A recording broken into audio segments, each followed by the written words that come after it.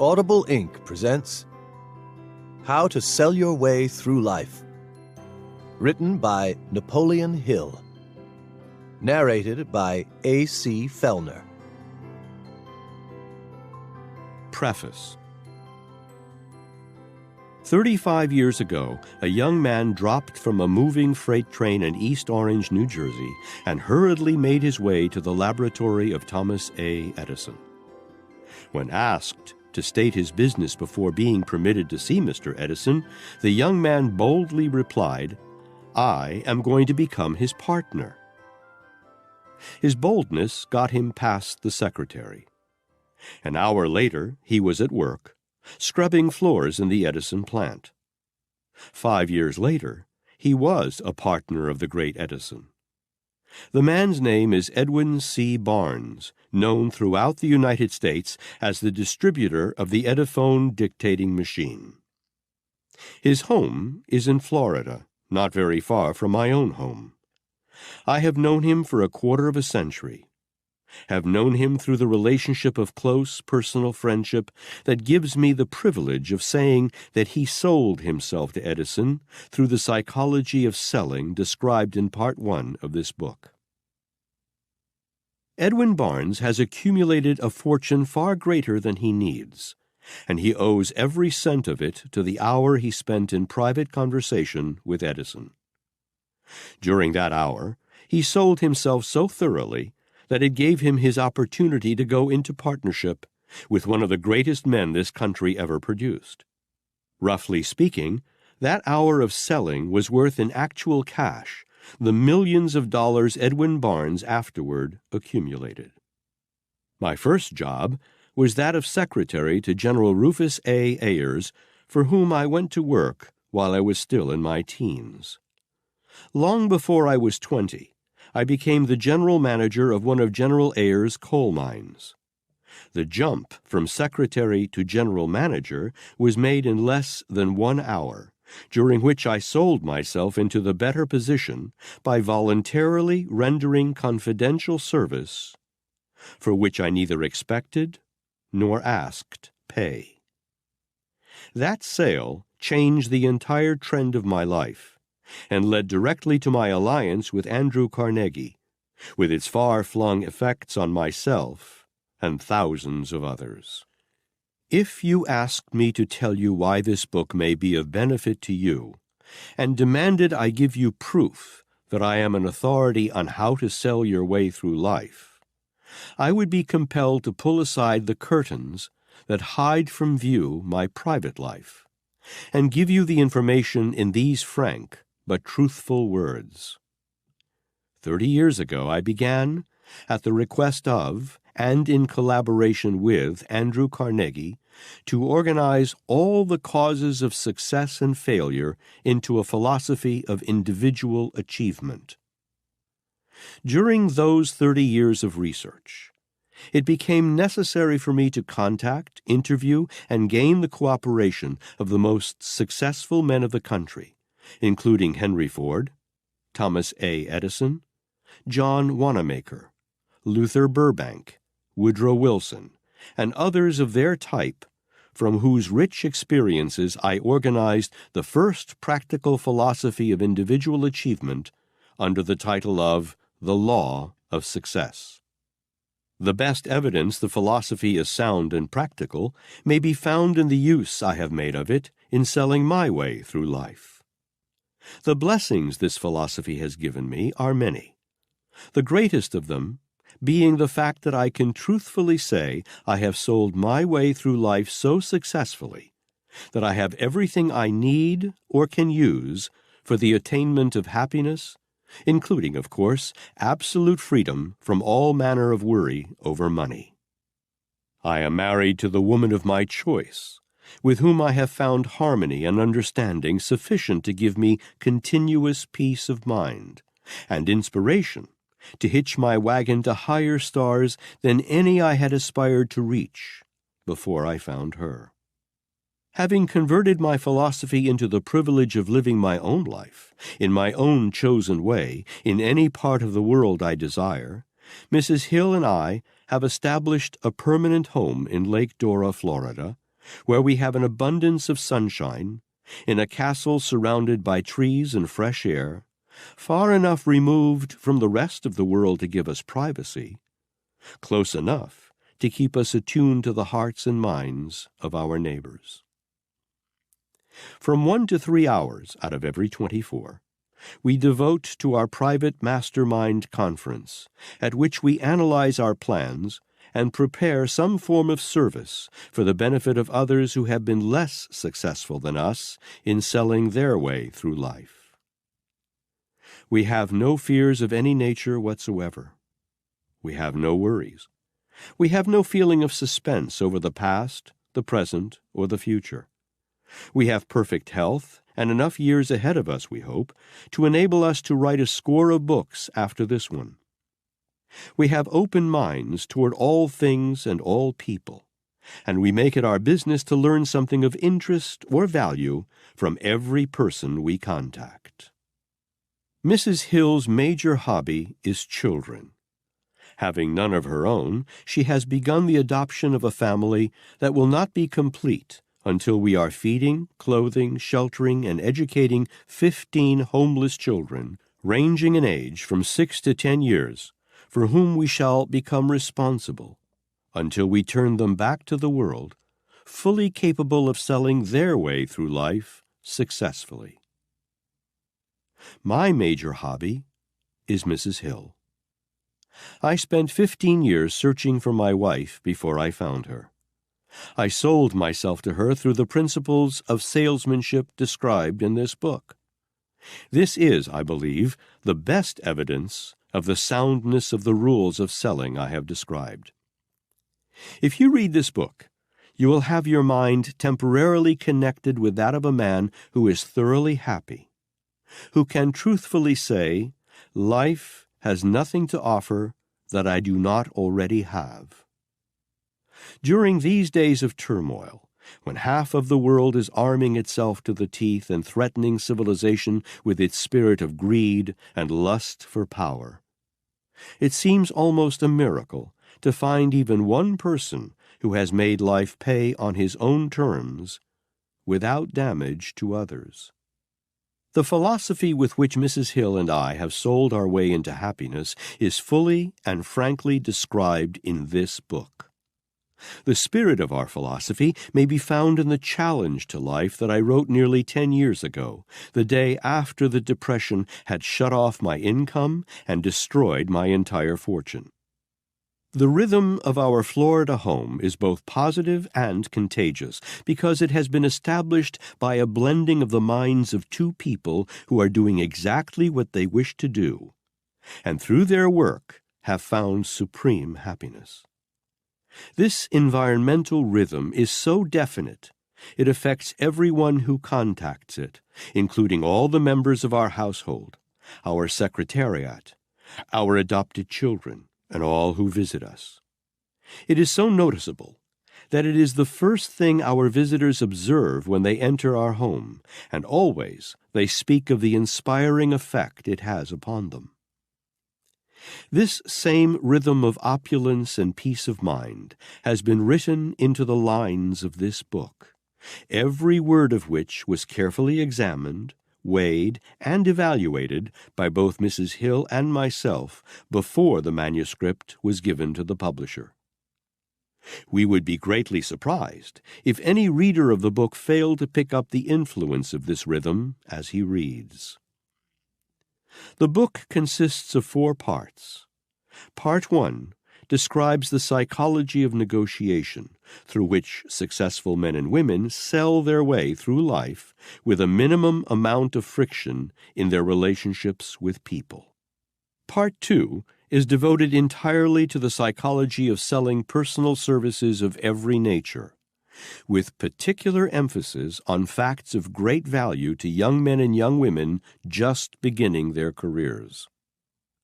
Part 3 is a comprehensive analysis of the methods by which America's #1 citizen, Henry Ford, sold himself from poverty to fame and fortune. The facts described in the 4 parts of this book were not merely written. They were lived by men and women who have made America the greatest industrial nation on earth.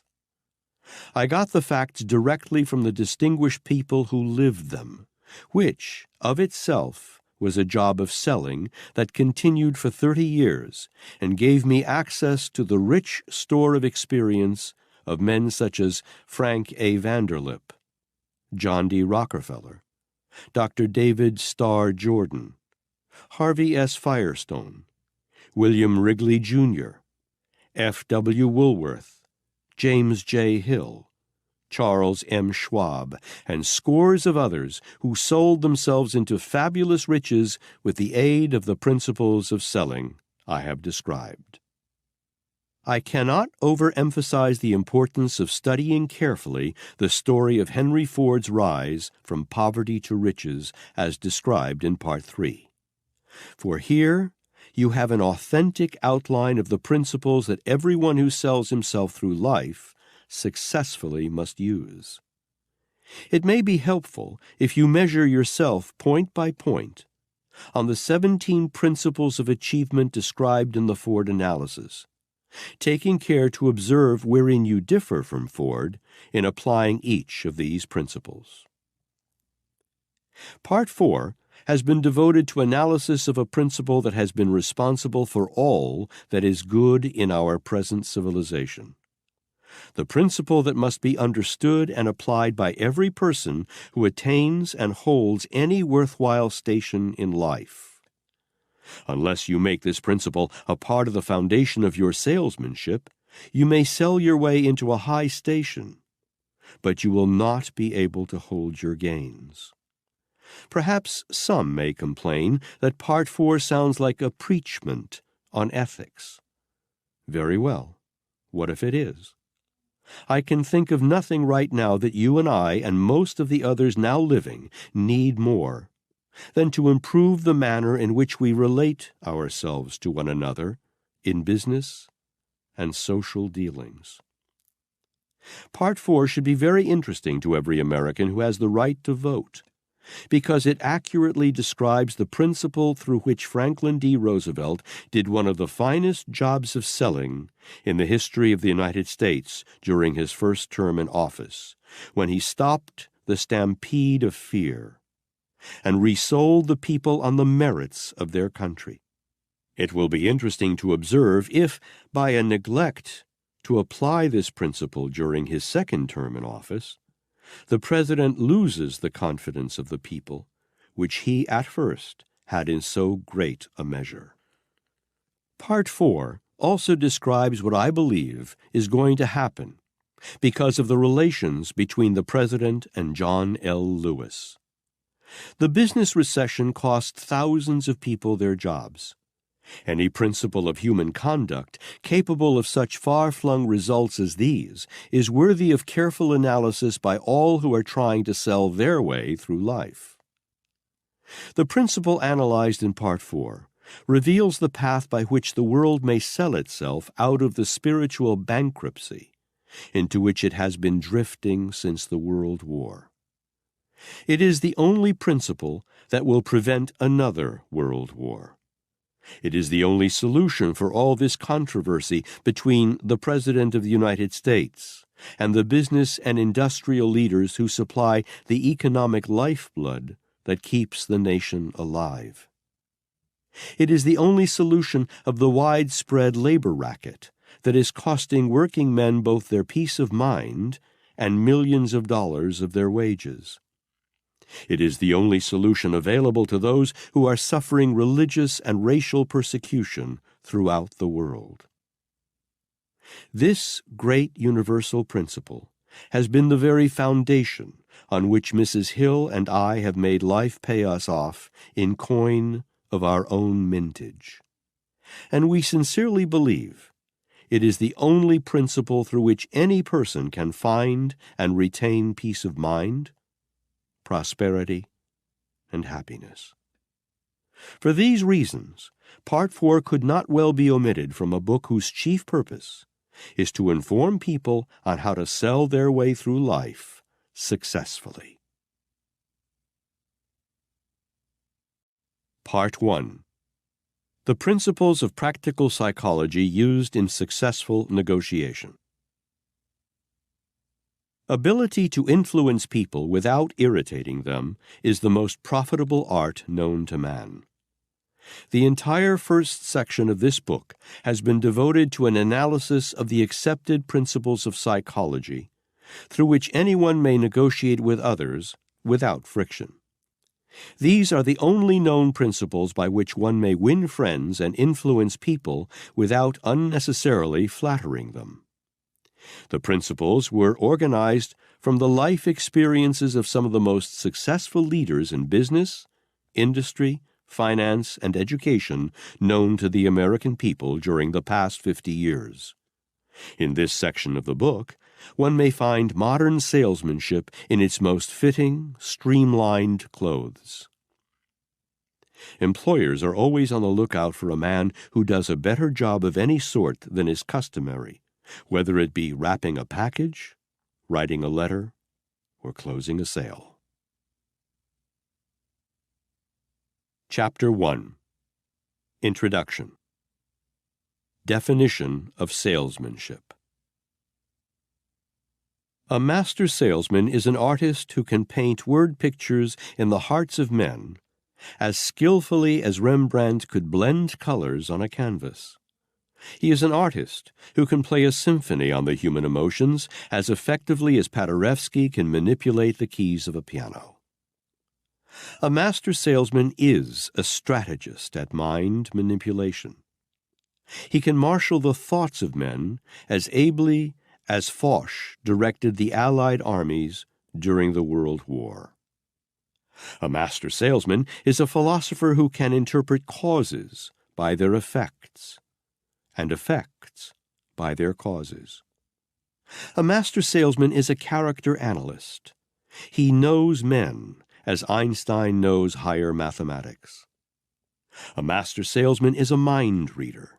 He knows what thoughts are in men's minds by the expressions on their faces, by the words they utter, by their silence, and by the feeling that he experiences from within while in their presence.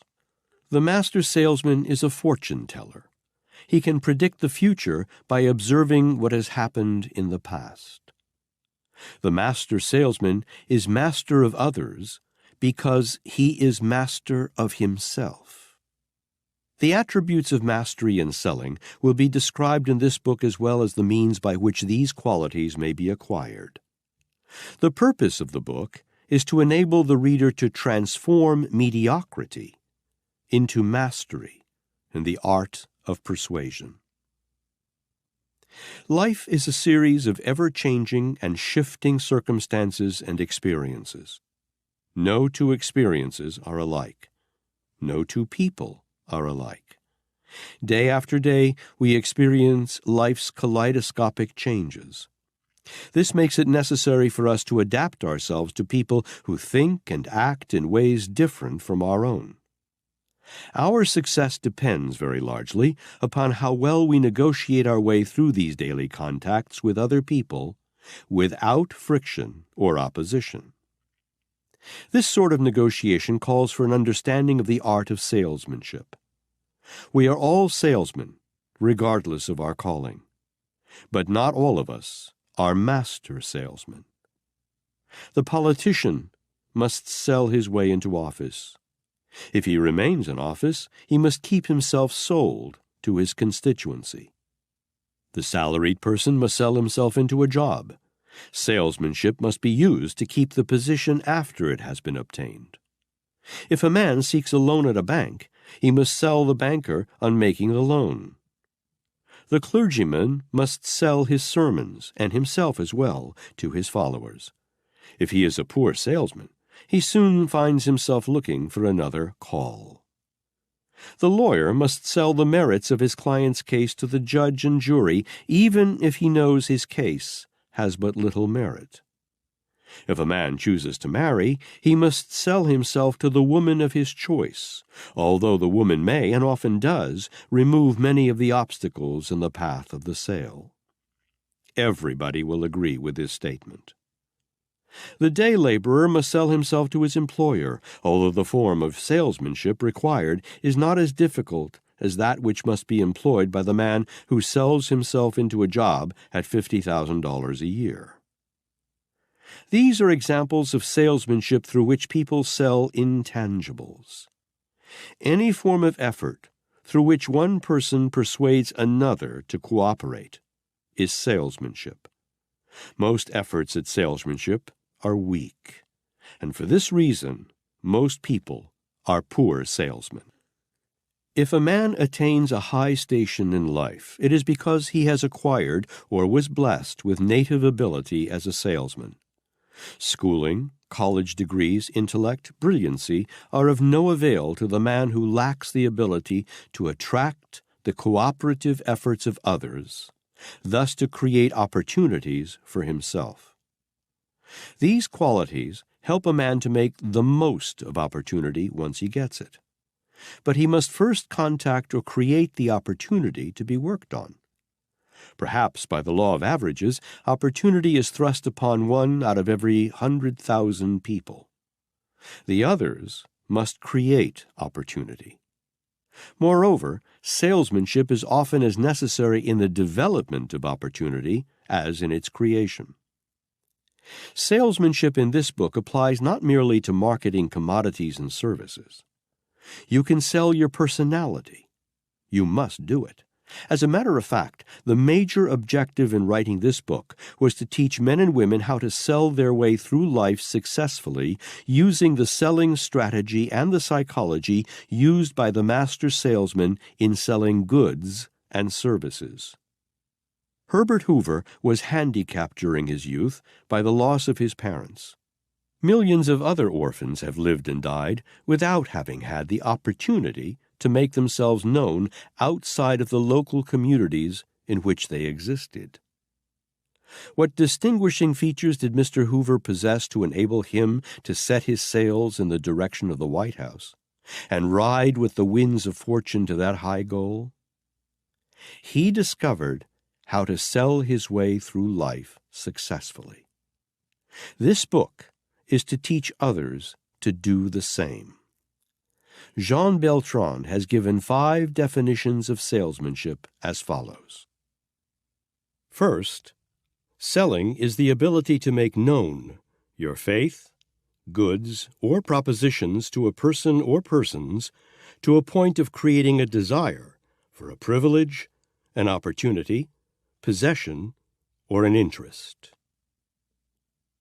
Second, selling is the ability of professional and public men to render services, assistance, and cooperation to a point of creating a desire on the part of the people to remunerate, recognize, and honor. Third, selling is the ability to perform work, duties, and services as an employee to a point of creating a desire on the part of an employer to remunerate, promote, and praise. Fourth, selling is the ability to be polite, kind, agreeable, and considerate, to a point of creating a desire upon the part of those you meet to respect, love, and honor you. Fifth, selling is the ability to write, design, paint, invent, create, compose, or accomplish anything to a point of creating a desire upon the part of the people to acclaim its possession as heroes, celebrities, and great men. These definitions are very broad. They might easily cover a great variety of all human activity. The whole of any life is one long, unbroken chain of sales endeavor. The newly born babe is a salesman. When it wants food, it yells for it and gets it. When it is in pain, it yells for attention and gets that too. Women are the greatest salespeople on earth. They are superior to men because they are more subtle, more dramatic, and use greater finesse. Men often believe they are selling themselves to women in proposals of marriage. Generally, however, it is the woman who does the selling. She does it by making herself charming, attractive, and alluring. While Mr. Beltran's definitions are comprehensive, I would add to his list one more, namely, selling is the art of planting in the mind of another a motive which will induce favorable action. The importance of this definition will be apparent throughout the book. The master salesman becomes a master because of his or her ability to induce other people to act upon motives without resistance or friction. There is but little competition with master salesmen because there are so few of them. Master salesmen know what they want. They know how to plan the acquiring of what they want. Moreover, they have the initiative to put into action such a plan. There are two forms of sales endeavor. One, when the salesman is negotiating with but one person. Two, when the salesman is negotiating with a group of people. The latter is commonly known as group selling or public speaking. The master salesman's education is not complete unless he has the ability to persuade groups of people as well as influence individuals. The ability to speak to groups with that force which carries conviction is a priceless asset. It has given more than one man his big opportunity. This ability must be self-acquired. It is an art that can be acquired only through study, effort, and experience. Here are some specific instances. William Jennings Bryan lifted himself from obscurity to a position of national prominence through his famous Cross of Gold speech during a Democratic National Convention. Patrick Henry immortalized himself through his famous "Give me liberty or give me death" speech in the days of the American Revolution. But for that speech, his name might never have known its heritage. Robert Ingersoll changed the trend of theology by his eloquent art in forceful group salesmanship. The master salesman has the ability to influence people through the printed page as well as by the spoken word. Elbert Hubbard accumulated a modest fortune and indelibly impressed his name upon the minds of men through the selling power of his pen. Perhaps Thomas Paine, through the power of his pen, did more than any other one person to inspire the American Revolution. Benjamin Franklin immortalized himself and left his imprint for good upon civilization by the forceful simplicity and quaintness of his written salesmanship. Abraham Lincoln immortalized himself through a single speech, his Gettysburg Address, simple in theme, pure in composition, moving in thought. The Spirit of Jesus Christ goes marching on, influencing hundreds of millions of people 2,000 years after his death, because he was a master salesman. He built his sales presentation around a motive universally acceptable. Caesar, Alexander, Napoleon, the ex-Kaiser Wilhelm of Germany, and hundreds of others of their type were also master salesmen. But they built their sales presentations around motives that were destructive of the best impulses in civilization. They sold and delivered wars for which the people paid in blood and tears and suffering. Enduring success in selling is always predicated upon sound motive. Remember this, you who aspire to mastery in selling. Sell neither stones nor serpents nor swords. The world now faces the greatest opportunity for master salesmanship in history. The business depression left wounds in millions of hearts that must be healed. Only master salesmanship can do it. New leaders and a new brand of leadership are needed throughout the world in almost every line of human endeavor. This is a great reconstruction period. It is rich with opportunity for master salesmen who have the imagination to build their sales efforts around motives that are beneficial to the general public and who release their full energies through their work. Class privileges are passing. Mass privileges are in the ascendancy. Remember this, too, when selecting a motive as the guiding spirit of your sales efforts. The people must be served. The whole of America stands at the crossroads of progress, waiting for able leadership. Millions of people have been slowed down by fear and indecision. Here is an unparalleled opportunity for men and women who are prepared to adapt themselves to the new brand of leadership, fortified by courage, dedicated to service. High-pressure salesman, of which we heard so much during the last 20 years, is now a thing of the past. The go-getter will have to make room for the go-giver in every walk of life, selling included. The successful leader of the future, whether in the field of selling or in other walks of life, must make the golden rule the basis of his leadership. In the future, the question of paramount importance will be, how much can I give in the way of service to others? Not, how much can I get away with and keep out of jail? A great economic renaissance is sweeping the entire world. The man who cannot see this is mentally and morally blind. The old order of things in business and industry has already been swept away, and a new order is rapidly taking its place. Wise beyond description is the person who sees this change and adapts himself to it harmoniously, without force. We are approaching an era during which we shall see the reincarnation of the spirit of Thomas Jefferson and Benjamin Franklin and George Washington and Abraham Lincoln in politics, and the reincarnation of the spirit of Marshall Field and John Wanamaker in the fields of industry, business, and finance. The people have become rebellious against the oppression forced upon them by the avaricious and the greedy. This spirit of resentment is not transient. It will remain until it rights a wrong. It will gain organized momentum. America will not soon again see the sad spectacle of millions of people starving to death in the midst of an overabundance of both the necessities and the luxuries of life.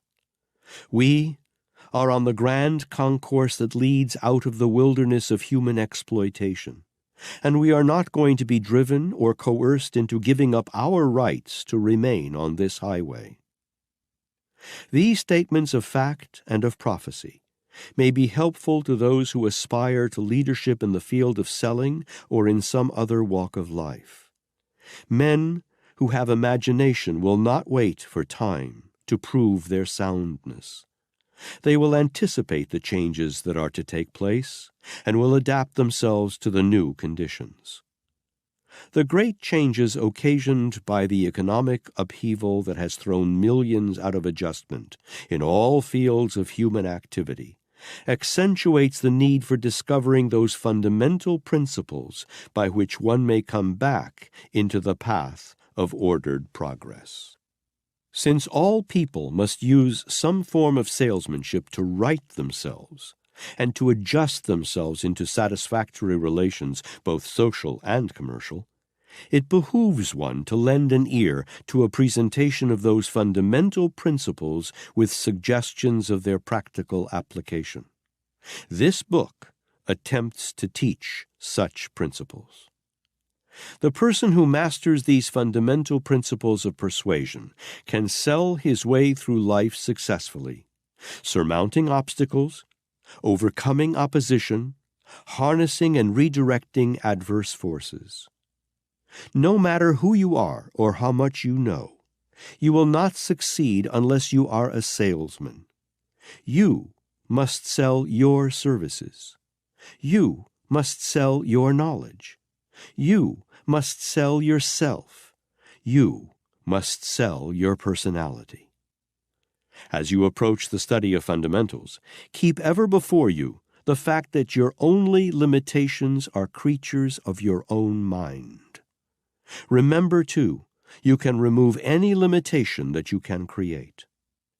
This book was written for men and women who will not permit themselves to be bound down by blind circumstance, nor hedged in by psychological limitations. Chapter 2. You need intelligent promotion to succeed. It may be true that the world will make a beaten path to your door if you make a better mousetrap than your neighbor, even though your house may be far back in the woods. But you may as well know that the big rush toward your place of business will not begin until you have given the location and have been properly promoted. Jack Dempsey was an unknown prizefighter, and a good one at that, perhaps, but he stepped up front and won the world championship with its $1 million income only after Jack Kearns had promoted him into the highly desirable position. Jack Dempsey's fists and arms did the punching, but Jack Kearns' brains did the guiding of the blows, so they found their way into big bank balances. The promoting job that Kearns did for Dempsey was so effective that even now, long after the championship was lost, Dempsey is able to collect big dividends for the mere use of his name. Thomas A. Edison, with less than 3 months of schooling, became the world's greatest inventor because he possessed that rare quality of being able to promote himself. Where he succeeded, no fewer than 10,000 other inventors, many of them as capable as he, never have been heard of and never will be. Arthur Brisbane was a run-of-the-mill newspaper man, no better and no worse than 1,000 others in his profession, until William Randolph Hearst spread his name on the front page of all his newspapers. Then he became America's leading columnist. I can name 100 men who can write better stuff than anything Brisbane ever wrote, but you would not recognize one of them because they have not been properly promoted. During the World War, my attention was called to a man by the name of Arthur Nash, a Cincinnati merchant tailor who had taken his employees into business with him and had given them a part of the profits because his business was on the rocks, and he saw no other way of saving it from bankruptcy. I went to Cincinnati, interviewed Nash, and wrote the first story about him. In my story, I called him Golden Rule Nash. The story was taken up by the newspapers and magazines of the country, and he received free publicity for more than 5 years. When he died a dozen years later, he was a wealthy man, and his business was among the more successful of its type. Kate Smith, as all who know her, will testify, is a dear, sweet girl who sings on the radio. Kate does not have anything but a fine character and a pleasing voice. But she does have Ted Collins. Therefore, she draws a weekly salary of a staggering figure, to say nothing of side incomes from moving pictures and other endeavors. Edgar Bergen and Charlie McCarthy trooped up and down Broadway, eating now and then when the now famous pair could get an engagement, until one night, when they appeared on the Rudy Valley program. The promotion they received on that occasion gave them a start toward radio stardom that has made the pair among the best features of the air. Bergen was as good 5 years ago as he is today, but he was not then properly promoted, so he often found himself temporarily at leisure. Eli Culbertson was a competent bridge player, but nothing to brag about until his wife took him in hand and began to promote him, and now he receives free publicity in newspapers throughout the nation. Moreover, he has made himself wealthy as a bridge expert. He is probably no more an expert now than he was when his better 7/8 began to promote him, but he is better paid. Ziegfeld picked up Will Rogers when he was an unknown, gum-chewing, rope-throwing vaudeville specialist when he could get an engagement. By proper promotion, Ziegfeld catapulted Rogers into stardom almost overnight, to say nothing of paving the way for moving picture and other money-making opportunities from which Rogers made millions of dollars. Before Ziegfeld's promotions caught up with him, Rogers was glad to do his stunts before clubs and on other occasions for his lunch, in cities where he was playing on the vaudeville stage. This same promoter took over the banjo-eyed Eddie Cantor and started him on a career that is said to now pay him $10,000 a week for merely reading lines that someone else writes. Not bad, huh? Ziegfeld also promoted the tall, slender Fanny Brice into the big money. Not one of these favorites would have piled up the huge fortunes the public has paid them to do their parlor tricks if it had not been for clever promotion. When I was organizing the Law of Success philosophy, Andrew Carnegie sent me to call on Henry Ford. "You want to watch this man, Ford," said Carnegie, "for one day he is going to dominate the motor industry of America." I went to Detroit and met Ford for the first time. That was in 1908.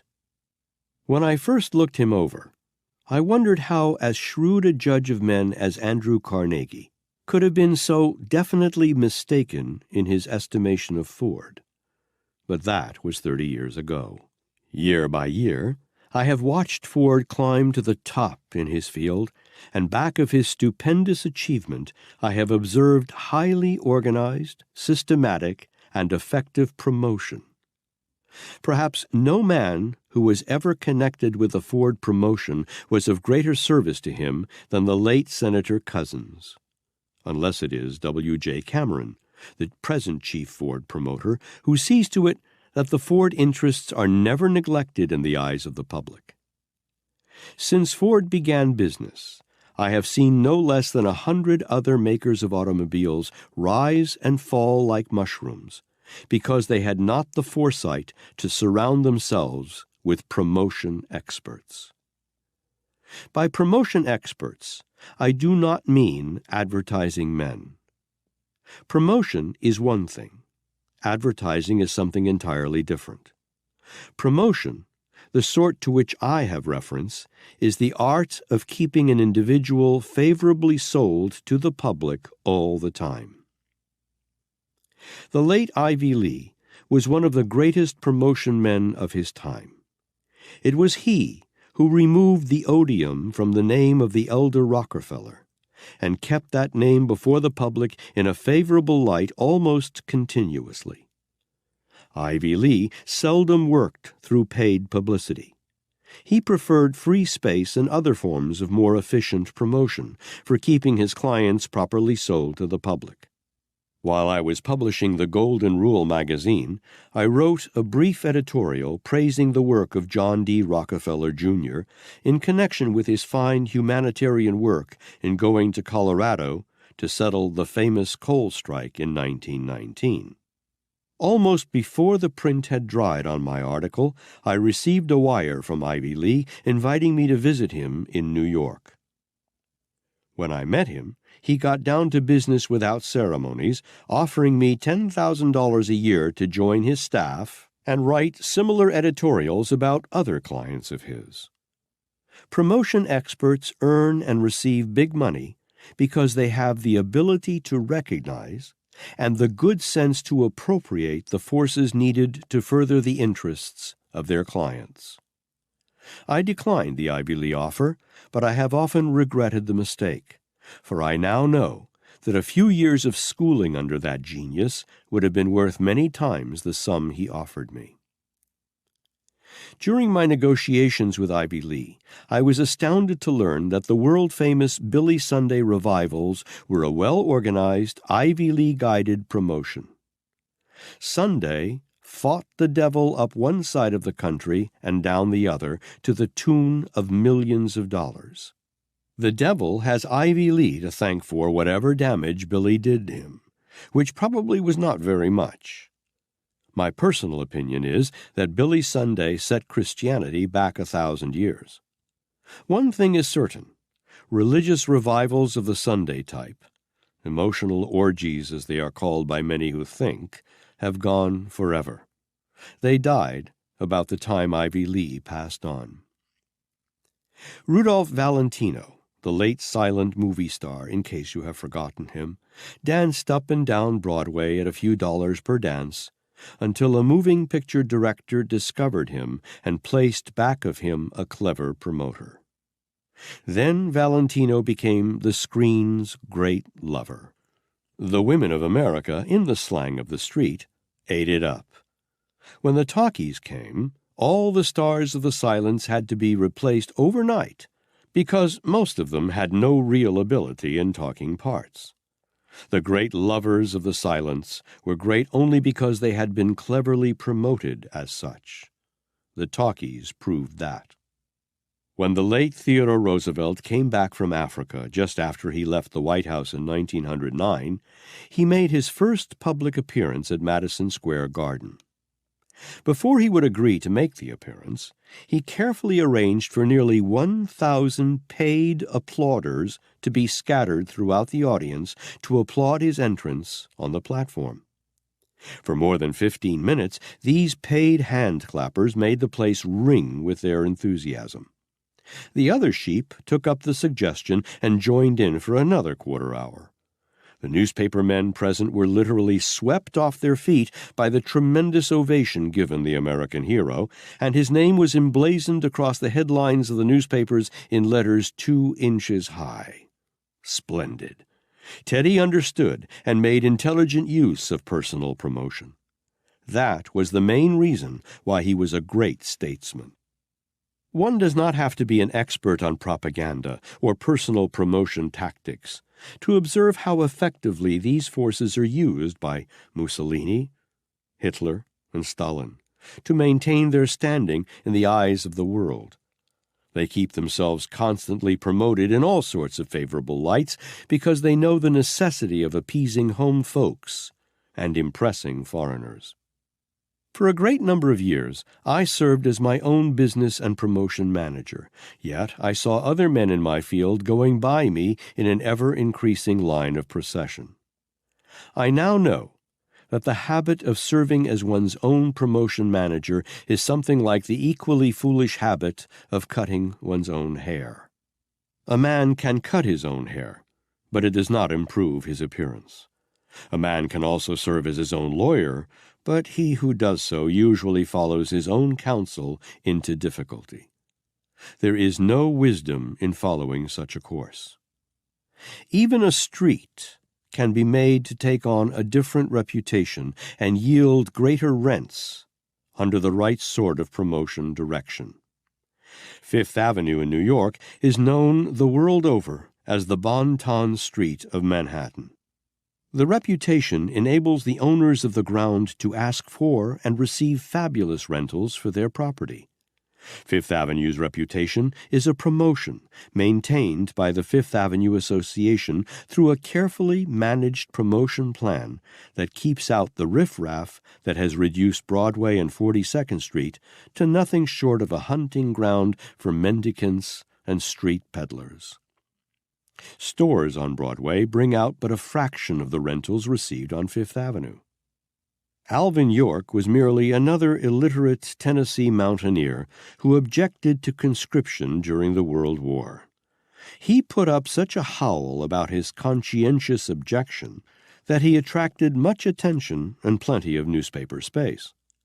After his return from war, he was still illiterate, but a clever little promoter took him over, and now he dominates a large school for mountain folks that was promoted in his name.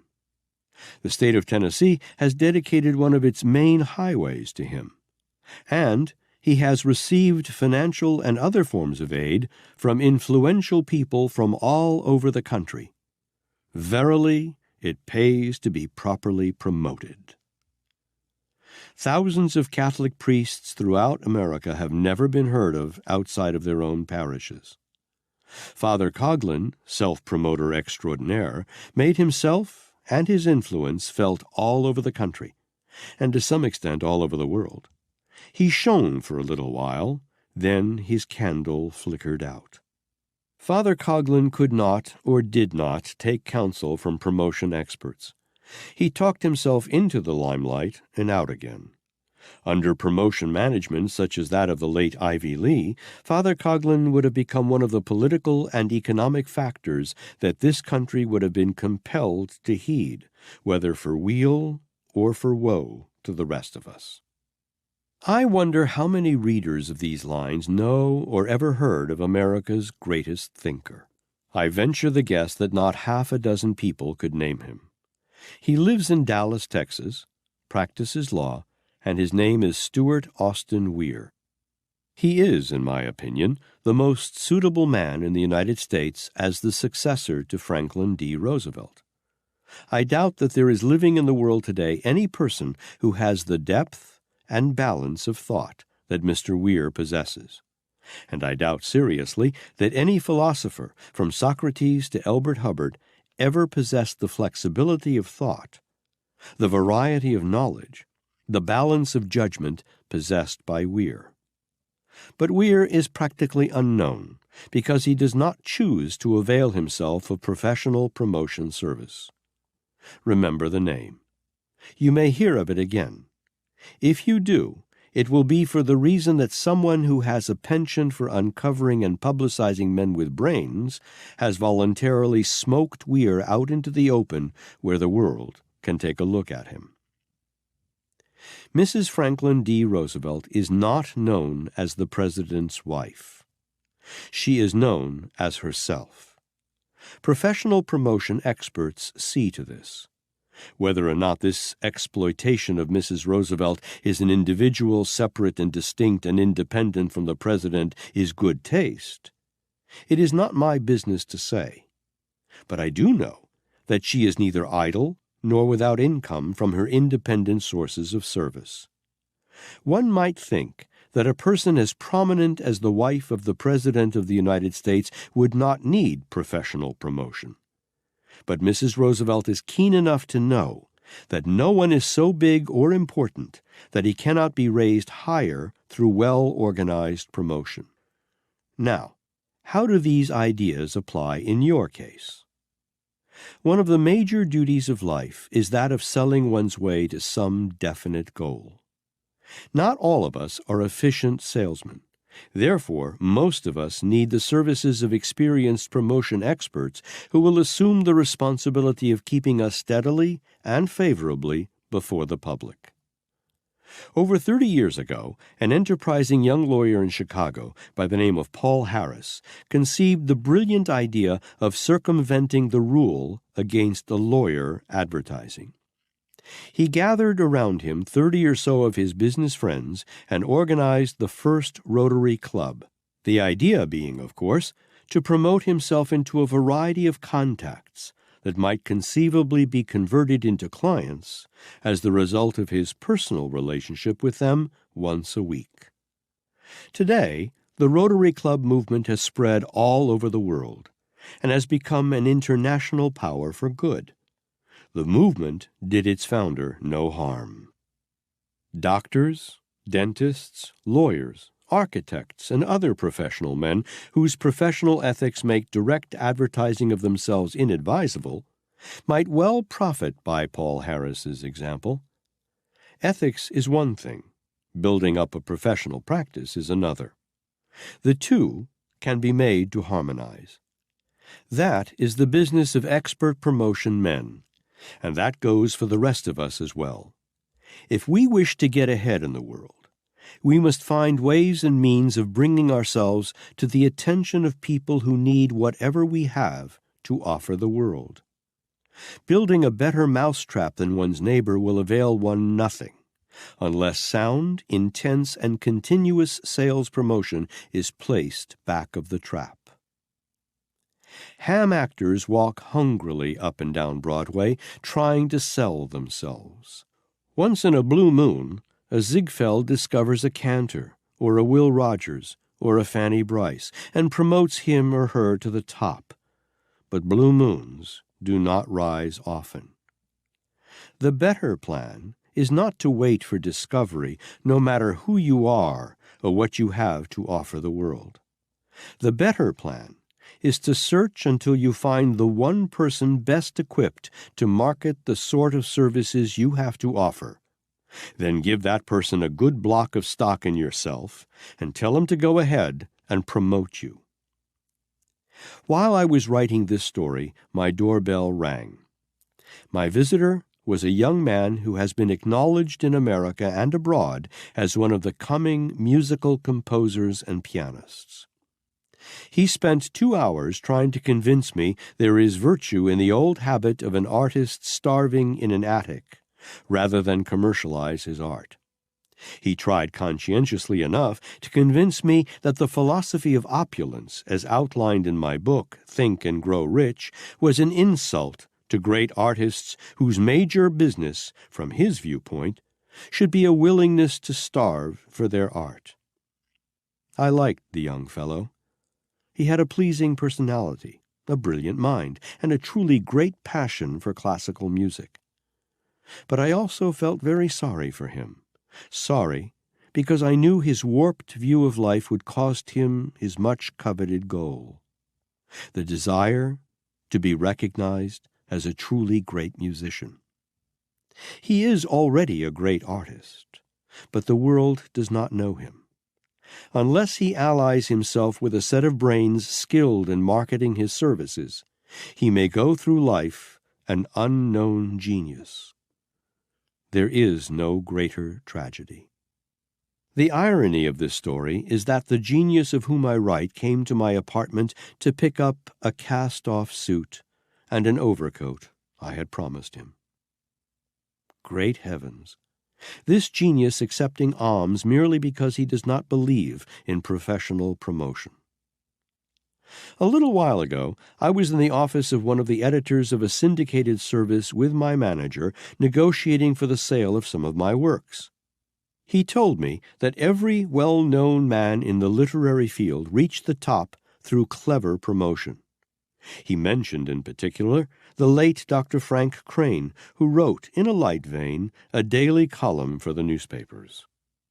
When Dr. Crane first came to us, said this distinguished editor, he was peddling his stuff here and there, wherever he could get a country weekly newspaper to buy it, not earning enough to keep him and his family. I happen to know that when Dr. Crane died, he was paying an income tax on upwards of $75,000 annually, all of it made from the sale of that same light vein, marketed by an expert promotion man. Elbert Hubbard made a sizable fortune by writing and marketing his own works, but the world seldom knows more than one Elbert Hubbard at a time. He was one of those very rare persons who have the ability to create and to market the products of their creation. Most of us are lucky if we have the ability to create, much less sell our products. I spent a quarter of a century organizing the philosophy of individual achievement. I wrote into that philosophy all that had been retrieved from the experiences of such men as Andrew Carnegie, Henry Ford, Thomas A. Edison, John Wanamaker, and others of their type. Yet, I found myself outmoded by men who wrote books that they had thrown together overnight, as far as financial income was concerned. I finally awakened to myself, placed myself under the management of my wife, and duty impels me to admit that I accomplished more in the way of recognition during the first year of her management than I had accomplished during all my previous years while serving as my own manager. It is each person's duty and responsibility to provide himself with whatever form of promotion is needed to help him attain success in his chosen calling. R. L. Sharp expressed the thought beautifully in these lines. Isn't it strange that princes and kings, and clowns that caper in sawdust rings, and common folks like you and me, are builders for eternity? To each is given a bag of tools, a shapeless mass, and a book of rules, and each must make, ere life has flown, a stumbling block or a stepping stone. Self-advancement cannot be built on bluff, fear, or flattery. Life demands of the successful man sterner stuff than these. Mere words and fine platitudes will never take the place of a practical plan doggedly put into action. And this, despite the fact that a book recently published was purchased by nearly 1 million people in which the central theme admonished the reader to flatter those whom he wished to sway and attract. A book on flattery may be helpful to those willing to stoop to flattery. But what of the flatterees? Those unfortunates on whom the 1 million purchasers of the book will work their magic? Are they to be deprived of protection against these seductive flatterers? Personally, I resent all attempts of people to flatter me. If I used flattery in my work, I would be instantly pegged as a charlatan, and rightfully so. I get better results by frankness in my dealings with people, for I find that direct, straight dealing not only wins friends, but it also holds them. The greatest asset I have, or shall ever have, is a friend I won not by flattery, but through the most scrutinizing analysis. That friend is my wife. I won her not by telling her she was pretty, or smart, or witty. On the contrary, I called her attention to all her weaknesses and suggested how she might correct them by marrying me. Morons and nitwits like to be flattered. There is no denying that fact. People who think or make any real pretense of thinking resent all forms of flattery. It is an insult to their intelligence. When anyone starts to flatter you, it is a sure indication that person wants something you possess or some favor from you. Flattery is a form of dope that sidetracks the reasoning faculty of the one flattered, and while it may, and often does, permit the flatterer to gain temporary advantages, the time comes when the effect wears off, and the victim comes out from under the spell with resentment in his heart. The most that can be said of flattery is that it is sometimes a cheap psychological trick with which charlatans and dishonest people lull others into a state of carelessness while they pick their pockets. Flattery is the chief tool of all confidence men. Through its use, crooked stock salesmen take millions of dollars away from men and women annually. Through its use, vicious spies wriggle their way into the confidence of military men and wheedle information out of them. Gold diggers and women of questionable morals use flattery as a weapon with which to break down the resistance of men who will not respond to mere sex appeal. It is said that one highly publicized showgirl, who has been married many times, managed to pick a millionaire every time she married because she is adept at the art of flattery. But the marriages did not last. Nothing built on flattery can last, for flattery is a weapon for ensnaring people designed and executed by the devil. The person who permits himself to be influenced by flattery is whipped before the battle begins. Samuel Insull's downfall really began when he started to pay more attention to the flattery of grand opera and opera stars than he gave to his business. Some executives demand an affiliate of yes-men around them. They would be safer if they employed a staff of no-men. The human ego is a tricky piece of mental equipment. It needs constant protection against all forms of flattery, the one element to which the ego responds most readily. One of the commonest mistakes is that of seeking the counsel of friends, even though they have been properly influenced and won. The reason is that most so-called friends would rather flatter than be frank. They do not wish to offend. Therefore, their opinions are usually worth much less than the cost, because these opinions are generally misleading. Moving picture stars and other quick-money victims shine for a time and then flicker out, mainly because they blow up and burst by feeding too freely on public flattery. It is said that John W. Davis is paid an enormous sum annually by the J.P. Morgan banking firm, not for what he tells the members of the firm they can do, but for what he tells them they cannot do. He is the official no man of the firm. He does no flattering to win and influence the Morgan partners. Astute businessmen that they are, they prefer cold facts to flattery. Perhaps this is why the Morgan firm is tops in the financial world. Al Smith climbed from the fish market to within a stone's throw of the White House. His greatest help was Mrs. Belle Moscovic, his official no woman. It is no mere coincidence that the Brown Derby began to decline when Mrs. Moscovic died. Men who love to be flattered need immunity against this form of malady, and the ones who really think see that they get it. Truly great business leaders do not depend upon flattery to get results. They have a better formula. Andrew Carnegie did not flatter Charles M. Schwab.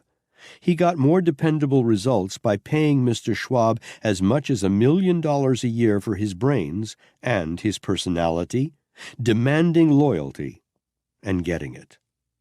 The train dispatcher does not flatter the conductor. He gives the conductor definite orders that he does not question. Once in a while, the orders may be neglected. Then a wreck costs the conductor his job or his life. There are times when one should say yes, and times when one should say no. The author of a recent bestseller who advised her readers as one of the 12 disciplines to say yes to all questions asked them for one whole day could have been deeply embarrassed had she literally followed her own counsel. Life is made up of situations and circumstances calling for yeses and nos. The person who negotiates his way through life successfully learns to use each in its proper place. Lincoln kept bitter enemies as members of his cabinet because he needed their frank analysis and criticism. Woodrow Wilson ousted cabinet members who did not agree with him. The difference in the records of the two presidents is very great, and it will become greater with time. How far would a military man get in warfare if soldiers were managed by flattery? Flattery would not help one very much with most policemen and taxicab drivers. The person who makes himself indispensable to others by rendering more service and better service than he is paid to render will accomplish more permanent results of a desirable nature than he could accomplish with all the flattery in the world. If you would sell your way through life successfully, look around you. See what useful service you can render to as many people as possible. Make yourself of value to others, and you will not need to learn the art of flattery in order to win people and use personal influence. Moreover, those whom you do win will stay won.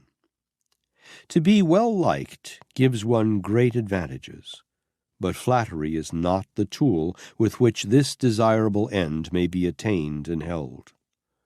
A pleasing personality is worth a king's ransom to those who possess it, but such a personality is not developed through speaking honeyed words of flattery that mean nothing.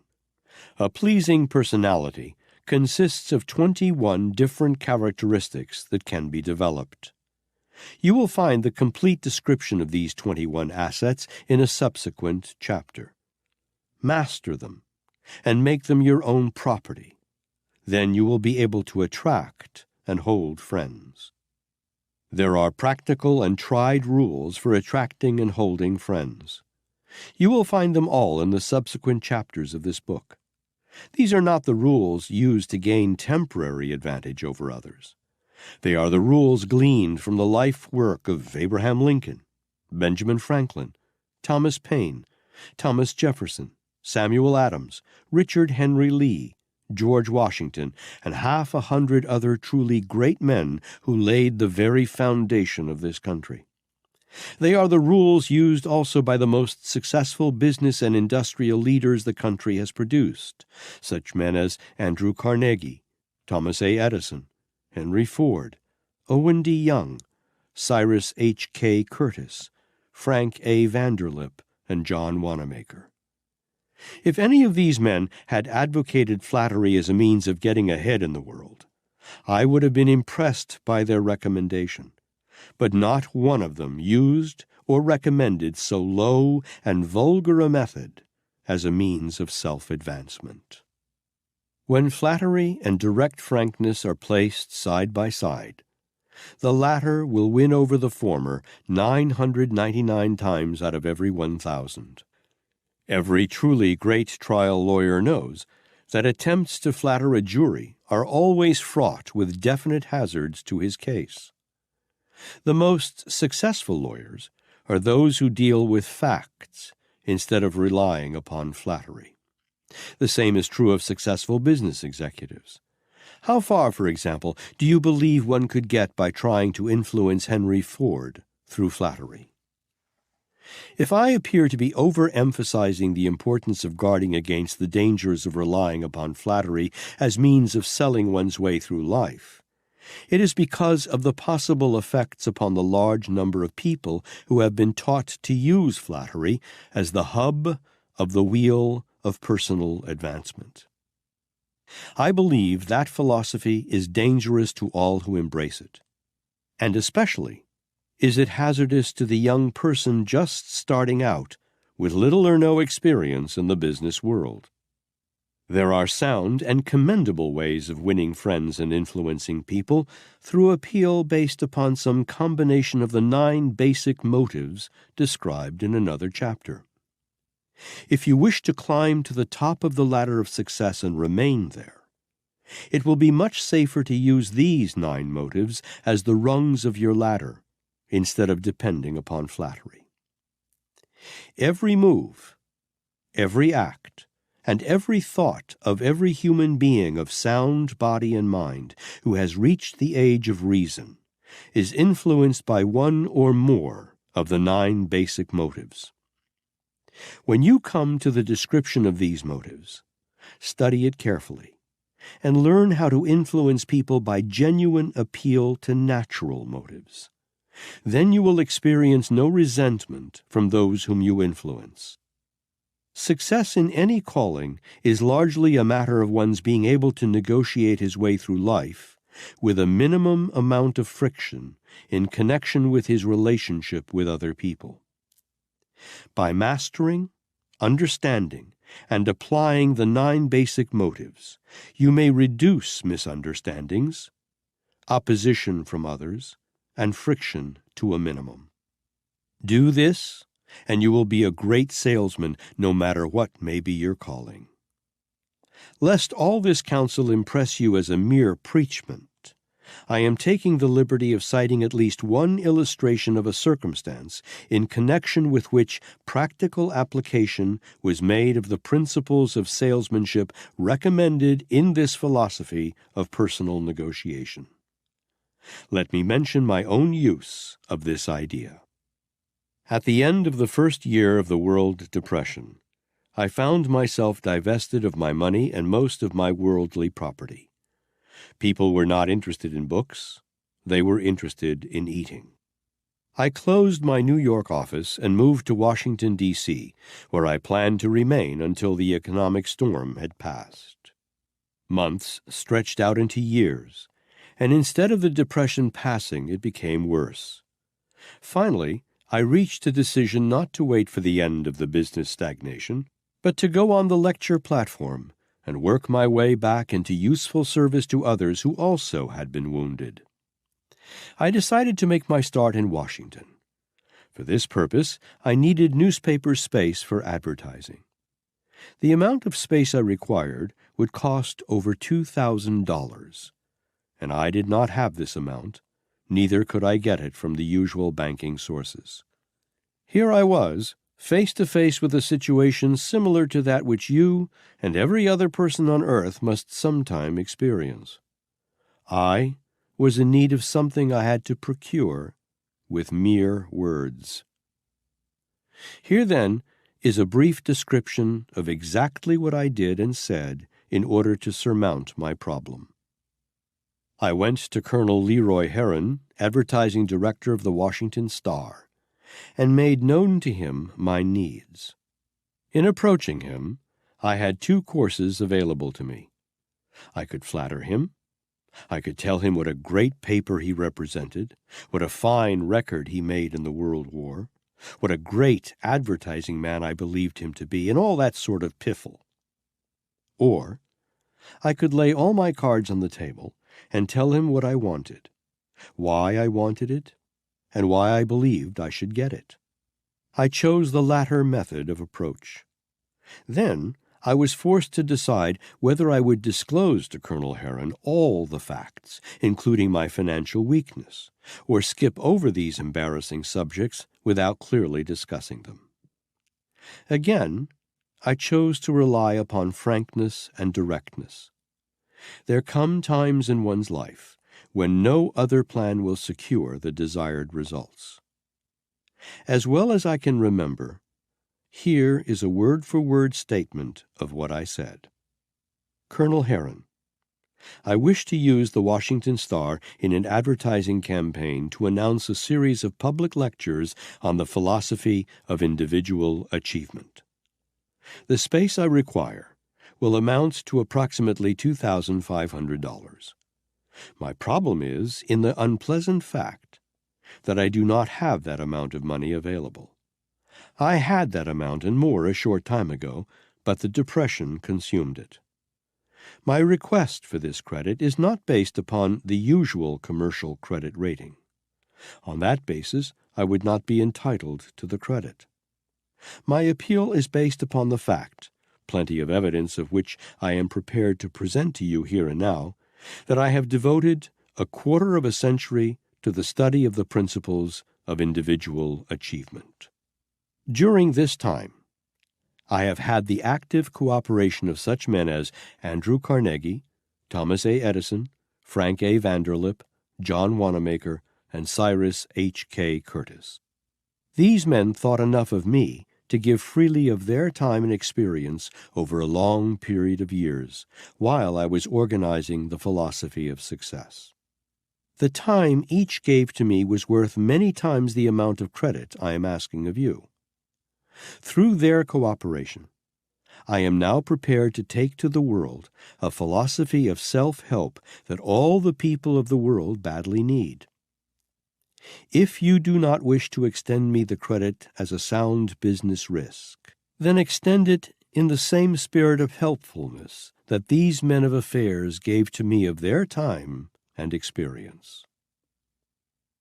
The credit was extended to me by Colonel Heron on my brief statement of my case with this significant remark.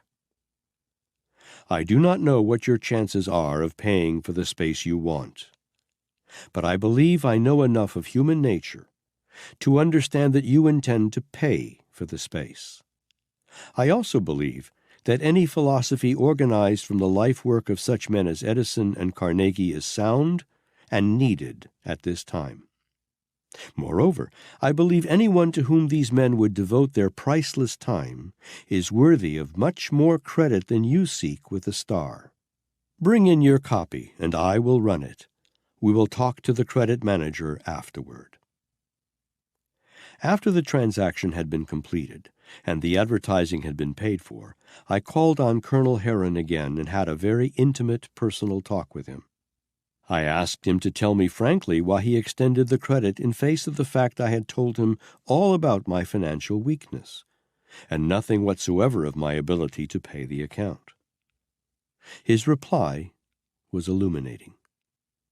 "I gave you the credit," he exclaimed, "because you made no attempt to cover up your financial weakness. You resorted to no subterfuge and did not set your best foot forward first." How far do you suppose I would have gotten had I appealed to Colonel Heron on anything but frankness? The old-time salesman carried with him a supply of cigars, good liquor, and burlesque stories with which to entertain his prospective buyers. All these have been supplanted by moving picture films and highly colored graphs and charts with which the salesman can paint in the mind of his prospective buyer a perfect picture of the merchandise he sells. There are 9 windows and doors through which the human mind can be entered and influenced. Not one of these is labeled flattery. The 9 doors are the 9 basic motives by which all people are influenced. Remember, as you read and digest the contents of this book, that it is not a book on flattery. It is not a book of pleasantries and platitudes. It is not a book on psychological tricks and legerdemain, but it is a book based on the recorded facts and realities of life as they have been organized from experiences of the most able leaders the country has ever produced. Seek the counsel of men who will tell you the truth about yourself, even if it hurts you to hear it. Mere commendation will not bring the improvement you need. Chapter 3. The Strategy of Master Salesmanship. Motive is the seed from which a sale may be germinated. All seed must contain the life germ, or it will not germinate, regardless of the kind of soil in which it is planted. Motive, too, must contain the life germ, or it will not germinate into a sale. The man who understands how to inject the germ of life into motive is a master salesman. A master because he captures the prospective buyer's own imagination and makes it work for him. When an appropriate motive has been painted in the mind of the prospective buyer by a real artist, it begins to work from within, as yeast works in a loaf of bread. Let us illustrate this point, namely, the late Dr. Harper, while serving as president of the University of Chicago, desired to construct a new building on the campus, the estimated cost of which was $1 million. His available funds were not sufficient for his needs, nor did he see any chance of securing the necessary funds from the university's annual budget. After analysis of the situation, it became apparent to Dr. Harper that he would have to seek the $1 million from an outside source. Here begins the description of the modus operandi of a master salesman. Dr. Harper did not start buttonholing wealthy men for donations. He did not put on a drive for donations. He made up his mind to get the entire sum through a single sale. Moreover, he assumed personally the responsibility for making the sale. His first move was to lay out a plan of action. Here it is that all except master salesmen usually fall down for lack of a plan that is both definite and sound. His plan, when completed, involved only 2 prospective donors. From one or the other, he intended to secure the needed funds. His plan was conceived with ingenuity and rounded out with strategy, keen, penetrating strategy that was alive and filled with lure. It was also loaded with dynamite. What did he do? He chose as his 2 prospective donors 2 Chicago millionaires whom he knew to be bitter enemies. Yes, I know, you're beginning to see the point before it has been explained, but follow on and get the technique of a master sales artist.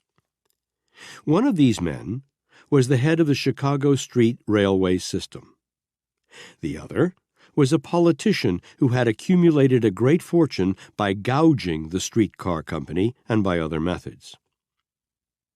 Dr. Harper's selection of prospective buyers of his plan was perfect.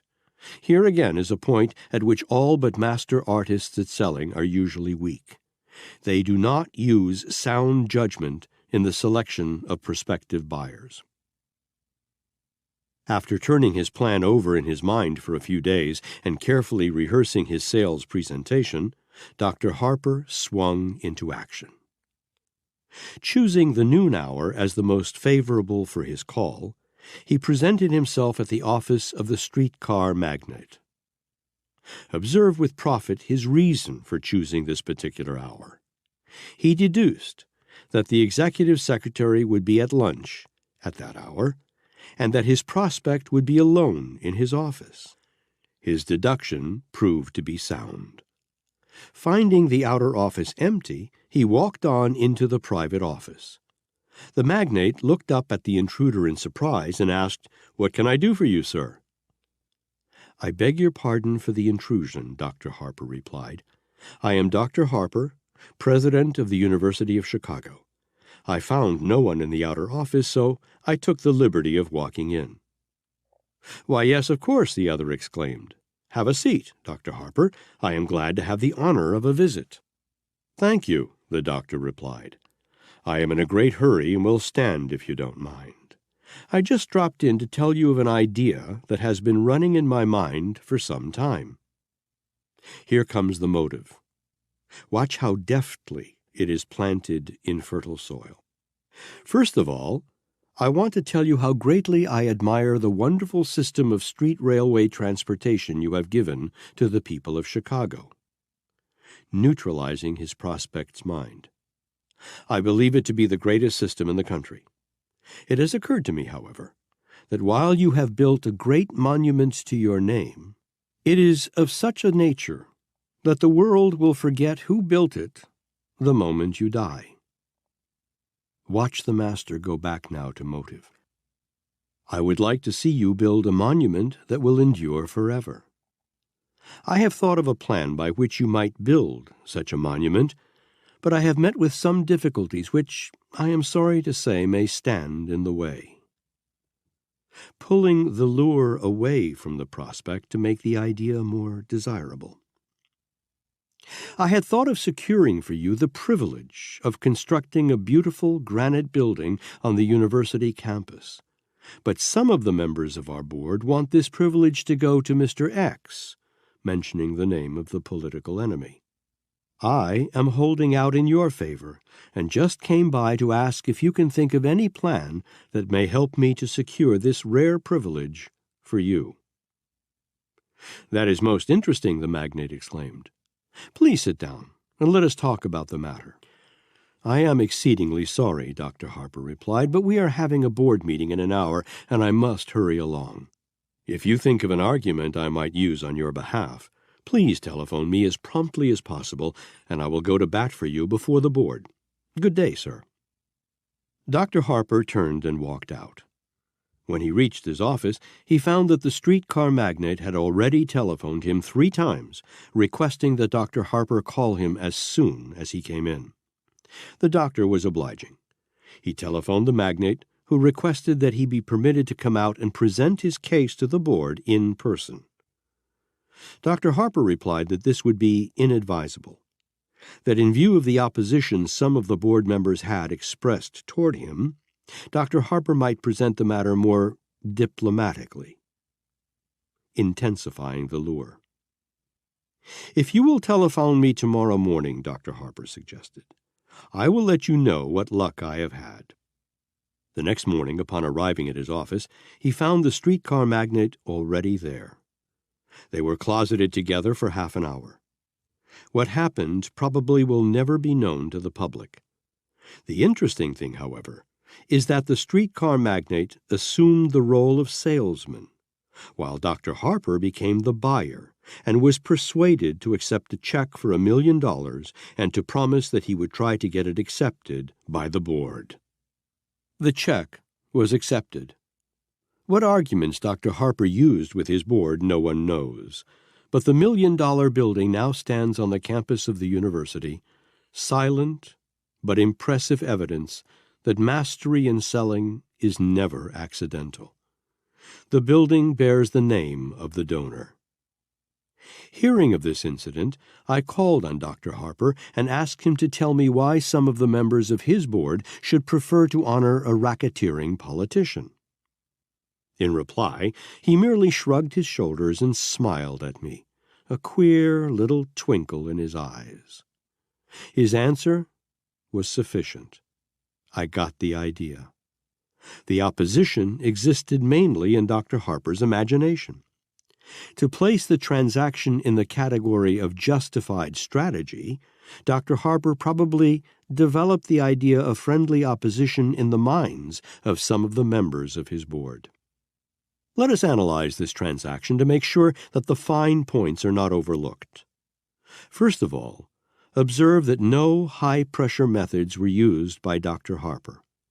He depended entirely upon motive to turn the trick for him. No doubt he spent days planning his approach. Incidentally, the motive that he chose is one of the most alluring of all the motives. In fact, he made his appeal through two motives, namely, 1. The motive of desire for fame and power. 2. The motive of revenge. The streetcar magnate saw instantly that he could perpetuate his name in the role of public benefactor in such a way that it would go marching on long after his remains had gone back to dust, and his street railway system had perhaps been supplanted by some other mode of travel. He saw also, thanks to Dr. Harper's sound strategy, an opportunity to get revenge on his bitterest enemy by depriving him of the privilege of a great honor. No great amount of imagination is required to enable one to see what would have happened if Dr. Harper had made his approach in the usual manner, by writing a letter to the streetcar magnate asking for an appointment, thus giving him an opportunity to anticipate the motive behind the request. Any but a master salesman would have made the approach either in this way or by presenting himself at the man's office and requesting him to help the university out of a hole by giving it $1 million. Suppose, for illustration, that Dr. Harper had not understood the psychology of motive and had not been a master salesman. He would have visited the magnate, and this is about the conversation that would have taken place. "Good morning, sir. I am Dr. Harper, president of the University of Chicago. I have come to ask for a few minutes of your time." Asking for favors to begin with instead of offering favors. Failure to neutralize the prospective buyer's mind. "We need an extra $1 million for a new building that we intend to erect on the campus of the university, and I thought you might be interested in donating the amount. You have been successful. You have a great street railway system from which you earn big profits which really have been made possible through the patronage of the public. Now it is only fair that you should show your appreciation of the success that the public has made possible for you by doing something for the public good." Observe in your mind's eye this scene. The streetcar magnate is fidgeting in his chair and nervously fussing with some papers on his desk, groping for an alibi with which to refuse. As soon as the doctor hesitates for a moment in his sales presentation, the magnate takes up the conversation. "I am exceedingly sorry, Dr. Harper, but our budget for philanthropic purposes has been entirely exhausted. You know, we make a liberal annual donation to the Community Chest Fund. There is nothing more we can do this year. Besides, $1 million is a large sum of money. I am sure our board could not be persuaded to donate so much money to charity."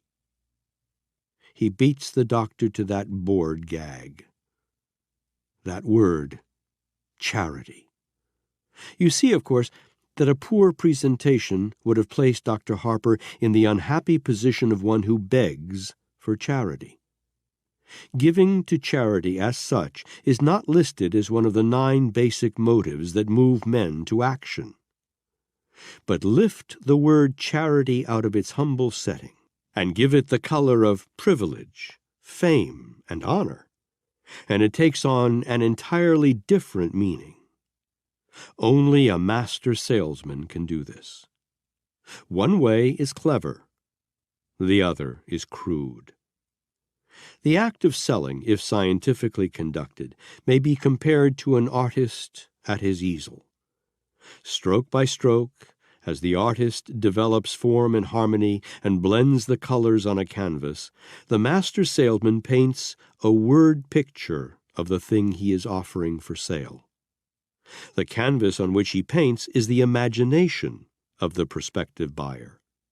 He first roughly outlines the picture he wants to paint, later filling in the details using ideas for paint. In the center of the picture, at the focal point, he draws a clearly defined outline of motive. As a painting on a canvas must be based upon a motive or theme, so must a successful sale. The picture that the master sales artist paints in the mind of his prospective buyer must be more than a mere skeleton outline. Details must be perfected so the prospect not only sees the picture in perspective as a finished whole, but the picture must be pleasing to him. Motive is the thing that determines how pleasing the picture can be made. Amateurs and little children may draw a rough picture of a horse that can be recognized to be the picture of a horse. But when the master artist draws a picture of a horse, those who see it not only recognize it as a horse, but exclaim, "How wonderful! How like a living thing!" The artist paints action, reality, and life into his picture.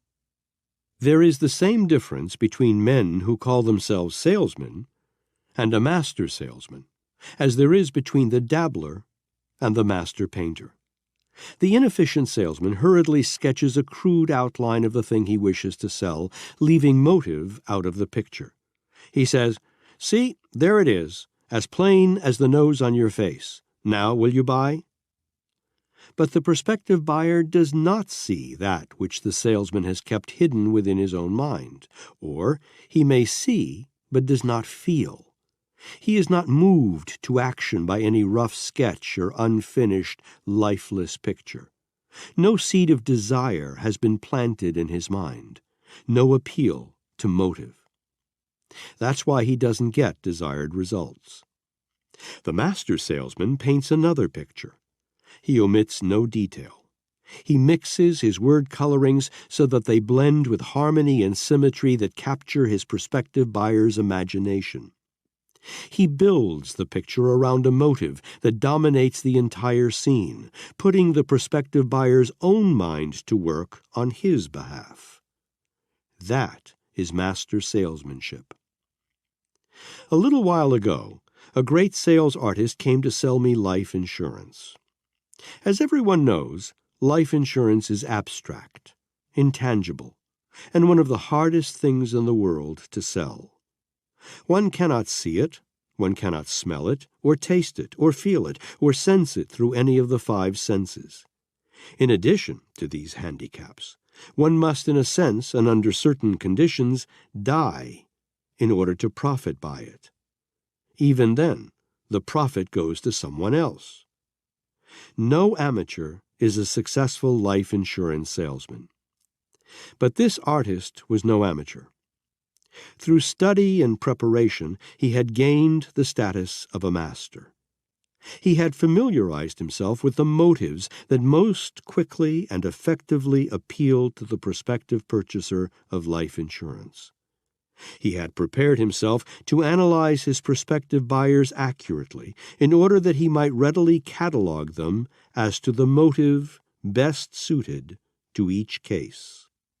He placed before my eyes an invisible canvas, and on this canvas, with only words for brushes and paints, he drew a picture of me 20 years hence, with shoulders drooping and fast graying hair. Around me, he grouped my family. In this picture, he transformed my wife from a woman of youth and vigor, beauty and independence into an aging, dependent person. He played upon my heartstrings through the word dependent, as a master violinist would play upon the strings of a Stradivarius. Nor was the picture yet complete. He added another scene in which I saw myself lying cold in death. I felt the shivers running down my spine as the artist played upon the word death. Reaching me through the motive of fear, one of the strongest of the 9 basic motives. By my coffin was my wife, a helpless, dependent old woman. the woman whom he knew I loved and whose future he knew I would want to make secure. Reaching me through the motive of love, another of the 9 basic motives. Only an artist can paint such a picture. It was so realistic that it still haunts me. I took that picture to bed with me that night. It was a nightmare that caused me to groan and turn from side to side, seeking to escape its horror. In sleep, my subconscious mind seized upon it and tortured me with terrible dreams. By planting in it the motive of fear, the salesman had made a friendly ally of my mind. Only an artist can paint such a picture. Yet artists are made, not born. They may be born with the inherent potentialities for artistic creation, but they become finished artists only by mastering the technique of harmony, form, and color. Sales artists, too, are made and not born. They become masters by studying technique and motive. They develop expert methods of analyzing buyers and the things they buy. Dr. Harper was not a born salesman. He was small in physique and unprepossessing in appearance. He became a great salesman by studying men and the motives that cause men to act. That is exactly what all who would attain to mastery in selling must do. The old bromide about salesmen being born and not made is as weak as it is old. The 30,000 salesmen whom I have trained have taught me that salesmen can be made. I have had the privilege of knowing intimately perhaps as many as 100 master salesmen during my days as an educator of salesmen. Most of the others in the sales field whom I have known, numbering well into the thousands, have been just plain order takers. The difference in earning capacity between a master salesman and an order taker is very great. It runs all the way from several $1,000s to as much as $1 million a year. The late John W. Gates earned $1 million a year with much less effort than most salesmen earned $3,000. He was an artist. The late Diamond Jim Brady had no difficulty in converting his talents into a like amount of money. He, too, was a master. These 2 men, and all others in their class, used showmanship and technique and method, where most salesmen depend upon shoe leather instead of technique and method. Master salesmanship consists of a series of picture impressions that are deftly painted in the mind of the prospective buyer through one or more of the 5 senses. If these word pictures are not clear and distinct, beautifully harmonized, and properly fertilized with motive, they will not move the prospective buyer to action. Master salesmen paint their pictures in the minds of their prospective buyers through as many motives and through as many of the senses as possible. They often supplement mere word pictures with samples or actual pictures of their wares, knowing that sales are more easily made when the presentation reaches the mind of the prospective buyer through more than one of the 5 senses, and also when more than one motive for buying has been planted in the buyer's mind. Master salesmanship begins and ends with proper motive. As long as the right motive has been injected into the selling argument, it makes very little difference what happens between the opening and closing of a sale. All selling is like this in a way. Men are moved to buy or not to buy because of motive. Base your sales presentation upon the right motive, and your sale is made before you start. Remember, however, that motive usually must be established in the mind of the prospective buyer. Most people have neither the imagination nor the inclination to build their own motives for your wares. Only a weak-willed person will permit himself to be sold, unless a sufficiently impelling motive has been tactfully but forcefully planted in his mind by the salesman. Showmanship is not only one of the important factors in master salesmanship, it is important in practically every other calling. An efficient showman is one who can dramatize the commonplace events of life and give them the interesting appearance of uniqueness. Efficient showmanship calls for sufficient imagination to be able to recognize things, people, and circumstances that are capable of being dramatized. Through the aid of efficient showmanship, Roger Babson has made a fortune out of dry statistics and monotonous columns of figures. Through the use of graphic charts and appropriate illustrations, he has literally made figures talk. His success is due almost, if not entirely, to his showmanship ability. Theodore Roosevelt was one of the most colorful presidents who ever occupied the White House, although many doubt that he was one of the most brilliant or capable executives. He was popular because he was a master showman and understood publicity and dramatic values and made use of both effectively. Perhaps Calvin Coolidge had the least colorful personality of any man who ever occupied the White House. He appeared frigid and reserved. Theodore Roosevelt was vital and enthusiastic. Moreover, he understood how to display his magnetism. Roosevelt will be remembered and talked about long after the mayor of Northampton has been forgotten, because he knew how to dramatize the commonplace and prosaic events of life so that they would stand out and attract attention. Great personalities are remembered. People buy personalities and ideas much more quickly than they buy merchandise. For this very reason, the salesman who is an efficient showman makes sales where other salesmen cannot.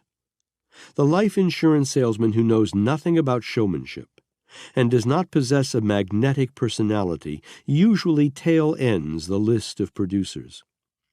The life insurance salesman who is an efficient showman and possesses a magnetic personality sells everything except statistics and seldom mentions the word policy. He does not have to.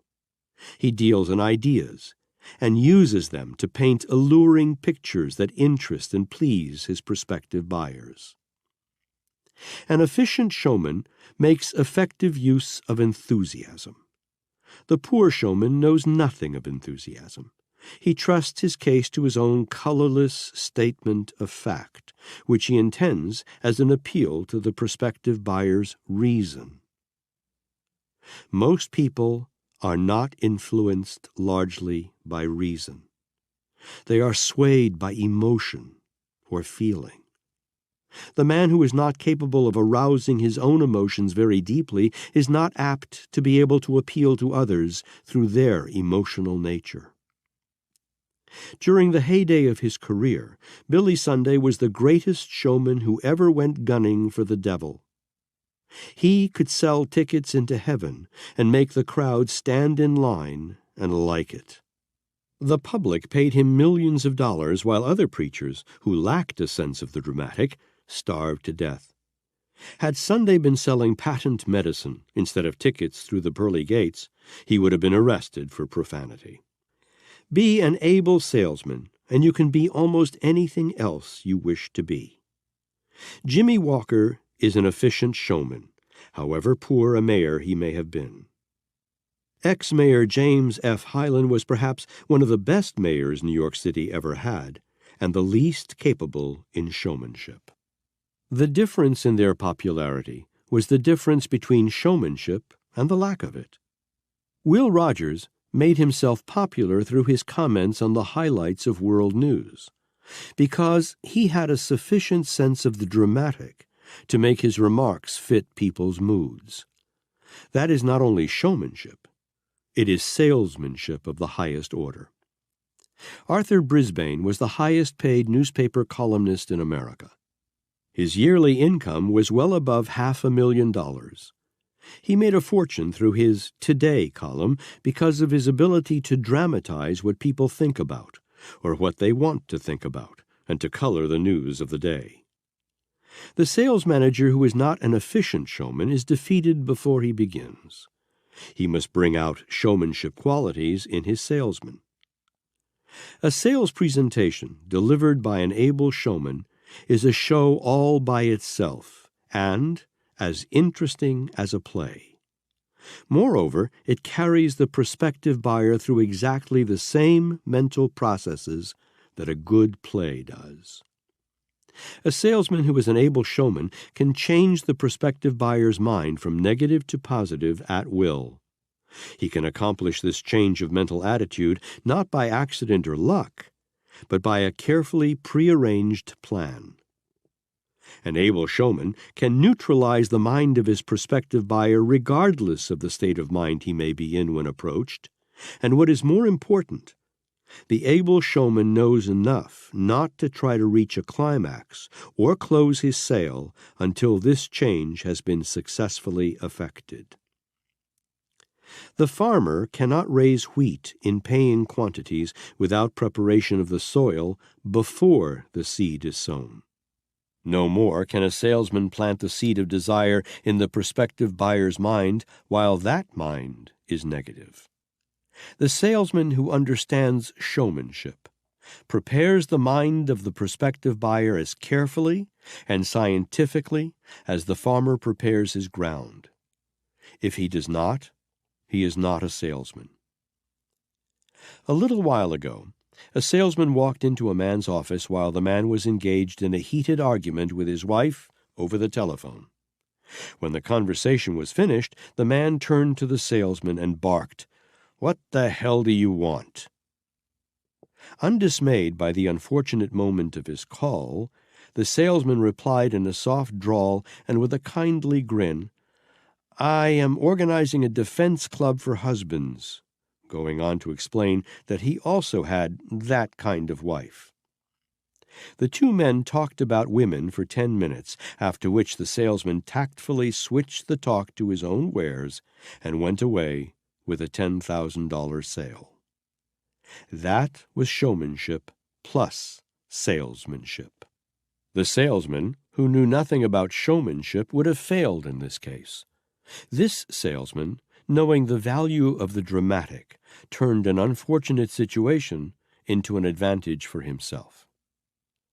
William Burnett converted a plan of sales strategy into $5 million in 5 years by teaching salesmen how to sell ideas about kitchen utensils made of aluminum. His entire plan can be described in one sentence, namely, he taught his salesmen how to organize clubs of housewives for the purpose of selling them aluminum ware.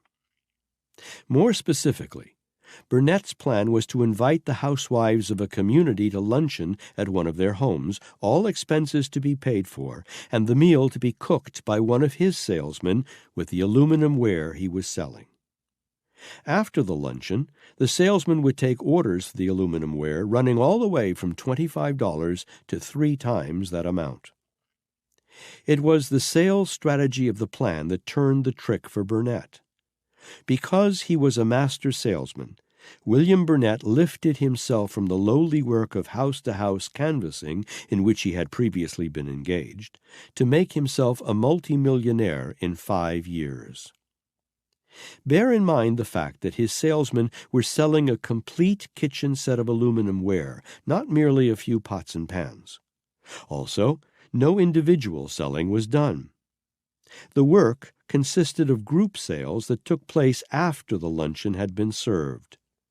The woman at whose home the luncheon was given usually signed the first order, the others quickly falling in line. As the reader may observe, page after page of this book is devoted to emphasizing the importance of sales strategy, or a plan that has been carefully built around the proper motive. One of the major differences between a master salesman and a sales agent is the fact that the master salesman is familiar with the 9 basic motives and uses at least one of them as a foundation of his selling plan, while the sales agent uses neither motive nor plan. He tries to sell by main strength and awkwardness through the hit or miss method, which sometimes works, but usually misses. We shall soon describe the attributes of a master salesman, as well as the fundamental rules and principles of salesmanship. The preceding portion of this book has been intended to prepare the reader's mind to assimilate more quickly these rules and principles, and to illustrate how they have been applied by men who have attained mastery in selling. In the next chapter, we will describe the qualities that a master salesman must possess. In subsequent chapters, we will describe how these qualities may be developed and applied most effectively.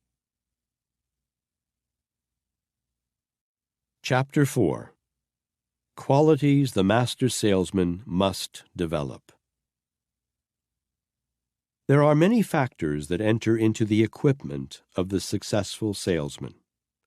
Most of these factors are personal in nature and have more to do with a salesman than with the goods or services he sells or the institution or organization he represents. We will investigate these factors in detail. In cultivating or inducing the principles here discussed, there are necessarily involved, first, a self-searching analysis to determine the presence or absence of these desirable qualities, and second, deliberate effort in cultivating them. As most so-called mental traits have a physical basis, many of these desired qualities can be attained by doing or attempting to do those things that lead to the desired end. Science has abundantly proved that even a state of mind reflects a physical condition, and that chemical and physical factors within the body itself bring about the moods and feelings and thoughts that academic psychology has in the past been wont to classify as purely mental.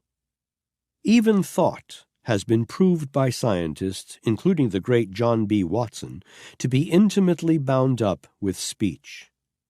Watson declares that thought is, in effect, but inarticulate speech, and that thinking is but a highly organized physical activity. Therefore, talk to yourself about the things you want to take root and grow in your mind and character. This is the very first step, and it is a very profitable step, too. The second is like unto the first in that it is a physical activity also. This second consists in doing the thing that you would like to do. We learn by experience. After all, it is the greatest of all teachers. Habits can be cultivated as well in the mind as in the body, because both mind and body function on a physical plane. Now then, what are some of the absolute necessary things for the master salesman to have in his mental equipment? There follows a list of very desirable qualities that almost any normal and reasonable person can come to possess and exercise. The list is long, and perfection may be only slowly attained. Therefore, before entering into a detailed consideration of the things you would like to have your mind and body capable of doing, let's at once enumerate those that are absolutely necessary. 1. Physical fitness is of tremendous importance for the simple reason that neither mind nor body can function well without it. Therefore, give attention to your habits of life, proper diet, healthful exercise, and fresh air. 2. Courage must be the part of every man or woman who succeeds in any undertaking, especially that of selling in these trying times of intense competition after a devastating period of depression and discouragement. 3. Imagination is an absolute requisite of a successful salesman. He must anticipate situations and even objections on the part of his prospective customer. He must have such a lively imagination as to enable its operation to place him in sympathetic understanding with the position, needs, and objectives of his customer. He must almost literally stand in the other man's shoes. This takes real imagination. 4. Speech. The tone of voice must be pleasing. A high-pitched, squeaky voice is irritating. Words half-swallowed are hard to understand. Speak distinctly and enunciate clearly. A meek voice indicates a weak person. A firm, clean-cut, clear voice that moves with assurance and color indicates an aggressive person with enthusiasm and aggressiveness. 5. Hard work is the only thing that will turn sales training and ability into money. No amount of good health, courage, or imagination is worth a dime unless it is put to work. And the amount of pay a salesman gets is usually fixed by the amount of very hard, intelligent work that he actually puts out. Many people sidestep this factor of success. The above principles are simple.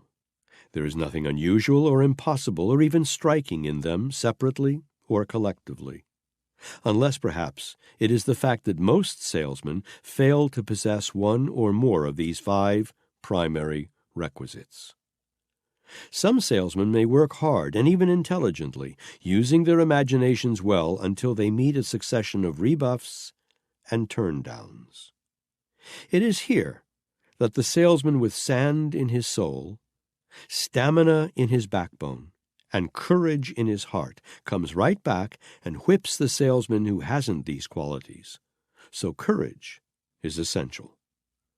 Then again, many salesmen have been known to possess courage, imagination, and hard work, yet by dissipation and bodily excesses handicap themselves so as to be physically unfit half the time to carry on their work. Other qualifications considered by experienced sales managers as necessary in the equipment of successful salesmen may be listed as follows. 6. Knowledge of the merchandise he sells. The super salesman analyzes carefully the merchandise or service that he sells and understands thoroughly every advantage that it embraces, because he knows that no salesman can sell successfully that which he himself does not understand and believe in. 7. Belief in the merchandise or service. The super salesman never tries to sell anything in which he does not have implicit confidence, because he knows that his mind will broadcast his lack of confidence to the mind of the prospective buyer, regardless of what he may say about his wares. 8. Appropriateness of merchandise. The super salesman analyzes both his prospective buyer and his needs, and offers him only that which is appropriate to both. He never tries to sell a Rolls-Royce to a man who ought to purchase a Ford, even if the prospective buyer is financially able to buy the more expensive car. He knows a bad bargain for the buyer is a worse bargain for the seller. 9. Value given. The super salesman never tries to get more for his wares than they are actually worth, realizing that the sustained confidence and goodwill of his prospective buyer is worth more than a long profit on a single sale. 10. Knowledge of the prospective buyer. The super salesman is a character analyst. He has the ability to ascertain from his prospective buyer which of the 9 basic motives he will respond to most freely, and he builds his sale presentation around those motives. Moreover, if his prospective buyer has no outstanding motive for buying, the super salesman creates one for him, knowing that a motive is essential in closing a sale. 11. Qualifying the prospective buyer. The super salesman never tries to make a sale until he has properly qualified the prospective buyer, thereby informing himself in advance of his efforts to close a sale on the following points. A. The prospective buyer's financial capacity to purchase. B. His need for that which is being offered for sale. C. His motive in making the purchase. Endeavoring to make sales without first qualifying the prospective buyer is a mistake that stands at the head of the list of causes of no sale. 12. Ability to neutralize the mind of the buyer. The super salesman knows that no sale can be made until the mind of the prospective buyer has been neutralized or made receptive. Because he knows this, he will not endeavor to close a sale until he has opened the mind of the buyer and prepared it as a background or base upon which he may put together the word mosaic of his story. This is the point where many salesmen fail. 13. Ability to close a sale. The super salesman is an artist at reaching and successfully passing the closing point in selling. He trains himself to sense the psychological moment when terminal facilities may be reached successfully. He rarely, if ever, asks the prospective buyer if he's ready to purchase. Instead, he goes on the assumption that the buyer is ready and conducts himself in conversation and general demeanor accordingly. Here he uses the power of suggestion most effectively. The super salesman avoids trying to close a sale until he knows in his own mind that he can close successfully. He so conducts his sales presentation that his prospective buyer believes he has done the buying. Other principles to be acquired have more to do with the personal makeup and self-organization of the salesman than with his goods. Some of these follow. 14. A pleasing personality. The super salesman has acquired the art of making himself agreeable to other people, because he knows that the prospective buyer must buy the salesman as well as the merchandise he sells, or no sale can be made. See the 21 Factors of a Pleasing Personality, Chapter 14. 15. Showmanship. The super salesman is also a super showman. He has the ability to reach the mind of his prospective buyer by dramatizing his presentation and by giving it color sufficient to arouse intense interest through an appeal to the prospective buyer's imagination. 16. Self-control. The super salesman has and exercises complete control over his head and his heart at all times, knowing that if he does not control himself, he cannot control his prospective buyer. 17. Initiative. The super salesman understands the value and uses the principle of initiative. He never has to be told what to do or how to do it. Having a keen imagination, he uses it and creates plans that he translates into action through his initiative. He needs but little supervision, and generally speaking, is given none.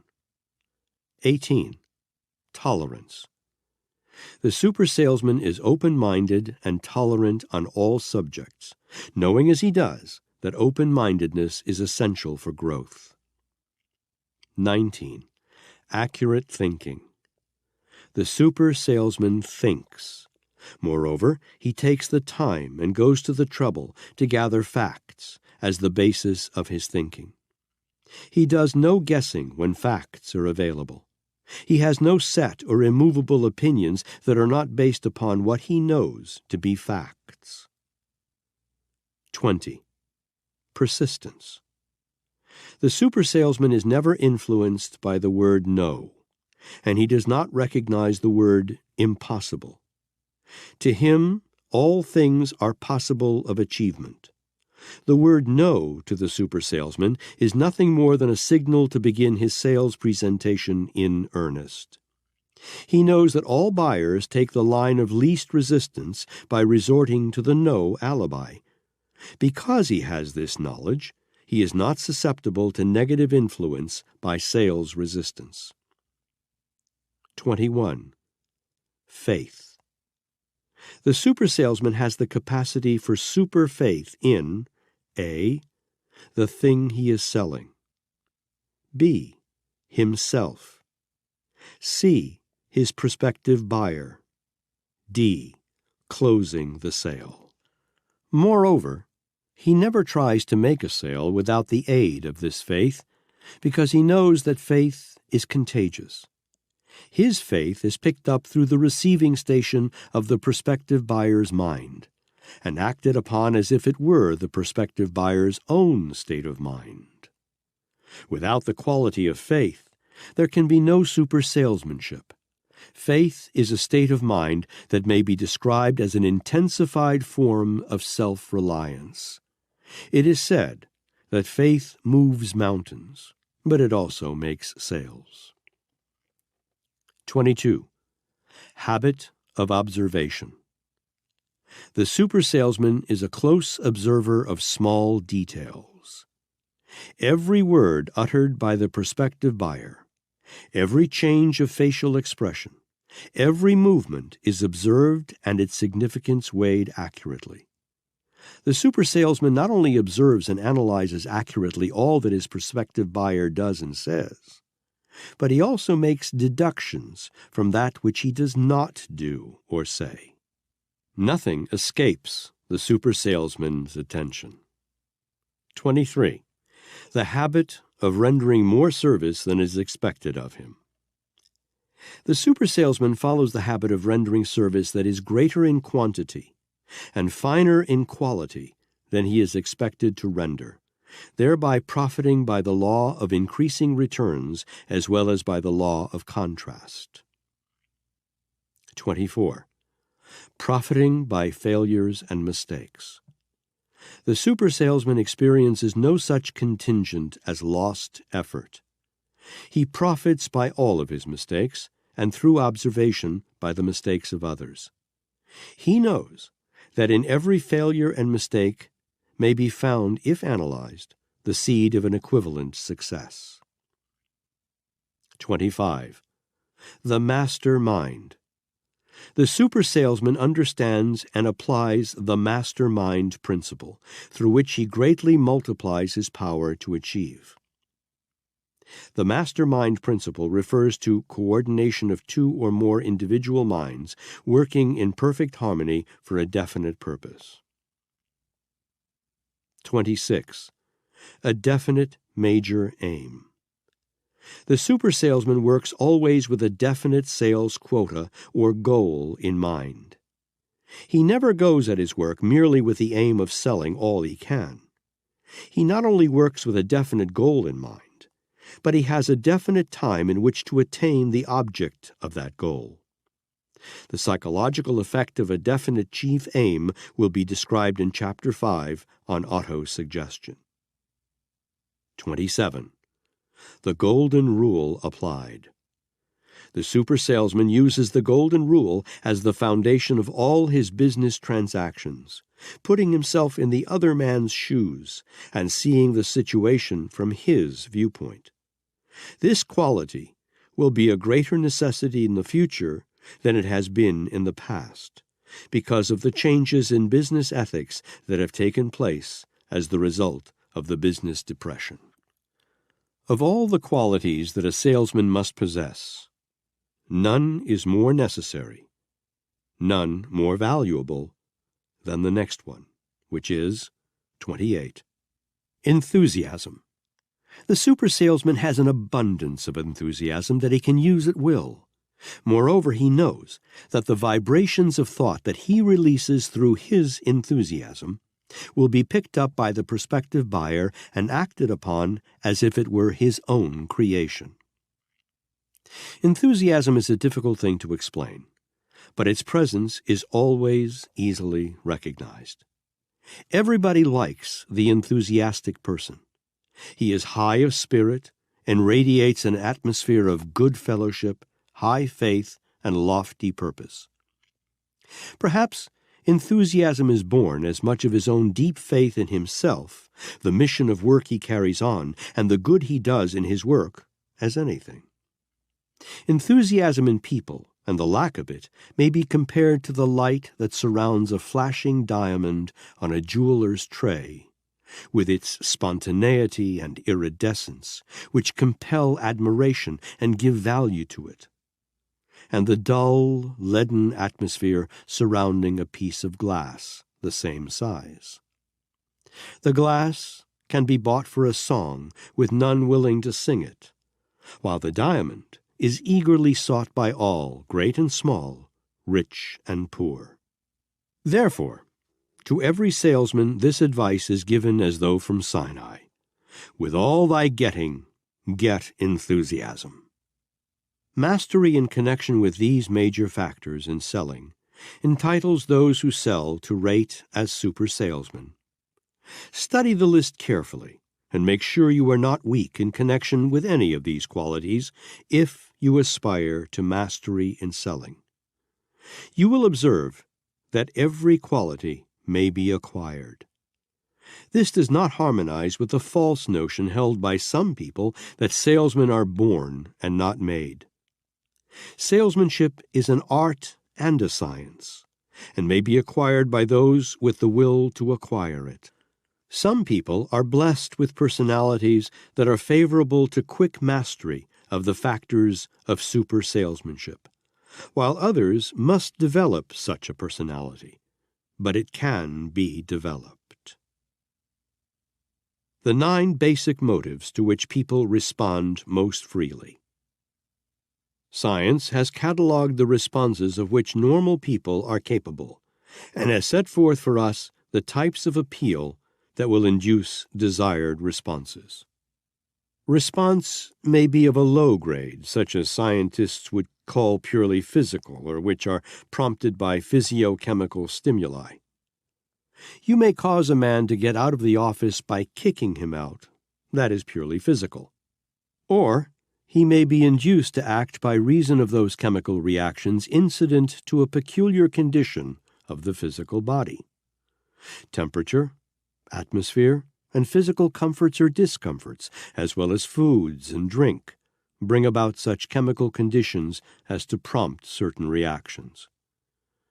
But forgetting these more elementary and purely physical responses, we may classify the appeals that induce appropriate responses under 3 heads.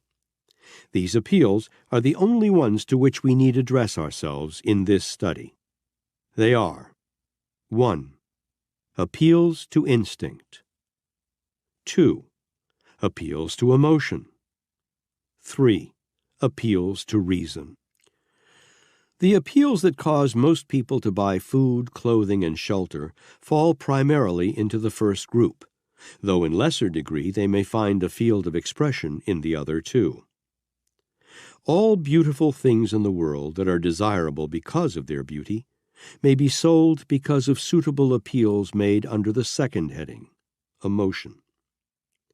Love, marriage, and religion deal largely in appeals that are emotional. Many goods and services are sold on emotional appeal.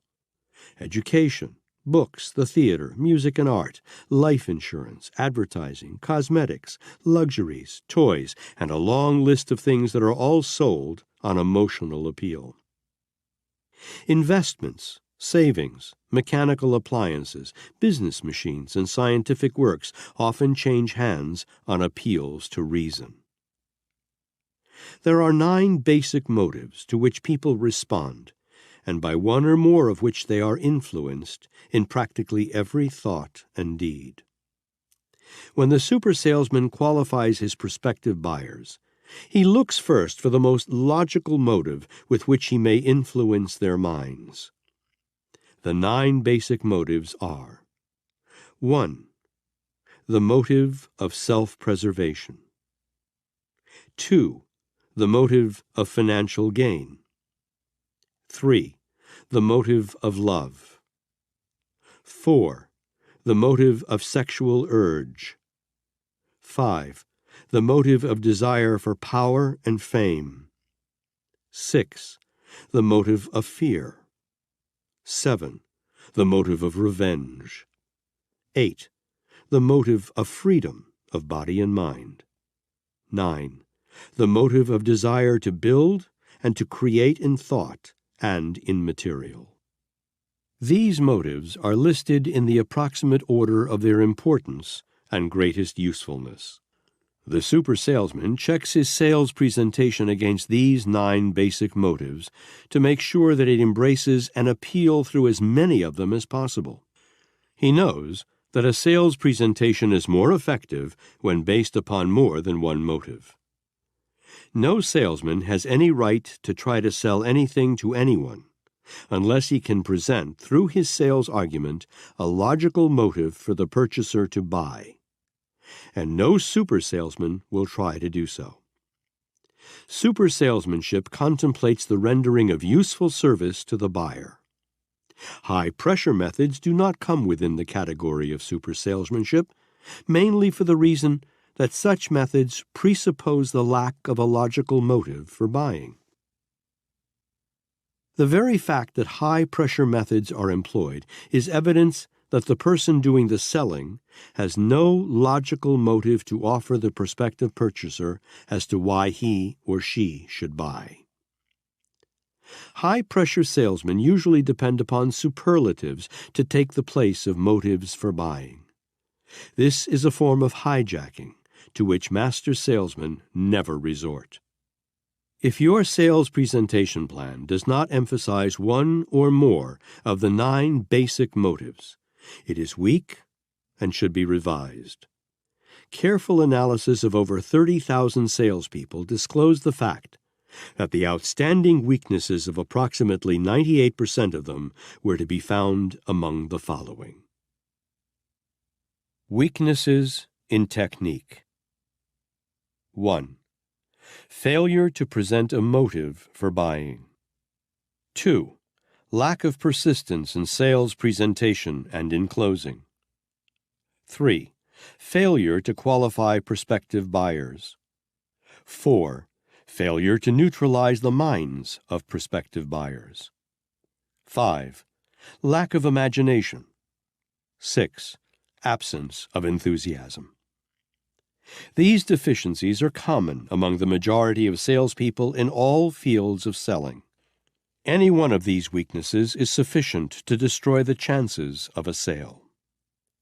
You will observe that failure to present a motive for buying heads the list of the 6 most common weaknesses of salespeople. Nothing but indifference or lack of knowledge of scientific selling could explain this weakness. The major weaknesses in personality and habits of salesmen. Success in selling is the result of positive qualities that one must possess and use.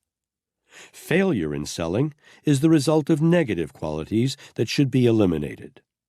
Among the more outstanding negative qualities are the following. 1. The habit of procrastination. There is no substitute for prompt and persistent action. 2. One or more of the 6 basic fears. The man whose mind is filled with any form of fear cannot sell successfully. The 6 basic fears are: A. The fear of poverty. B. The fear of criticism. C. The fear of ill health. D. The fear of loss of love of someone. E. The fear of old age. F. The fear of death. To this list of basic fears should perhaps be added fear that the prospective buyer will bite the salesman. 3. Spending too much time making calls instead of sales. A call is not an interview. An interview is not a sale. Some who call themselves salesmen have not learned this truth. 4. Shifting responsibility to the sales manager. The sales manager is not supposed to go with the salesman to make calls. He has not enough hours or legs to do this. His business is to tell the salesman what to do, not to do it for him. 5. Perfection in creating alibis. Explanations do not explain. Orders do. Nothing else does. Don't forget that. 6. Spending too much time in hotel lobbies. A hotel lobby is a fine place to park, but the salesman who parks there too long is bound to get walking papers sooner or later. 7. Buying hard luck stories instead of selling merchandise. The business recession is a common topic of discussion, but don't let the purchasing agent use it to switch your mind from your own story. 8. imbibing too freely the night before. Parties are exciting, but they do not add to the following day's business. 9. Depending on the sales manager for prospects. Order takers expect prospective buyers to be hog-tied and held down until they arrive. Master salesmen catch their own prospects on the wing. This is one of the chief reasons why they are master salesmen. 10. Waiting for business conditions to pick up. Business is always good with the robins, but they do not wait for someone to dig the worms out of the ground. Be at least as clever as a robin. Orders are not being slipped under the salesman's door this year. 11. Hearing the word no. This word, to a real salesman, is only a signal to begin fighting. If every buyer said yes, salesmen would have no jobs, for they would not be needed. 12. Fearing competition. Henry Ford has plenty of competition, but he apparently does not fear it because he had the courage and ability to turn out an 8-cylinder car at an amazingly low price during a period in which many motor manufacturers were retrenching. 13. Devoting too much time to the poultry business. The only sort of chickens that lay eggs are the feathered variety, and they roost on farms, not on Broadway or Main Street. 14. Reading the stock market reports. Let the suckers bite at this bait. You may be smart enough to dodge the hook, but think how the sales manager would feel if you won a fortune on the stock market and quit the house, as one out of every 10,000 who play the market do, sometimes. 15. Plain pessimism. The habit of expecting that the prospective buyer will give you the gate is likely to result in your getting it. Life has a queer way of trying to please. It usually gives that which is expected. This is not a complete list of salesman don'ts, but it is a fair sample. Perhaps some may interpret the list to be a little too personal and flippant. Others may see in it a touch of sarcasm.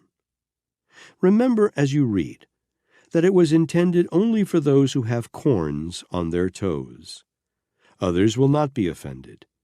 If you have any doubt as to whether or not you are suffering from any of these don'ts, pick up courage and check the list over with your sales manager, first assuring him with hands crossed on your heart that you want him to be perfectly frank with you. This list of don'ts is not original with me.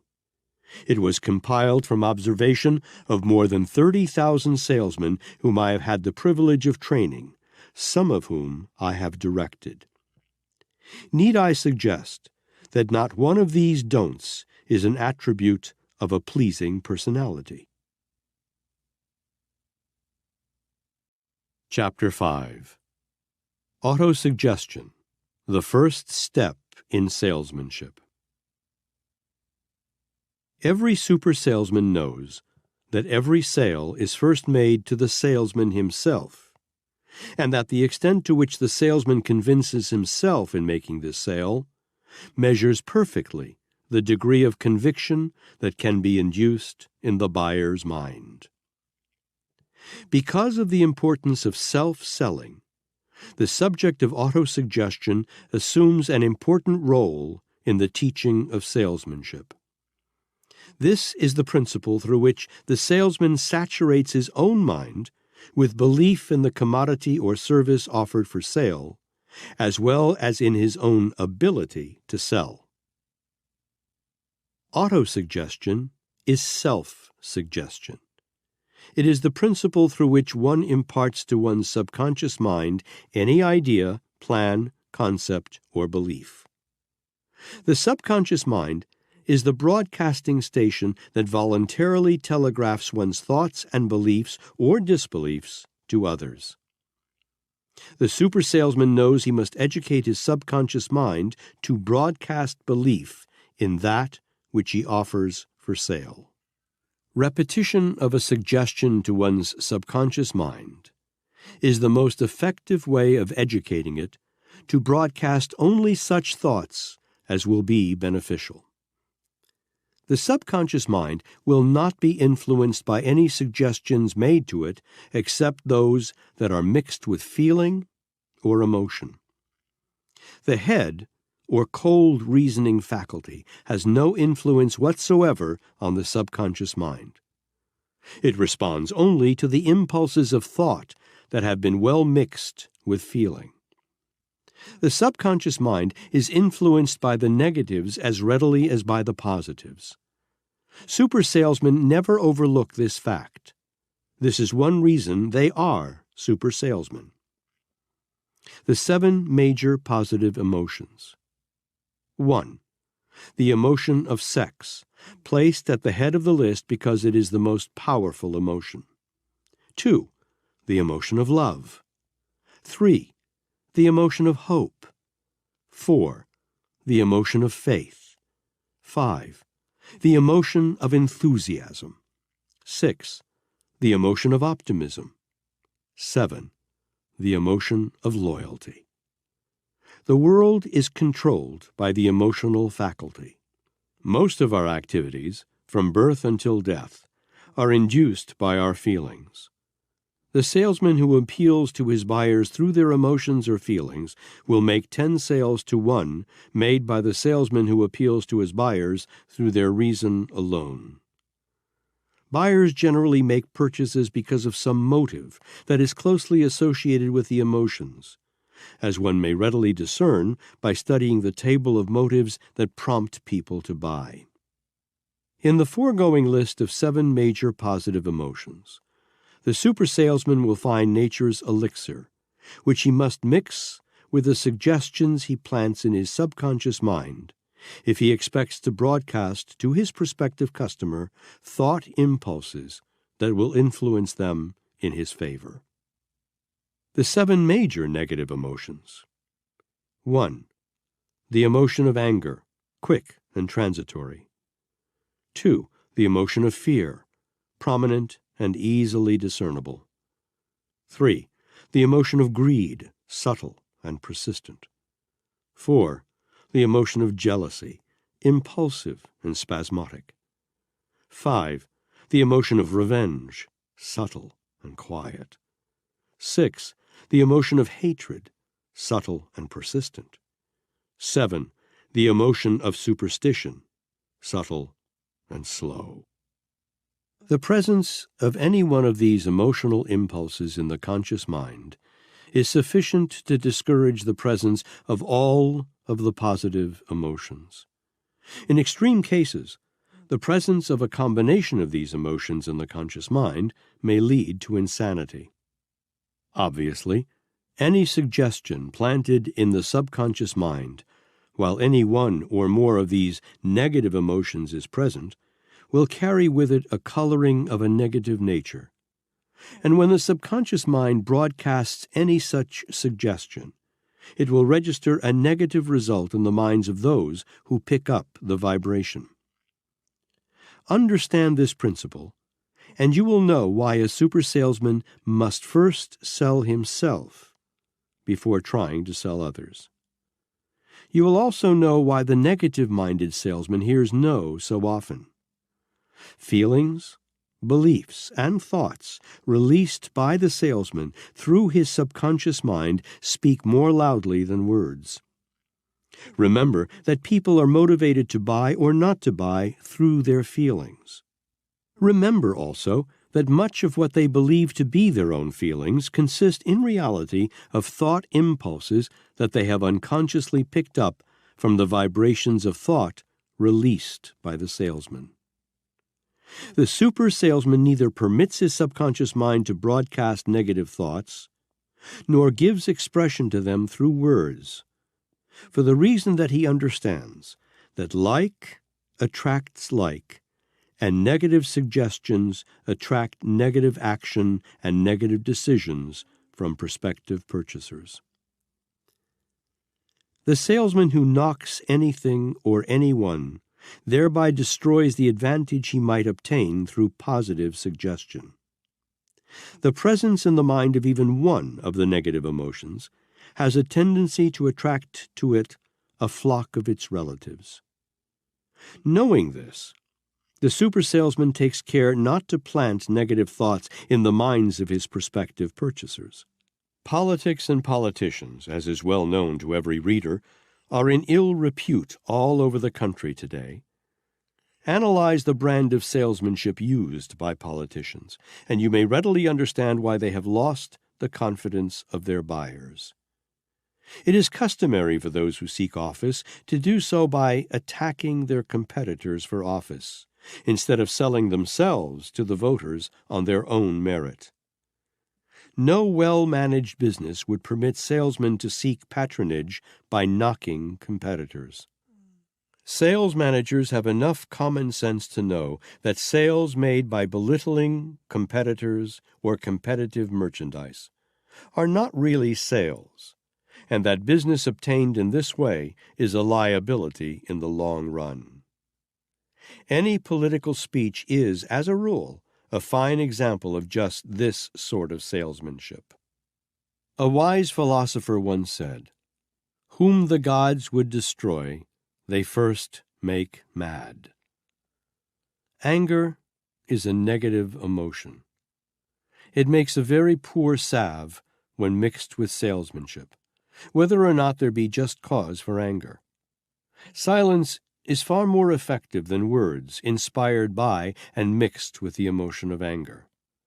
Satire, sarcasm, and negative thoughts expressed by innuendo may give a salesman a reputation as a wisecracker, but they will not aid him in selling his wares. Out-and-out statements of a negative nature are the equivalent of suicide in selling. The taxicab companies of New York City engaged in a price war some time ago. The public resented their tactics and registered its resentment through a loss to the business of over $750,000 in 1 year. It used to be a popular pastime for automobile salesmen to endeavor to make sales by knocking competitive cars. More than 100 automobile manufacturers were forced to the wall before they awoke to the fact that anything that hurts one man's business hurts all business in that line.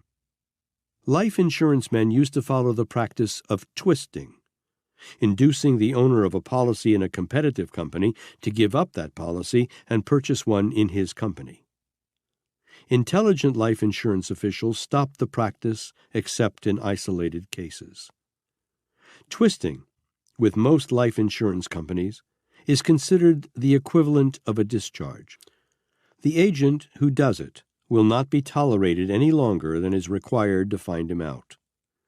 Negative statements in selling not only set up resentment in the minds of the prospective buyer, they magnetize the salesman's own subconscious mind so that it throws off negative vibrations that are picked up by other people and acted upon to the detriment of the salesman.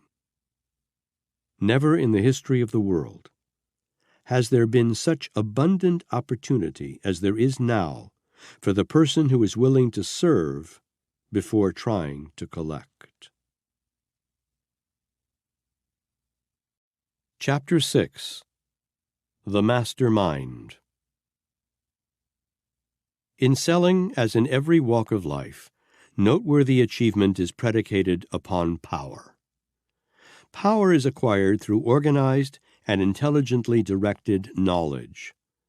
The mastermind principle makes available unlimited sources of knowledge, because one may, through its application, avail oneself of the knowledge possessed by others, as well as all knowledge that has been accumulated and recorded in books.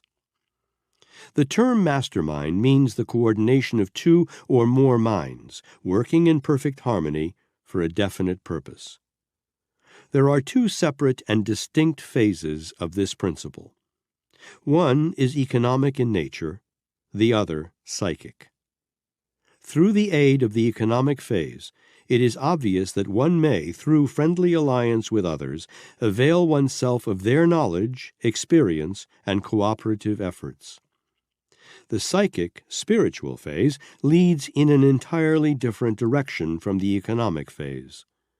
This portion of the mastermind principle may be used to connect one's conscious, thinking mind with the higher forces of infinite intelligence. I regret that limited space makes it impracticable to describe here in detail the psychic phase of the master mind. The economic phase. Let us keep in mind the fact that power is essential for successful achievement in every walk of life. Also, let us remember, power is organized and intelligently directed knowledge. These facts indicate clearly that power in great quantities can be accumulated only through coordinated efforts of a plurality of minds. No one individual functioning independently can ever possess great power, no matter how intelligent or well-informed he may be, for the reason that power must be transmitted before it is effective. One individual is limited as to the amount of power he can transmit or apply. The reader should gain a clear understanding of the two phases of the mastermind principle at the outset of this chapter, even at the risk of dealing with principles that seem more abstract than concrete. The mastermind principle is the basis of all great enduring power. It must, therefore, be understood and applied by all who aspire to mastery in any calling, in selling as well as in other vocations. Henry Ford has organized one of the most efficient mastermind groups known in the entire field of distribution. This group consists of his thousands of trained dealers who operate in practically every part of the world. Through the cooperative efforts of his dealer alliance, Mr. Ford can estimate, well in advance of the actual building of his cars, how many can be distributed. He knows where his market exists, and the extent of that market, even before the raw materials for his cars have been assembled. His greatest asset is his mastermind sales alliance. This is an indisputable fact. Mr. Ford owes his stupendous success to his understanding and application of the mastermind principle. Andrew Carnegie first brought to my attention the mastermind principle. He attributed his huge fortune to his use of it. His mastermind group consisted of about 20 men, his executive staff, whose combined technical knowledge and experience enabled him to make and market steel successfully. Mr. Carnegie informed me that he could have made his fortune in the grocery business, or banking business, or railroad business, or in any business that rendered useful service to a large number of people, just as easily as he made it in the steel business, by merely surrounding himself with men whose knowledge and temperament were suited to the pursuit of the business in which he might be engaged. The mastermind principle is the basis of every great fortune. Even inherited fortunes were originally accumulated through the mastermind principle. Successful achievement is the result of power. Power in great quantities can be accumulated only through application of the mastermind principle. I have repeated this statement many times for the sake of emphasis, because it contains the very warp and woof of mastery and achievement. Chapter 7. Concentration. Only through the principle of concentration can the psychic phase of the mastermind principle be reached and used. Concentration is the focusing of the attention, interest, and desire upon the attainment of a definite end.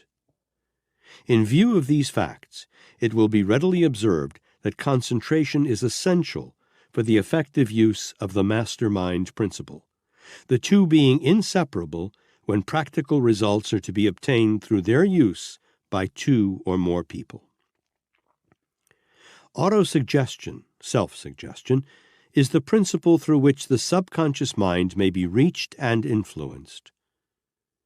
Concentration is the principle through which autosuggestion must be applied, a fact that has been clearly illustrated in the chapter on that subject. We have termed it the first step in salesmanship.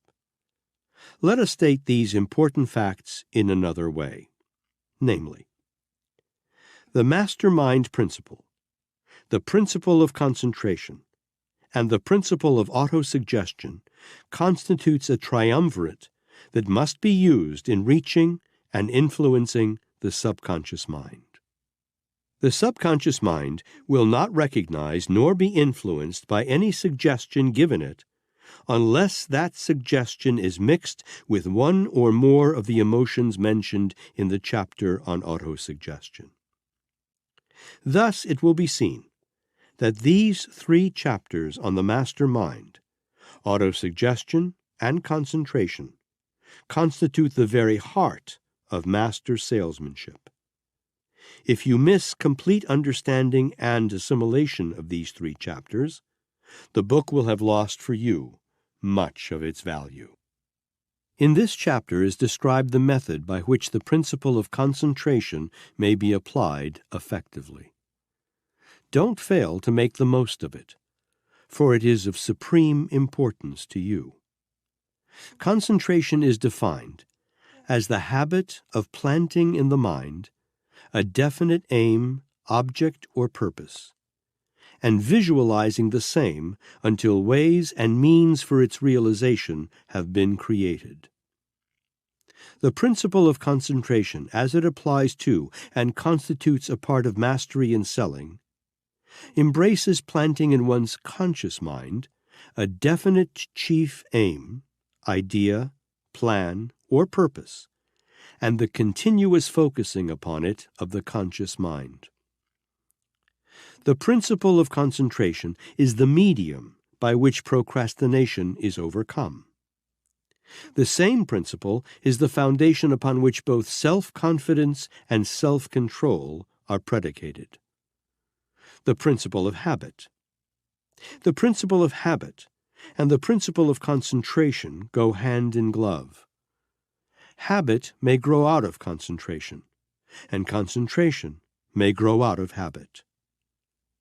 The object of concentrating upon a definite aim is to train the mind until it forms the habit of focusing upon the object of that aim. By focusing upon one's definite aim through concentrated effort and attention, this habit comes to influence the subconscious mind so that it picks up the mental concept of that aim and translates it into its physical counterpart through the most practical and direct methods available. Every human being makes use of the principle of concentration whether he realizes it or not. The person who permits his conscious mind to dwell upon the negative thoughts of fear, poverty, ill health, and intolerance thereby applies the law of concentration, and sooner or later the subconscious mind will pick up these suggestions and act upon them and translate them into their physical counterpart. Instructions for applying concentration. 1. Master and apply the principles described in the chapter on autosuggestion by following the habits of giving orders to your subconscious mind, mixing your thoughts with one or more of the positive emotions, and repeating your orders over and over. Keep up this procedure until you get satisfactory results, remembering that eternal vigilance is the price of mastery in this effort. 2. Empty your conscious mind of all other thoughts. After a little practice, you will be able to focus your mind entirely upon any subject that you please. The act of focusing upon one subject and keeping your mind upon that one subject is concentration. 3.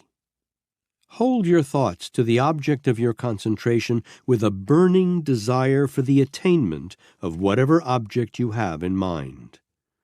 When concentrating upon your definite chief aim, do so in perfect faith that you will realize the object of that aim. 4. When you find your conscious mind wandering, drive it back and focus it upon that subject again and again, until you have developed such perfect self-control that you can keep out of your mind all other thoughts. Mix emotions or feelings with your thoughts when concentrating. Otherwise, they will not be recognized by your subconscious mind. 5. The principle of concentration may be best applied when one is in an environment of silence, where there are no counter-attractions or noises of any disturbing nature. The best time for concentrating is after one has retired at night, for then the number of distractions is minimized. 6. Your subconscious mind can best be reached and influenced when you concentrate in your conscious mind upon an idea, plan, or purpose in a spirit of intense enthusiasm, for the reason that enthusiasm arouses your faculty of creative imagination and puts it into action.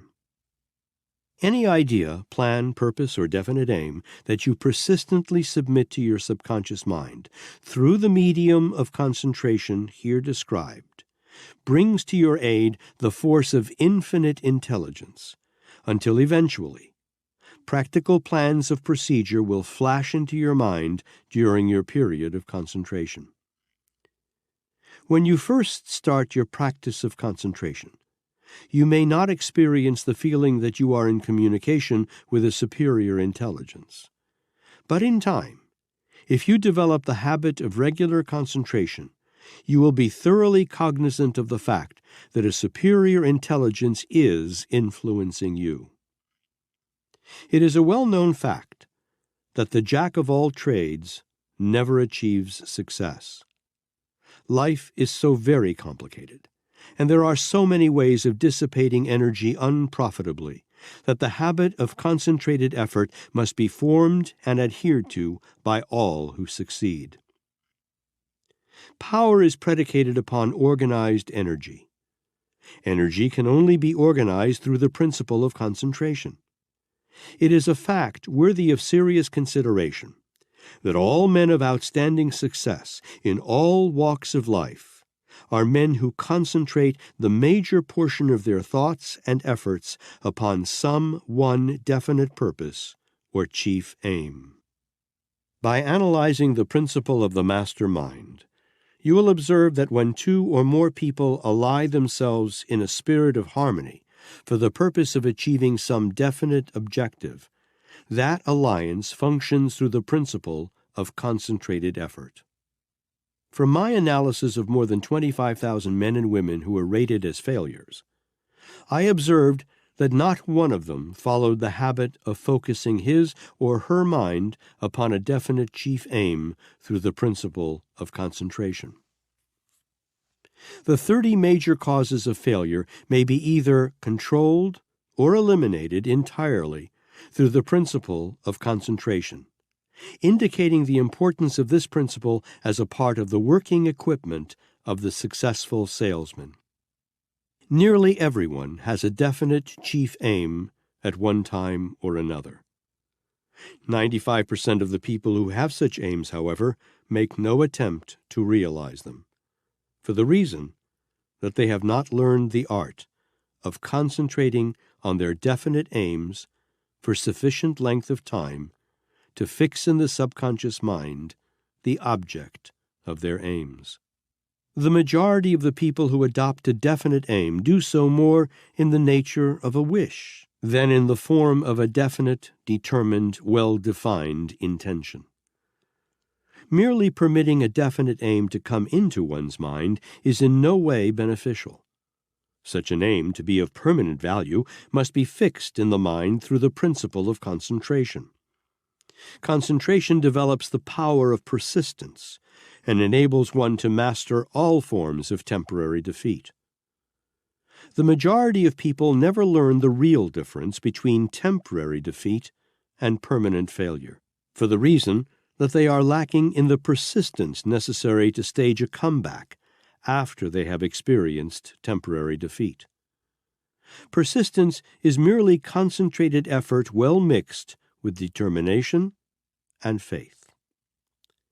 From these facts, you will readily understand that the principle of a definite chief aim and the principle of concentration are complementary. One can be applied successfully only with the aid of the other. Every human being is ruled by the law of habit. Because this is true, the person who learns to build his habits to order practically controls the major cause of successful achievement. Concentration is the principle through which one may build one's habits to order.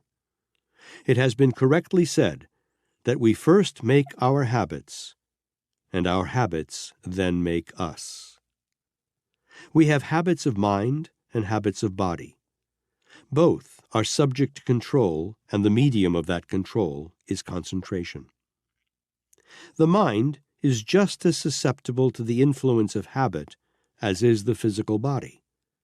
Through concentration, we may force the mind to dwell upon any subject we desire, until the mind falls into the habit of dwelling on that subject. It then follows the habit automatically. There is no point of compromise between a man and his habits. Either he controls his habits, or his habits control him. The successful man, understanding this truth, forces himself to build the sort of habits by which he is willing to be controlled. Habits are formed step by step through our every thought and deed. Center your thoughts upon a definite aim through concentration, and very soon your subconscious mind will pick up a clear picture of that aim and aid you in translating it into its physical counterpart. All thought has a tendency to externalize itself. This is a truth well known to every psychologist, as it was known to him who wrote, "Whatever a man soweth, that shall he also reap." Your financial condition is not the result of chance or accident. It reflects perfectly the nature of your dominating thoughts, desires, and aims. In analyses of men who have accumulated huge fortunes, I particularly studied the source of those fortunes, and in every case discovered that they represented the consummation of the state of mind of those who had accumulated them. The man who understands the possibilities of concentration need rarely know the word impossible. Throughout the book, I have repeatedly made reference to the power of infinite intelligence. If such a power can be influenced to inject itself into man's affairs, and made to help man achieve the object of his aims and purposes, I feel certain that this stupendous result can be attained only through the principle of concentration. I owe eternal allegiance to infinite intelligence. No church nor creed would quarrel with such an attitude. This statement is made for the sole purpose of enabling every reader to become more familiar with a great universal law that is capable of being harnessed and induced to separate man from all of his causes of doubt, worry, and fear. I am a firm believer in the power of prayer. Let me explain, however, what I mean by the term prayer. To me, a prayer is any fixed or definite aim that is founded upon faith in the realization of that purpose or aim. Concentration without faith appears to bring no results. Concentration with faith appears to achieve results that border on the miraculous. The process of mixing faith with a definite chief aim is one that is indeed difficult to describe and more difficult still to apply. Faith can only be induced through concentration upon the object of one's hopes, aims, and purposes. A little while before his death, I had the privilege of visiting with F.W. Woolworth. In these words did he describe the method through which he built what was at that time the tallest building in the world. I had an architect draw up a set of plans. Every day for more than 6 months, I went into my private office, shut the door, and looked over these plans for more than half an hour. Each time that I looked at them, the actual physical building seemed nearer a reality. Finally, the day came when the exact method by which I financed the Woolworth building flashed into my mind, and I knew instantly that the building was a reality. From that point on, I had no difficulty whatsoever. The Woolworth building became a reality because F.W. Woolworth concentrated upon that building until concentrated thought externalized itself in physical reality. Writing in the Christian Science Monitor, Mr. Willis J. Abbott recently said, "Not long ago, I was in the original Menlo Park laboratory of Edison, which Henry Ford, with pious reverence for the great inventor, has erected at Dearborn, Michigan. All the earlier tools of Edison's craft are there. The first electric incandescent light. It had a life of 8 hours. The first phonograph, in which a needle played over a tin foil, recorded and emitted a squeaky imitation of the human voice. Thousands of bottles of chemicals lined the walls. Mr. Edison had to have every known chemical where he could put his hand on it," said the custodian who had worked with him half a century ago.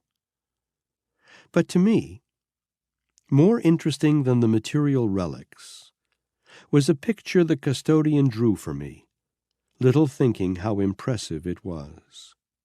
"Often, Mr. Ford comes in here," said he. "He pulls up that chair and just sits and thinks. Sometimes he'll sit almost an hour and then go out without a word to anyone." What are the thoughts of the giant of industrial organization as he sits thus surrounded by the relics of the earlier triumphs of Edison's wizardry?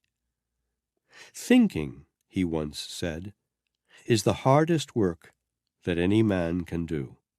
Perhaps he found it easier to think out his problems in an environment which had witnessed the solution of so many. At any rate, the spectacle of Henry Ford thus plunged in meditation amidst the evidences of Edison's struggles and victories is one to challenge thought. It is difficult for anyone to say which of the principles described in this book is the most important. But I always feel that when I approach the subject of concentration, that I am dealing with the keystone to the arch of the whole subject. Your employer does not control the sort of service you render. You control that, and it is the thing that makes or breaks you. Chapter 8. Initiative and Leadership. Initiative means the doing of things without being told to do them. It means the selection of a definite aim and the building of plans for the achievement of that aim. Its most profitable application is the selection of a mastermind group. If you use judgment in the selection of this group, your mastermind alliance will give you the power of real leadership. The major attributes of initiative and leadership. In applying initiative and leadership, certain definite steps are essential. The following are the most important of these steps. 1. Know definitely what you want. 2. Build a practical plan or plans for the achievement of that which you want, making use of the counsel and advice of your mastermind group. 3. Surround yourself with an organization made up of men who have the knowledge and experience essential for carrying out your definite aim. 4. Have sufficient faith in yourself and in your plans to see your aim a finished reality even before you begin to carry out your plans. 5. Do not become discouraged, no matter with what obstacles you may meet. If one plan fails to work, substitute other plans until you have found the one that will work. 6. Do no guessing, but get the facts as the basis for all your plans. 7. Do not be influenced by others to abandon your plans or your aim. 8. Have no set hours of labor. The leader must devote to his task whatever hours are necessary for success. 9. Concentrate upon one thing at a time, as you cannot dissipate thought and energy and still be efficient. 10. Whenever possible, relegate to others the responsibility of details, but have a system for checking your subordinates to see that these details are accurately attended to. Hold yourself accountable at all times for carrying out all of your plans, bearing in mind that if subordinates fail, it is you yourself who have failed. Persistence is the keynote to success for all great leaders. If you are going to become discouraged at the first signs of opposition or adversity, you will never become a great leader. Leadership means the capacity to assume great responsibility. If you lack the quality of persistence, you must have associated with you in your mastermind group some person or persons who have this quality. An efficient leader never permits himself to be loaded down with small details. One of the outstanding qualities of a leader is the ability to so organize his plans that he is free at all times to place the weight of his personal effort wherever it is most needed. I have met and interviewed many times many of the most able industrial leaders of America. Not one of these ever seemed to be rushed with work, for the reason that in every case the responsibility of details had been relegated to others. The man who boasts of the habit of inspecting personally all the details of his business is either not an able leader, or he is at the head of a very small business. The sentence, "I haven't had time," is said to be the most dangerous sentence in the English language. Any man who makes such an admission confesses his lack of ability as a leader. The real leader has time for everything necessary to his successful leadership. The stock alibi of more than 90% of the world's failures to justify them in not having selected a definite chief aim in life is, "I just haven't had the time to get around to it."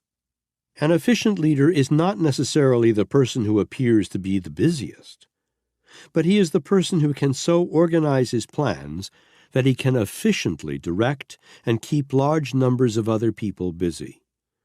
The man who can get things done is much more profitable to a business house than the man who actually does the work. The efficient leader is also an efficient salesman. He gets people to do things because they wish to do them for him. The efficient leader has a pleasing personality. He is optimistic and enthusiastic. He knows how to transmit his enthusiasm and his optimism to his followers. An efficient leader is courageous. No man wishes to follow a leader who is lacking in courage, and in fact will not do so. The efficient leader has a keen sense of justice and deals with his followers fairly and justly. An efficient leader assumes full responsibility for the acts of his subordinates. If they make mistakes, he assumes that it is he that has really made the mistake, because it was he who chose the subordinates. The efficient leader understands the rules of pedagogy and is in reality an able teacher. An efficient leader reaches decisions quickly and changes them slowly. There are circumstances, of course, which call for slow deliberation and the examination of facts before an intelligent decision can be reached. However, after all the available facts have been gathered and organized, there is no excuse for delaying decision, and the person who practices the habit of delay cannot become an effective leader unless he masters this shortcoming. For more than 100 years, there had been talk about the building of the Panama Canal, but the actual work of building the canal never got much beyond the talk stage until the late Theodore Roosevelt became the President of the United States. With the firmness of decision that was the very warp and woof of his achievements and the real basis of his reputation as a leader, Roosevelt took the initiative, had a bill framed for Congress to pass, providing for the appropriation, organized his mastermind group of engineers, went to work with a spirit of self-confidence, and lo, the much-talked-of Panama Canal became a splendid reality. We have had more learned men than Theodore Roosevelt in the White House, but we have had few, if any, greater leaders than he. Leaders are men of action. General Grant said, "We will fight it out on this line if it takes all summer," and despite his many other deficiencies, he stood by that decision and won. When asked by one of his sailors what he would do if they saw no signs of land by the following day, Columbus replied, "If we see no land tomorrow, we will sail on and on." He, too, had a definite chief aim and a plan for his attainment. And he, too, had reached a decision not to quit or to turn back until success had crowned his efforts. Columbus was a man with great ability as a leader. Napoleon, when surprised by the enemy, having discovered that there was a deep, camouflaged ditch just ahead of the line of march, gave orders for his cavalry to charge the ditch. He waited until the dead bodies of men and horses filled the ditch, then marched his troops across and whipped the enemy. That required courage and quick decision. Moreover, it required instantaneous decision. 1 minute of faltering or hesitation, and he would have been flanked by the enemy and captured. He did the unexpected or impossible.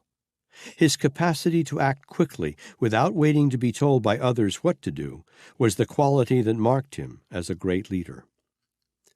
The first step essential to the development of initiative and leadership is that of forming the habit of prompt and firm decision. The great leader must have a tremendous amount of the capacity for quick and prompt decision. The man who hesitates between vague notions of what he wants to do or should do generally ends by doing nothing. This is an age when initiative and leadership are in demand in practically every calling. Never in the history of the world have these qualities meant as much as they do today, for the reason that millions of people throughout the world are in an unsettled, undecided state of mind. In America, the doors are wide open to men who have the qualities of initiative and leadership in statesmanship, religion, industry, finance, transportation, merchandising, education, and in a score of other lines of endeavor. At the present time, there are few outstanding men in any of these great fields. There is a mistaken notion in the world to the effect that a man is paid for what he knows. This is only partly true, and like all other half-truths, it does more damage than out-and-out falsehood. The truth is, a man is paid not merely for that which he knows, but more particularly for what he does with what he knows, or that which he can get others to do. Not long ago, the author received a letter from a man who said, "I have a splendid education, and I could be a great success if someone would only show me what to do and how to do it." Successful men never wait for others to show them what to do or how to do it. They take the initiative themselves, appoint themselves to leadership, enlist the necessary assistance and capital, and forge ahead despite all opposition. Self-confidence is one of the essentials for success in leadership. One of the natural tendencies of human nature is that of willingness to follow the man with great self-confidence. No one wishes to follow a man who does not seem to be sure of himself. It was said of Napoleon that his soldiers would willingly follow him to their death because of his example of courage and self-confidence. A real leader is always persistent and never accepts temporary defeat as failure. The leader who changes his mind often soon loses the confidence of his followers. When a leader changes his mind often, he thereby puts his followers on notice that he is not sure of himself. And if he isn't sure of himself, how may he expect his followers to be sure of him? The real leader shows no partiality among his followers. If he has friends or relatives in his organization, he treats them exactly as he does the rest of the staff. A real leader not only has self-reliance and courage himself, but he imparts these qualities to his subordinates. When Mr. Cyrus H.K. Curtis placed a man in charge of one of his publications, he said to that man, "I am turning this property over to you to be managed and run just exactly as if you had the legal title to it. Make your own decisions, select your own help, create your own policy, lay out your own plans, and then accept the entire responsibility for its success. All I wish to see is a satisfactory balance sheet at the end of the year." Mr. Curtis was one of the most successful publishers in the world. He was successful because he himself was a great leader, and his leadership was based primarily upon his understanding of the principle of relegating responsibility to others. He would not permit his subordinates to shift any responsibility back to him. In this way, he created efficient leaders. The President of the United States would get nowhere if he undertook to instruct all of his associates how to plan and conduct their campaigns. He places on their shoulders the responsibility of planning and carrying out the plans. The able business leader must do this. A man always does his best work when he feels that he is acting upon his own initiative and knows he must assume full responsibility for his actions. There can be no real leadership in any calling without assumption of responsibility. We all want to be leaders in one way or another. Most of us would like to have the authority and the pay that belongs to the man who tells other people what to do. But few of us wish to accept the responsibility that goes with that authority. A real leader has no set hours of labor, for the reason that it is his business to carry out his plans no matter how many hours he may be called upon to devote to the task. The real leader makes due allowance for the ordinary weaknesses of his subordinates and lays his plans so he will be protected against these weaknesses. The real leader does not merely surround himself with a number of subordinates selected at random. He selects with care the right man for the special job, later shifting and changing men from one job to another whenever and wherever he finds he has made a mistake. The real leader has a keen imagination, and he induces action on the part of his followers by an appeal to their imaginations. He does not rely upon his authority or power over his men, nor does he try to instill fear in their hearts. The real leader relies mainly upon his ability to sell his followers on doing what is most advantageous to him, through presenting the advantages to them. He uses persuasion, not power. There are two types of leaders in the world. One resorts to power and controls his followers through fear. The other resorts to persuasion and controls his followers through able salesmanship. Men of the latter type are master salesmen, regardless of their calling. In warfare, leadership based upon power and authority and fear may be essential. But in business, that form of leadership is despicable. The successful leader in business and industry is a man who induces people to do things because it is to their advantage to do them, and not merely because he happens to be in power. The master salesman is essentially a leader. He induces people to cooperate with him in a spirit of harmony by planting in their minds adequate motives. He uses persuasion instead of coercion. Therefore, his leadership endures.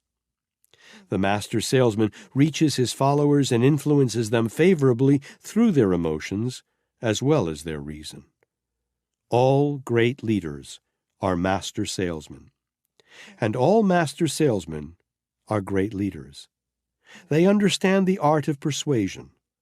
They understand how to set up in the minds of their followers motives that will induce favorable, willing cooperation.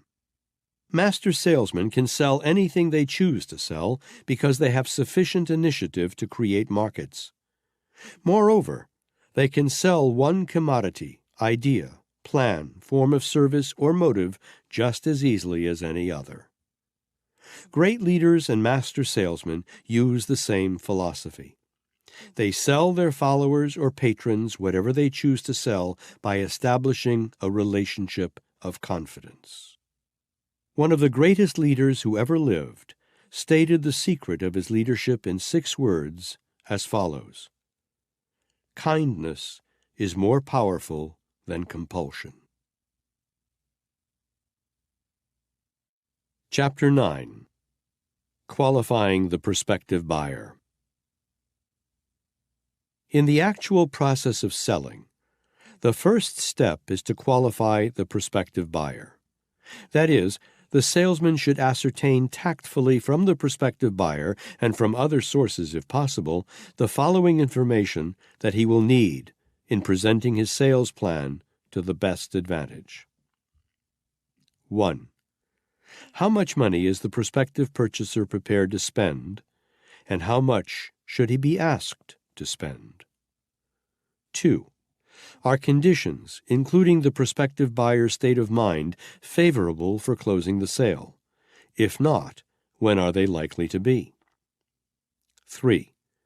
Will the prospective buyer act for himself, or must some lawyer, banker, wife, husband, relative, counselor, or other person be consulted before a decision can be reached? If so, who is the person to be consulted, and for what specific purpose? 4. If the prospective buyer must consult another person before making a decision, will he permit the salesman to be present at the consultation? This is highly important. No salesman can afford for a third person to sit in judgment upon him and his wares without being present to present his own case. 5. Does the prospective buyer like to do most of the talking? If so, be sure to give him the opportunity. Every word a prospective buyer speaks will serve as a cue to what is in his mind. If the prospective buyer is not inclined to talk freely, induce him to do so by asking leading questions that will bring out the desired information. While qualifying the prospective buyer, the salesman will find it easy to ascertain just what alibi and what objections are likely to be offered when the closing point has been reached. The following are some of the most commonly used alibis to which practically all prospective buyers resort. The prospective buyer will claim he does not have the money. The master salesman always takes this one with more than the proverbial grain of salt. If the salesman has accurately qualified his prospective buyer, he knows his financial status and can therefore tactfully meet this objection. The prospective buyer, if he is a man, may tell the salesman that he does not wish to decide until he talks the matter over with his wife, banker, or lawyer. If he hides behind his wife's skirt, the master salesman will tactfully invite him to permit him, the salesman, to talk to the two of them together. At this interview, the master salesman will analyze the wife and ascertain whether she is the real boss or a mere subterfuge for her husband. If she is the boss, he will direct his sales effort mainly to her. The prospective buyer may claim he does not wish to reach a decision until he has had time to think the matter over. That is an old one. The master salesman knows about how much thinking the majority of people do about anything. However, he will use tact in such cases and will suggest ways and means by which he can assist his prospective buyer at his task of thinking. The master salesman permits his prospective buyers to believe they are doing their own thinking, but he takes care to see that they think with ideas and facts that he supplies.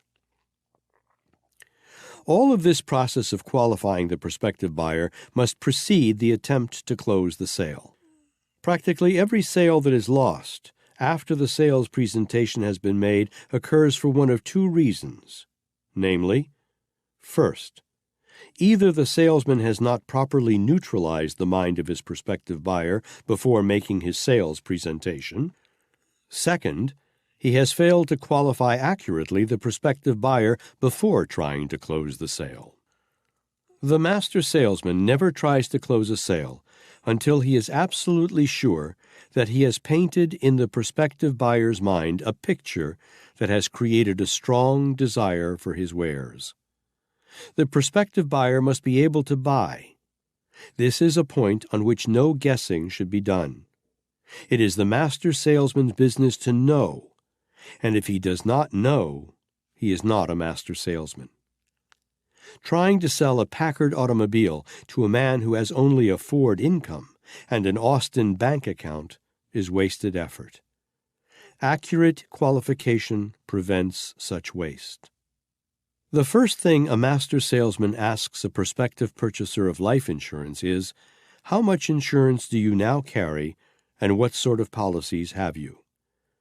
Armed with this information, which is easily acquired from the asking, and knowing the prospective buyer's approximate financial status, the life insurance salesman knows what policy to offer his client. The question method of qualifying prospective buyers. Master salesmen take the precaution of propounding an adequate supply of stock questions with which they acquire, from their prospective purchasers, such information as they need to qualify them accurately. Most men will answer any reasonable questions that are asked them. Care and thought in the preparation and asking of these questions will enable the salesman to arm himself with all the information he needs to close a sale. Moreover, the information will be authentic and reliable because the prospect will supply it. Let your prospect talk freely. When police officials arrest a man who is suspected of having committed a crime, they proceed immediately to induce the suspect to talk. Every word he utters, as well as his refusal to talk on certain points, places in the hands of the investigators facts from which they can easily make important deductions.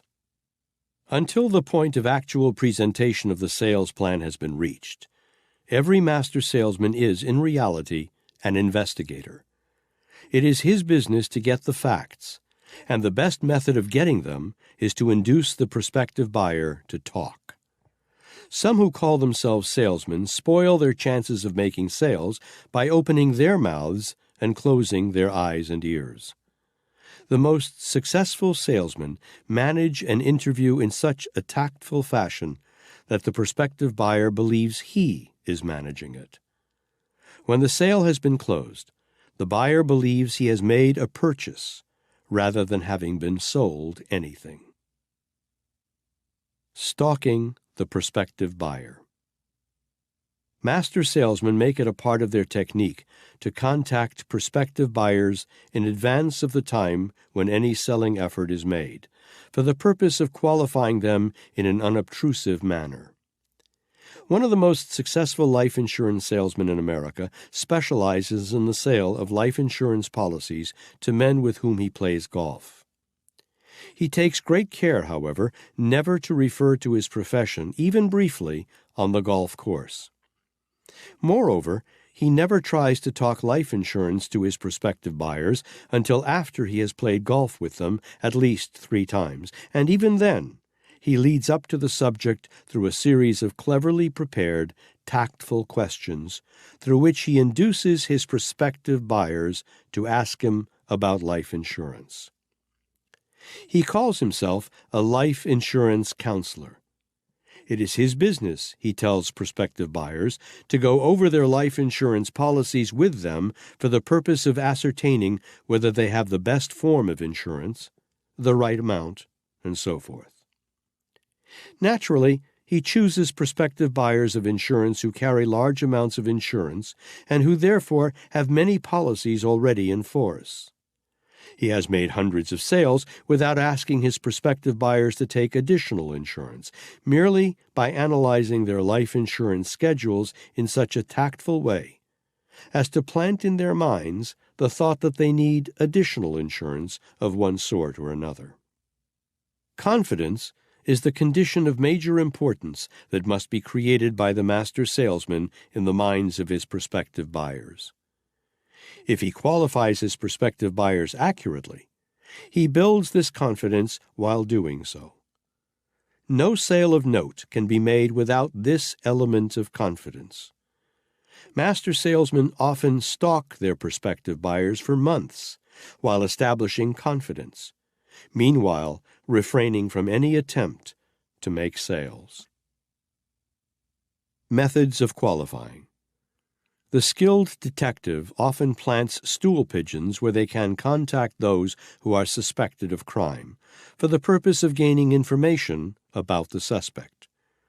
Here again, the master salesman follows tactics similar to those used by criminologists, but the master salesman acts as his own stool pigeon and gets his information firsthand. The nature of his work makes stealth in acquiring information unnecessary.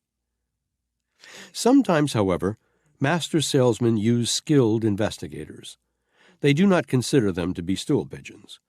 These men are used for the purpose of gathering information about prospective buyers that the salesmen themselves cannot acquire in person. This practice is common among salesmen who sell to public officials, where the personal habits of those who are empowered to do the buying is believed to be questionable. It is the master salesman's business, among other things, to know all about his prospective buyer. He must get the facts. Lobbyists, whose number in Washington is legion, often serve those who employ them more in the capacity of investigators than as salesmen. If they find anything in the private habits of a senator or congressman that will not bear the spotlight of publicity, the discovery becomes valuable to their employers. The same tactics are employed with reference to other government officials, whose cooperation sometimes is sought on the basis of coercion rather than persuasion. This form of qualification is most reprehensible. Moreover, it is accompanied by great hazards to the one who uses it. This method of securing information is mentioned not with the objective of recommending it, but for the purpose of showing how important it is for men who seek to persuade others to have facts upon which to plan their sales presentation. The salesman who is too indifferent or too lazy to supply himself with sufficient facts to enable him to qualify his prospective buyers deserves to fail, and he usually does. Any man is 9/10 beaten when his adversary gains possession of the motives by which he is most easily actuated and his major weaknesses, provided always that his adversary has the intelligence to use the information effectively. Master salesmen possess this intelligence. Moreover, they become master salesmen largely because of their ability to gather facts and to qualify accurately their prospective buyers. When police officials are called in to solve a murder mystery in which the motive for the murder is unknown, the first question they ask is, "Where is the woman in the case?" Or they may seek to determine whether robbery was the motive. Unless the motive for the crime has been established, it is often difficult to apprehend the criminal and to convict him after he has been apprehended. These are facts from which the master salesman may profit. Find out the prospective buyer's major motives and his major weaknesses, and he is as good as in your bag before you begin. Chapter 10. Neutralizing the prospective buyer's mind. After the prospective buyer has been qualified, or during the qualification process before a sale can be made, his mind must be emptied of prejudice, bias, resentment, and all other conditions unfavorable to the salesman. The prospective buyer's mind must be cultivated and prepared before the seed of desire can be successfully planted in it. A neutral or favorable mind of a prospective buyer should contemplate 1. Confidence. The buyer must have confidence in the salesman and in his wares. 2. Interest. The buyer must be reached through an appeal to his imagination and interest, aroused in the commodity offered for sale. 3. Motive. The buyer must have a logical motive for buying. The building of this motive is the salesman's most important task. No prospective buyer's mind has been neutralized and made favorable until these three conditions exist in his mind. The salesman's first duty is to create confidence in the mind of his prospective buyer. Obviously, this cannot be done by arousing any of the negative emotions. It can only be done by a careful analysis of 1. The buyer, 2. The buyer's business or calling, 3. The obstacles that may face the buyer in the successful conduct of his business. Nothing builds confidence more quickly than a keen, genuine interest in the buyer's business problems. The salesman's second duty, in preparing the mind of his prospect to receive favorably the seed of desire for his wares, is to arouse interest in those wares in the mind of the prospect. This may require the application of one or all of the qualities the master salesman must develop, described in a preceding chapter. To arouse interest in his wares, the salesman will at least find it necessary to use imagination, faith, enthusiasm, knowledge of his merchandise, persistence, and showmanship. A neutral mind will be of no advantage to the salesman who lacks the ability to plant in that mind the seed of desire for his merchandise. That seed cannot be planted without interest upon the part of the prospective buyer. The salesman's third duty is to create an appropriate motive to induce the prospective buyer to purchase his wares. This will necessitate his having full and complete knowledge of the prospective buyer and his business or calling. Failure to neutralize the mind of the prospective buyer is one of the 5 major weaknesses of the majority of unsuccessful salesmen. There can be no fixed rule to be followed in neutralizing the minds of prospective buyers, as each individual case offers conditions peculiar unto itself, and each case must be handled on its own merits. The salesman with imagination will not be slow to recognize the most appropriate methods of approach in neutralizing the minds of his prospective buyers. Some of the methods that have been used successfully for sales preparation or neutralization purposes are as follows. 1. Social contacts through clubs. It has been said that more business is done on the golf courses of America than is done in business offices. Certainly every super salesman knows the value of club contacts. 2. Church affiliations. Here, one may make acquaintance without the usual formalities, under circumstances that tend to establish confidence.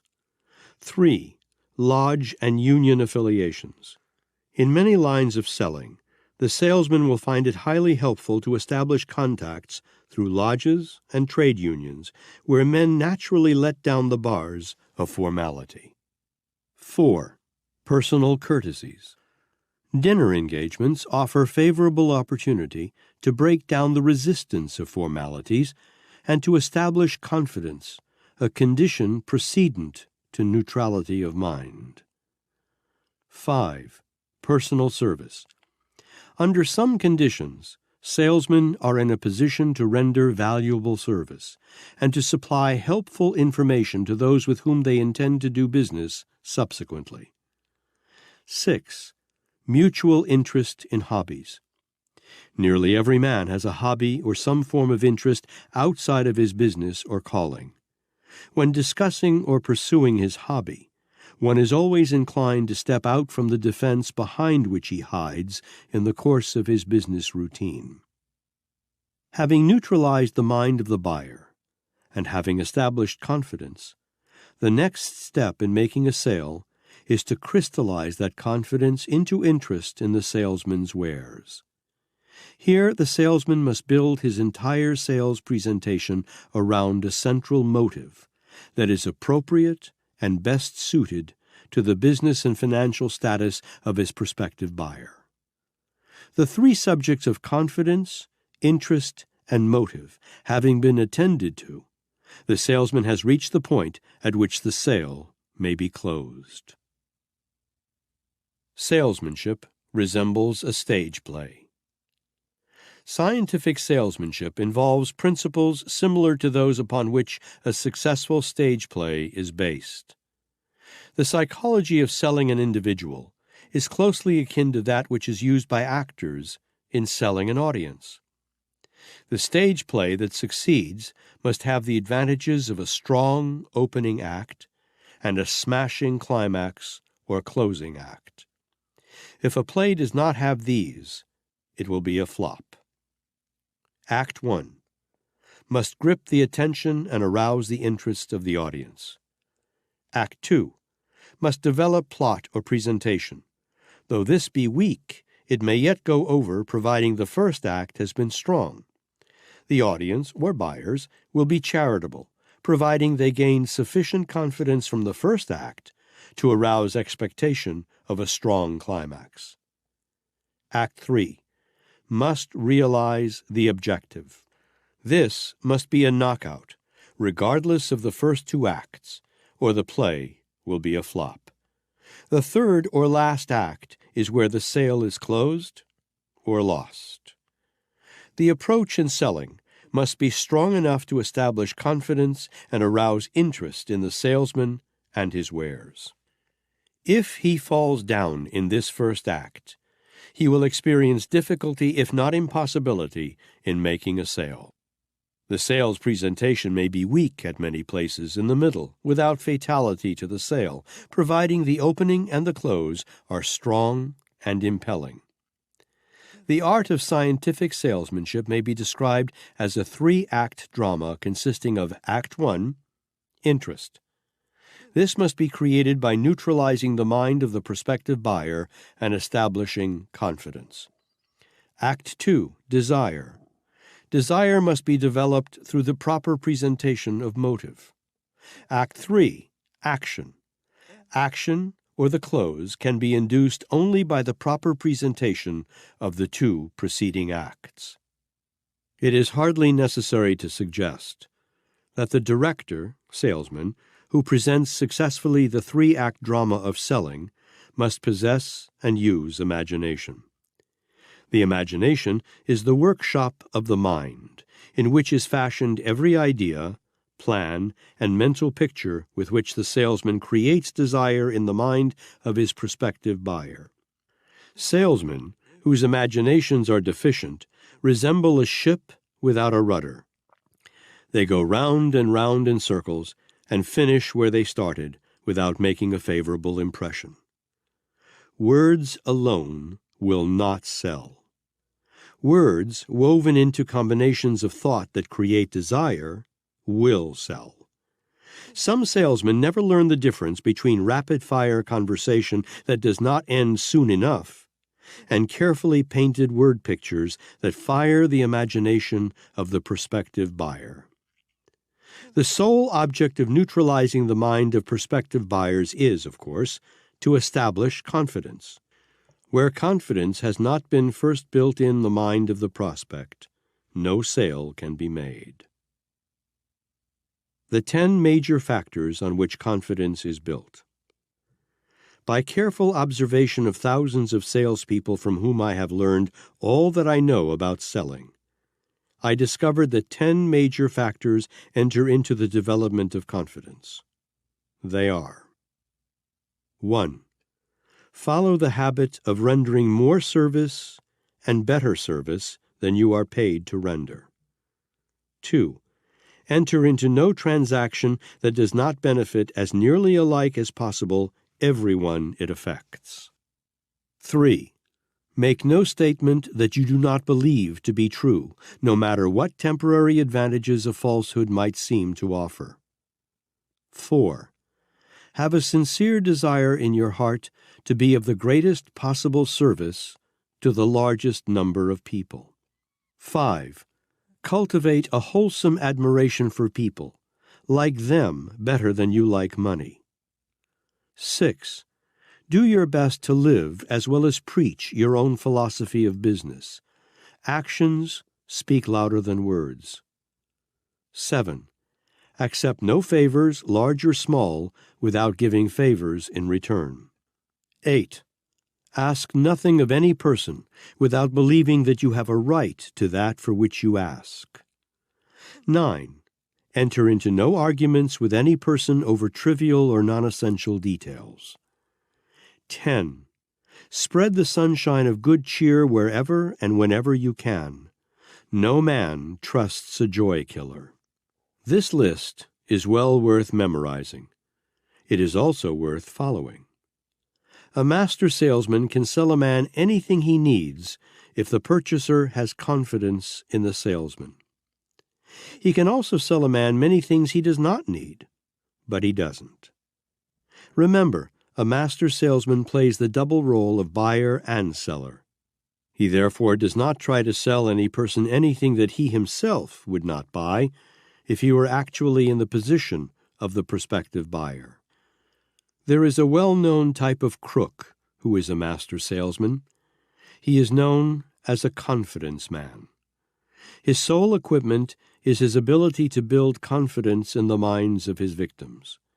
His theft runs into the millions, and his victims may be found among the shrewdest of businessmen, professional men, and bankers.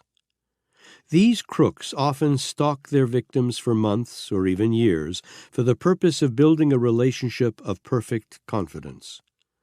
When this foundation has been properly laid, the smartest men may be taken in.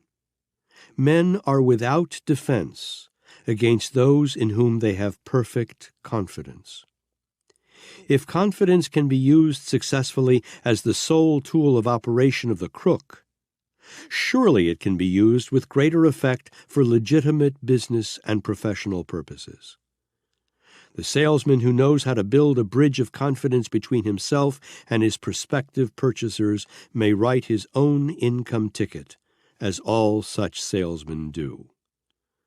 High-pressure methods, exaggerated statements of fact, willful misrepresentation, whether by direct statement or by innuendo, destroy confidence. A little while ago, one of the biggest sales producers in the employ of a well-known automobile dealer was led out of his position peremptorily at the end of the most successful sales month he had ever experienced. He was dismissed because a checkup of his accounts with the finance company disclosed the fact that more than 3/4 of his customers had lapsed in their payments. A further checkup disclosed the fact that this so-called salesman had high-pressured his buyers into signing orders by telling them that if anything happened that made it inconvenient for them to make their monthly payments promptly, they could skip a couple of months or so without jeopardizing their rights. The automobile agency for which this man worked lost prestige through his acts that it will never be able to regain. Every successful business firm must have the confidence of its patrons. The salesman is the intermediary through whom this confidence is acquired, or he may be the medium through which it is lost. The master salesman, knowing as he does the importance of acquiring and holding the confidence of his buyers, bargains with them as if he were the owner of the business he represents. He deals with his customers exactly as he would want them dealt with if he were, in fact, the owner of the business. Confidence is the basis of all harmonious relationships. The salesman who overlooks this fact is unfortunate. He can never become a master salesman. This means that he limits his earning capacity and circumscribes his possibilities of advancement. In the city of Chicago, a master salesman conducts a chain of men's hat stores. Some 20 years ago, when these stores were first brought to my attention, they specialized in $2 hats. The hats were sold with a guarantee that if the customer found his purchase unsatisfactory, he could bring back the hat or any part of it to the store and receive a brand new one in its place with no questions asked. I was informed by the owner of the store that one man had been coming back twice a year for more than 7 years and exchanging his old hat for a new one. "And you permit him to get away with that?" I inquired.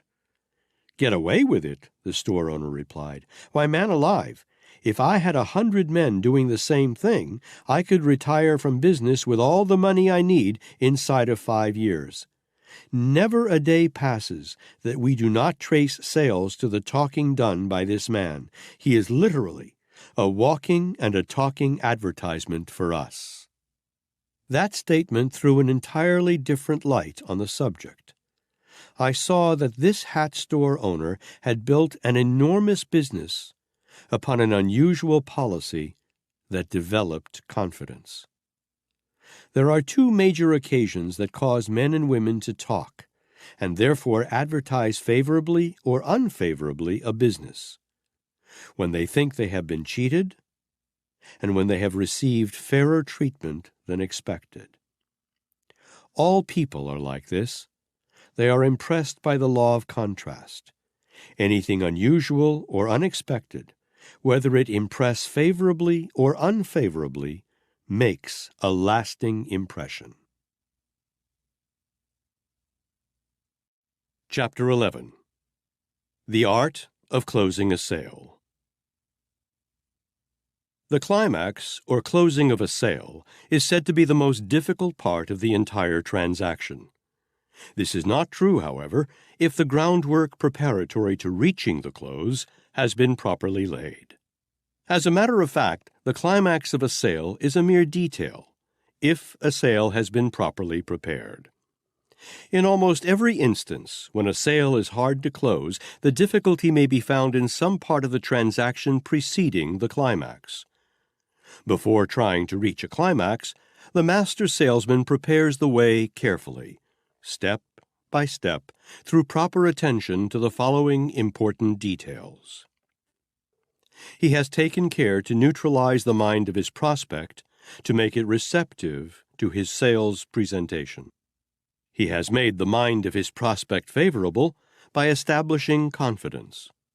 He has qualified the prospect's mind accurately to make sure that he is dealing with a prospect and not a mere suspect. Above all, he has planted in the prospect's mind the most logical motive for buying. He has tested the prospect during his sales presentation and has made sure that the prospect followed his presentation with keen interest. This he has accomplished by keen observation of the prospect's facial expression and his statements denoting a desire for the object of the sale. Last, but by no means least, the salesman has made the sale in his own mind before trying to reach a climax. He knows this by the feel of his prospect's mind. No one can become a master salesman without developing the ability to tune in to the prospect's mind through the sixth sense. This ability, more than anything else, is the distinguishing feature of a master salesman. Having taken these steps satisfactorily, the salesman is now ready to reach terminal facilities or to close the sale. There are thousands of salesmen who can arouse interest, the first step in the actual process of selling, and create a desire for their wares, the second step. But at the third step, they fall down because they lack the ability to close. Let it be remembered, however, that if the 6 detailed steps described in this book have been properly taken, the close comes easily and is nothing but a mere detail. Suggestions for closing a sale. The following suggestions will be helpful even to the seasoned salesman in developing mastery in closing. 1. Do not permit your prospect to lead you away from your sales plan by engaging in argument over non-essentials or extraneous subjects. If your prospect insists upon breaking in while you are talking and tries to direct the conversation so as to build up a defensive alibi for not buying, let him go along until he exhausts himself. Then, tactfully switch him back to your own trend of thought the moment he hesitates. Go right along and develop your own thoughts to the climax. This is absolutely essential. Either the salesman or the prospect dominates. It makes a great difference to the salesman which one does the dominating. 2. Anticipate negative questions and objections that you feel exist in your prospect's mind and beat him to it. Ask and answer these questions yourself. Never bring up negative questions unless you are sure that your prospect has them in his mind. In selling, it pays to let sleeping dogs lie. 3. Always assume that your prospect is going to buy, no matter what he does or says to indicate the contrary, and let him know by every word and every movement that you expect him to buy.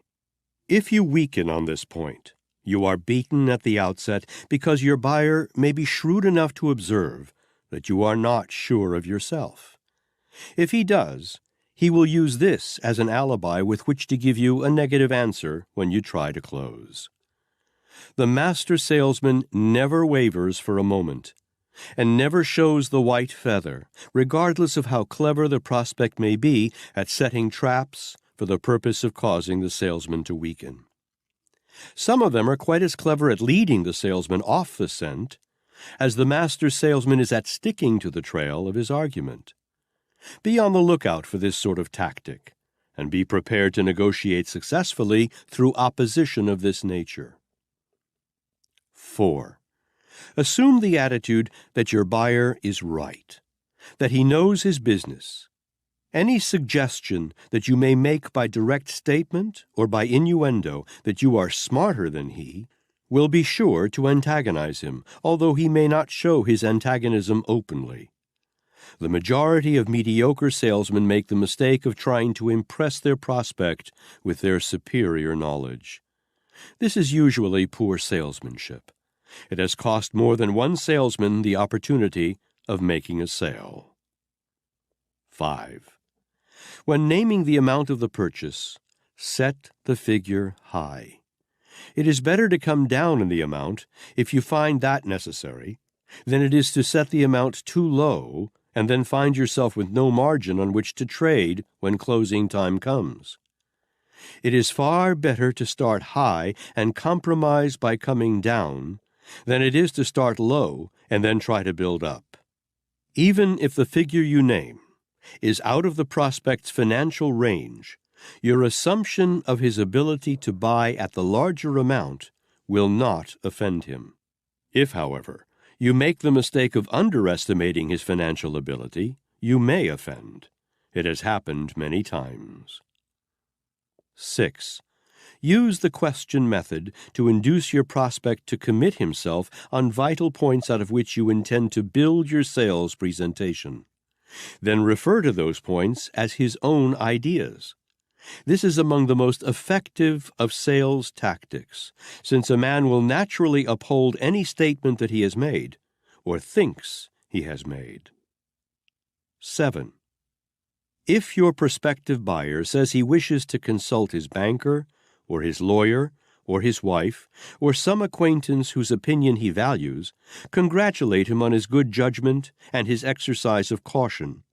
Then begin at once to plant in his mind, through tactful suggestion, that while bankers may know the money-lending business, lawyers may understand the technicalities of the law, wives and friends may be well-informed and loyal, the fact still remains that no one of them is apt to know as much about the wares you are offering as you yourself know. You have all the facts, while others have not, and are not apt to take sufficient time or have sufficient interest to procure them. Moreover, plant the thought in the prospect's mind that, after all, he knows his own mind and his own business better than any other person. 8. Avoid permitting your prospect to think the matter over unless he has a very logical reason for the delay. When he springs that sort of alibi, pin him down and help him do the necessary thinking right then and there. Remember, an ounce of persistence at this point is worth a ton of cure afterward. The truth is, most sales that are lost could have been saved had the salesman been persistent for a few minutes longer. When is the psychological moment in closing? Much has been said about closing sales at the psychological moment. But experience has proved that the majority of salesmen do not know what the psychological moment is. The psychological moment is the time when the salesman feels that the prospect is ready to close. There is such a moment in every sale, whether it be consummated or fails. One of the major differences between a master salesman and a mediocre salesman is the master salesman's ability to sense what is in the prospect's mind, aside from what the buyer has expressed in actual words. The mediocre salesman is lacking in this keenness of perception through the sixth sense. When you sense the psychological moment for closing, name the amount involved in the purchase and proceed to close the transaction right then. A delay of a few minutes, and often even a few seconds, may give the prospect a chance to change his mind. If you find, when you try to close your sale, that you have misjudged the psychological moment, go back over your sales presentation again, bringing in new closing arguments that you have saved for just such an emergency. You will need quite a stock of emergency arguments if you are to be placed in the category of master salesman. No master salesman ever uses all of his trump cards unless he is forced to do so, and even then, he does not use them all at one time. He holds some back in case he has to make a secondary sales presentation to get the order.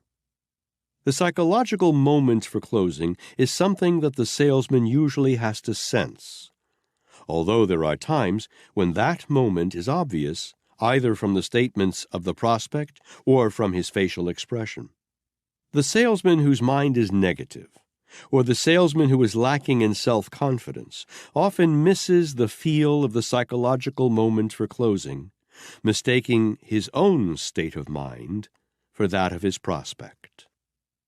On the other hand, this principle works in another way that is very advantageous to the salesman.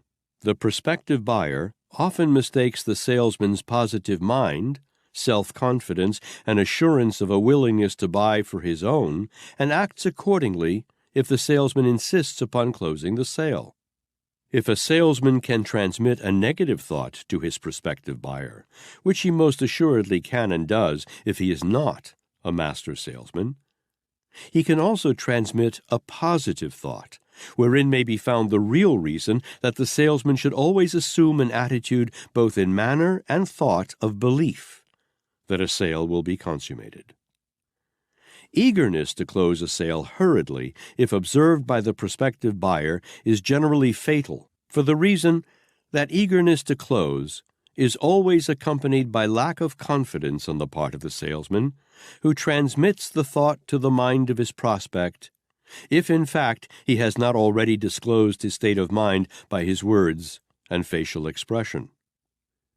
If the prospect gets the impression, no matter how he gets it, that the salesman is eager to make a sale because he, the salesman, needs the profit that is to be made on the sale, the chance of making the sale is usually spoiled.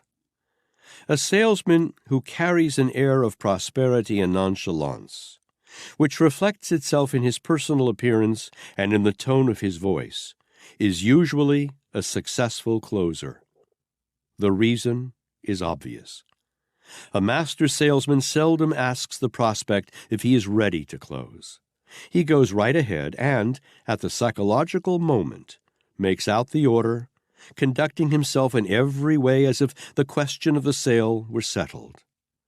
Asking the prospect if he is ready to close is the equivalent of expressing doubt that he is. But making out the order and handing it to the prospective buyer leaves no doubt as to the salesman's state of mind on this subject. The buyer usually acts favorably upon such a positive suggestion, provided, of course, that the sales presentation has been properly made and the desire to buy has been planted in the prospect's mind. Remember always that the place for a salesman to close a sale is first of all in his own mind. The whole world stands aside and makes room for the man who knows exactly what he wants and has made up his mind to have just that. Let a man hesitate, and by that hesitation express lack of confidence, and the crowd will walk all over his toes. The salesman who reflects the slightest sign of hesitancy or doubt when the closing time comes may as well not ask for the order. He is almost sure to meet with a refusal.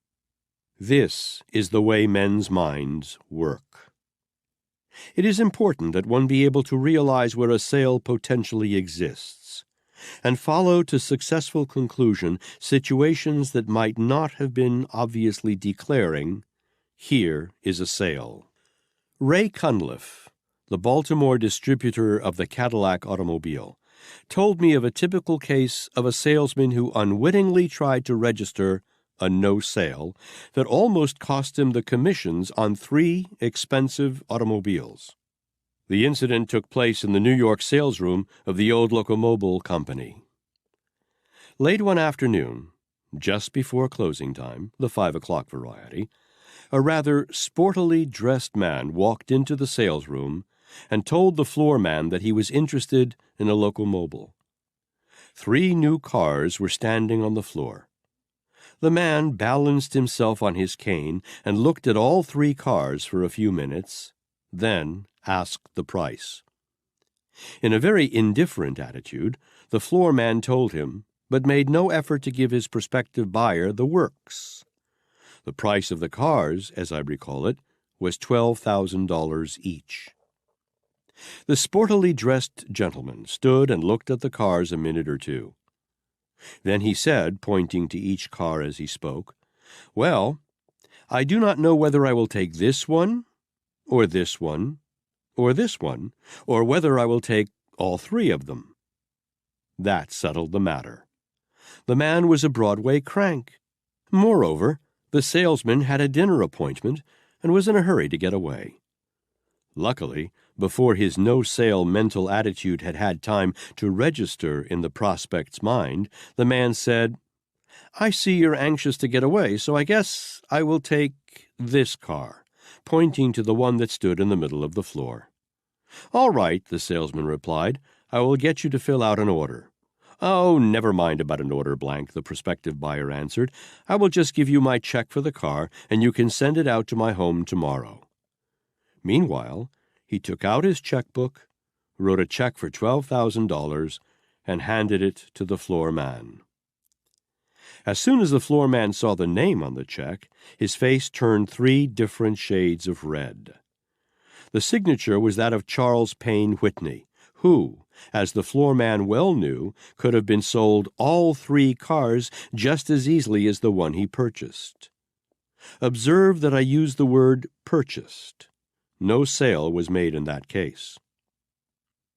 Some time ago, I sent out word to several real estate men that I was in the market for property in the country and described in detail the sort of place I wanted.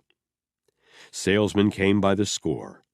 I never knew before how many men were trying to make a living by selling real estate.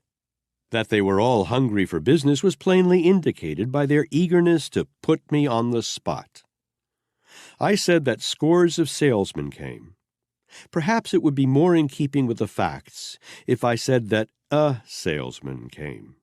For out of the entire lot, there was but one man who understood the psychology of closing. Most of them described their property by showing me maps and the like.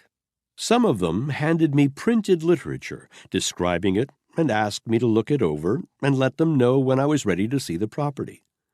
How did they know I was not then ready? Not one of them had the initiative to invite me out to see their property, with the exception of the one salesman who came. This man said, "We have just the place your letter described.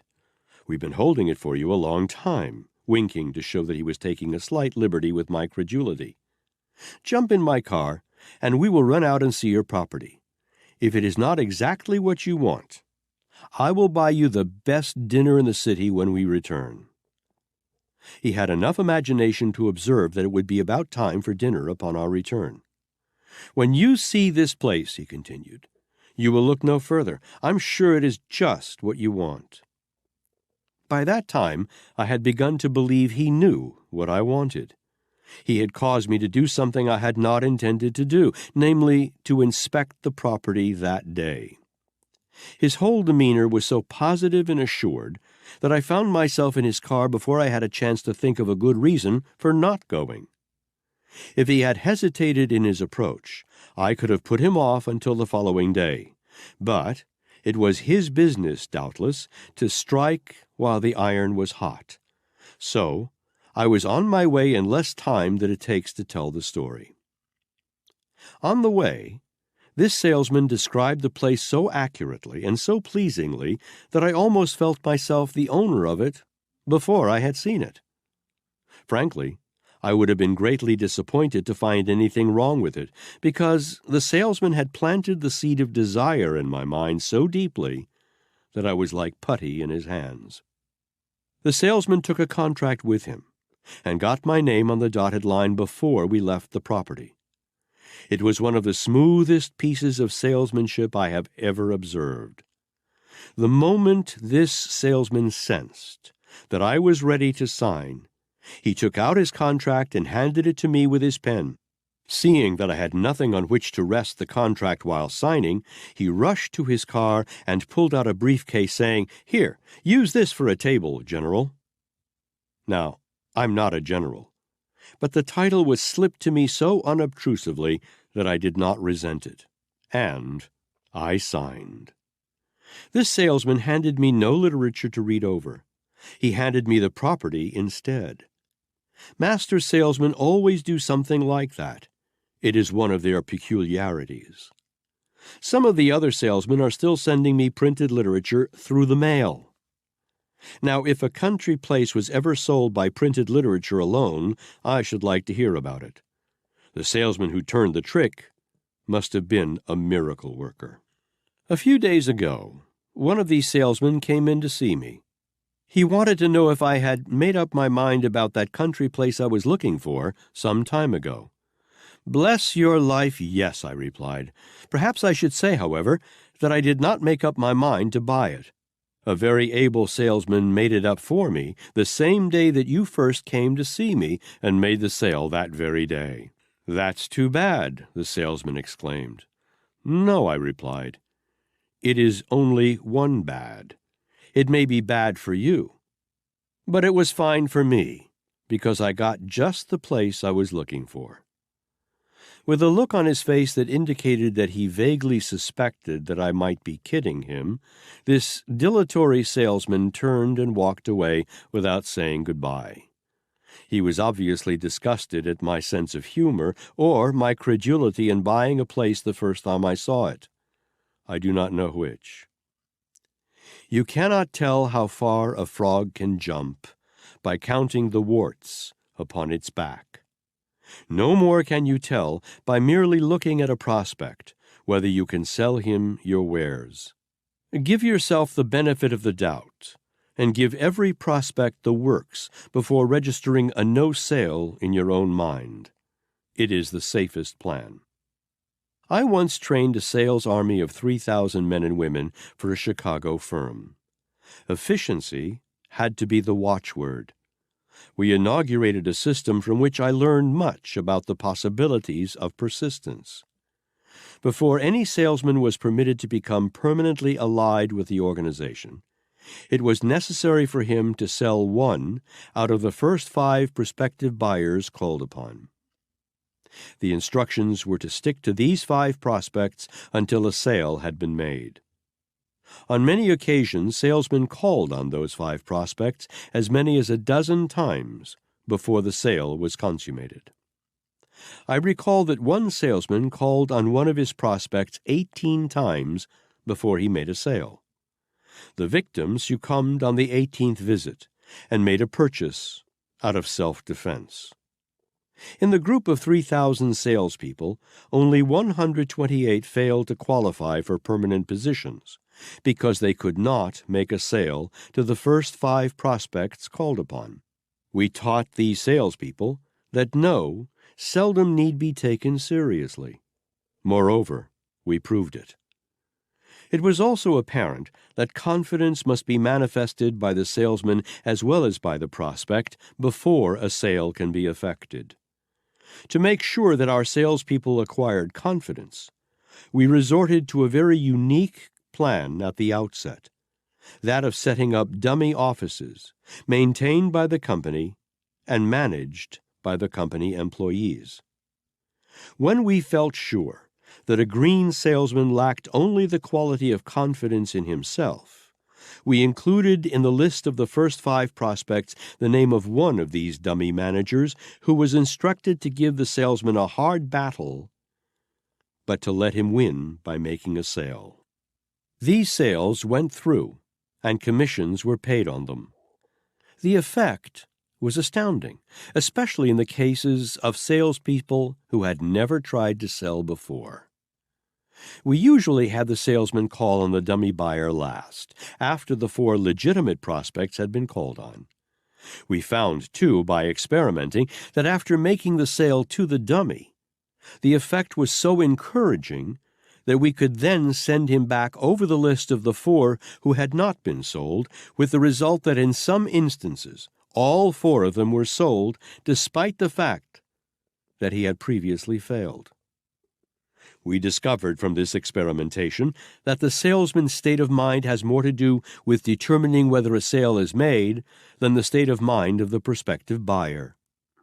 It is an important discovery, as true today as when it was made. Were I asked to give a summation to these varied and often detailed examinations of the subject of selling, I believe I could do it in one word. There is a word that should stand out upon the horizon of every salesman's vision, like Mars blazing at eventide, always there to be seen, challenging, beckoning, urging, inspiring, commanding. The word denotes that thing which dominates all great and able salespeople everywhere, and it is a word that Edward Bach declared was the greatest in the English language. It is service. We pass now to Part 2 of this book, devoted entirely to the application of the principles of marketing personal services to best advantage. If you are successful, remember that somewhere, sometime, someone gave you a lift or an idea that started you in the right direction. Remember also that you are indebted to life until you help some less fortunate person, just as you were helped. Part 2. The Use of Salesmanship in Marketing Personal Services. Every person who succeeds in any calling must understand and apply the principles of successful negotiation with others, known as salesmanship. Part 2 of this book is devoted entirely to analysis of the principles of selling as applied in marketing personal services.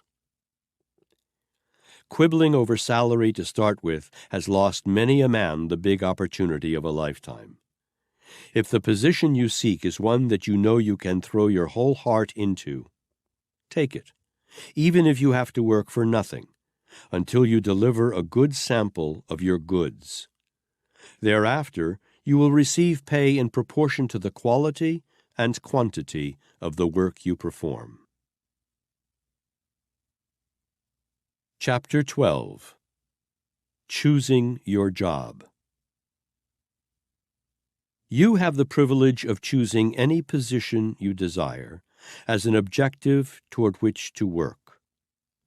The making of this choice is the first step you must take in marketing your services effectively. Moreover, it is a responsibility that you alone must assume, as no other person can satisfactorily make the choice for you. Before deciding what position or calling you desire, decide whether you merely want a position or the position for which you are best fitted by desire, education, temperament, and native ability. The next decision to be made is that of determining whether you prefer a position that offers great opportunity in the future, with modest pay at the start, or one that yields the maximum amount of pay, but offers no promise for the future. In other words, you must decide whether you wish to start at the top or at the bottom of the ladder. Upon this decision depends to a large extent the ultimate amount of your earning capacity, since it is obvious that one who starts at the top can move in only one direction. Factors that should influence your choice of occupation. Observe with profit the frequency with which the word decision appears throughout this book. The marketing of personal service in an effective manner calls for many decisions. The following are factors that enter into the marketing of personal services, in connection with which you must reach decisions. 1. Decide which calling or occupation you like best. Careful analysis of many thousands of men and women has shown that one experiences the greatest and most enduring success when engaged in the work that one likes best. When one enters into that sort of work, it is with enthusiasm and zeal akin to that employed when playing a game. No person should voluntarily choose an occupation into which he does not feel he can throw his whole heart and soul. 2. Decide what type of employer you prefer. It is just as important for you to choose your employer with care as it is for the employer to choose his employees with care. In your choice of an employer, pick one in whom you have confidence and from whose example of conduct you may benefit. Choose one from whom you may gather useful knowledge connected with the occupation of your choice. Your employer should become, as he will in fact, your teacher. Be sure that the teacher is capable. 3. Decide the amount of money you intend to make your position yield year by year for the first 5 years. Then, proceed to render service that will justify the amounts upon which you have decided. Remember that the amount of your annual earnings is the equivalent of 6% of the capital value of your brains. For example, if your income is $6,000 a year, you have in your brain capital the equivalent of $100,000. Regard this capital as something that must be kept at work efficiently if you are to collect the income. 4. Decide, and this decision is most important, exactly the quality and the quantity of service you intend to deliver in return for the income you expect to demand, and deliver at least that, no less. The majority of people devote more time to thinking about the money they want or need than they do to creating ways and means of earning that amount through an equivalent of service. 5. Decide to what extent you are handicapped by the major causes of failure, and select an occupation that will be conducive to the elimination of that handicap. These major causes are explained in the author's book, Think and Grow Rich. These 5 decisions must be made before you are ready to create a plan for marketing your services. They constitute 5 of the most important decisions you will ever be called upon to make. Reach them promptly, but with due thought and deliberation, because your whole future depends upon the sort of decisions you make. If you are just starting out in search of your first position, it will be permissible for you to accept temporary employment such as you may need for living expenses, until you have had time to gather the information required to make these 5 decisions intelligently. Do not make the mistake of permitting your temporary employment to become your life work because of indifference or habit. 98% of the people of the world may be considered failures from the viewpoint of earnings and occupation.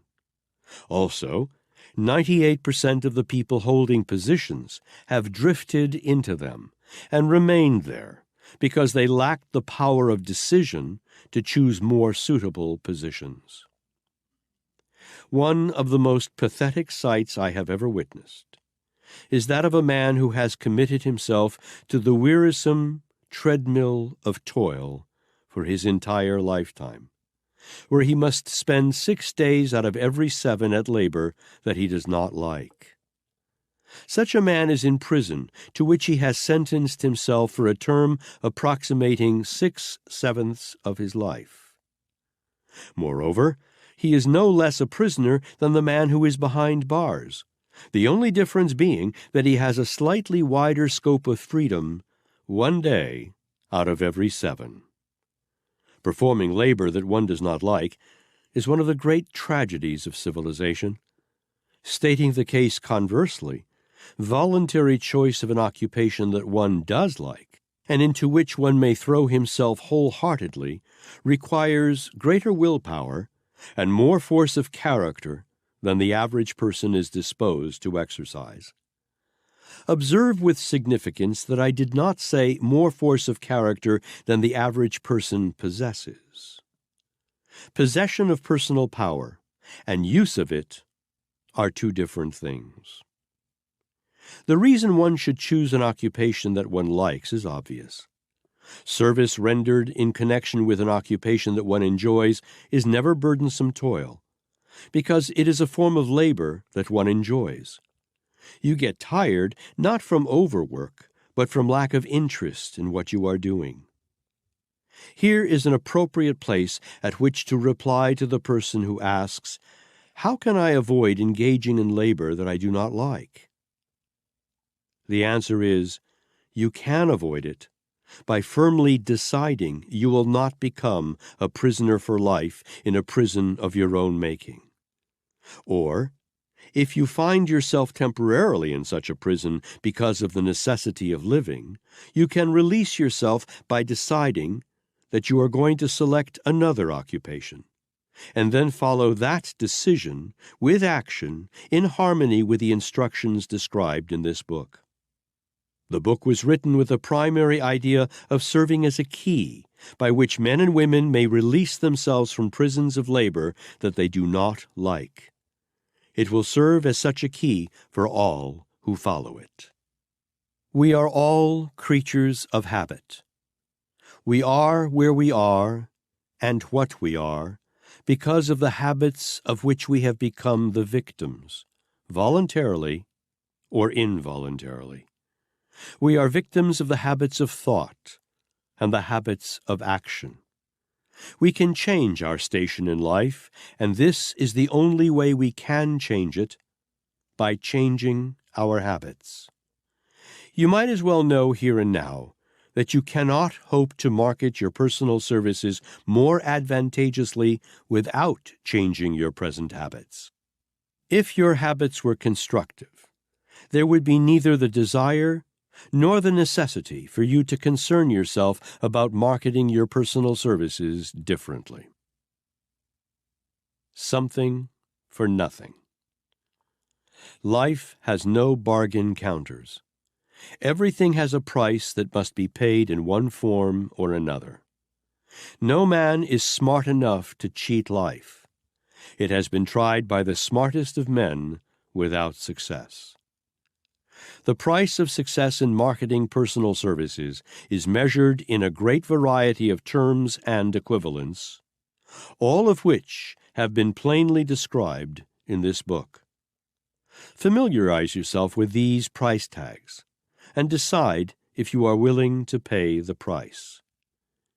If you are reading this book in the hope that it may explain some plan of hocus pocus by which you may sell your services for more than they are worth, lay the book down right now. On the other hand, if you want money in greater quantities than you are now receiving, and are prepared to give in return an equivalent of service, this book will guide you safely over the pitfalls and mistakes that even the most sincere sometimes make. This is an age when the predominating tendency of man is to get without giving. That tendency toward avarice and greed is in the very air, and you will become the victim of it by the example of others around you if you do not watch yourself. I am trying to emphasize this for the benefit of young people who have not yet become the victims of this mad desire for something for nothing. I qualify my statement to apply to young men and women because I know that but few, if any, of the older ones whose habits have become fixed will pay any attention to this warning. Nature balances her books and asks for an accounting every so often. When the accounting time comes, as it always does, those who have been lucky enough to acquire temporary possession of something for which they have not paid full value are forced to disgorge. This rule applies to the delivery of personal services just as to all other transactions. One may get by for a time by rendering services that are inadequate in quality and quantity. But nature's auditor awaits such a person just around the corner. This chapter may appear to be a dry preachment on the morals of salesmanship of personal services, because truth is often less romantic than fiction. To all who so consider this chapter, I would offer the suggestion that it conforms perfectly to the rules of conduct that have been followed consciously or unconsciously by every man who has accumulated and kept a great fortune. The lives of all successful people are controlled and guided by rules of conduct that are exacting and often devoid of romance. Before leaving this chapter, make one more decision. Would you prefer instructions that are sound and helpful, but free from fiction, or those that are optimistic, fictional, romantic, and unsound? This book was not written with the purpose of describing how easy it is to receive big money by rendering inadequate service, but for the purpose of describing definite ways of earning money by rendering its equivalent in satisfactory service. I am, by nature, an optimist. I would not rob labor of its romance if I could do so. To me, there is nothing more romantic in life than a man and a job that are suited to one another. Happiness is the ultimate height toward which every human being is striving. If life offers anything that will bring more happiness than the privilege of rendering useful service one enjoys, I do not know what it is. Millions of people are out of employment, and other millions realize from their labor barely enough for existence. Out of this experience have come many helpful lessons. Among them, the sure knowledge that there is one thing worse than being forced to labor. It is being forced not to labor. No man can be happy without some form of occupation. Many have tried to find happiness in idleness. They have failed. Enduring happiness comes through serving. All other forms of happiness are transitory and delusive. Happiness comes from aspiring, not from acquiring. No man can be happy in whose heart there is not the hope of achievement yet unattained. Men who have millions of dollars in wealth find no happiness in wealth. If they are happy, the happiness comes from aiming, hoping, creating, and building plans for future achievement. I know of no exception to this rule, despite the fact that I have a personal acquaintance with scores of men of great wealth. I am trying, as you may have observed, not merely to show you how to market your personal services effectively, but how to find happiness through your efforts as well. Chapter 13. Selecting a definite major aim as your life work. Singleness of purpose is a quality without which no one may attain outstanding success. This is an age of specialization. It is also an age of keen competition that does not favor the person who cannot excel in some specific occupation. The 5 fundamental steps to success. There are 5 fundamental steps that must be taken by all who succeed. They are: 1. Choice of a definite goal to be attained. 2. Development of sufficient power to attain one's goal. 3. Perfection of a practical plan for attaining one's goal. 4. Accumulation of specialized knowledge necessary for the attainment of one's goal. 5. Persistence in carrying out the plan. Every successful person follows in one form or another this 5-step program. Some follow it unconsciously or by accident, while others follow it with a definite purpose and by design. Some of the advantages of a definite aim. Working with definiteness of power toward a single goal has many advantages, among them the following. First, singleness of purpose forces one to specialize, and specialization tends toward perfection. Second, a definite goal permits one to develop the capacity to reach decisions quickly and firmly.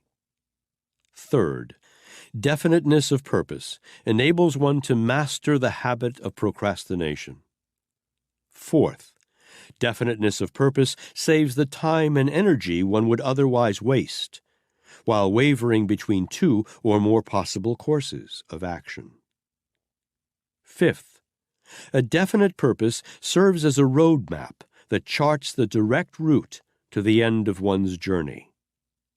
Sixth, definiteness of purpose fixes one's habits so that they are taken over by the subconscious mind and used as a motivating force involuntarily in driving toward one's goal. Seventh, definiteness of purpose develops self-confidence and attracts the confidence of other people. The disadvantages that follow and blast the lives of those who have no clearly defined purpose are as thick and numberless as the gay motes which people the sunbeams. The purposeless lives and wrecked fortunes of a tragic host along the colorless shores of every sea whereon human endeavor has been launched speak of millions without objective who have held to no fixed goal. Drifting people are like rudderless ships, and all the voyages of their lives are bound in shallows and miseries. Every cluttered tenement bears tragic evidence of this truth. Weak, pale, and undernourished children who have never stood straight-limbed and fair in God's sunshine convince us of this truth. Women, pinched of face, poorly clad with worried eyes, who have not time to look up from their dismal drudgery, mutely tell us of husbands without purpose. Restless and scowling men are they who have not one great goal. Truth, naked and undeniable, points an accusing finger at the shambles of human figures who know not where they go, nor why. The North Star was not more fixed in the heavens than Caesar in his purpose. History is rich in the recital of men who have hitched their wagon to a star, a single star, and ridden it into the heights of great achievement. Great men in ages gone have given us words to be used as symbols to guide us on our way. But no words should be graven so high in the sky there to arrest the attention of young men and young women, challenge their consideration, and bring them to a state of thoughtful reflection as these two words, quo animo, with what mind or intention. Those who know where they are going usually get there. They do not dissipate their strength in aimless expenditure of time and energy, following first one course and then another, but concentrate their efforts upon a definite objective, exerting all powers to attain that end. Brawn brings a daily wage. The price of it is fixed by the law of supply and demand. General services rendered by one who has not specialized brings but little more than brawn. Brains, when marketed through a definite aim, have no fixed price. The sky is the limit in the marketing of specialized talent. These are statements of obvious fact, yet 98 out of every 100 people fail all through life because they do not follow the principle of working with definiteness of purpose. Every failure would teach you a lesson that you need to learn if you will keep your eyes and ears open and be willing to be taught. Every adversity is usually a blessing in disguise. Without reverses and temporary defeat, you would never know the sort of metal of which you are made. Chapter 14. The Habit of Doing More Than Paid For. The habit of rendering more service and better service than one is paid to render is an absolute essential to the advantageous marketing of personal services. In the previous chapter, your attention was called to the importance of the word decision. In this chapter, your attention is directed to the word habit, especially as it applies to the amount and quality of service rendered. Among the many sound reasons for rendering more service and better service than expected are the following. 1. This habit turns the spotlight of favorable attention upon those who develop it. 2. This habit enables one to profit by the law of contrast, since the majority of people have formed and apply the opposing habit by rendering as little service as they can. 3. This habit gives one the benefit of the law of increasing returns and ensures one against the disadvantages of the law of decreasing returns, thus eventually enabling one to receive more pay than one would receive without this habit. 4. This habit ensures one preferred employment at preferred wages, and permanency of employment as long as there is employment to be had. The person who practices this habit is the last to be removed from the payroll when business is poor, and the first to be taken back after a layoff. 5. This habit develops greater skill, efficiency, and also greater earning ability, and tends to give one preference over others. 6. This habit makes one practically indispensable to one's employer because it is a habit not found in the majority of people, and because it induces employers to relegate greater responsibilities to those who practice it.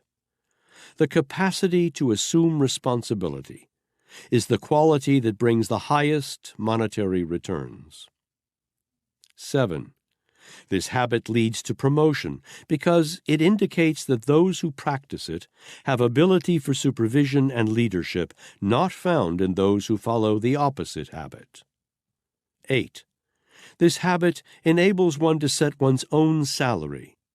If it cannot be obtained from one employer, it may be obtained from his competitor. These are but a few of the major advantages of rendering more service and better service than one is paid to render. If you render no more service than you are paid to render, then it is obvious you are not entitled to any more pay. This is a fact against which there is no argument. Every business has either a potential or a real asset known as goodwill. While this is an asset not generally listed in the inventory as such, it is, nevertheless, an asset without which no business can grow, and but few, if any, businesses can exist for any great length of time. An individual who renders more service and better service than paid for may also have a goodwill asset that will ensure him opportunities and advantages in connection with the sale of personal services that are not available to the person who does not practice this habit. This goodwill asset is generally known as one's reputation for efficiency. It is an asset without which no individual can market his personal services to best advantage.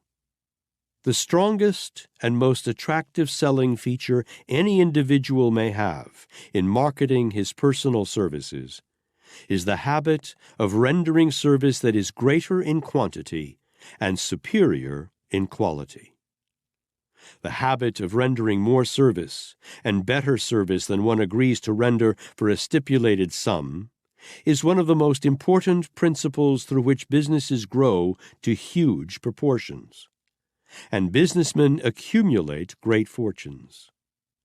The principle works on behalf of an employer just as it does on behalf of an employee, a fact that a few employers have discovered. Men become harmonious, loyal, and cooperative in their efforts because of motive. Men who achieve outstanding success, whether as individuals or as the heads of business enterprises, understand how to attract the qualities of harmony, loyalty, and cooperation through appropriate motive. Every individual who works for a salary naturally wants more money and a better position. Not every such individual, however, understands that better positions and greater pay come as the result of motive, and that the greatest of all motives with which these desirable benefits may be attracted is that of rendering more service and better service than one is paid to render. Your greatest opportunity may be right where you are. It is man's inherent nature to seek what he believes to be greener pastures in the distance. When a man begins to look for a better position and more pay, he usually seeks opportunity in the distance with some other employer. Sometimes this may be necessary, but changes in employment, while they may bring advantages, always bring some disadvantages, the most outstanding of which is the fact that one is never as efficient in a new position, a new environment, and among new associates as he is where he is familiar with the details of his work and has the confidence of his associates. Moreover, the changing of positions deprives an individual of much of the goodwill value built around himself through long association with an employer. Before deciding to change employers, be sure that you have exhausted the possibilities of your present position. Take inventory of your job and ascertain in what ways you can make yourself more valuable to your employer. Follow this practice until you have made yourself as nearly indispensable to him as possible, remembering meanwhile that indispensability is the only thing behind which you can successfully hedge when you ask your employer for a better position or more pay. If your employer is a successful businessman, he is probably also intelligent. He has the ability to approximate your value to his business. Before you make demands for more pay or seek opportunity elsewhere, be sure that you are worth more, by having first practiced the habit of rendering more service and better service than your employer has expected or demanded of you. If you have followed this habit long enough for your employer to have observed that it is a habit, you are in a position to ask him to discuss readjustment of salary. You are not likely to suffer if your employer is successful and intelligent. People sometimes outgrow both their positions and their employers. More often, however, the reverse proves true. Before deciding to change employers, take inventory of your employer and his business. Ascertain whether or not they offer you a future commensurate with your ability. If the analysis shows that an adequate opportunity exists where you are, develop that opportunity. You already have your foot inside the door. You have your employer's confidence, or you would not be where you are. Capitalize this opportunity by making yourself indispensable, and very soon the law of increasing returns will begin to reward you. Every competent farmer understands and makes use of the law of increasing returns. He puts this law into operation in the following manner. First, he selects soil that is appropriate for the crop that he expects it to yield. Second, he then prepares this soil by plowing and harrowing and perhaps by fertilization, so it will be favorable to the seed he plants. Third, he plants seed that have been carefully selected for soundness, knowing that poor seed cannot yield a bountiful crop. Fourth, he then gives nature a chance to compensate him for his labor through an appropriate period of time. He does not sow the seed one day and expect to reap a harvest the next. Having taken these 4 steps, all of which have been in advance of his reward, the farmer knows that he will profit by the law of increasing returns when harvest time arrives, and that he will get back from his labor not merely the amount of seed he planted in the soil, but a greatly increased quantity. Marketing personal services effectively involves this same principle. Prepare carefully the soil in which you intend to plant the seed of service by selecting an employer who is intelligent and successful.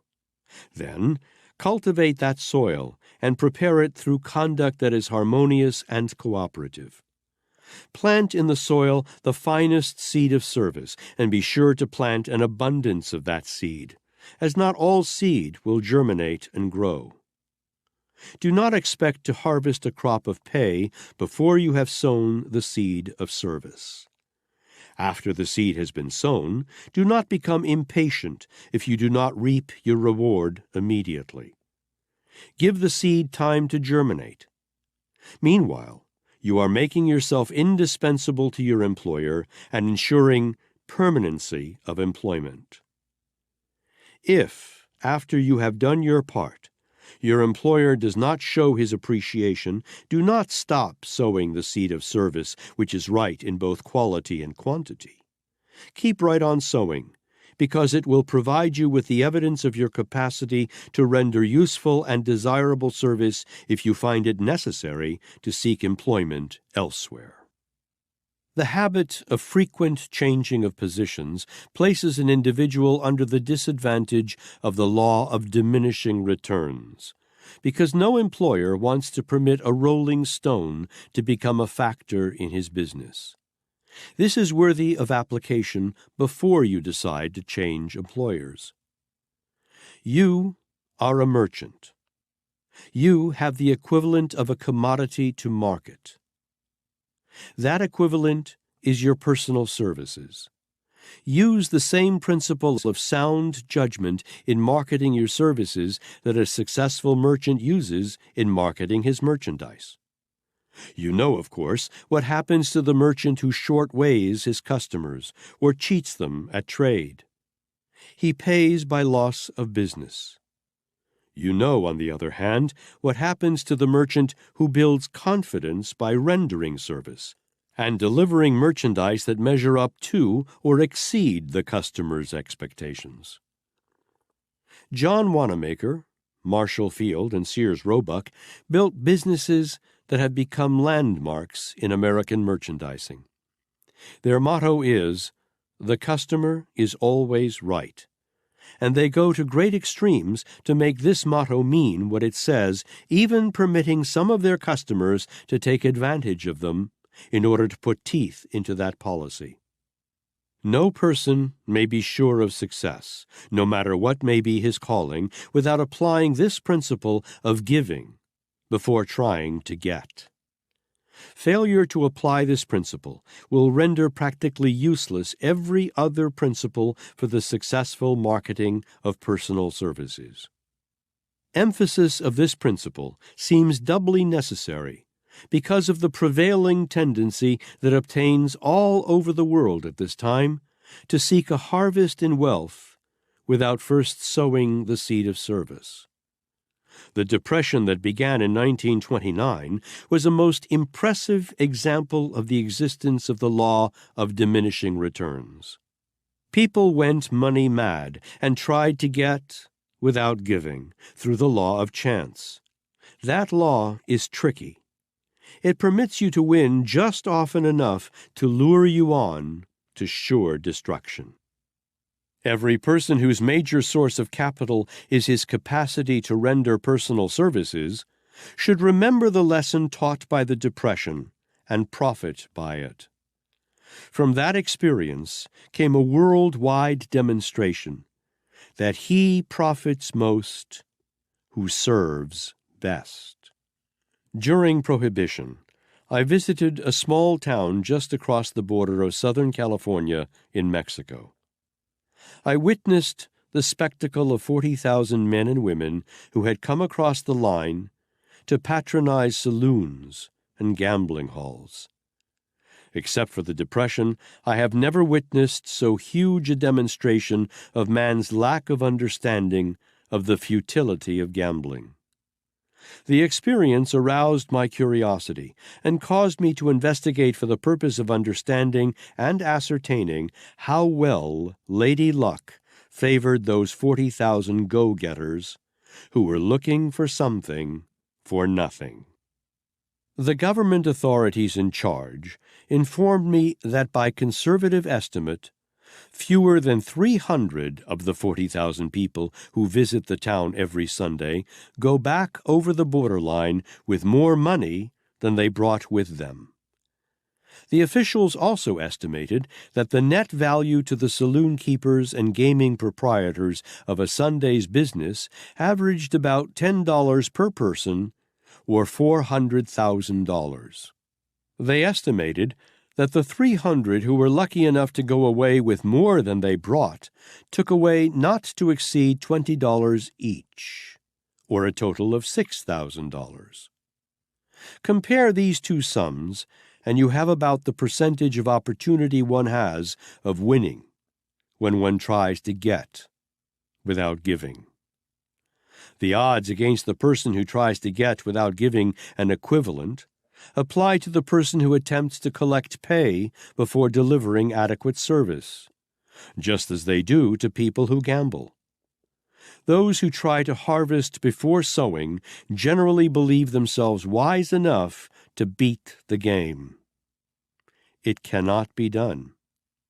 The business depression proved conclusively that the strongest men living, just like the small fry, fall and are crushed by this unsound belief. Every person whose income is derived from the sale of personal services has occasional opportunity to cheat by delivering a shortage in quantity or deficiency in quality.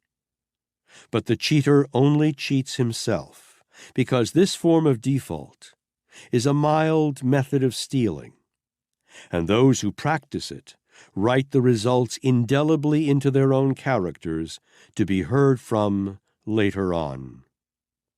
Most men can cheat others occasionally without detection, but no man can cheat others without observation by his own conscience, and that conscience is an official recorder of one's acts and thoughts. It writes the record of every thought and deed into the fabric of one's character. A clear conscience is an asset comparable to no other. You will discover this to be true when you come to the time when you wish to negotiate for the readjustment of your pay. Master salesmanship, regardless of the wares one may be selling, is based upon the absolute faith in the thing one is offering for sale. Remember this when you bargain for the sale of your services.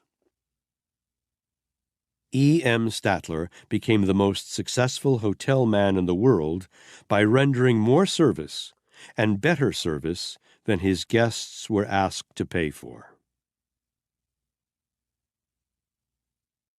Chapter 15.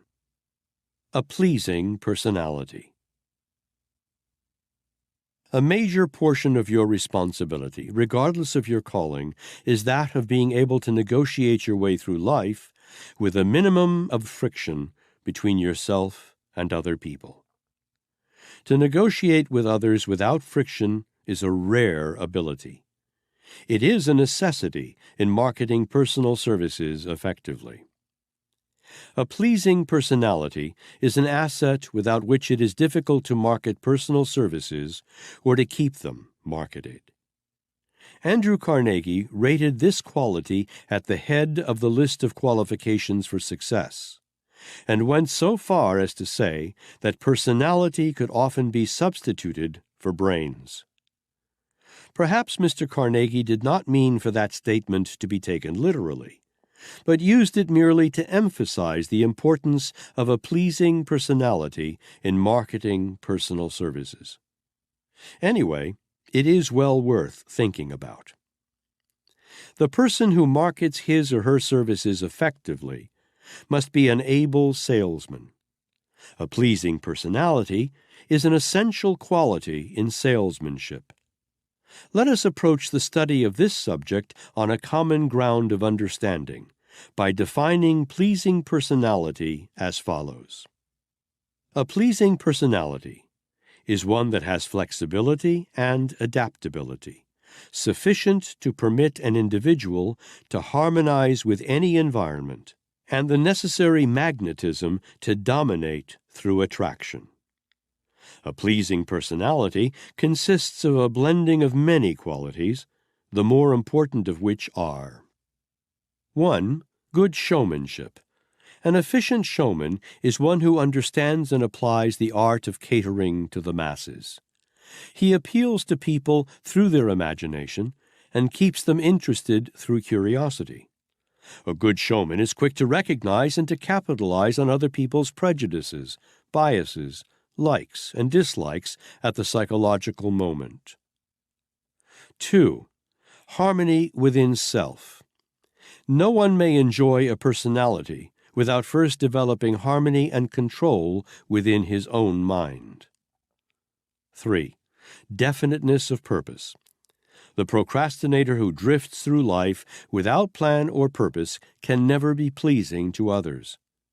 To have a pleasing personality, one must at least be definite in developing relationships of harmony with others and in adopting a major goal at which to aim as a life work. 4. Appropriateness of clothing.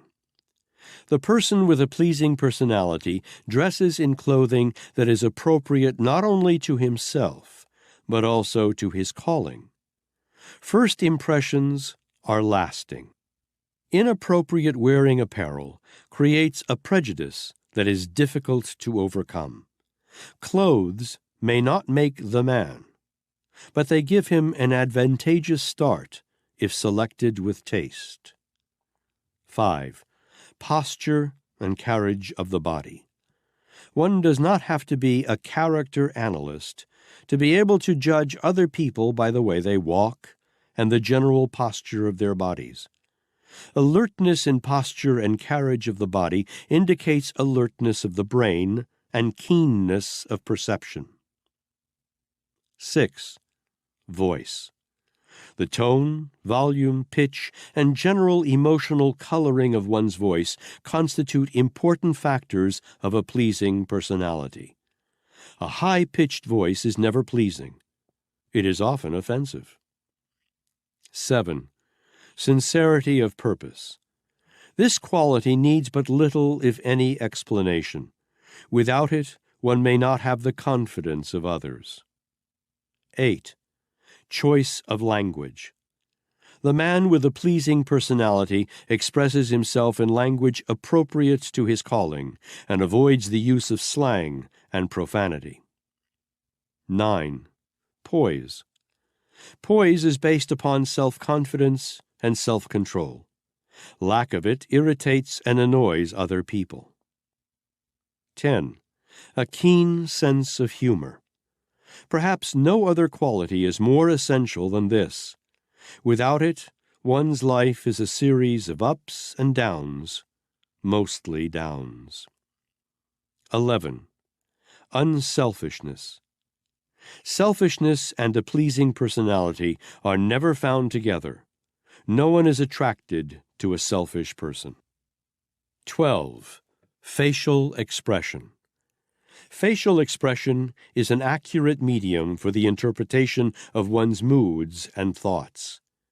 It is the character analyst's barometer by which he may measure accurately how one's mind functions. 13. Positive thought. Negative thoughts and a pleasing personality do not make good bedfellows, because the vibrations of thought are picked up by others. Be sure, therefore, to release only such thoughts as will be pleasing to other people. 14. Enthusiasm.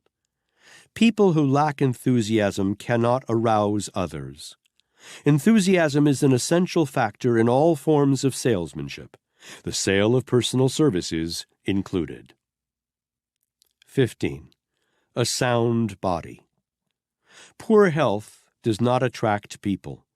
Moreover, one cannot be enthusiastic without health and vigor. A bottle of citrate of magnesia or an internal bath would have saved many persons the loss of their positions. 16. Imagination. Alertness of the imagination is one of the most essential factors of a pleasing personality. Without it, people are generally referred to as dumb. 17. Tact. Lack of this quality has cost many men their positions, to say nothing of their greatest opportunities. Lack of tact is usually expressed through loose conversation and boldness of expression. 18. Versatility. A general acquaintance with the important subjects of current interest and the deeper problems of life and living is a quality conducive to a pleasing personality. 19. The art of being a good listener. Train yourself to listen attentively when other people are speaking, and do not show ill breeding by breaking in and taking the conversation away from others. Give your ears a chance. Your tongue will take care of itself. 20. The art of forceful speech. No single factor of a pleasing personality is more important than this. Forceful speech is the salesman's greatest asset. Without it, he is sunk before he begins to swim. It is an art that may be acquired by practice. The instructions for making an interesting speech are: have something to say that is worth listening to, and say it with all the enthusiasm at your command. 21. Personal magnetism. This term has reference to controlled sex energy. It is the only factor of a pleasing personality that may not be acquired. One is either born with it or does not have it. Most people have it, but do not control it. It is the major asset of every great salesman and every great leader in all walks of life. Its importance as a factor of a pleasing personality entitles it to appear at the head instead of the foot of the list. This may appear to be a rather formidable list of qualities that one must possess in order to have a pleasing personality. But there is encouragement in the fact that the majority of these qualities may be had through practice, plus definite determination to possess them. As a part of your preparation as a salesman of your personal services, you should check yourself carefully against this list of factors of a pleasing personality. Find out in which you are deficient, and begin at once to correct those deficiencies. You will find more explicit instructions for making this analysis in the chapter on personal analysis. You want all that your personal services can be marketed for, but you have no reason to expect your services to yield more than they are worth. Make them worth more. You can begin by rebuilding your personality. It is almost certain that you will find in this long list of factors that constitute a pleasing personality some in which you are deficient. That is the place for you to begin rebuilding yourself. A few who have achieved success through a pleasing personality. It may be helpful if you are reminded of some of the men who have risen to high places in life, not because of their superiority of education, but because they understood the art of selling themselves to advantage. William Jennings Bryan kept himself sold to a large proportion of the American people for more than 30 years, almost solely upon his ability as an orator. Bryan was not a really great thinker. He was popular because of his ability to reach people through an appeal to their imaginations. The tone of his voice was responsible for much of his popularity. Theodore Roosevelt kept himself well sold to the American people in the highest position any American can hold, through almost 2 terms as President of the United States, and just barely missed a 3rd term. He was a great showman and an appealing public speaker, dynamic, energetic, powerful. Will Rogers converted a pleasing personality into a huge fortune through clowning. He was not a great actor, but he acquired the ability to please people. The late Knute Rockne developed the Notre Dame football team into the most popular team known to the American people. He was an able showman and possessed the ability to inject his personality into his players. The influence of personality on atmosphere. Every human being carries with him what is known as an individual atmosphere. This atmosphere is but the sum total of an individual's reflection of the factors of a pleasing personality, plus any of the factors of a negative personality that the individual may possess. This atmosphere is contagious. Every business and every place of employment has also a distinctive atmosphere that consists of the combined personalities of those who work there. A person with a dominating personality of a pleasing nature may so color the atmosphere of the place where he works that the spirit of the entire place will also be pleasing. On the other hand, one person who has a dominating personality of a negative nature may transmit that personality to everyone in a place of business, so that the atmosphere of the place becomes displeasing and unpleasant. Emerson had this truth in mind when he said, "Every business is the extended shadow of one person." Remember that you are contributing through your personality to the atmosphere of the home in which you live and the place of business where you work. The feeling one gets when one walks into either the Marshall Field store in Chicago or the John Wanamaker store in Philadelphia is pleasing and attractive because of the positive atmosphere found in them. Every home carries an atmosphere that indicates clearly whether there is harmony or friction as the dominating factor of the home. The positive or pleasing atmosphere value of a place of business, while it is an intangible asset, is one of the greatest assets any business can have. Such an atmosphere may be had only through a combination of positive, individual personalities. The man or woman who carries a grouch into his or her place of employment does almost as much damage to his or her fellow employees and to the business as might be done if poison were placed in the drinking water. Employers who understand this principle, and some of them do understand it, watch very carefully to see that only people with pleasing personalities work in their establishment. The major factors of a negative personality.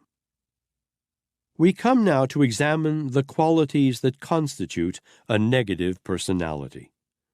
Analyze and check yourself carefully to make sure that you are not unconsciously carrying around with you an atmosphere that causes people to dislike you.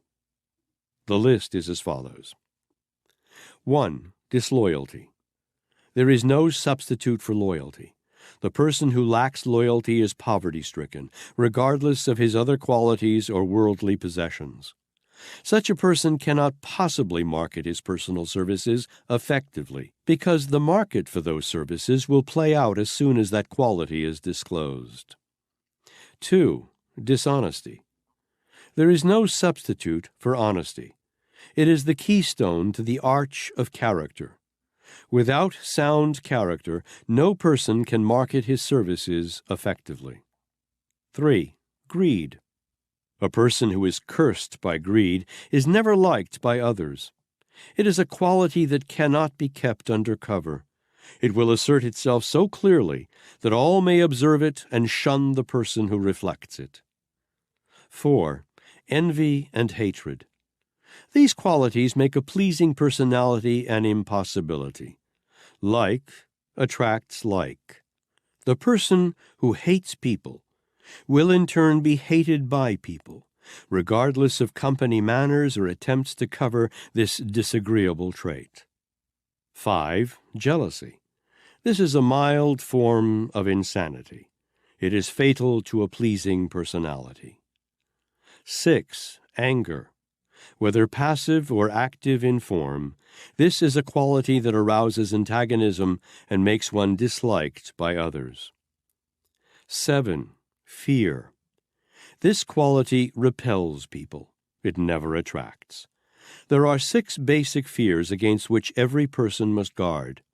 These are negative states of mind that must be eliminated before one may develop a pleasing personality.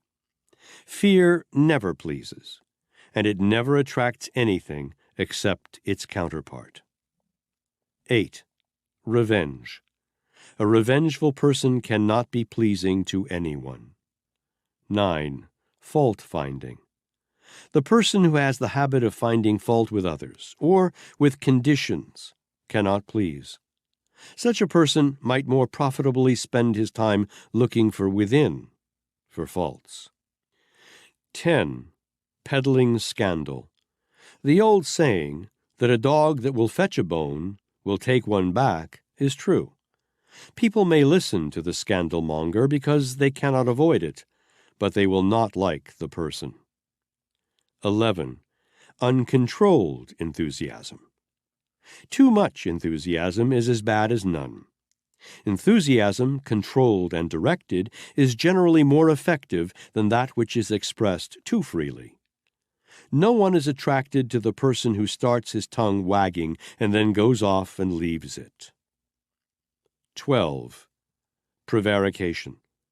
The untruthful person is persona non grata in every household and in every place of business. With some people, prevarication is a habit. It destroys confidence and sets up antagonism. 13. Escaping responsibility for mistakes through alibis. The alibi artist is never pleasing to others. It is better to assume responsibility for mistakes you do not make than to form the habit of trying to place responsibility for these mistakes on others. 14. Exaggeration. It is better to understate a truth than to overstate it. Exaggeration causes loss of confidence. 15. Egotism. Uncontrolled egotism is one of the most damaging of traits. There is but one form of egotism that is acceptable. It is the habit of expressing one's ideas in deeds helpful to others, not in words. Self-confidence is one of the most desirable and necessary traits, but it must be controlled and directed to definite ends through methods that do not antagonize others. All forms of self-praise are easily recognized as evidences of inferiority complexes. Therefore, one's motto should be deeds, not words. 16. Obstinacy. The person who is obstinate, stubborn, and self-willed is never pleasing. A certain amount of determination and the ability to stand by one's opinion is, of course, essential. But these qualities should not become a blanket policy. 17. Selfishness. No one likes a selfish person. This quality attracts opposition in every conceivable form. These are not all of the negative qualities of personality, but they are, on the whole, the ones that do the most damage. Somewhere in the list you may find the cause of opposition that you may have experienced from others. You cannot have a pleasing personality until you put your foot upon the neck of every one of these signals of danger. Be merciless with yourself when you check yourself against this list, remembering that an enemy discovered is an enemy half conquered. This chapter deals with subjects of a highly intimate, personal nature. Remember, when you step before the mirror of your own conscience, as you will if you derive real benefit from this chapter, that this book was not written as a sop to the vanity of any reader. It was written as a means of helping people to market their services effectively by first understanding and improving what they have to market. Keep this thought clearly in mind and be your most severe critic as you read. If you wish to avail yourself of the benefits that await after you have mastered the principles described in this book. A pleasing personality is a self-acquisition asset with but few exceptions. Its acquisition calls for self-control and a willingness to change destructive habits. This book has been written with the object of helping people to convert their personal services into wealth without violating the rights or arousing the antagonism of others. This will, of course, require effort. Through your personal conduct, you are establishing the limitations of your life. Just as surely as a criminal is in the penitentiary as the result of conduct through which he reflected a very negative personality, so is every reader of this book where he is because of his personality as reflected through his conduct. With these two important statements, this chapter will be closed. 1. A pleasing personality will help one to market one's services effectively. 2. Sound character will help one to keep one's services marketed permanently. Chapter 16. Cooperation. Cooperation is a quality without which no person can hope to market his personal services effectively. It is a quality that must become a habit with all who make themselves indispensable to their employers. The late Andrew Carnegie said, "Inability to cooperate stood at the head of the list of the causes of failure." Moreover, he emphasized, the fact that lack of cooperation was one deficiency that he would not tolerate, no matter how well equipped in other ways a man might be. He amplified his statement by the explanation that a man who lacks the ability either to cooperate with others or to gain cooperation from others is a disturbing element whose influence spreads with disastrous results. He then stated his point conversely by saying that a man who not only cooperated with others, but who had the personality to induce others to cooperate with him, served as a powerful influence through which coordination of effort or teamwork could be produced. He should know. He made cooperation pay. Through a series of tests made by the late Dr. Alexander Graham Bell and others, it was discovered that one person of the fault-finding type in an organization of 1,000 people would have the effect of coloring the mental attitude of everyone around him, thereby creating friction and dissatisfaction. Success is achieved through power. Power is developed through organized and intelligently directed knowledge. The intelligent use of knowledge calls for cooperation. Woe unto him who fails to understand and apply the principle of cooperative effort. The larger corporations have already learned that cooperation among their employees and executives is their greatest asset. It was the lack of this sort of cooperation that placed business at the mercy of labor racketeers. It is only a question of time until every well-managed business will have a system by which it may discover lack of cooperation among its employees. Friction among employees has been one of the greatest evils of the past in industry and business. The well-managed business of the future will insist upon an esprit de corps among its employees, such as business management of the past has not demanded.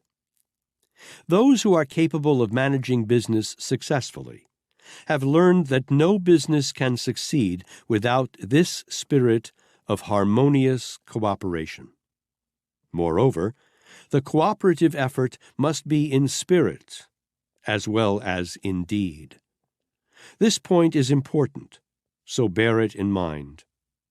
I am stating these facts very plainly because I am convinced that no person can market himself effectively in the future without understanding and applying the principle of harmonious cooperation. Observe with profit the emphasis upon the word harmony. Cooperation, to be effective, must be more than tentative. It must be real, and it must be based upon perfect harmony. Indigestion, a bad liver, and auto-intoxication are a few of the causes of inability to cooperate. Grouchiness will turn out to be ouchiness. This statement applies to the owner of the business as well as his employees. The public has learned to expect and demand efficient and pleasant service. Your position is nothing more than your opportunity to show what sort of ability you have. You will get out of it exactly what you put into it, no more and no less. A big position is but the sum total of numerous little positions well filled. Chapter 17. How to Create a Job. Keen imagination is essential in all forms of salesmanship. Imagination is of two forms. One is known as synthetic imagination, and the other is known as creative imagination. Synthetic imagination consists of combining or bringing together two or more known ideas, principles, concepts, or laws, and giving them a new use. Practically all inventions are created through the faculty of synthetic imagination, because they consist merely of a new combination of old principles and ideas, or of giving old ideas or principles a new use.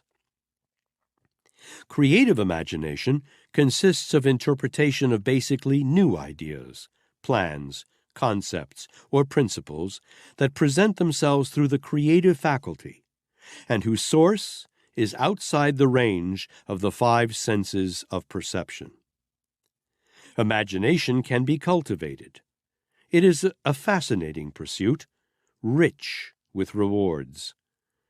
We are concerned at this time mainly with the principle of synthetic imagination, because it is the keystone to the art of selling either personal services or commodities of any description. The faculty of imagination becomes more alert through use. In this respect, it responds like any organ of the body or group of cells. Some people have the mistaken notion that the imagination is complicated, and that only geniuses make effective use of it. Through the use of his imagination while working as a telegraph operator, James J. Hill saw that the East should be connected with the West by a dependable railway system. His ability to see this was imagination that enabled him to build and operate the great Northern Railway system. Any other man could have done it. Organized imagination brings the highest price of any form of ability. It always has a market, and it has no limitations as to value. Business depressions do not destroy the market for imagination. They merely increase the need and extend the demand for imagination. The world stands in need of men who will use their imaginations. The most desirable and highest paid positions are those that men of imagination create for themselves. Business is stagnant all over the country. Use your imagination and discover ways and means of stimulating business, even in a very small way, in any line, and you may name your own salary. The country is faced not by the necessity of solving one problem, but by the necessity of solving hundreds of problems. Pick out any one of these problems and work out, through your imagination, its solution, and your problem of acquiring money will be solved. Not all of the new ways of doing business, nor the best ways, have yet been found. The future will call for still more new ways. This need is your opportunity. Use your imagination and convert that opportunity into fortune. Take inventory of the shortcomings of the business in which you are employed, and use your imagination for the purpose of eliminating some of them. Or, if you are not employed, use your imagination to create some plan by which you may improve some part of any business with which you may be familiar, and you will soon find a place for yourself. Positions can be made to order. This is an age of rapid-fire change in business. It is an age that was made to order for men who have and use imagination. Because business is stagnant, businessmen will try almost anything. Create some new, unique idea that is sound, and sell it to them. If you are employed and find yourself worrying about the possibility of losing your job, convert the time you have been wasting on worry to a better use by creating some plan that will improve your work or add to your employer's business. You can make yourself indispensable in this way. Indispensability commands a high price and permanency of employment at all times. Chapter 18. How to Choose an Occupation. Instructions have been offered for aiding those who wish to choose jobs intelligently. These instructions were not entirely adequate for the needs of young people who have just finished their schooling, but have never held positions or chosen a vocation. Decision in connection with the choice of a life work is one of the two most important decisions that young people have the responsibility of making. The other is the decision in connection with the selection of a mate in marriage.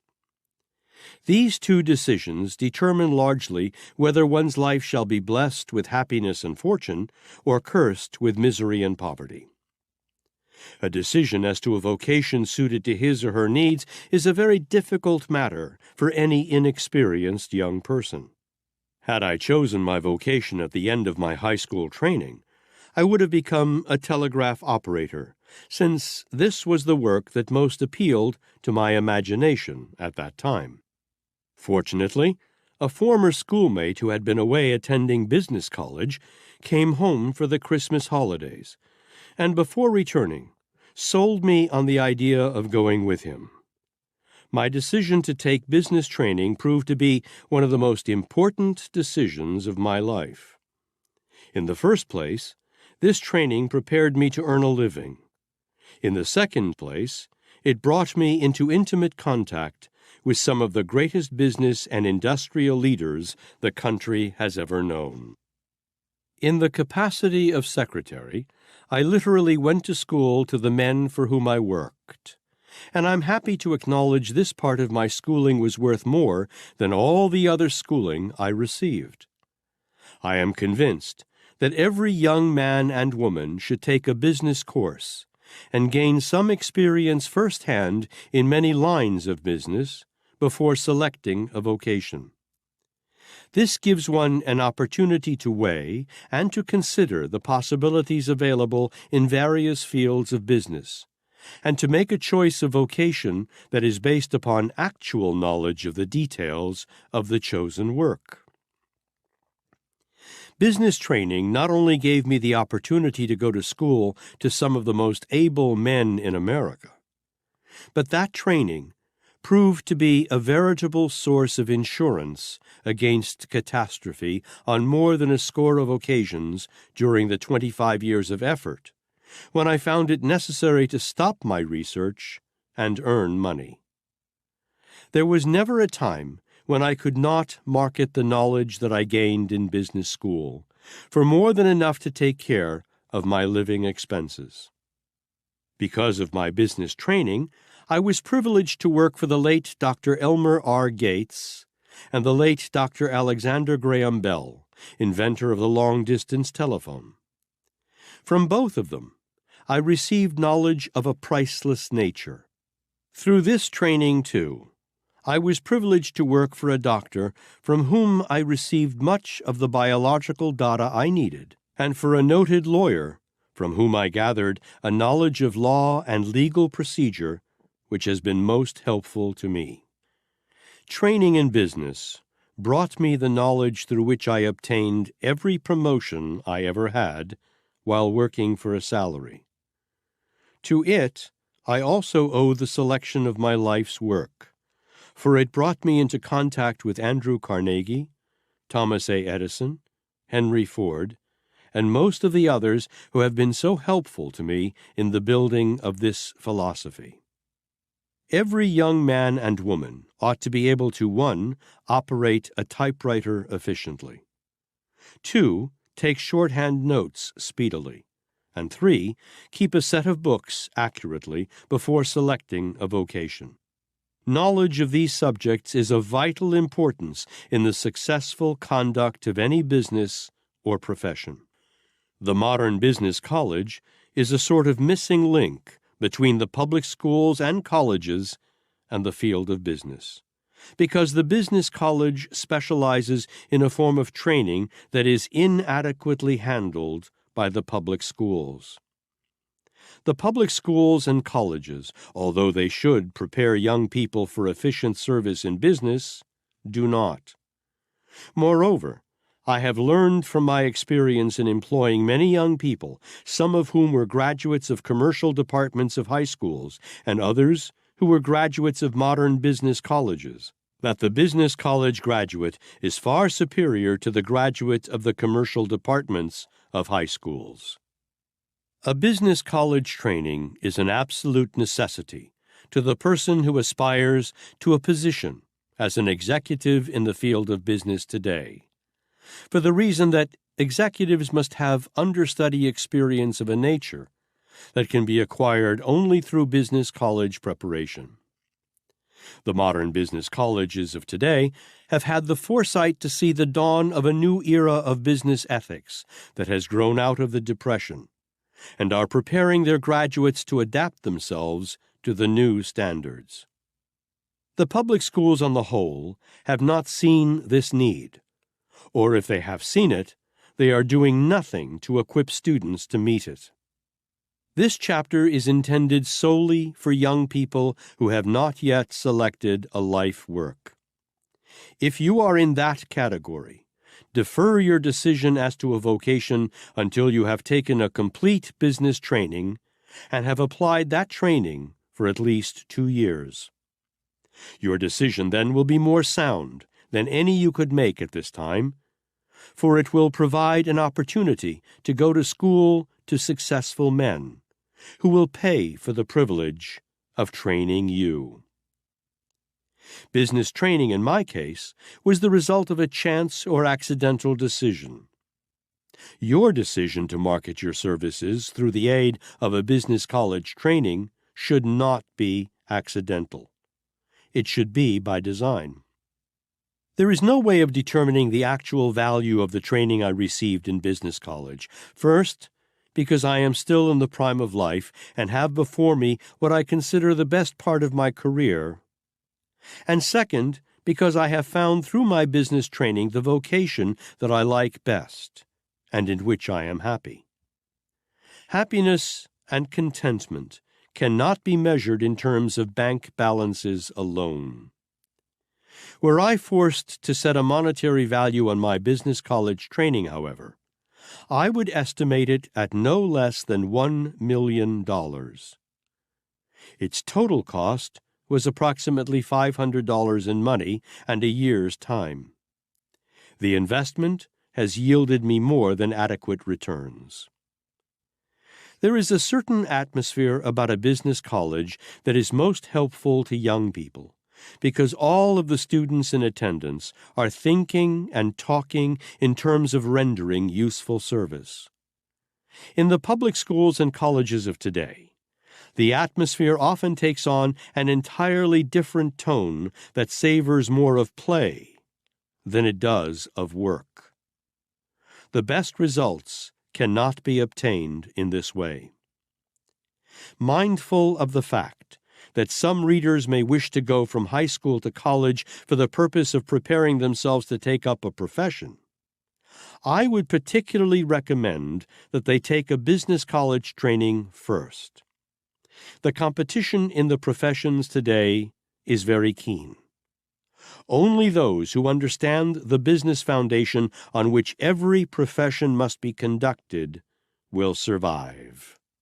The large percentage of fatalities in the professions is due mainly to the fact that so many professional people know nothing about the fundamentals of business organization. Such knowledge is essential. Moreover, the business college-trained student can easily earn his way through college. I know many successful college graduates who paid their way through college. The person who can operate a typewriter efficiently and who can take shorthand notes rapidly can get much more out of college than the person who lacks these skills.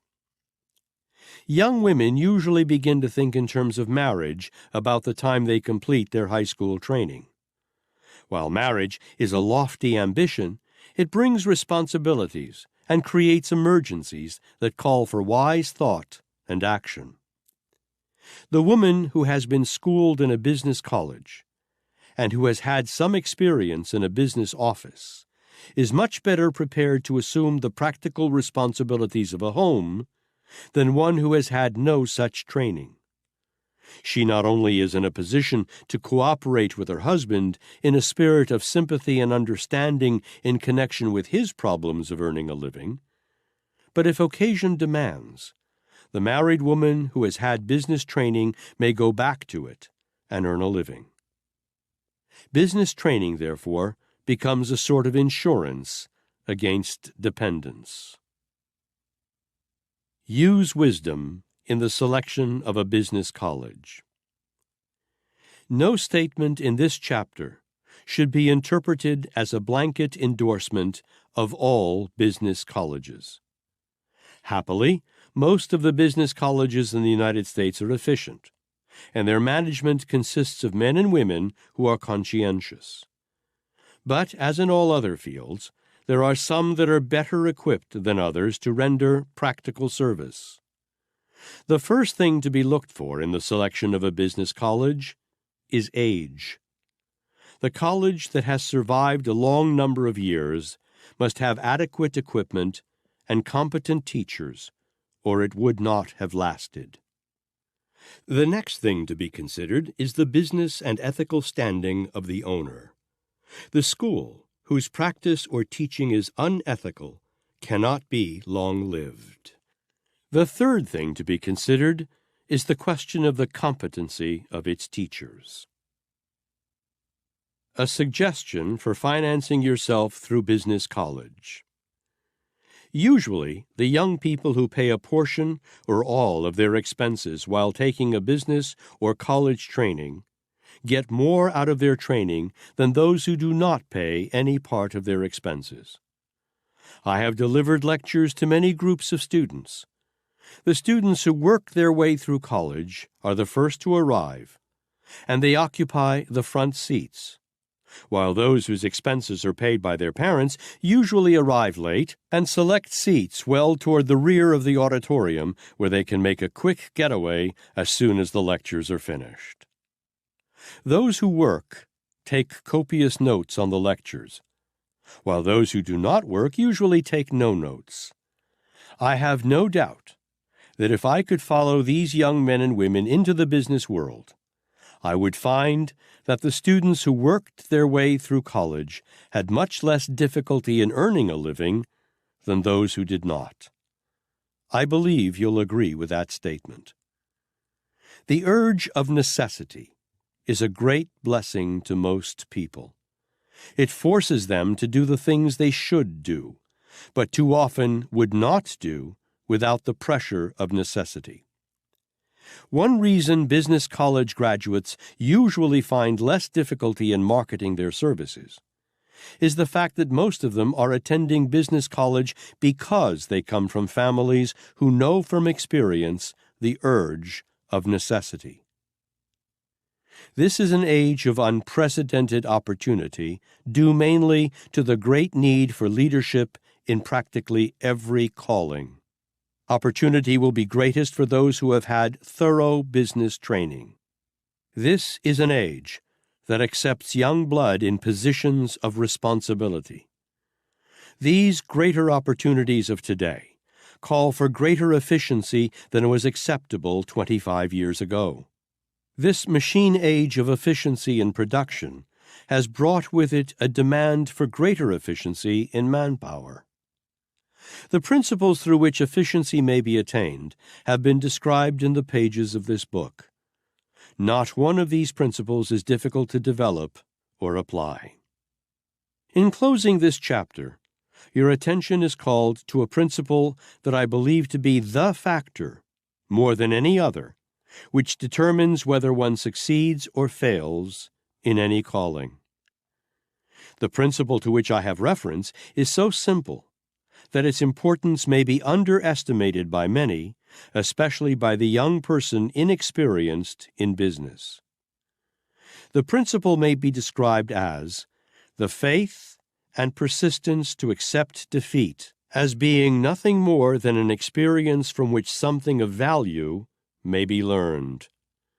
Most people give up or let their ambition be killed when serious obstacles are met. Life is filled with obstacles that must be surmounted. Only those who have the stamina and the willingness to fight can win. Others must take the count.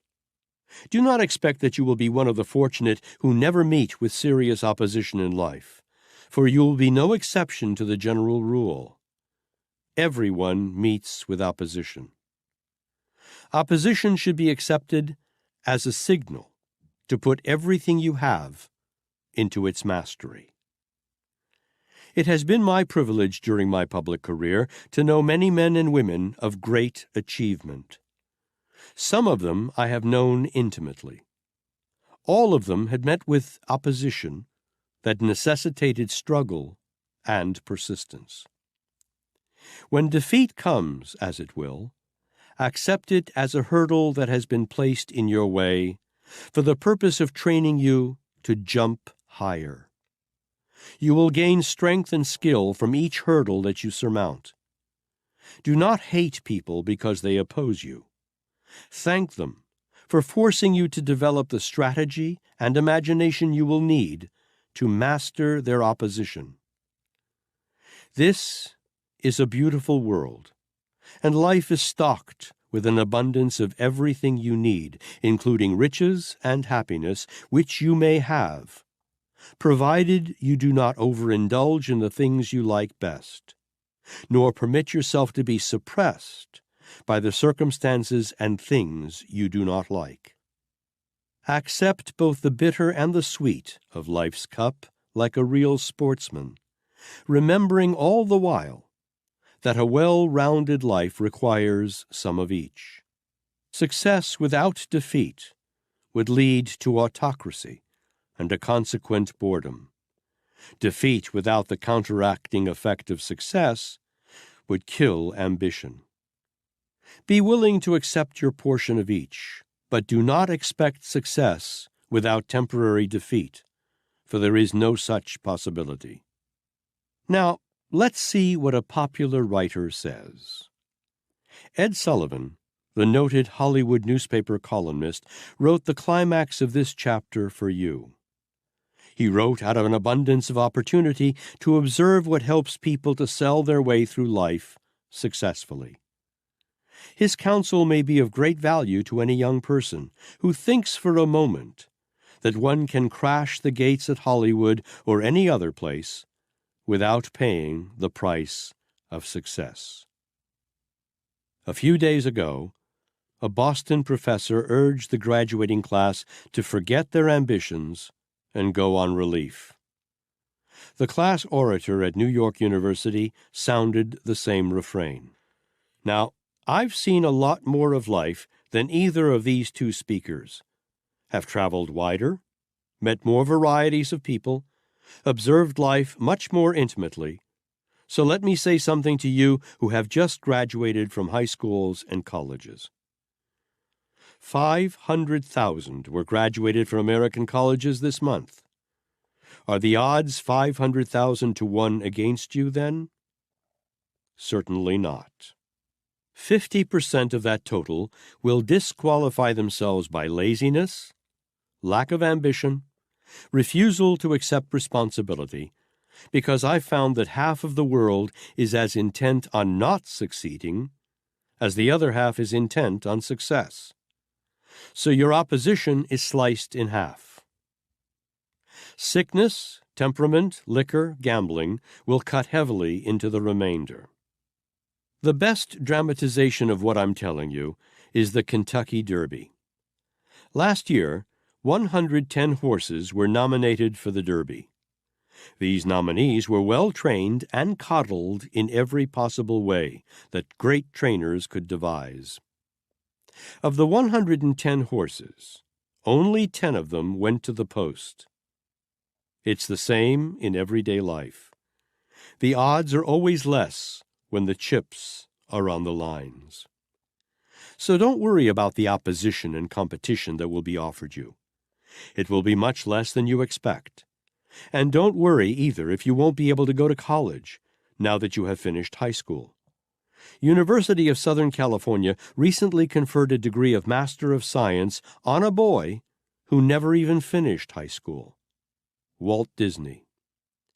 It wasn't so long ago that Disney and his brother Roy didn't have enough money to eat decently. They'd go into a restaurant and order one dinner with 2 sets of knives, forks, and spoons. You'd think, from the present goings-on, that these days are so extraordinary that the present generation should have medals struck off in their honor. It's not so. The successful men and women of this motion picture industry all had to work their way up from poor homes.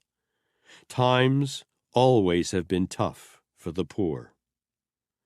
Paul Muni was a poor boy. Sam Goldwyn was a glove salesman. David O. Selznick is the son of a rich man who went broke. Louis B. Mayer, power at MGM, recalls when his family didn't have enough to eat. Disney was ridiculed and shoved around by shrewder businessmen. Had any of them been quitters, you would not know of them today. They had ambition and courage. They were tenacious. Nobody shoved them upstairs.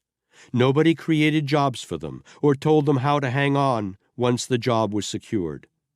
Just as nobody can tell you what to do or how to do it. You've got to learn that yourself.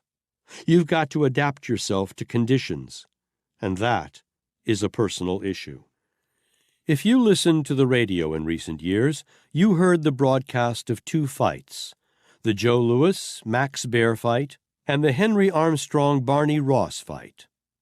Baer quit, and you heard the referee count him out while Bear rested on one knee. In the Armstrong-Ross fight, Ross took a terrible lacing, but refused to let his handlers or the referee stop the fight.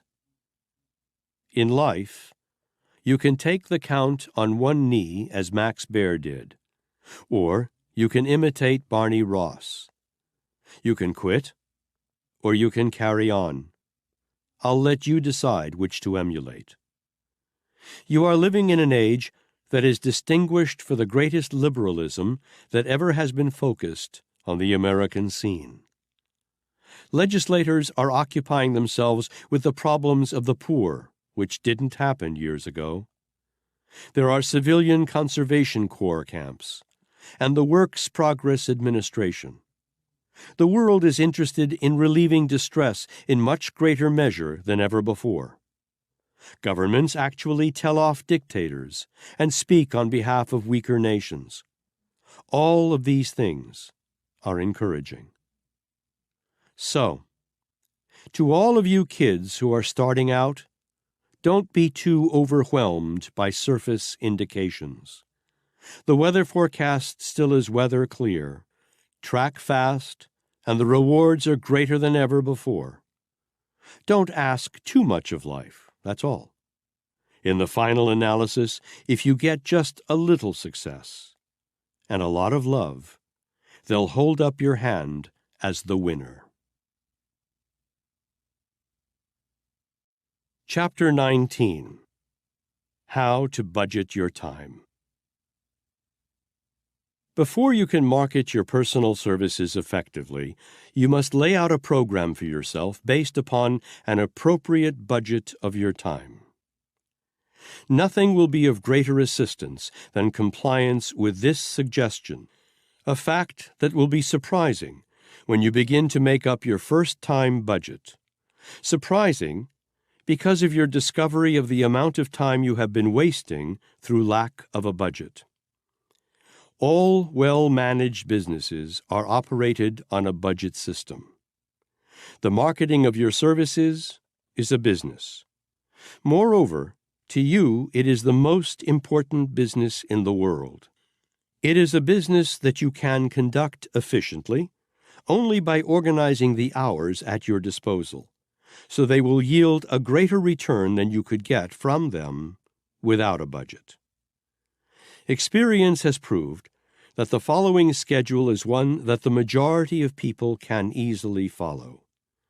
It has also proved that it is an efficient schedule. 8 hours of sleep, 8 hours for one's vocation, 4 hours for recreation and health, 2 hours for study and preparation, 2 hours for extra service for the benefit of others without pay. Total, 24 hours. Take inventory of yourself before creating any plans for marketing your personal services effectively, and budget your time as nearly as possible to conform to this schedule. Your attention is called emphatically to the last 2 periods of 2 hours each. These are the most profitable hours, because the use that you make of these hours will determine more than any other factor whether you market your services effectively. You will observe that this schedule calls for 2 hours a day that must be devoted to study and preparation for greater efficiency in connection with your occupation. The majority of people have no such provision in their time budget, if in fact they have any budget. You will also observe that the schedule includes 2 definite hours that must be devoted to rendering extra service for which one is not paid.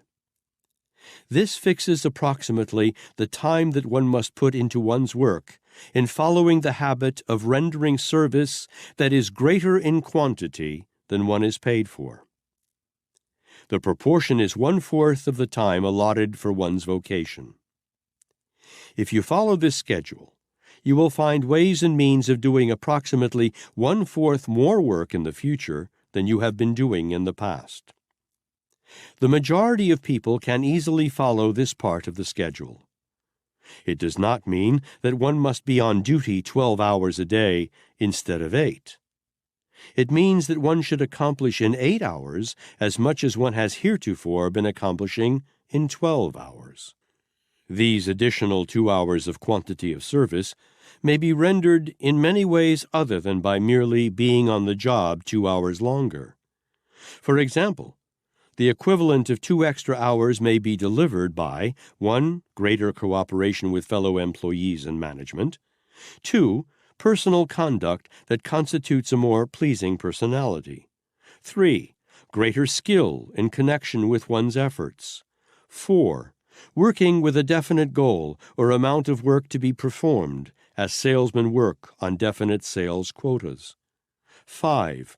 Working in a spirit of enthusiasm and genuine interest. The following schedule represents fairly the budget actually followed by the average person because of indifference. The time budget one should not follow. 8 hours for labor that is performed with one eye on the time clock and one's thoughts on quitting time. 8 hours for sleep. 8 hours for miscellaneous dissipation of one's energies, ranging all the way from gin parties and habits of intemperance in eating, drinking, and sex indulgence to even more destructive habits. Total, 24 hours. Check this schedule carefully and compare it with your use of time. This will constitute a most important part of your self-analysis. Check yourself against the schedule with courage and frankness. Do not make the mistake of giving yourself the benefit of all doubts. Reverse the rule and analyze yourself with merciless accuracy. Remember again that you are where you are and what you are because of your own conduct. Find out if your conduct is lifting you up the ladder of success or lowering you to failure. By the time you are through with this self-analysis, you may catch a glimpse of some of the habits that have been standing between you and the station in life you would like to attain. Also, you may reach the conclusion that there is something which you must do for yourself in marketing your personal services effectively. Unless you are an unusual person, this analysis will bring to your attention many changes of habits that you must make before you can hope to market your personal services effectively. You cannot be successful without paying the price of success. The price that must be paid has been clearly described. Not the least important part of this price is definitely outlined in this chapter. Before any reputable physician will undertake to prescribe a remedy for the ills of a patient, he will insist upon making a thorough diagnosis to ascertain what are the patient's ills. Diagnosis is the most important part of the physician's work. The same is true of the person who markets personal services effectively. He must begin by ascertaining what his weaknesses are, and when they have been discovered, he must form habits that will either eliminate or bridge those weaknesses so they will not work against him. This book will probably be of little value to all who, through either neglect or indifference, fail to follow the plan of self-analysis here described. Before leaving this chapter, I feel impelled to ask the reader to analyze the last 8-hour period of the time budget one should not follow. I have helped a large number of men and women to emancipate themselves from misery and want by aiding them in making an analysis of this 8-hour period of the day, which constitutes the pivotal point of one's life, at which failure may be turned into success, or success into failure, as the result of the way these 8 hours are used. Let it be clearly understood that I am not a reformer, nor have I any bill of complaint against those who wish to relax through play that may not be entirely conventional, because play and relaxation are just as important as labor and study. That which I have to say to the readers of this book in the subsequent paragraphs of this chapter is intended as a warning to those who devote the entire 8-hour period to what they call relaxation and play. This is a swing age, which has been keyed up to the highest pitch of action. If it is stepped up much higher, the insane asylums will be filled with those who have cracked up. Millions of people who ought to be seriously interested in marketing their services effectively have been caught in this maelstrom of speed that is whirling them around ever faster and faster until they have completely lost balance. These pleasure-bound unfortunates not only use up 8 hours in the mad whirl, but they cut in on the 8-hour period allotted for sleep and use up from 2 to 6 hours of that period. This has the effect of cutting into the 8-hour period allotted for work and robbing it of 2 to 6 hours through lowered efficiency. I know a great number of young people still in their 20s who look old and have far too little endurance. These young people are shortening their own lives and robbing themselves of the most vital asset they possess in marketing their services effectively. The human body is so organized that it requires 8 hours of complete relaxation and sleep out of every 24. Human society is so organized that at least 8 hours of every 24 must be devoted to rendering useful service in one form or another. These 2 8-hour periods cannot be whittled down or robbed for other purposes without a price that means failure. The third period of 8 hours is the only period that one can afford to gamble with under any circumstances. This third 8-hour period holds the key to one's future, because the manner in which it is used affects for weal or for woe the other 2 8-hour periods. It is the period that requires the closest attention, because the freedom it provides often serves as an invitation to indulge in the attractions being indulged in by others. We are all more or less the victims of habit. The 2 8-hour periods allotted to work and sleep, by their very nature, more or less force one to acquire sane habits. If a person chooses to steal time from the 8-hour sleep period, nature steps in sooner or later and stops the practice temporarily by sending him to the hospital. If a person misappropriates a part of the 8-hour work period, the law of economic necessity steps in and calls a halt, as one must have food and clothing and a place to sleep. The third 8-hour period, however, is a freelance period that may be either wasted in dissipation or used as a period of preparation for greater efficiency and a greater earning capacity, as one elects. Watch your habits during this 8-hour period, because those habits hold the secret of your future, no matter who you are or what may be your calling in life. This period offers the only hope available to the person who is poverty-stricken but desires riches. It is the starting point of the person who aspires to a position of independence and freedom. When you come to analyze yourself for the purpose of discovering how many of the causes of failure are standing in your way, you will discover that most, if not all, of those disclosed by your analysis have grown out of your habits of waste during this 8-hour period. If you work for others and desire promotion and larger income, you will find the answer in this 8-hour recreational period. You will find it nowhere else. We are all victims of the power of suggestion. Most of our habits are acquired through the influence of other people around us.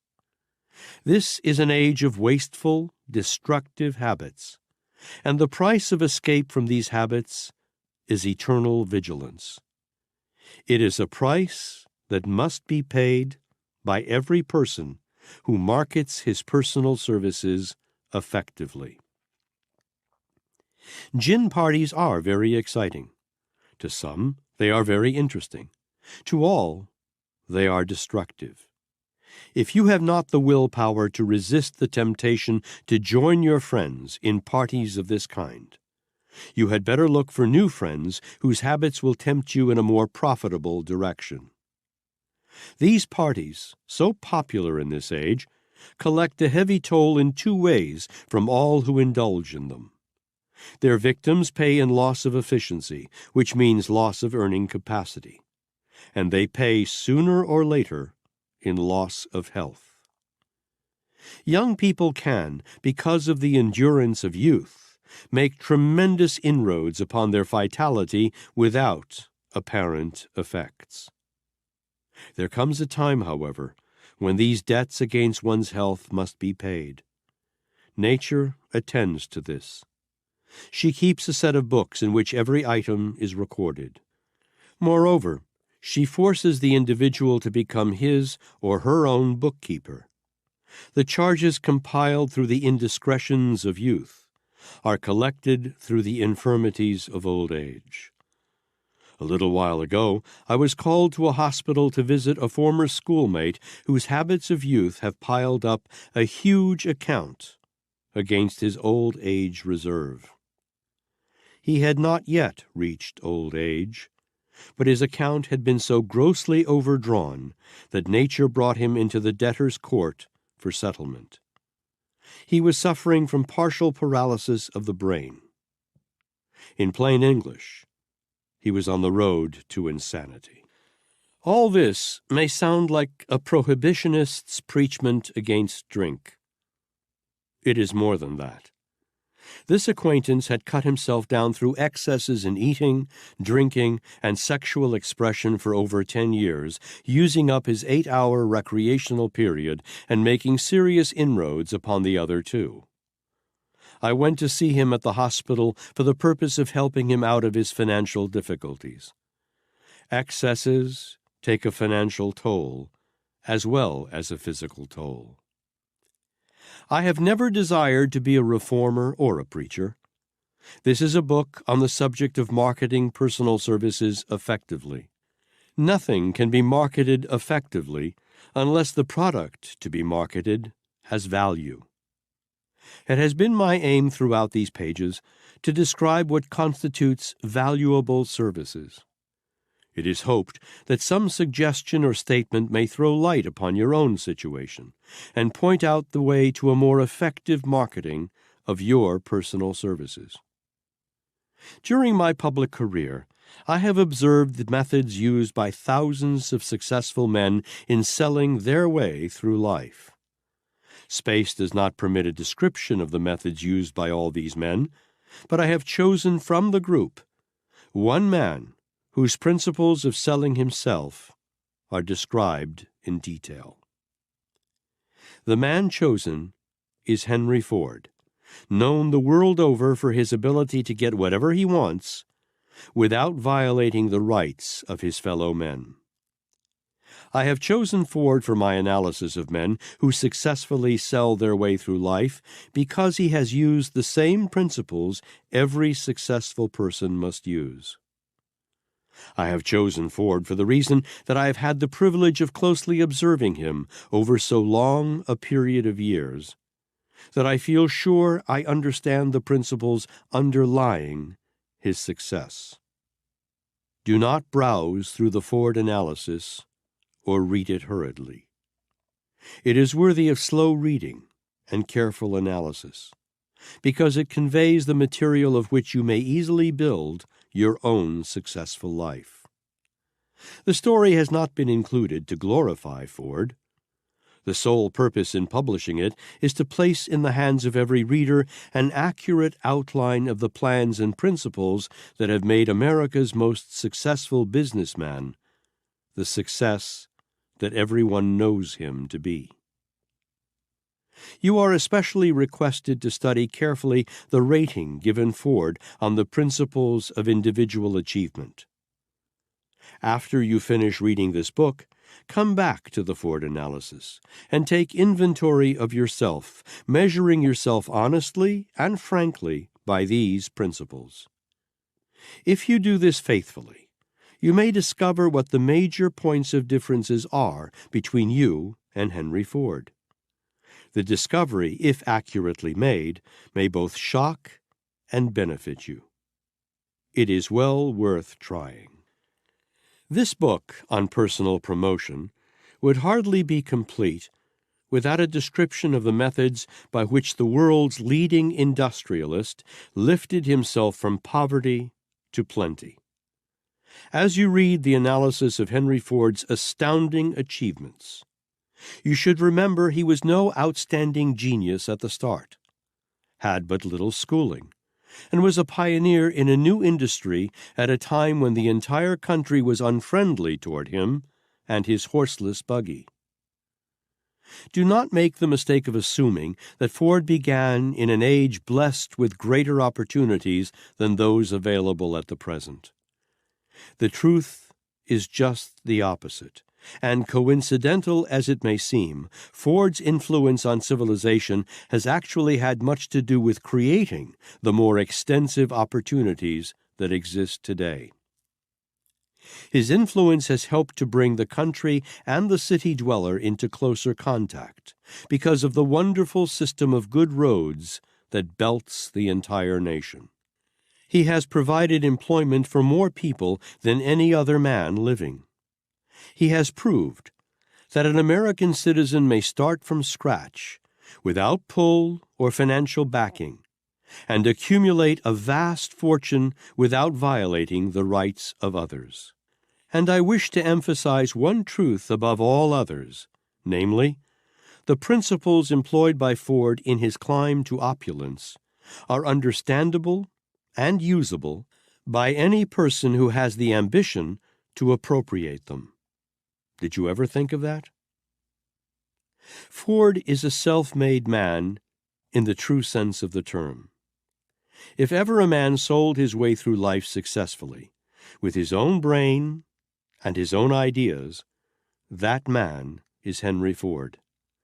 His story has been included in this book because his entire life represents one of the finest jobs of selling the world has ever known. There has been no scandal connected with the Ford methods of selling.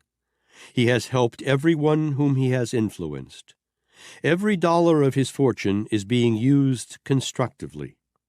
He has established an all-time high standard of business ethics that every other individual might do well to emulate.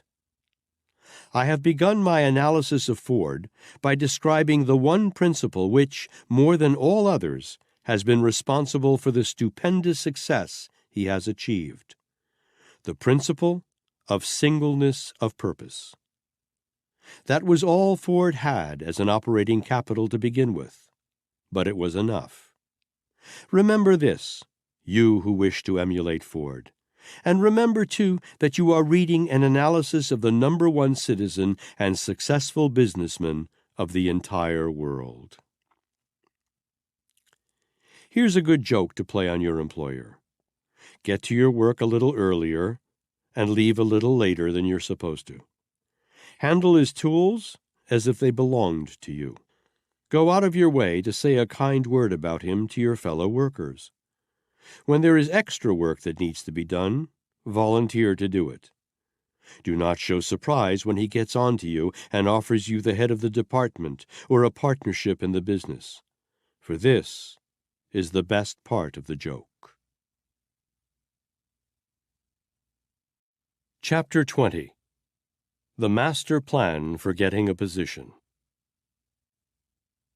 There is a definite, surefire method by which anyone may procure any position for which he is qualified. I will describe the method in detail. But first, take notice. I did not say that this plan would enable anyone to hold any job he might procure. Getting a job is one thing. Holding it is something else. Inasmuch as the major portion of this book has been devoted to a description of the principles by which people hold jobs, I will not here repeat what I have stated on that subject. I have been asked often, how did you manage to interview all those successful men who helped you to organize the law of success philosophy? How did you induce them to give up so much of their time? My answer is, it is simple to get the opportunity to talk with men if you approach them through some subject in which they are interested, and do most of your talking about them. I might say the same thing in connection with procuring a position. It is easy to get any position one wants, providing one has the ability to fill it, and makes the right sort of approach in applying for the position. Through the pages that follow, I am addressing men and women who are interested in procuring some sort of position or some form of personal contact requiring the cooperation of one or more other people. The advice I offer is intended solely for the general guidance of anyone seeking to get the cooperation of others. The details should be changed to fit the particular needs of each individual, and should not be copied verbatim from this book. Your own judgment will tell you what to do. Let us assume you are desirous of procuring a position with the Standard Oil Company, that you are willing to start anywhere the company wishes to place you, your major desire being an opportunity to demonstrate what sort of services you can render. Very well. Here is a step-by-step outline of the approach which, if changed to fit your particular personality, could hardly fail to get you the desired opportunity. First, decide what particular position with the Standard Oil Company you desire. Then make a complete list in writing of all your qualifications to fill that position. If you feel the list of your capabilities is inadequate after you have placed it on paper, go to work and prepare yourself through study and observation of some other person who is filling a position similar to the one you want, until you are sure you are ready for the position. Second, write out a list of the following 17 principles of success, and grade yourself accurately on each, the grade running from 0 to 100% on each principle. Under each of the principles, state in detail why you believe you are entitled to the credit you have given yourself, what definite proof you have to offer that your grading is accurate. Grade yourself anywhere from 0 to 100%. A definite major aim in life. Under this heading, describe your major purpose in life and show that it is connected with the position you are seeking with a Standard Oil Company. If the particular position you wish is only to serve as a stepping stone, and you are aiming for a higher place, say so, and give your reasons for believing you can advance to the better position. Self-confidence. State your reason for the grading you give yourself on this principle, and clearly indicate that you know the difference between self-confidence and egotism. Initiative. Under this heading, give illustrations of occasions on which you have acted without supervision on your own initiative, and state to what extent this procedure is a habit with you. The habit of saving. Under this heading, make it clear that you have formed the habit of budgeting both your time and your income, and that you recognize the necessity of this sort of self-discipline as a means of attaining the object of your major aim in life. Imagination. Give illustrations of occasions on which you have used your imagination. The best possible method by which you can do this impressively will be to indicate to what extent you used imagination in familiarizing yourself with the requirements of the position you are seeking. Enthusiasm.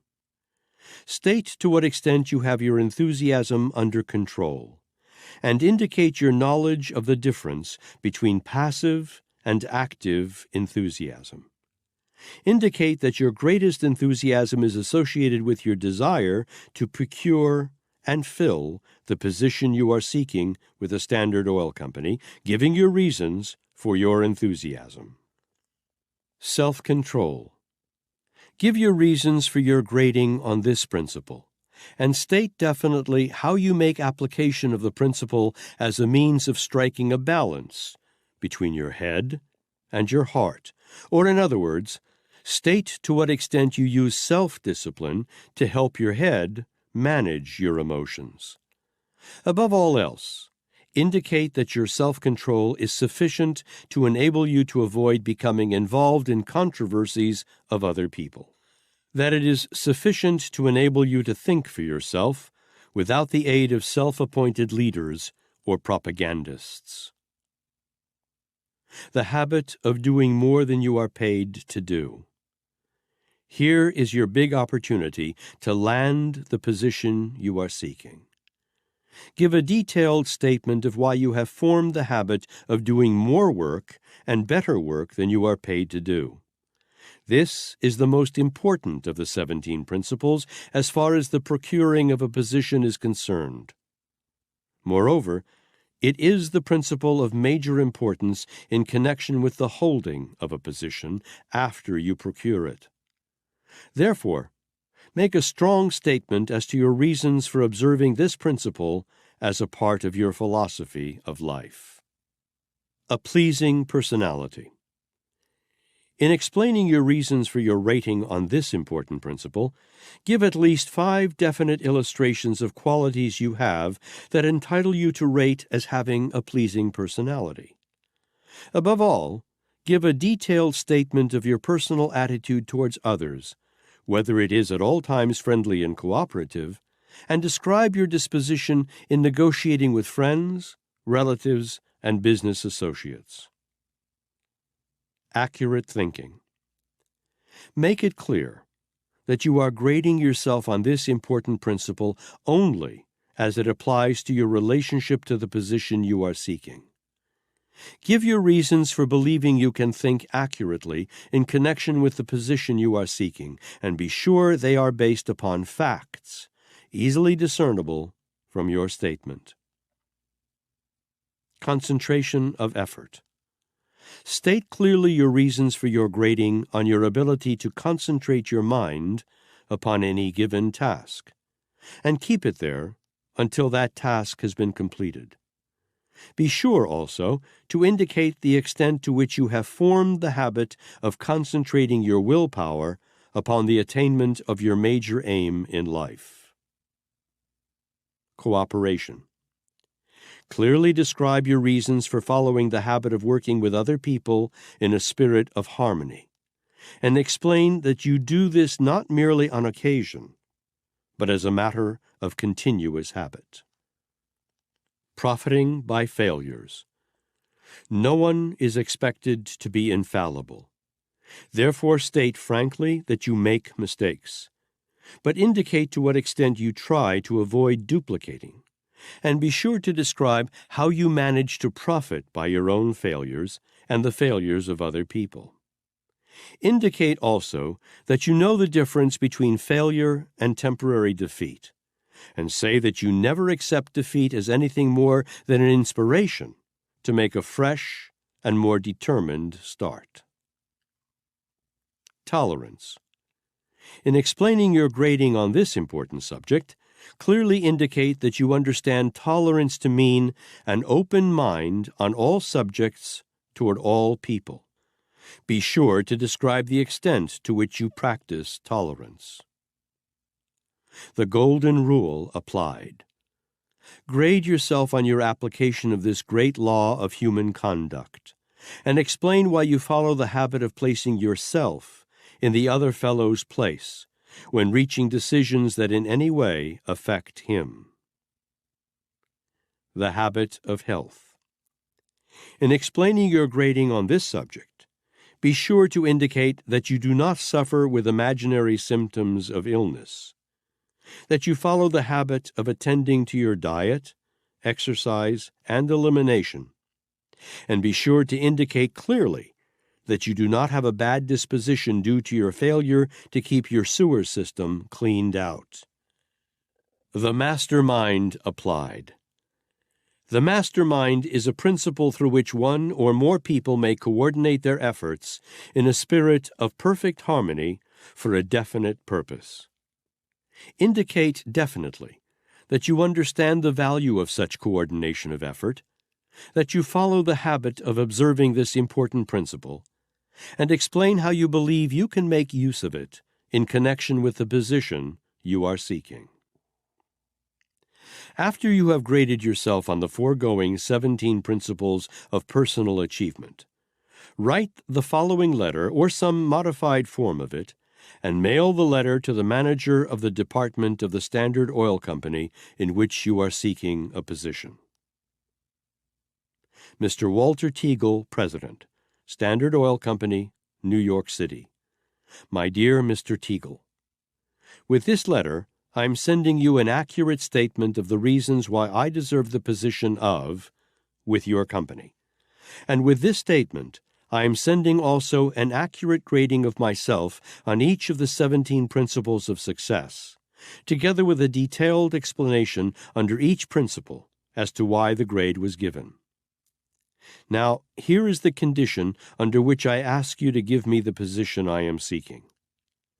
Let me work in the position for 1 month without compensation. At the end of the month, if I have not demonstrated beyond all question of doubt that I have the sort of material in me that any great corporation such as the Standard Oil Company would naturally be seeking, I will step aside. But before doing so, I will pay your company a reasonable sum to reimburse it for the actual cost of the supervision given to me during the month's trial. Omit this last offer if you choose. If you want the trial period to go beyond 1 month, that will be satisfactory with me.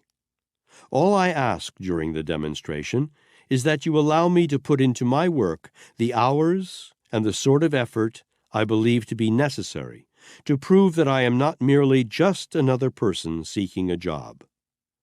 What I am really seeking is not a job, but an opportunity to earn a place as blank in your company.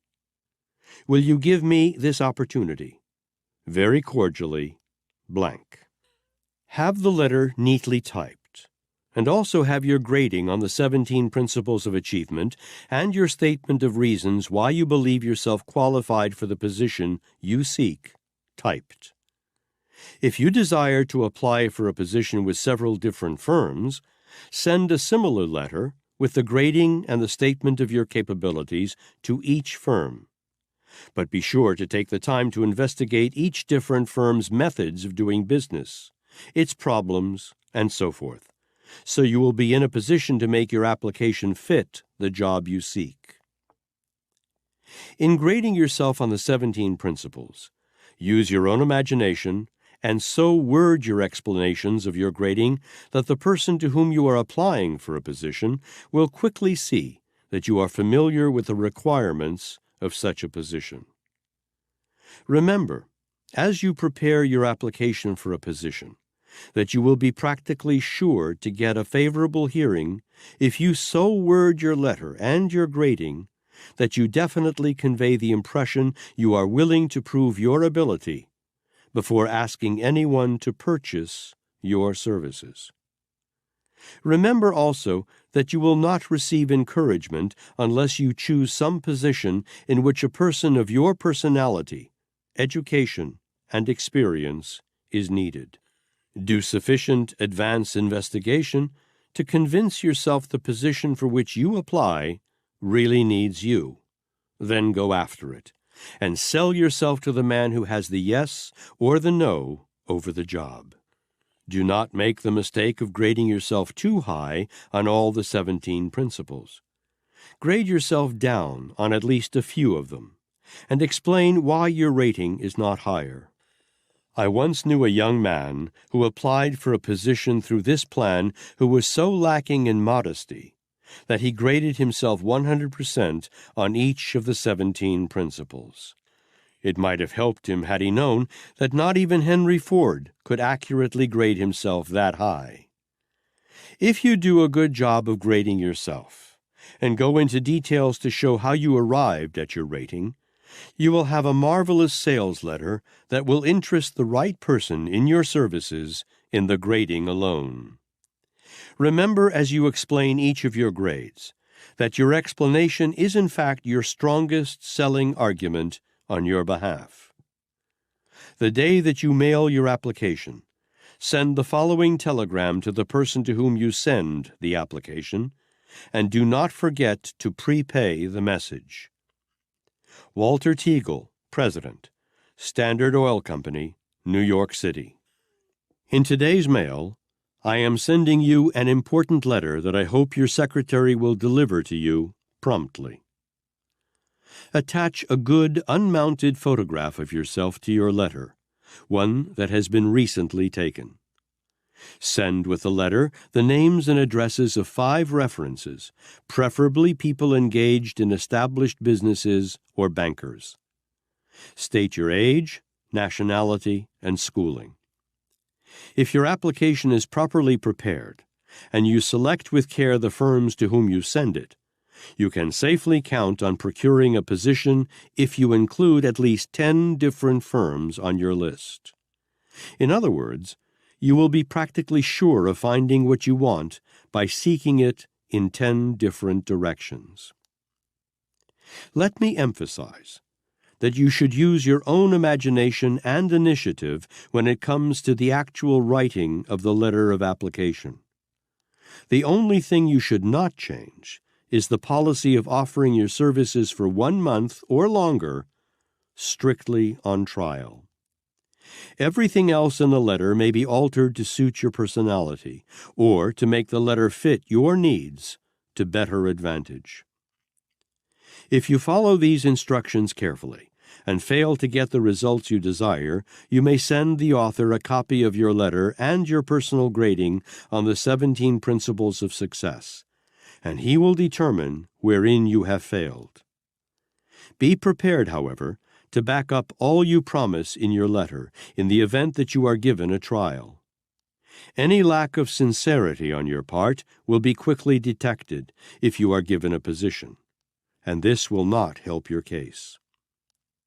I may as well tell you here and now that there always has been a place, and there always will be a place, for a man or a woman who has ability and sincerely follows the habit of rendering more service and better service than that for which he or she is paid. No matter how many business depressions may come and go, there will always be a place for the person willing to render such service. Moreover, the rendering of service in this spirit is the surest way to promotion. If you grade yourself accurately on each of the 17 principles of success, and discover after completing your grading that your percentage is too low on any of the principles, you will have made a valuable discovery about yourself which, if acted upon, will enable you to prepare yourself to bridge whatever weaknesses you may possess. This grading should prove to be a profitable checkup on yourself, and it might well turn out to be the most important turning point of your life, providing it brings you face to face with yourself and portrays your personality as it really exists. You need this self-analysis, whether you wish to use it to procure a position or not. Everyone needs such a checkup, and especially during these times when so many people are trying to get something for nothing, and thousands are killing off their initiative, self-confidence, and definiteness of purpose to go on government relief.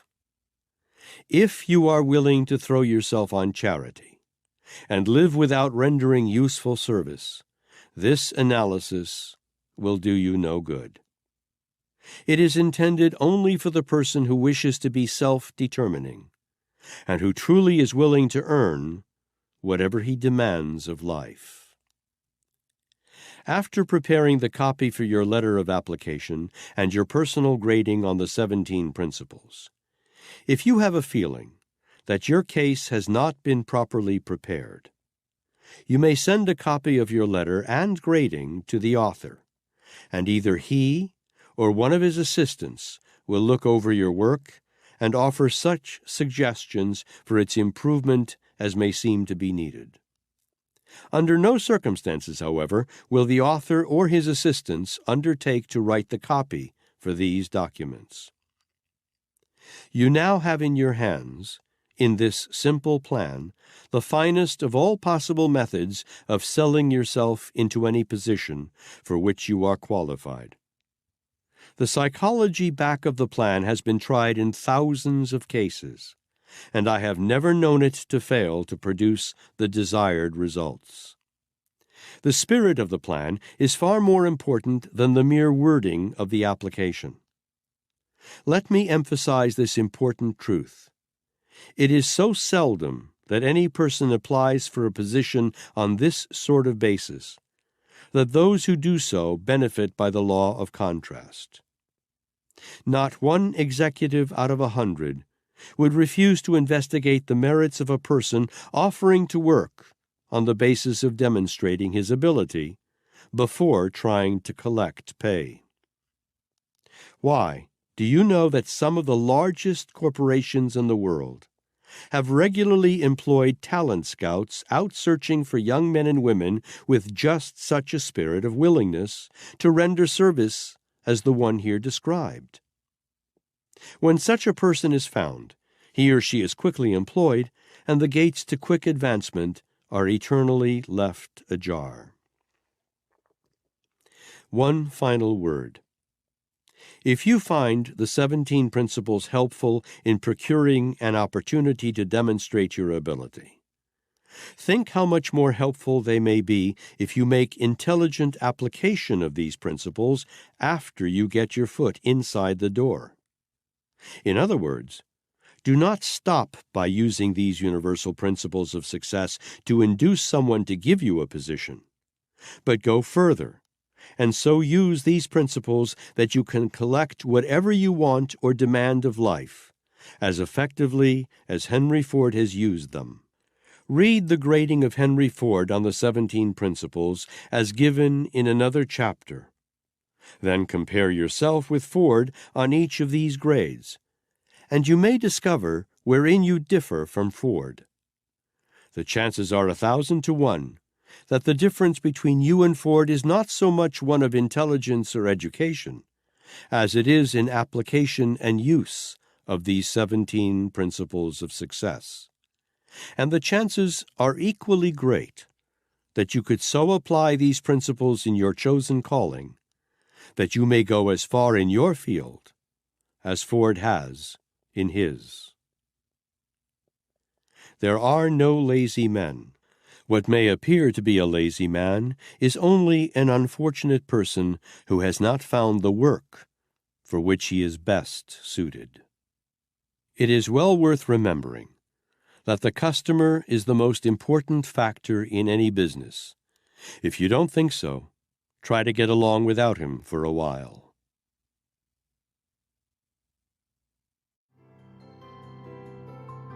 Part 3. What you may learn from Henry Ford.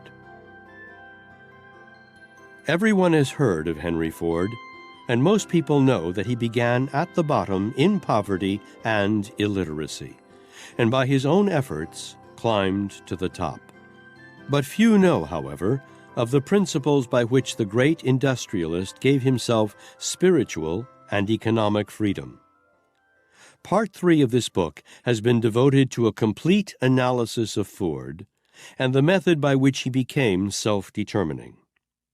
The story has been used as a simple explanation of one of the greatest selling achievements in the history of our country.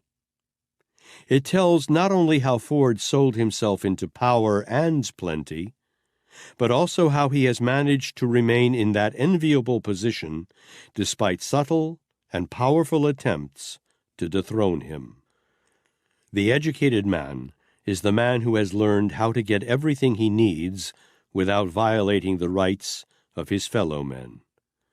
Education comes from within. You get it by struggle and effort and thought. Chapter 21. Singleness of Purpose. For more than a quarter of a century, I have watched the rise of Henry Ford from poverty to wealth and affluence. At the suggestion of Andrew Carnegie, I adopted Mr. Ford as my teacher many years ago.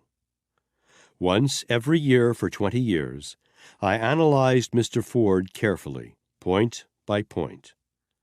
I believe I have made discoveries about him through these annual analyses that have never been mentioned by any of his biographers. I shall describe these discoveries. Henry Ford has been the source of more useful knowledge than all the other men whom I've ever met. I am no hero worshiper, but I am appreciative of the opportunity of observing the efforts of the most successful industrialist of America, and especially those of Henry Ford, because his activities have been so extensive that he has encountered and conquered the majority of obstacles that obstruct the path of human beings. Mr. Ford has been my Exhibit A. Through his achievements, I tested the fundamental principles of success that went into the building of my success philosophy. Without the privilege of observing and studying him in his stupendous industrial operations, my work on the philosophy would have required at least another 25 years, if, in fact, it could have been completed at all.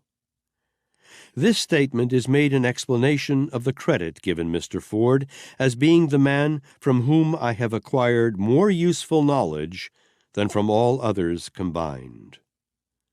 Mr. Ford is not my idea of a perfect man, but his fine qualities and business acumen far outweigh his defects. Henry Ford has taught me the value of selecting a definite major purpose as a life goal at which to aim, and to which all other aims and purposes are subordinated. Mr. Ford has worked with a central purpose mind for more than a quarter of a century. That purpose is to manufacture and sell a dependable automobile within the price range of the farmer and the working man. Everyone who has ever heard the name of Henry Ford knows what his definite major purpose is, and what it has been for the past 30 years. Not everyone, however, has interpreted correctly the part that the selection of this definite purpose has assumed in the accumulation of the Ford fortune. Few have endeavored to emulate Mr. Ford by selecting and pursuing persistently a single purpose as he has done. I shall be eternally grateful to Mr. Ford because this one lesson alone has yielded me the fundamental basis of a sound philosophy of success. Had I not been influenced by Henry Ford, I would probably never have paid the price in struggle and hardship and sacrifice necessary for the completion of my research. All down the years during which I was engaged in building that philosophy, Henry Ford's outstanding tenacity of purpose served as a mighty influence, forcing me on when I would otherwise have quit. Such useful service as may be rendered by my writings should be, in the main, credited to the influence of Henry Ford, because he contributed more than all the other men of achievement whom I have observed. Mr. Ford was responsible for my meeting Dr. Alexander Graham Bell, Dr. Elmer R. Gates, Thomas A. Edison, and Luther Burbank, who in turn led me to the discovery of the vast possibilities that lie hidden in the subconscious mind. Through many years of experimentation, both independently and in collaboration with these men, I made discoveries about the potentialities of the subconscious mind that enabled me to understand to a certain extent the workings of that mysterious power. Such help as I may be able to render other people can be traced directly to what I have learned from Henry Ford, and especially to his influence upon me in the matter of adopting and persistently following a definite central purpose in life. It seems to me more than a mere coincidence that I should have been led to the discovery of facts of vital importance in connection with the psychology of singleness of purpose, as the result of having acquired such a purpose through observation of Henry Ford. This fact has caused me to recognize the truth that every great discovery and every noteworthy achievement of man may be traced to the influence of some other person. Sometimes we neglect to give credit where credit is due. At other times, we fail to interpret the cause of achievement, and again, we prefer to salve our own ego by choosing to believe that we are the great creators. In my own case, I prefer to state frankly that whatever useful knowledge I may possess was acquired from other and more brilliant people. The psychology of a definite central purpose. As briefly as possible, I wish to describe what takes place in the mind when one adopts and follows a definite central purpose. Namely, 1. A definite purpose, when mixed with faith in one's ability to achieve the object of that purpose, and held as a dominating desire in one's conscious mind, is picked up by the subconscious mind and used as a pattern or blueprint by which that purpose is transmuted into its physical equivalent. 2. The medium through which a definite purpose is picked up by the subconscious mind is auto-suggestion or self-suggestion. A strong burning purpose held persistently in the conscious mind will induce action by the principle of autosuggestion. 3. The subconscious mind is the intermediary by which the thoughts of the finite mind of man are communicated to and mixed with infinite intelligence. 4. Infinite intelligence, through some strange principle that has not yet been isolated by science, has a tendency to transmute into its physical equivalent any desire that is transmitted to the subconscious mind and mixed with the emotion of faith. 5. A definite central purpose, when transmitted to the subconscious mind with the emotion of faith, is worked out or transmuted into its physical equivalent through the same principle by which prayer is realized when it is realized. 6. The subconscious mind is the medium or intermediary through which mental processes of prayer may be, and sometimes are, transmuted into their spiritual equivalent, and by infinite intelligence transmuted into their physical equivalent. 7.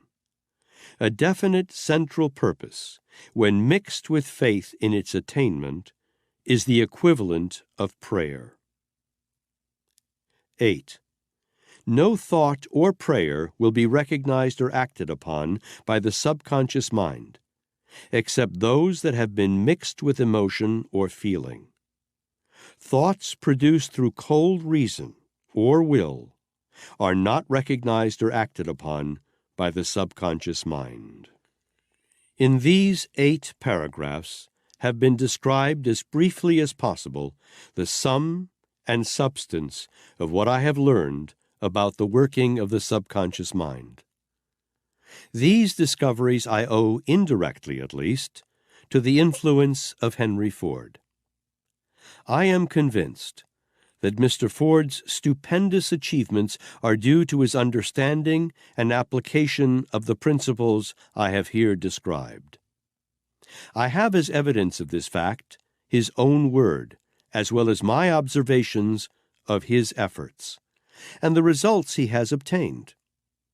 Henry Ford's financial achievement has not been due to luck or accident, nor has he done anything that cannot be duplicated by any other man of reasonable intelligence through application of the same principles he has used.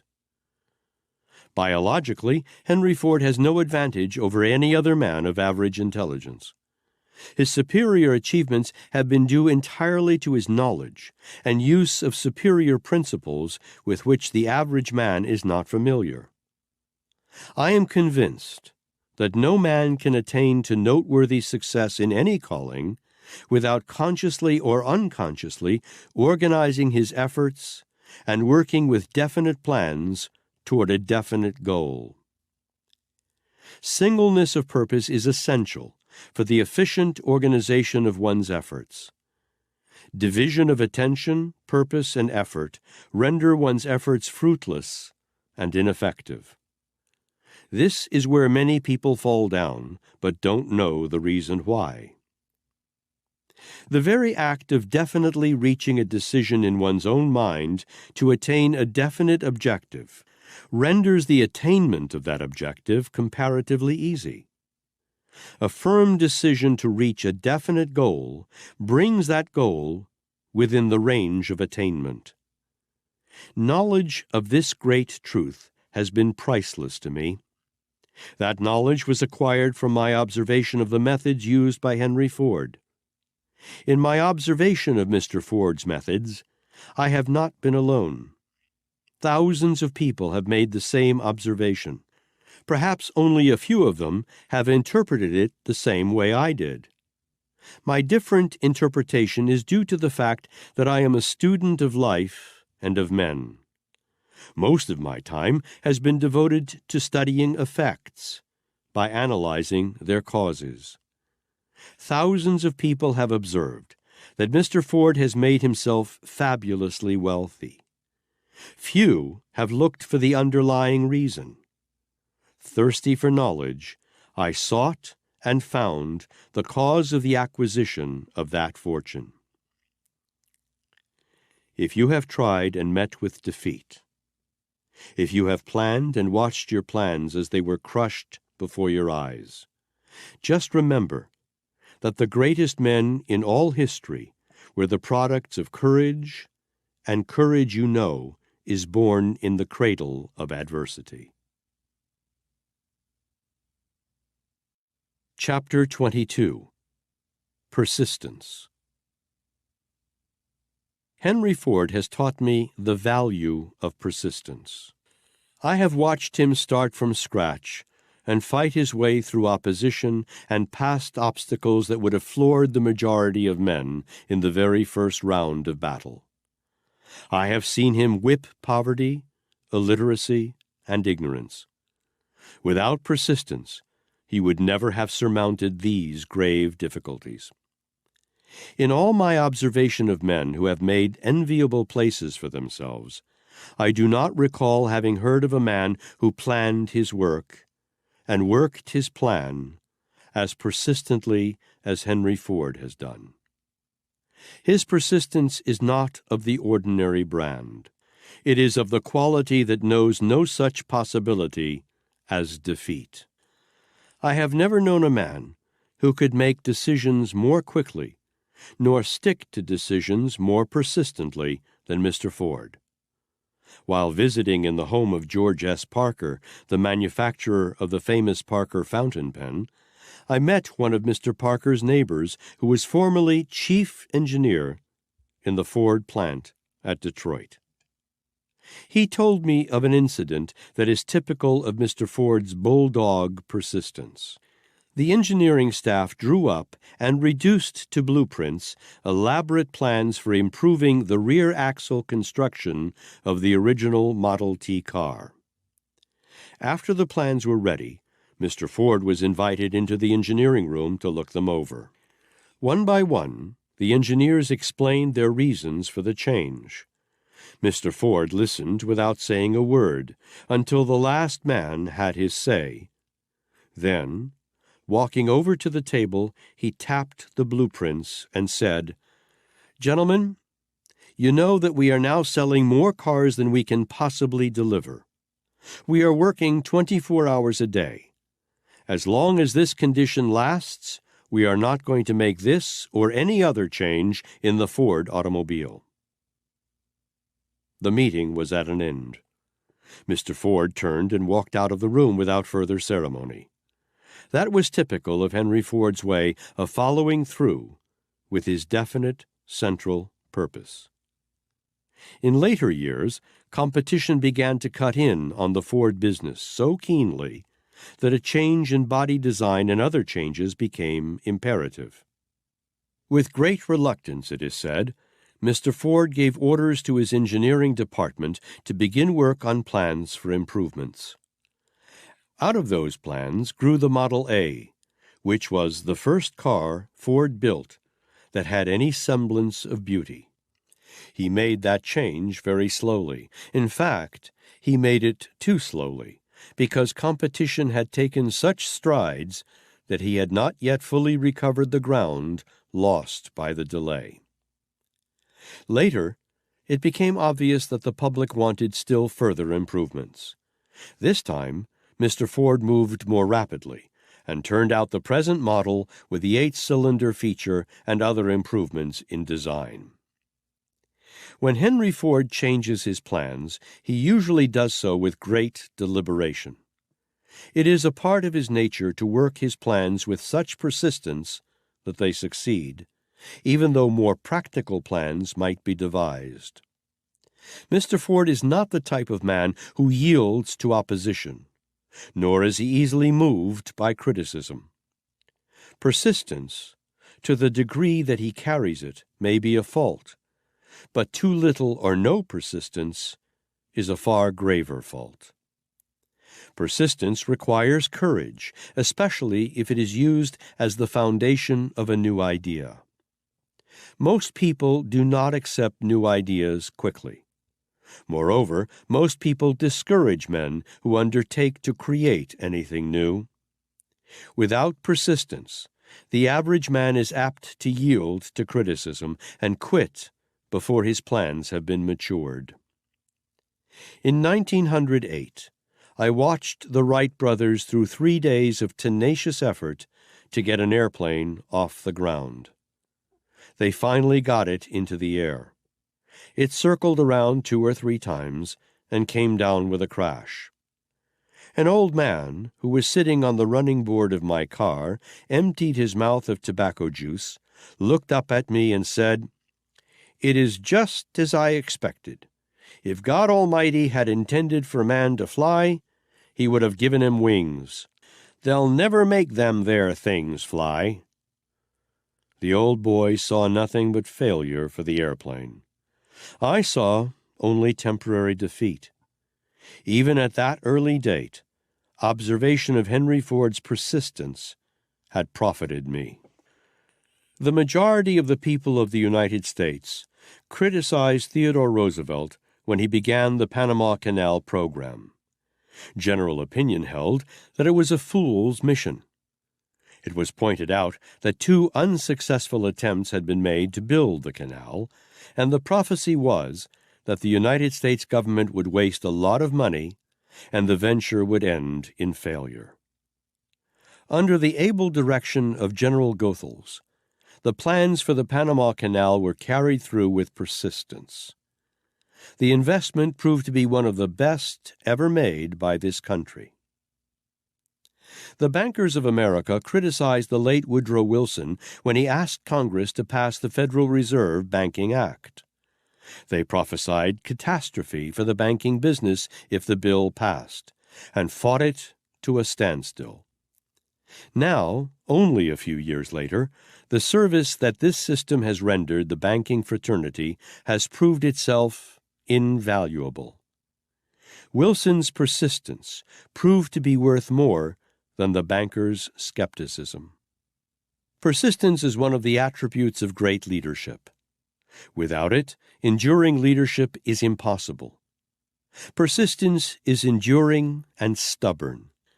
The persistent man with a poor plan stands a better chance of winning than the man with a perfect plan who hesitates and wavers in carrying it out. Persistence is one of Ford's most prominent qualities. He applies it almost to the point of obstinacy. And because of this quality of persistence, Ford recognizes temporary defeat, but does not accept it as failure. All men who have the quality of persistence have also the advantage of being able to distinguish the difference between temporary defeat and failure. They know that temporary defeat can be made to serve as a stepping stone to a higher rung on the ladder of achievement. Men who lack persistence have not this knowledge. They quit at the slightest provocation, even before reaching the stage of temporary defeat. Chapter 23. Faith. Henry Ford has taught me the value of faith. Without faith, one is apt to be lacking also in persistence. Faith is the very foundation of persistence. What is faith? Faith is a state of mind that enables one to visualize one's central purpose or one's minor plans and purposes as achieved, even before beginning their pursuit. Faith is a state of mind that can be induced through intensity of desire, backed by persistent suggestion to the subconscious mind that the object of that desire shall become fully realized and attained. Faith begins to take the place of doubt when one recognizes the existence and availability of infinite intelligence. Faith multiplies itself through use. The more one relies upon it, the more pronounced it becomes. Faith is nature's elixir, through the use of which nature enables man to transmute the impulse of thought into a skyscraper of riches or a hovel of poverty. Through his demonstration of faith, Henry Ford has taught me to work with whatever tools were at hand, and not to wait until the time is right before beginning to translate my desires into their physical equivalent. I have discovered that the right time, in the fullest and most literal sense of the term, never comes to any person. If we wait until all conditions are just right before beginning to translate our central purpose into concrete form, we will never begin. The time to start is now. Analysis of Mr. Ford shows that he believes in and practices the habit of starting where he stands. During the early days of his experience in the automobile industry, he was forced to follow this habit. The time was not just right when he began to experiment with his horseless buggy contraption, but he went ahead with it anyway. In fact, he followed the habit so literally that it once cost him his position while he was working during the day and experimenting with his automobile at night. Mr. Ford was cramped for money during the early days of his career, but he substituted faith for money, and miracle of miracles, he discovered that the substitute worked. During the early days of my experience, my path was beset by enemies who tried, with enduring persistence, to undermine my reputation and destroy my chances of completing and taking to the world my success philosophy. I discovered, as the result of the influence of Mr. Ford, that persistence is no match for faith. I went ahead with my labor, looking neither to the right nor the left, never stopping to reply to my critics nor to explain to my friends, relying entirely upon my faith and the soundness of my plan to take the place of explanations. I have not been disappointed. Beginning in 1929, a great calamity overtook the people of the world through what is commonly known as the Depression. Banks closed their doors by the thousands. Men were thrown out of employment by the millions. Great fortunes faded into nothing by the scores. Leaders in business and finance, industry, politics, and religion showed the white feather and went into seclusion by the thousands. Chaos and pandemonium prevailed, and continues to prevail on a widespread scale. Through all this demonstration of fear, Henry Ford was one of the few leaders who stuck to his post and went ahead with faith in the future of America. While others were talking about the return of prosperity, Mr. Ford was digging in and demonstrating prosperity. When other automobile manufacturers were laying off men by the thousands, Mr. Ford took them on in similar proportions. Only faith can carry a man through in times like those experienced in 1931 and 1932. Mr. Ford was not in the least disturbed by the Depression. While thousands of small-minded men and women were madly rushing to the banks and drawing out their money, forcing the banks to close their doors, Mr. Ford, who had as much money in banks as any 1,000 men, let his money remain there and went about his business as calmly and as confidently as if nothing unusual had been happening. That required faith. Henry Ford has faith, and because he has it, he also has a fortune. Faith is the master of all obstacles that beset the path of man, with the lone exception of death. Perhaps even death might be conquered by faith. Who knows? Who is willing to trust faith far enough to find out what are its limitations, or if it has any limitations? The tenets of the greatest religions are all grounded in faith. Jesus Christ, in performing the miracles credited to him, did so solely through faith. If faith is the hub of religion, if it constitutes the sum and substance of Christ's philosophy, should not this fact serve as a tip to men who are concerned about ways and means of succeeding in business? We all have hopes and wishes, but these do not and cannot take the place of faith. If Henry Ford had only hoped or wished to translate his central purpose into reality, he would have gone the way that hundreds of other automobile manufacturers have gone since he started his business.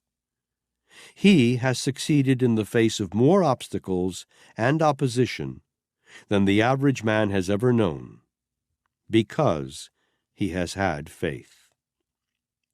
Every year, some wiseacre predicts that Ford will overstep himself, that Wall Street will take his business from him. Meanwhile, Ford continues to follow his own course and build new plans.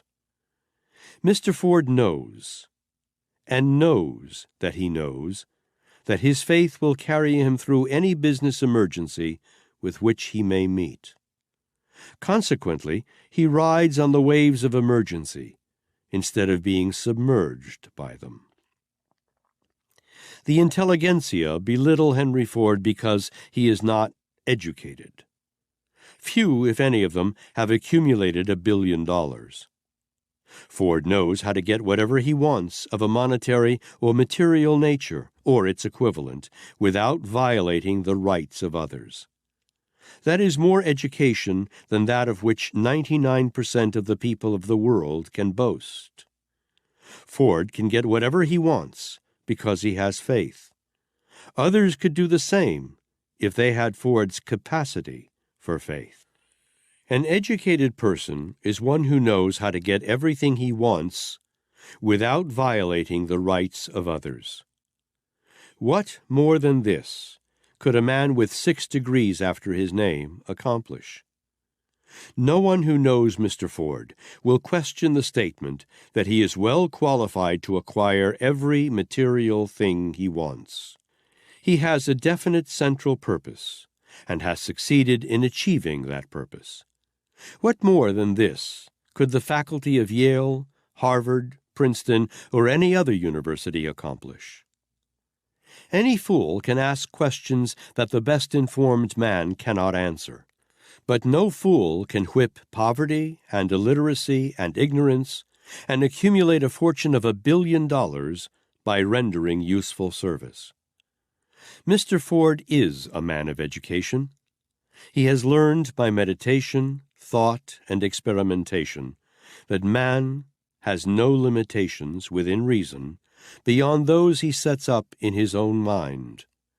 Mr. Ford has achieved more than most men because he has removed the limitations by which most men permit their minds to be bound. Henry Ford was reared on a farm. He laid the foundation for his abiding faith by observing the orderly, organized fashion in which nature moves. Looking up into the sky, he saw the millions of stars and planets moving in space with order and precision. He gathered from what he saw the conclusion that nature works always with a purpose, producing from the soil everything that a man needs, and that the production is abundant and efficient. When the Depression got underway, Mr. Ford observed, as any other man who thinks might have done, that there was no depression in the realm of nature. He saw the same sun shining down on the earth, warming the roots of the grass, and causing the seed in the ground to germinate. He saw that nature went ahead with her business in 1930 and 1931, precisely as she had done prior to the Wall Street crash. From these observations, Mr. Ford deduced the fact that business depressions are man-made. From past experience, he knew that whatever man makes, he can unmake. Because he saw and believed, Henry Ford went right ahead with his business, knowing that the storm of the Depression would pass, and that harmony would come out of the chaos when men had regained their sense of balance. And we all know that he guessed right. It is impossible to defeat the man who has an abiding faith. If one plan fails, he will create another to take its place, knowing that it was only the plan that had failed. The man who has this faith is educated, no matter if he ever saw the inside of a schoolhouse. Henry Ford knows, as few men know, that all success is based upon confidence and faith. He also knows that the prolonged business depression grew out of man's loss of these two prerequisites of success. Those who criticize Henry Ford might well spend their time studying and emulating him instead, despite the fact that he has many shortcomings. There was a time when I, like others, was inclined to criticize him. Now I am trying in my humble way to apply to my calling some of the principles that have made Henry Ford one of the most conspicuous figures in the entire history of American industry. Of all the men who have accumulated great fortunes in America, I know of none from whose record of achievement one may learn more than from Ford. To me, he is one of the two most interesting men in the world, the other being Mahatma Gandhi, the East Indian patriot. Incidentally, Mr. Ford and the Mahatma have many qualities in common, among them abiding faith. Through his great capacity for faith, Gandhi has induced over 200 million people to coordinate their minds in a spirit of enduring harmony. That is an achievement the world has never before seen. Faith is a rare quality. All who have it are worthy of study and emulation. More than once during his career, Mr. Ford has had to match talents with men who represented combined power through wealth. Every time, he has come out on top. His faith has always proved to be stronger than other men's cunning. Some of the Wall Street bankers have had occasion to remember this from their experience with Mr. Ford. He has held his own, despite the efforts of shrewd men to rob him of his business, because he had faith in his ability to do so. Henry Ford has met with defeat many times, but always he has armed himself with the knowledge gained by defeat. Out of that knowledge, he has constructed a bulwark of self-defense, which, so far, no man or group of men has been able to penetrate. Any man may become great by doing the commonplace things of life, in a great spirit, with a genuine desire to be of helpful service to others, regardless of his calling. Chapter 24. Decision. Henry Ford has taught me the value of prompt and definite decision.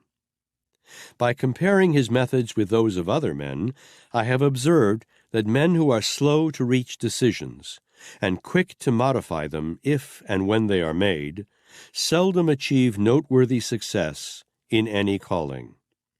I have learned from Mr. Ford's methods this axiom: when in doubt, do something, even if it is no more than to walk around the block and think what to do.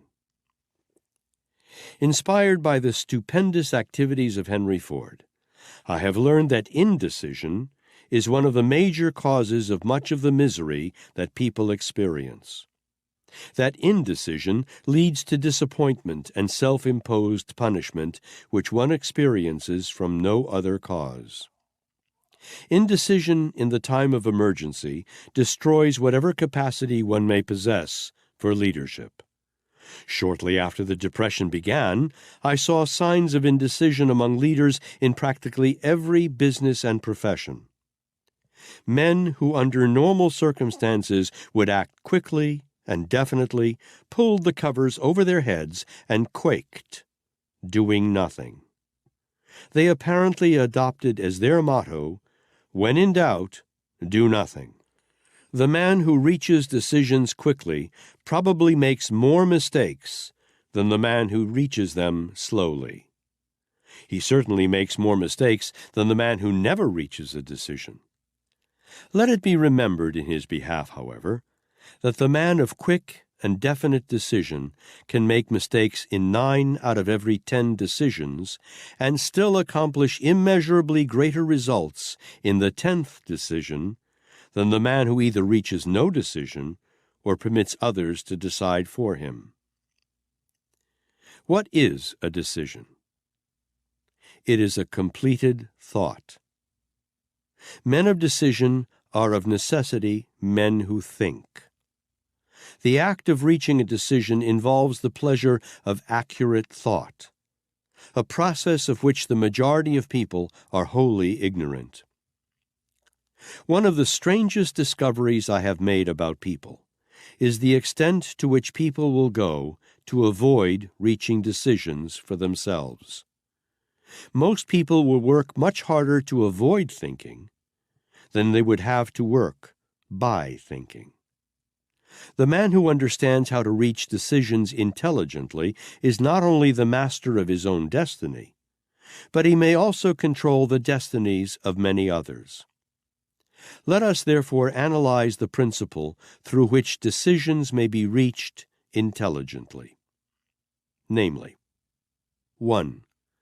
Before reaching a decision, be sure you have at hand all the facts available in connection with or affecting that decision. 2. Learn to distinguish the difference between facts and mere hearsay, even though some effort may be required to separate the two. 3. Learn to make a distinction between important and unimportant facts. 4. When it is impossible to avail yourself of all the facts you need in making a decision, use your past experience and your common sense, and supply theory for the missing facts. All decisions reached in this way should be made with mental reservations, and should be subject to immediate change if later it is discovered that the assumed facts were not correct. These 4 simple rules will, if followed as a habit, be helpful not only in reaching decisions promptly, but in reaching them intelligently as well. Decisions based upon guesswork, when facts are obtainable, are inexcusable.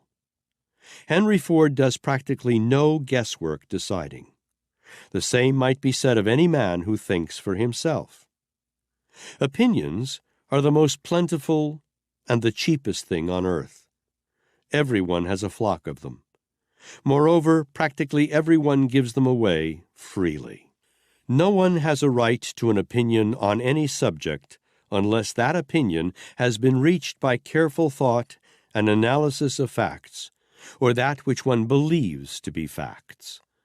Most opinions are worth just what is asked for them by those who give them out. Nothing. Every normal person has been endowed by nature with the power of reason. The reasoning faculty provides man with the capacity to separate facts from fiction. In the majority of men, this faculty becomes practically atrophied through disuse. In Henry Ford, it has developed and grown strong and accurate through use.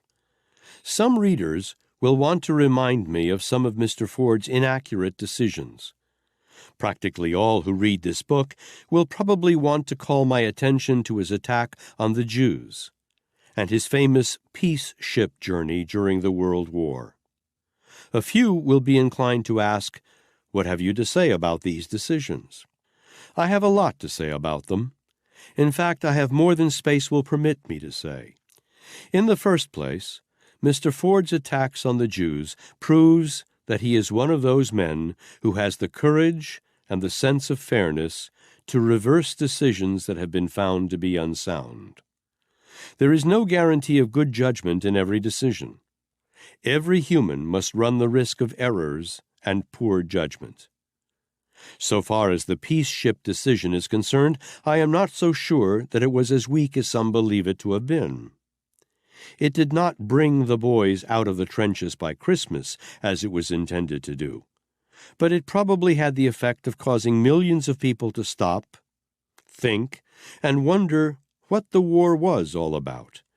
And if it did this, it was more than justified. Perhaps that was all Mr. Ford really intended to do.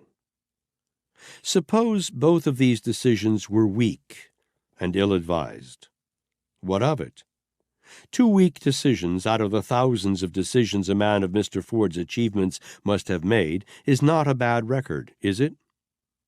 Henry Ford is not infallible. No man is.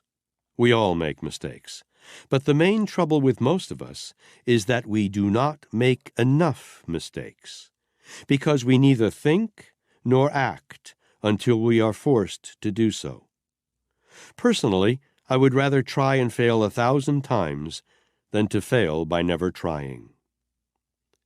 The immortal Emerson said, "Consistency is the hobgoblin of small minds." Mr. Ford may not always have been consistent. I am sure that he has not been.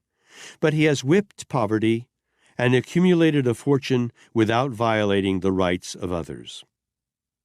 In addition, he has made some huge fortunes for those associated with him and employed at top wages hundreds of thousands of men. These are facts, and they are the soundest evidence that Henry Ford is an accurate thinker. Sound thinkers are always men of decision. Chapter 25. Sportsmanship. Henry Ford has taught me the value of good sportsmanship. For over a quarter of a century, I have watched Mr. Ford master fear of criticism by accepting defeat as graciously as he accepted success. I have never heard of his striking back at his enemies or complaining in any way about their conduct toward him. In his disagreement with the Dodge brothers, he extricated himself from an embarrassing business situation with the least possible damage to his foes. If he ever gave out any press interviews about that transaction, I have never heard of it. Many men went into Ford Enterprise during its infancy, either by investing a few $1,000s or their personal services, or both, and came out later with huge fortunes. Mr. Ford did not try to stop them from leaving when they were ready, nor did he try to stop them from taking out of the business wealth far out of proportion to anything that they put into it. From the start of the business, Henry Ford has shown himself to be a real sportsman, remarks about his cold-bloodedness notwithstanding. Sometimes I hear some former Ford agent or salesman or employee speaking about Mr. Ford's ruthlessness toward his men. So far as I have been able to obtain the facts, his ruthlessness has consisted of his having worked out ways and means of making men become efficient, despite themselves. I am sure that before the saturation point was reached in the automobile industry about 1930, Mr. Ford kept his distributors stepping faster than some of them wanted to move. Perhaps many of them needed this sort of discipline, as in fact most of us do. In fairness to Mr. Ford, it should be remembered that competition in his class of automobile became very keen about the time the Chevrolet attained its peak of distribution. Mr. Ford knew that increased activity on the part of his distributors was necessary to meet this competition. It should also be remembered that any plan Mr. Ford inaugurated to step up his distributors helped them as much or more than it did him. Obviously, the more cars he forced them to sell, the more profits they made. Far from being evidence of cold-bloodedness, his efforts to produce and distribute cars with efficiency should have been accepted by his distributors as a real service. Mr. Ford is not the hail fellow, well-met type of man. He does not have a flexible personality, and his disposition is decidedly unyielding and firm in carrying out his plans. But with it all, he is a sportsman, because he has had uppermost in mind the thought of building and selling a car that would serve the average man efficiently at a price within his means. I have never heard Mr. Ford called dishonest. I doubt that anyone else has.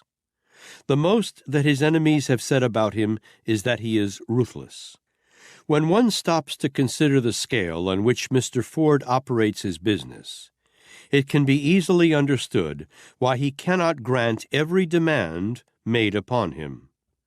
Efficiency presupposes a definite business policy and definite plans for carrying out that policy. Mr. Ford has always operated under such a policy and plan.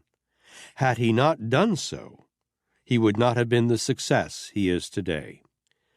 At almost the very outset of his business career, Henry Ford saw, as but few others have seen, the stupid inefficiency of men who manufacture and sell merchandise.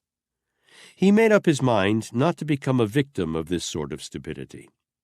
He realized that he was operating in the midst of a machine age in which the law of the survival of the fittest had to prevail. He knew, of course, that fitness meant efficiency of every man, and with remarkable success he created plans through which that fitness was obtained. None of the elements of good sportsmanship are lacking in such a policy. When a firm carries 150,000 on its payrolls, and its purchase of raw materials run into the millions of dollars annually, either efficiency must be obtained, or failure will soon overtake the business.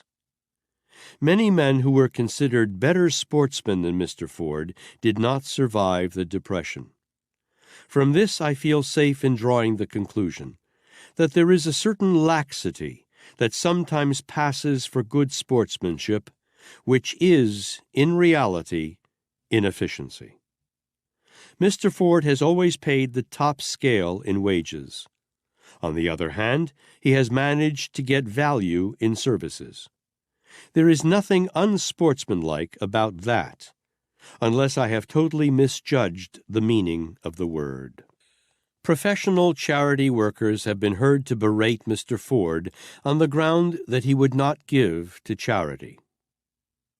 I suspect that an element of selfishness entered into such complaints.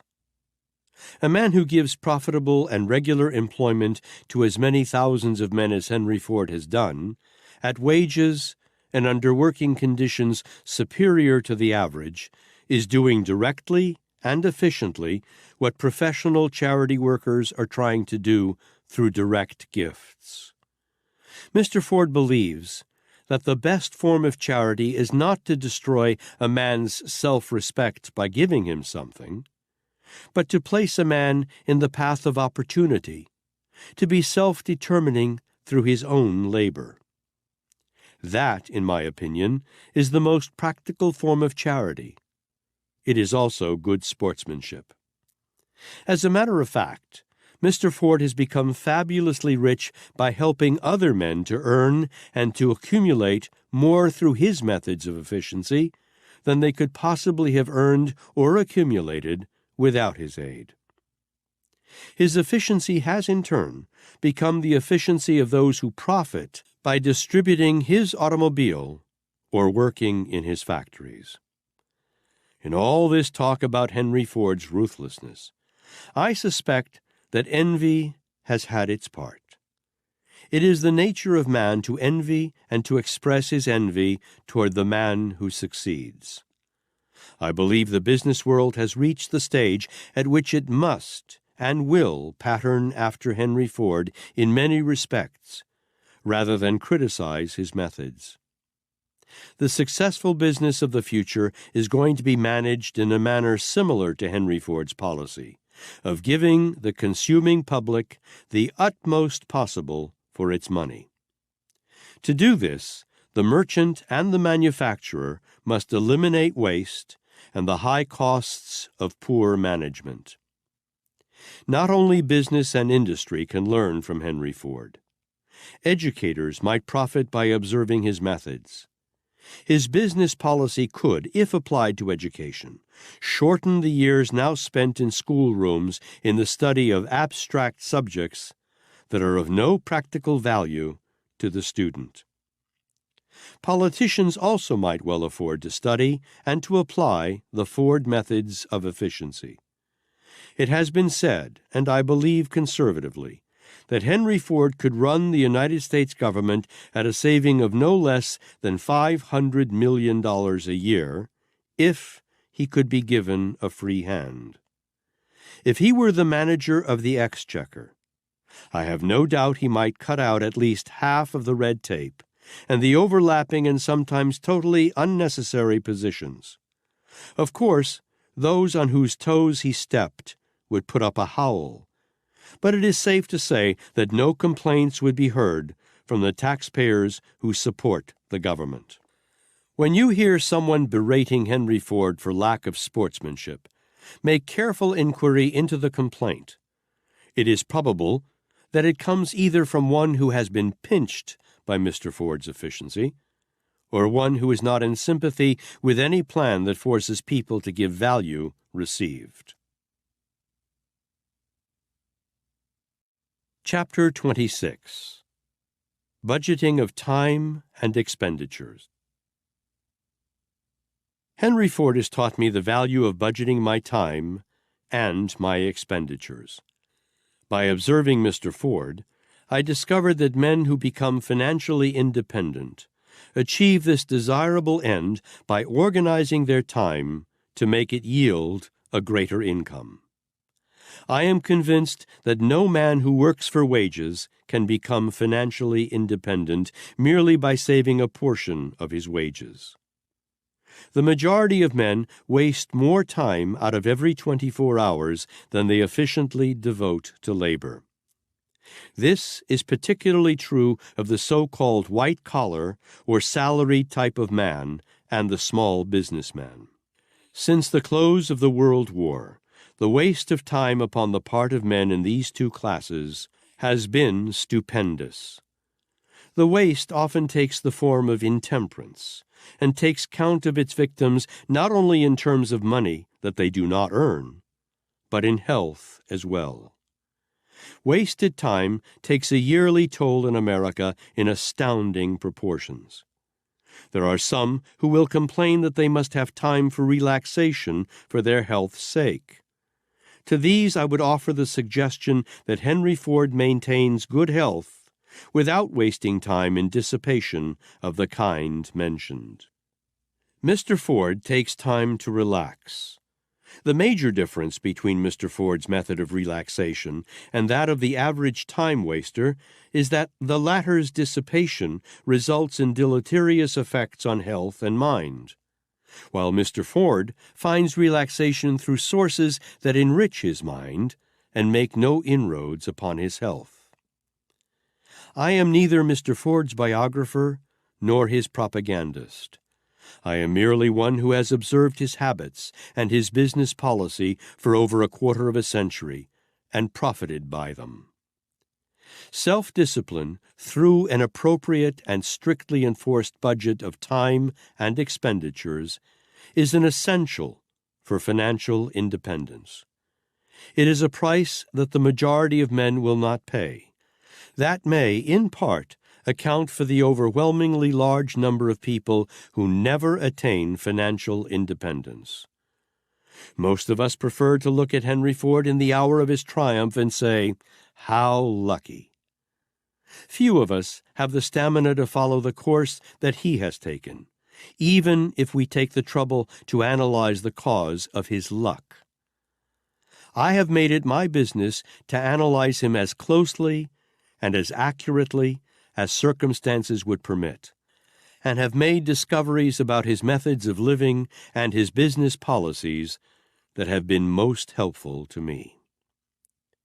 Several pages of the manuscript for this book are being written during a very hot day in June. Just a little while ago, an acquaintance called and offered to take me for a boat trip. I was tempted to go with him, but on the wall in front of me hung a copy of my daily time budget, plainly indicating that I could not go. Was I disappointed? Not in the least, because I like the work in which I am engaged, and make it serve in the place of many forms of recreation in which I might indulge. Instead of worrying because my habit of self-discipline often deprives me of a fine opportunity to waste time, I look out into a world that is peopled with men and women who need the sort of practical inspiration which, it is hoped, may be found in my writings, and return thanks once again to Henry Ford for having caused me to discipline myself, thus through a strictly enforced budget of my time. Not only am I as happy now as I was before I began to budget my time, but I am far more contented, because I have learned that enduring happiness comes from rendering service that is helpful to other people. Therefore, a rigidly enforced time and expenditure budget not only leads to financial independence, but more important, it leads to happiness.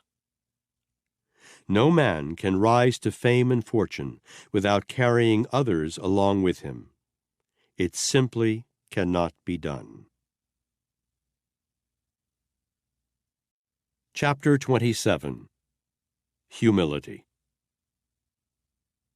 Henry Ford has taught me humility of heart. His habits, his style of living, his attitude toward other people are the same today as they were when he was bound down by poverty. Success has not gone to his head. That which may appear to be austerity on his part is no more than his lack of flexibility of personality. Many important men are like that. Mr. Ford has no false notions about his importance. He leads a simple life, and is not above association with those who are less fortunate financially. He is not a fluent conversationalist. In fact, he is just the opposite, and for this reason has unjustly earned the reputation of being frigid and self-centered.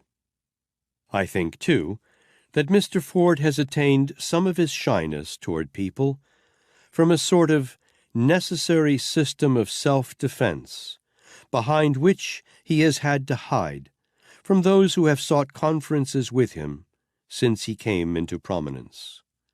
The fact that annually more than 30,000 people write him, begging for financial help in one form or another, gives some little idea of why he has found it necessary to shut himself in a shell. But these letters are not entirely wasted. He has them baled and sold as old paper. By and large, Mr. Ford has proved himself to be a man of unusual poise. Nothing discourages him, and nothing unduly elates him. His humility grows out of his understanding and use of the intangible laws of nature. His close association with Thomas Edison, Luther Burbank, John Burroughs, and others of their caliber indicates with what reverence he considers men who deal with the laws of nature. I think perhaps it was in a large part his association with these scientists and naturalists that is responsible for his humility. Henry Ford knows that there is an infinite intelligence that permeates every atom of matter and every unit of energy, and fills all space throughout the universe. He knows, too, that this intelligence may be induced to aid man in the solution of his problems if and when man adapts himself to it. Because Mr. Ford has remained humble in heart, he has not found it difficult to tune in on the forces of infinite intelligence.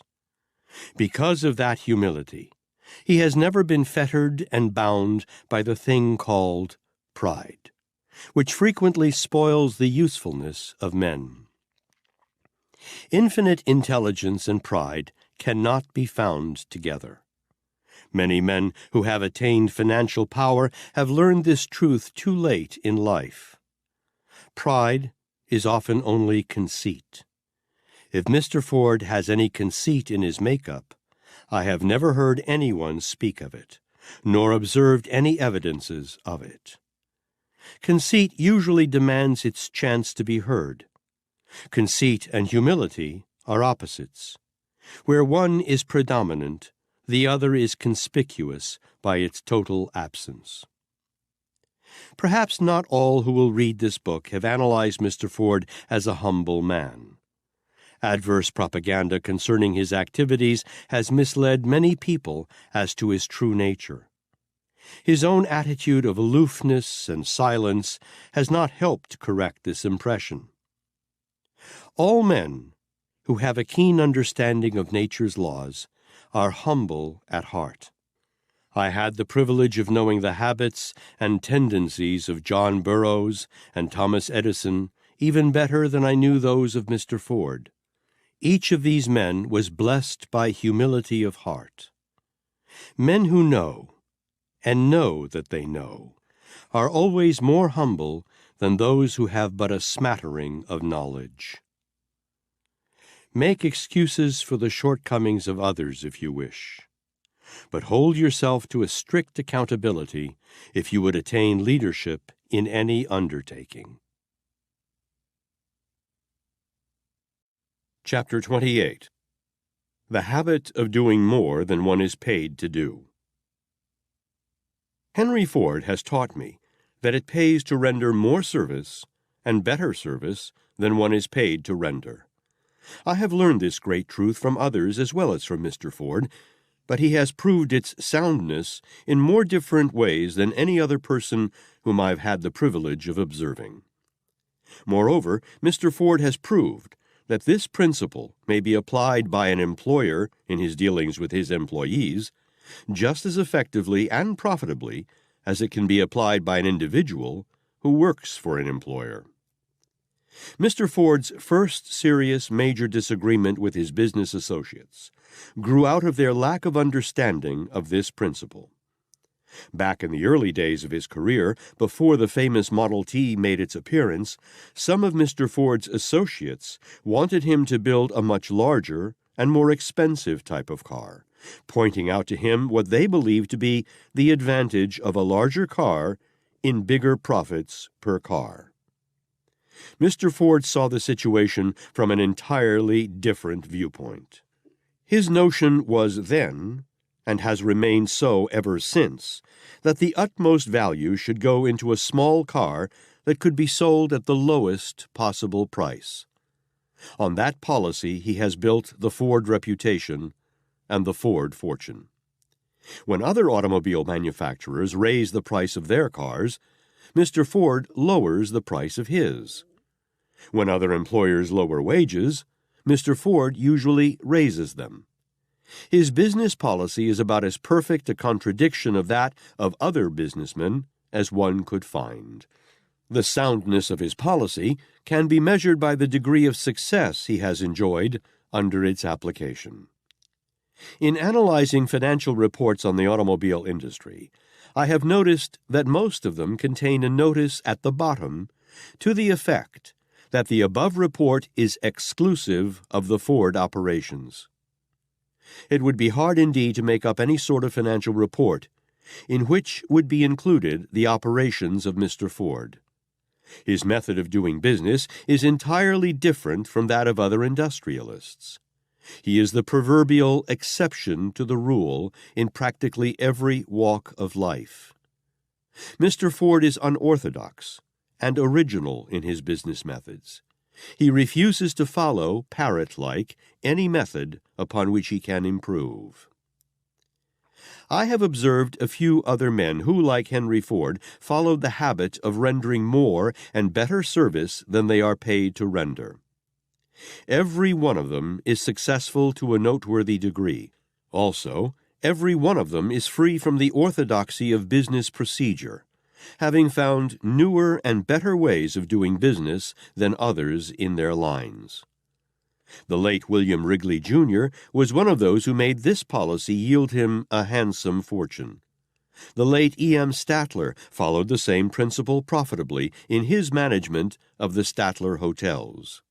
Mr. Ford takes the attitude that if a man does no more than he is paid to do, he has no valid ground upon which to seek promotion or more pay.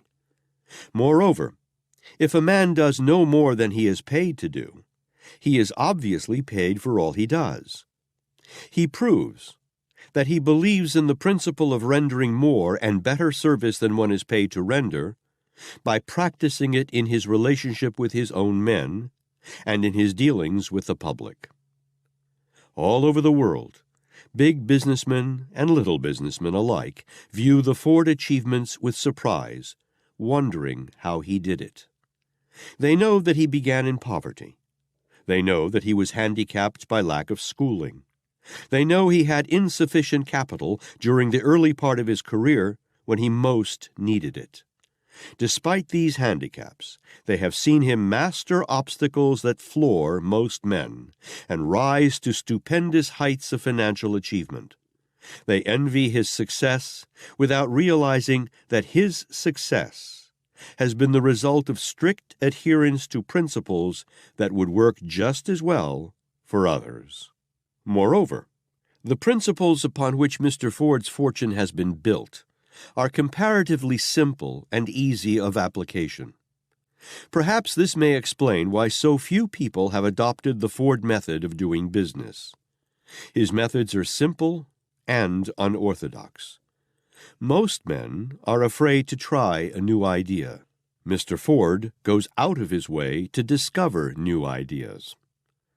Already he has learned that most of the business methods used by American business are obsolete and inefficient. The late Elbert H. Gary once told me that the United States Steel Corporation spent several $million annually trying to eliminate friction and disagreement among the members of its staff. Mr. Ford has found through new methods how to reduce friction among his men to a minimum. He has proved that his methods are sound because they work.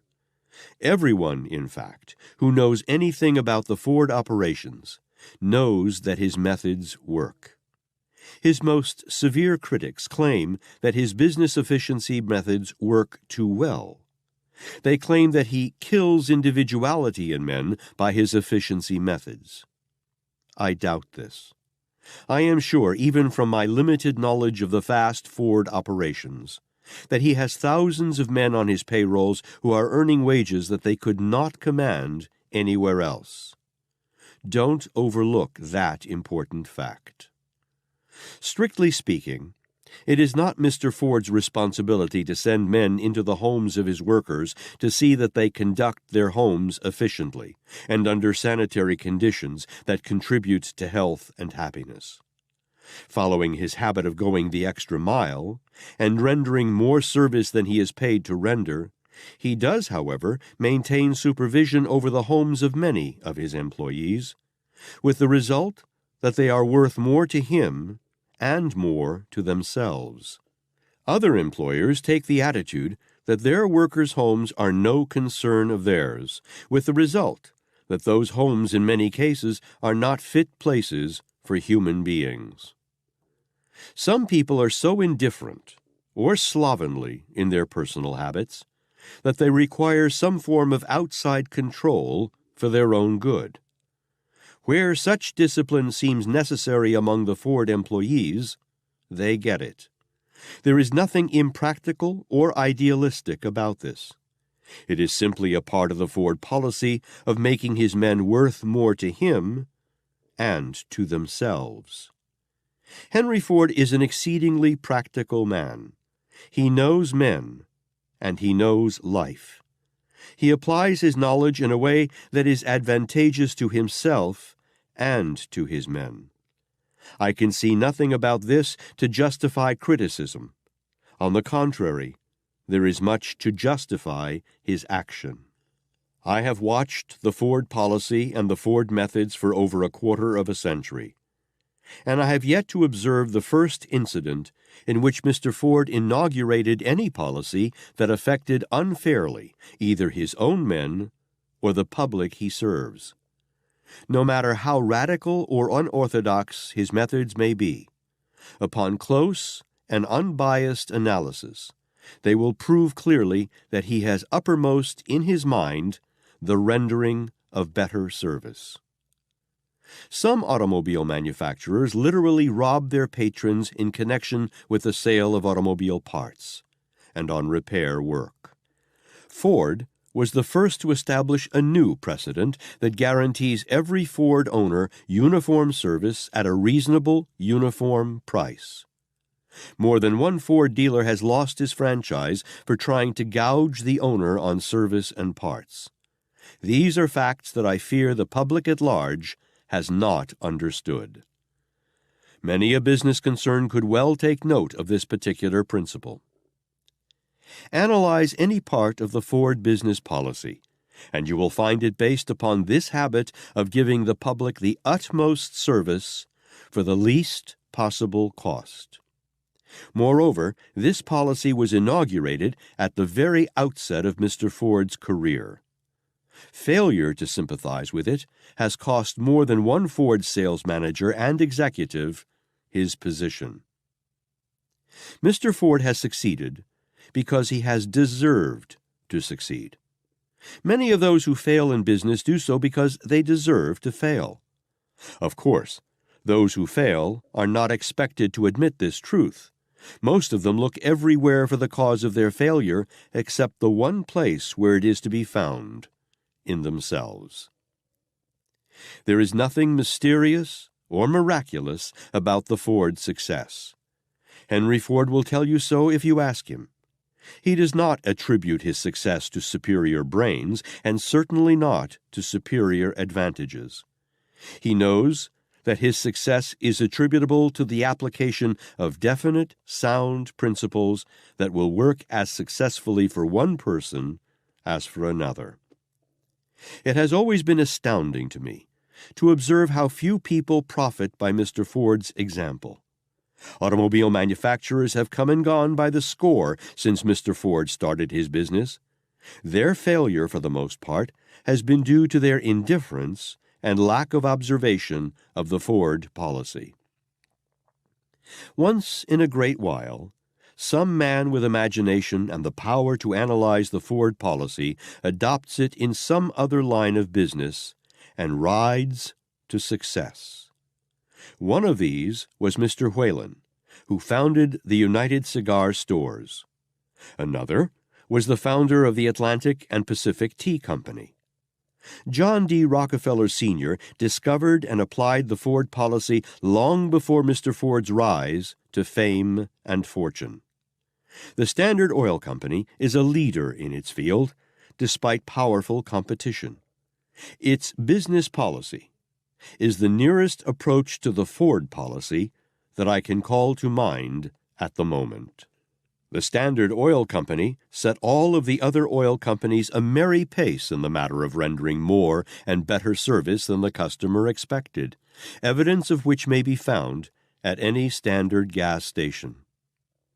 Marshall Field and John Wanamaker built two of the greatest retail merchandise establishments in America by applying the Ford policy of rendering more service and better service than the customer was in the habit of receiving elsewhere. There is no patent right on the policy. Anyone may use it. Fortunate is the person who has learned that the most certain way to get is to first give through some sort of useful service. I try to practice, as well as preach, the principle of rendering more service and better service than I am paid to render. Preaching is cheap. Many people have a decalogue of principles that are preached more than they are practiced. It is my policy to follow the principles that I have learned from Mr. Ford because I have observed that they have served him advantageously. We are entering an age favorable to all who follow the habit of rendering more service than is expected. In fact, this is an age that demands that kind of service. In the future, those who are unwilling to render such service or are indifferent about it will have the unhappy experience of seeing their opportunities taken over by their more progressive competitors. The small independent merchant is rapidly becoming only a memory. He is being crowded out by men whose greater imagination has foreseen this stupendous change that is taking place in the demand for greater service, and who have organized themselves to deliver that sort of service. The man who renders more service and better service than he is paid to render is repaid in proportion. Some men are successful as long as someone else stands back of them and encourages them, and some men are successful in spite of hell. Take your choice. Chapter 29. Ford, the Master Salesman. Henry Ford has taught me the principles of master salesmanship. Within the short period of 30 years, I have seen Mr. Ford belt the earth with the product of his definite central purpose.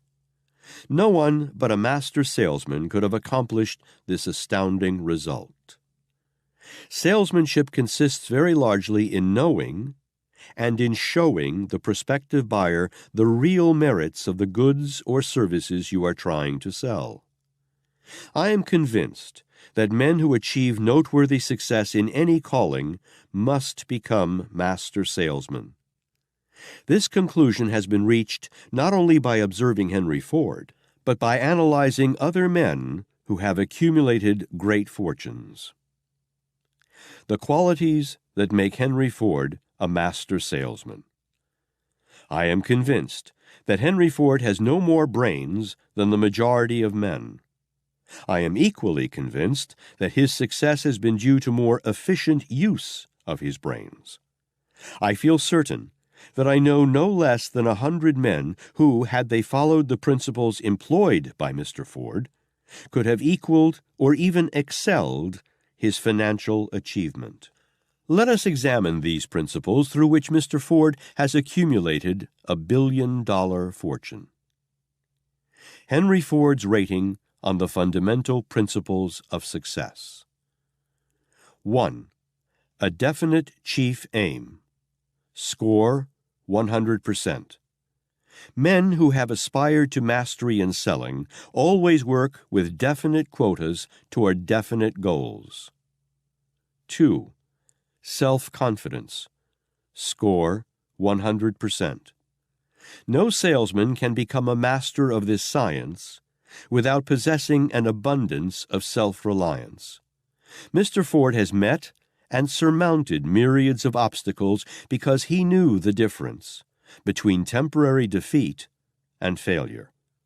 Most salesmen never learn this difference, and because they do not learn it, they go down in defeat instead of using it as a stepping stone on which to climb higher. 3. The habit of saving. Score 100%. From the very outset, Mr. Ford adopted the habit of budgeting both his time and his income. Through this habit, he pyramided cash reserves sufficient to absorb the shock of all his mistakes and experiments. 4. The habit of health. Score 100%. Mr. Ford has not been a hard worker. He has been an intelligent worker. This means that he has learned to relax by emptying his mind systematically through contact with other men from whom he learned much that he needed to know. He has been temperate in all of his habits. He has eaten sparingly of plain food. He has not been the victim of hypochondria or symptoms. He has made his mind serve him instead of scaring him. 5. Imagination. Score 90%. A keen imagination is the greatest asset of the master salesman. Mr. Ford has developed such an imagination. He has developed it the only way that the imaginative faculty can be developed, through systematic use. 6. Initiative and leadership. Score 100%. The man who waits for others to build him a plan, and then waits for others to help put the plan into action, never develops mastery in selling or in any other calling. Mr. Ford conceives his own plans through his imagination, and translates them into action through his own initiative. He does not wait for a sales manager to furnish him with leads. 7. Enthusiasm. Score 60%. Enthusiasm is of two varieties, active and passive. Mr. Ford's enthusiasm has been a mixture of the two. He has expressed his enthusiasm more through action than through words. His has been the type of enthusiasm that kept his imagination at work when it was not obvious, because of his silence to outsiders. 8. Self-control. Score 100%. Mr. Ford has maintained an even keel in most of his activities because he acquired the ability to counterbalance the emotions of his heart with the reasoning power of his head. For a man of his stupendous activities and achievements, he has been remarkably free from tangents and fundamental errors. 9. The habit of doing more than paid for. Score 100%. Mr. Ford has been outstanding in his practice of this habit. He reversed the order of application of this rule when he adopted his famous $5 a day minimum wage scale, thereby practically making each workman his own supervisor. Instead of paying more for services by this policy, he actually paid less than other employers, because his policy ensured his receiving service greater in quantity, more efficient in quality, and more harmonious in spirit than he had been receiving at the lower scale. 10. A pleasing personality. Score 30%. Mr. Ford's lower rating on this principle has been offset by his exceptionally high rating on the majority of the principles. Despite his low rating, he has shown himself to possess sufficient personality to induce other men to follow his leadership with loyalty and harmony. 11. Accurate thought. Score 90%. There are but few men in America qualified to rate as high as Mr. Ford on this principle. His high rating on this subject is largely responsible for the accumulation of his great fortune. He has made but few mistakes in thought that he has not erased through thought. 12. Concentration of effort. Score 100%. Mr. Ford's most prominent quality is that of his ability to stick to a plan until he has made it work. He makes decisions quickly and changes them, if at all, slowly. He has persistently followed his definite chief aim for 30 years and is still following it. 13. Cooperation. Score, 70%. Teamwork is essential to selling. Mr. Ford has built and maintained the greatest automobile distributing agency in existence. No matter what his critics may say about his iron hand, he has held his organization together and helped himself to make money by helping others to do so. Mr. Ford's greatest asset is his sales distributing force.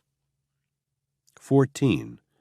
Profiting by failures and mistakes. Score, 100%. Mr. Ford has made some huge mistakes with which the public is familiar, and perhaps many mistakes that the public has never heard of.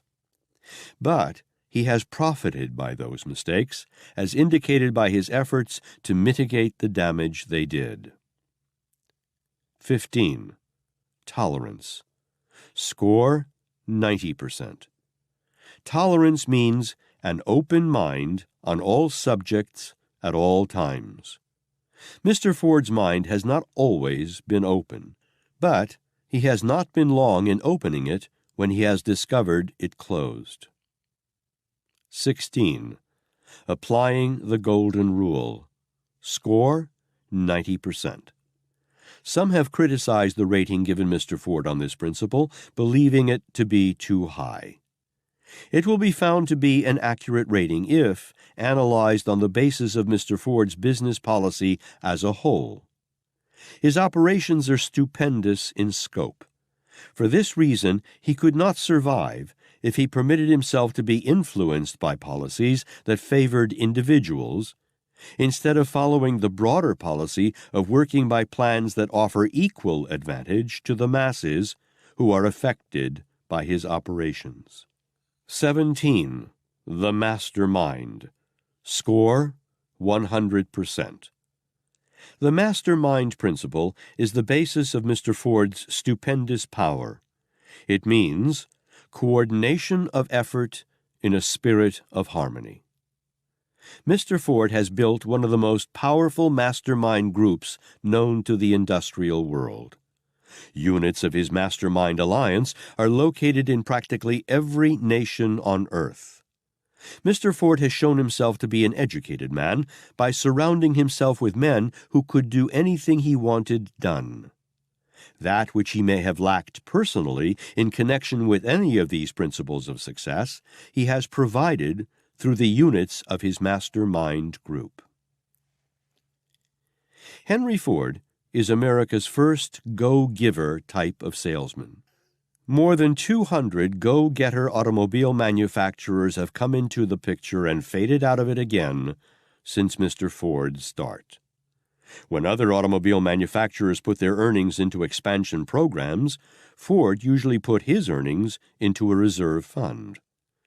Point by point, when compared with other automobile manufacturers who have failed during the past 20 years, Mr. Ford is an almost direct antithesis. Throughout the long years of my research, I had the privilege of testing each of the principles of this philosophy by observing Henry Ford. He is the finest living example of the soundness of the philosophy, because he has used it as the basis of one of the greatest fortunes ever accumulated by an American businessman. I had the privilege of testing the principles of success through observation and analysis of the work of other successful men, but Mr. Ford was more helpful to me than any of the others because of his unorthodox habit of blazing new trails and doing things through experimentation. Study carefully Henry Ford's rating on the fundamental principles of success. It tells, briefly, the story of his astounding financial achievements. There are two facts which, to me, are more than mere coincidences. One is well known to the entire world, that Henry Ford has accumulated a huge fortune. The other is the fact that he rates the highest of any living man on the fundamental principles of success, with the exception of the Mahatma Gandhi. These two facts are rich with significant suggestion. Chapter 30. Accumulation of Power. By observing Mr. Ford, I have discovered that great power can be accumulated only through the master-mind principle. I have already stated that Mr. Ford is a master salesman. He came by that mastery not through magnetism of his personality, but through his ability to coordinate the efforts of other men in a spirit of harmony. This achievement is possible only through understanding and use of the mastermind principle.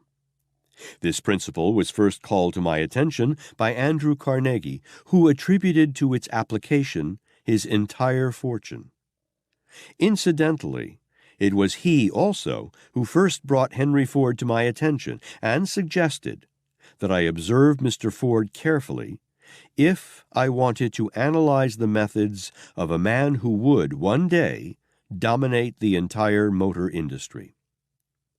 How right he was in that prophecy. My discovery of the mastermind principle came about as the result of my first interview with Mr. Carnegie, at which I asked him what he considered the major cause of his success. After asking me to define my understanding of the term success, which I did by indicating that I believed money to be the concrete evidence of success, Mr. Carnegie said, "I can tell you in a very few minutes how I accumulated my money, if that is what you call success." To begin with, said he, I did not accumulate my money. It has been accumulated through the efforts of my mastermind group, consisting of about 20 executives. He named each member of the group, telling what part each had taken in carrying out the mastermind principle. He emphasized the fact that harmony in both spirit and action is essential in applying the mastermind principle. He called attention to the fact that discord, even though it may exist only in the subconscious mind of a single unit of a mastermind group, will destroy the power of the mastermind principle. Watch out for this important point. Since that first interview with Mr. Carnegie, I have studied the methods of many hundreds of successful men and discovered that the mastermind principle is interwoven throughout the business policy of every man who has attained noteworthy success in any calling. The mastermind principle is the very hub of Henry Ford's astounding achievements. He has two major mastermind groups. One is responsible for efficient production of automobiles. The other is responsible for the efficient distribution of his product. The mastermind group charged with the responsibility of distributing Ford automobiles, his agency force, is the most efficient sales organization in the world. Through the organization of this force, Mr. Ford has provided himself with a definite market for his product. Moreover, through his close contact with that organization, he knows approximately how many automobiles he will sell annually long before he purchases the raw materials needed for their manufacture. It is therefore little wonder that Mr. Ford can manufacture a better car for less money than his competitors. For a great number of years, Mr. Ford, through the cooperation of his mastermind group, was able to determine very accurately the number of cars each of his dealers had to distribute, based upon a careful analysis of the population in each dealer's territory. The dealer's sales quota was fixed in the Ford offices at Detroit. Once it had been established, the number was set, and each dealer had to sell that number. Alibis and excuses did not go. The dealer either sold his allotment or made room for another who could. It was this policy that gave Mr. Ford the reputation of being ruthless toward his dealers. It was this policy also, let it be remembered, that made many of his dealers wealthy. I suspect that his dealers as a whole were very well satisfied with Mr. Ford's business policy. It was Mr. Ford's dealer mastermind group through which he, years ago, successfully sidestepped an attempt by Wall Street bankers to gain control of the Ford business. Fortunately for Mr. Ford, this incident occurred at a time when the automobile market was still flexible enough to permit sales quota to be increased and successfully reached by sales pressure. Recall what he said about his electric push buttons during the trial of his case against the Chicago Tribune, and you will understand that the use of the mastermind principle was not accidental. There have been many men who accumulated great fortunes through accidental application of the mastermind principle. Mr. Ford was not one of them. He applies this principle with purpose aforethought. I have never asked Mr. Ford how or where he first discovered the possibilities of this principle, but I have reason to believe that he discovered it through his association with Thomas A. Edison. I have heard Mr. Edison speak of Ford's achievements, and always when doing so, he referred to Mr. Ford's understanding of the mastermind principle. He understood, as Mr. Ford also understands, the psychic as well as the economic phase of the mastermind principle. Success, let me repeat, is achieved through power. Power is accumulated through organized and intelligently directed knowledge. Organization and intelligent direction of knowledge require coordination of effort in a spirit of harmony between two or more minds. Surely, the intelligent reader will catch the significance of what has been said on this subject, and will see clearly that great achievement, regardless of its nature, must take place through application of the mastermind principle. I have heard some men express the opinion that the Ford enterprise would eventually collapse, and that he would lose his fortune more quickly than he accumulated it. That is not likely to happen unless the automobile industry should fail. Even if it did, Ford would quickly recoup his losses through redirection of his talent along some other line of endeavor. Chapter 31. Self-Control. Henry Ford has taught me the value of self-control. He has not taught me to apply the principle of self-control. This is one thing each individual must teach himself. Over a long period of years, I have observed Mr. Ford maintaining a marvelous state of poise that might well be the envy of any man. Even when he was being attacked by a subsidized press, by inspired writers whose reason for their scathing denunciation of Mr. Ford were best known to themselves, he kept an even temper and made no reply. Men with less self-control than him would have struck back with vengeance. I have seen evidence of Mr. Ford's self-control in his dealings with men who went into his business with a few $1,000s and came out with many millions of dollars.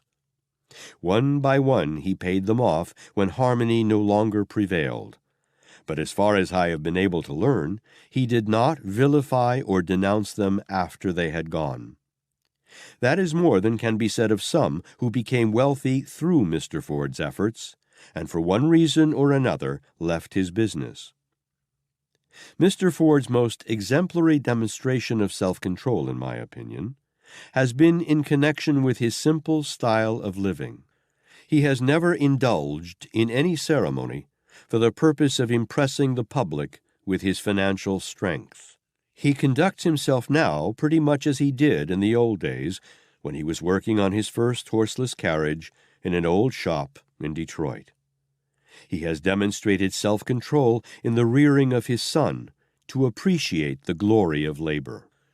He demonstrated remarkable self-control when graft-seeking labor organizations were trying to alienate the Ford workers some years ago. Instead of posting men armed with rifles at the gates of his factories to keep the labor organizers out, Mr. Ford used brains in the place of bullets and placed insurmountable obstacles in the way of those organizers by voluntarily providing working conditions and wage scales such as no labor union could possibly hope to secure for its followers. Mr. Ford has consistently exercised remarkable self-control by living his own life in his own way, and by preserving his right to think for himself. Most men prefer to yield to popular opinion and throw themselves upon the side of the herd in both their thoughts and their deeds. Mr. Ford has demonstrated remarkable self-control by gaining and maintaining mastery over his emotions. The majority of men are ruled by their emotions. Mr. Ford has emotions, but they are under control always. It is a form of self-control that most men never attain. It has already been stated in a preceding chapter that Mr. Ford has an abundance of faith in himself, in other men, and in infinite intelligence. In view of some rather disconcerting experiences he has had with his fellow men, who are inclined toward avarice, his faith in men could have been maintained only through great self-control. Despite his experiences with some men who have proved themselves untrustworthy, Mr. Ford steadfastly refused to place all men in the same category. It is a well-known fact that he has given employment to scores of men who had been unfortunate enough to have served prison terms. One ex-convict who applied to Mr. Ford for employment started to explain that he had served time. Mr. Ford stopped him, saying, "Never mind about that. Start where you stand." Nothing more was ever said about the incident. The man later had to be let out, but he was not blacklisted among other employers. Mr. Ford has shown unusual self-control by remaining at his post and continuing to shoulder the responsibilities of his huge enterprise at an age in life when most men who were financially independent would have retired. He has learned the rare art of playing at his business. These are but a few of the ways in which Henry Ford has demonstrated his amazing self-control. By observing this habit, I have been inspired over a long period of years to mend some of my ways very profitably. During the earlier days of my experience, I frequently gave way to my feelings. By following Mr. Ford's example, I have discovered that it is more profitable to put one's best thoughts and efforts into one's definite central purpose, looking neither to the right nor to the left, than it is to permit oneself to be baited into striking back at those who criticize. By studying Henry Ford, I have discovered that there are more men in the world who can tear down than men who can build something constructive. Moreover, I have discovered that the destroyers are, sooner or later, destroyed by their own thoughts and deeds. Think well before you speak, because your words may plant the seed of either success or failure in the mind of some other person. Chapter 32. Organized Effort. Henry Ford has taught me the value of organized effort. Early in life, Mr. Ford chose a definite central purpose. He has devoted his entire time to achieving the object of that purpose. He has managed to employ both his time and his fortune profitably in one major line of highly concentrated effort. He has ably demonstrated the wisdom of this principle. Division of effort is one of the major weaknesses of those who do not succeed. I learned this from the analyses of over 25,000 men and women who were classed as failures. At the very outset of his career, Henry Ford recognized the advantages of organized effort. He knew that an average lifetime is entirely too short to justify one in trying to be a jack of all trades. That reminds me of a statement made by Andrew Carnegie during one of my interviews with him nearly 25 years ago. "Put all your eggs in one basket," he said, "and then watch the basket to see that no one kicks it over." He emphasized the importance of concentration of effort regardless of one's calling. I have often endeavored to determine which of the lessons taught by Henry Ford has been of the greatest service to me, and while I have found it difficult to reach a decision, I am of the opinion that his example of organized effort has been more valuable, perhaps, than any of the others. I have devoted the better part of my life to gathering, classifying, and organizing into a simple philosophy the factors that enter into the achievement of success. The task has been stupendous. I have had to read and assimilate the contents of many, many books through which I have informed myself on the subjects of biology, chemistry, astronomy, geology, economics, religion, business, philosophy, and many related subjects. I felt the necessity of becoming familiar with the discoveries of other men on all subjects that were related directly or indirectly to the subject of financial achievement. To accomplish this end, I read every book I could find dealing with all forms of mind stimulants, from the fragmentary records of what has been recorded of the discoveries of Socrates down to the philosophy of Emerson. While conducting this laborious research, I felt the necessity also of studying and analyzing the methods of practically every man of great financial achievement known to the American public during the past quarter of a century for the purpose of ascertaining by what means he came by his wealth. After the necessary data had been gathered, organized, and classified, I had to test it for soundness, a task that required years of tedious effort. All of this labor required organized effort. Moreover, my labor during the early days was of such a nature I could not convert it into money except in a few isolated instances. At times I became discouraged, and except for the lessons I had learned from observation of Henry Ford's philosophy of business, I am sure I would never have completed my task. I recall that Andrew Carnegie cautioned me that no less than 20 years of concentrated, unprofitable labor would be required to complete the task I had begun. He suggested that I might never live to enjoy the fruits of my labor, since recognition comes late to most philosophers. Mr. Carnegie's suggestion did not tend to help me in concentrating my efforts upon a task that from his viewpoint might never be profitable or helpful to me.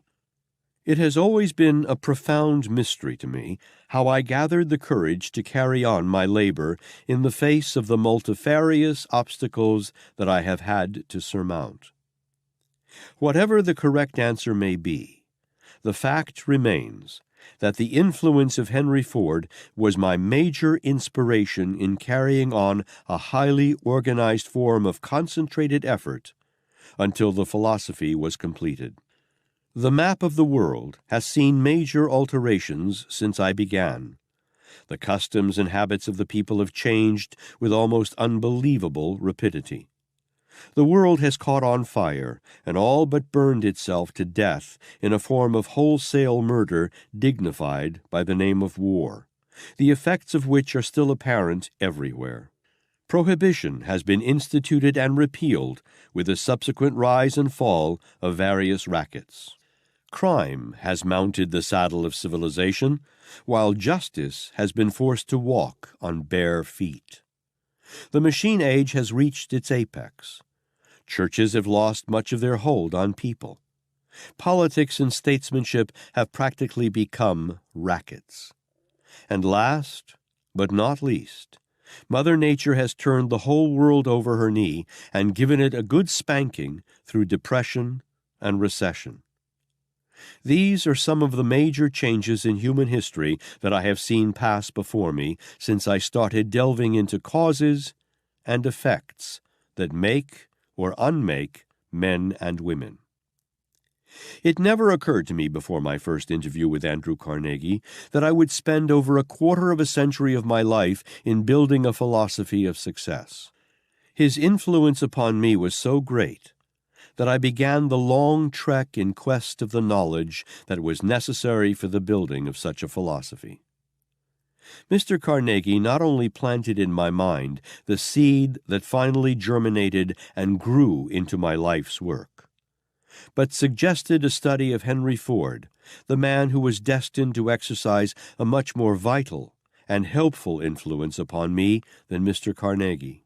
Practically every one of the men of outstanding achievement who collaborated with me not only gave me the full benefit of his own experience, but introduced me to some acquaintance with whom I made contact and from whom I gathered useful data.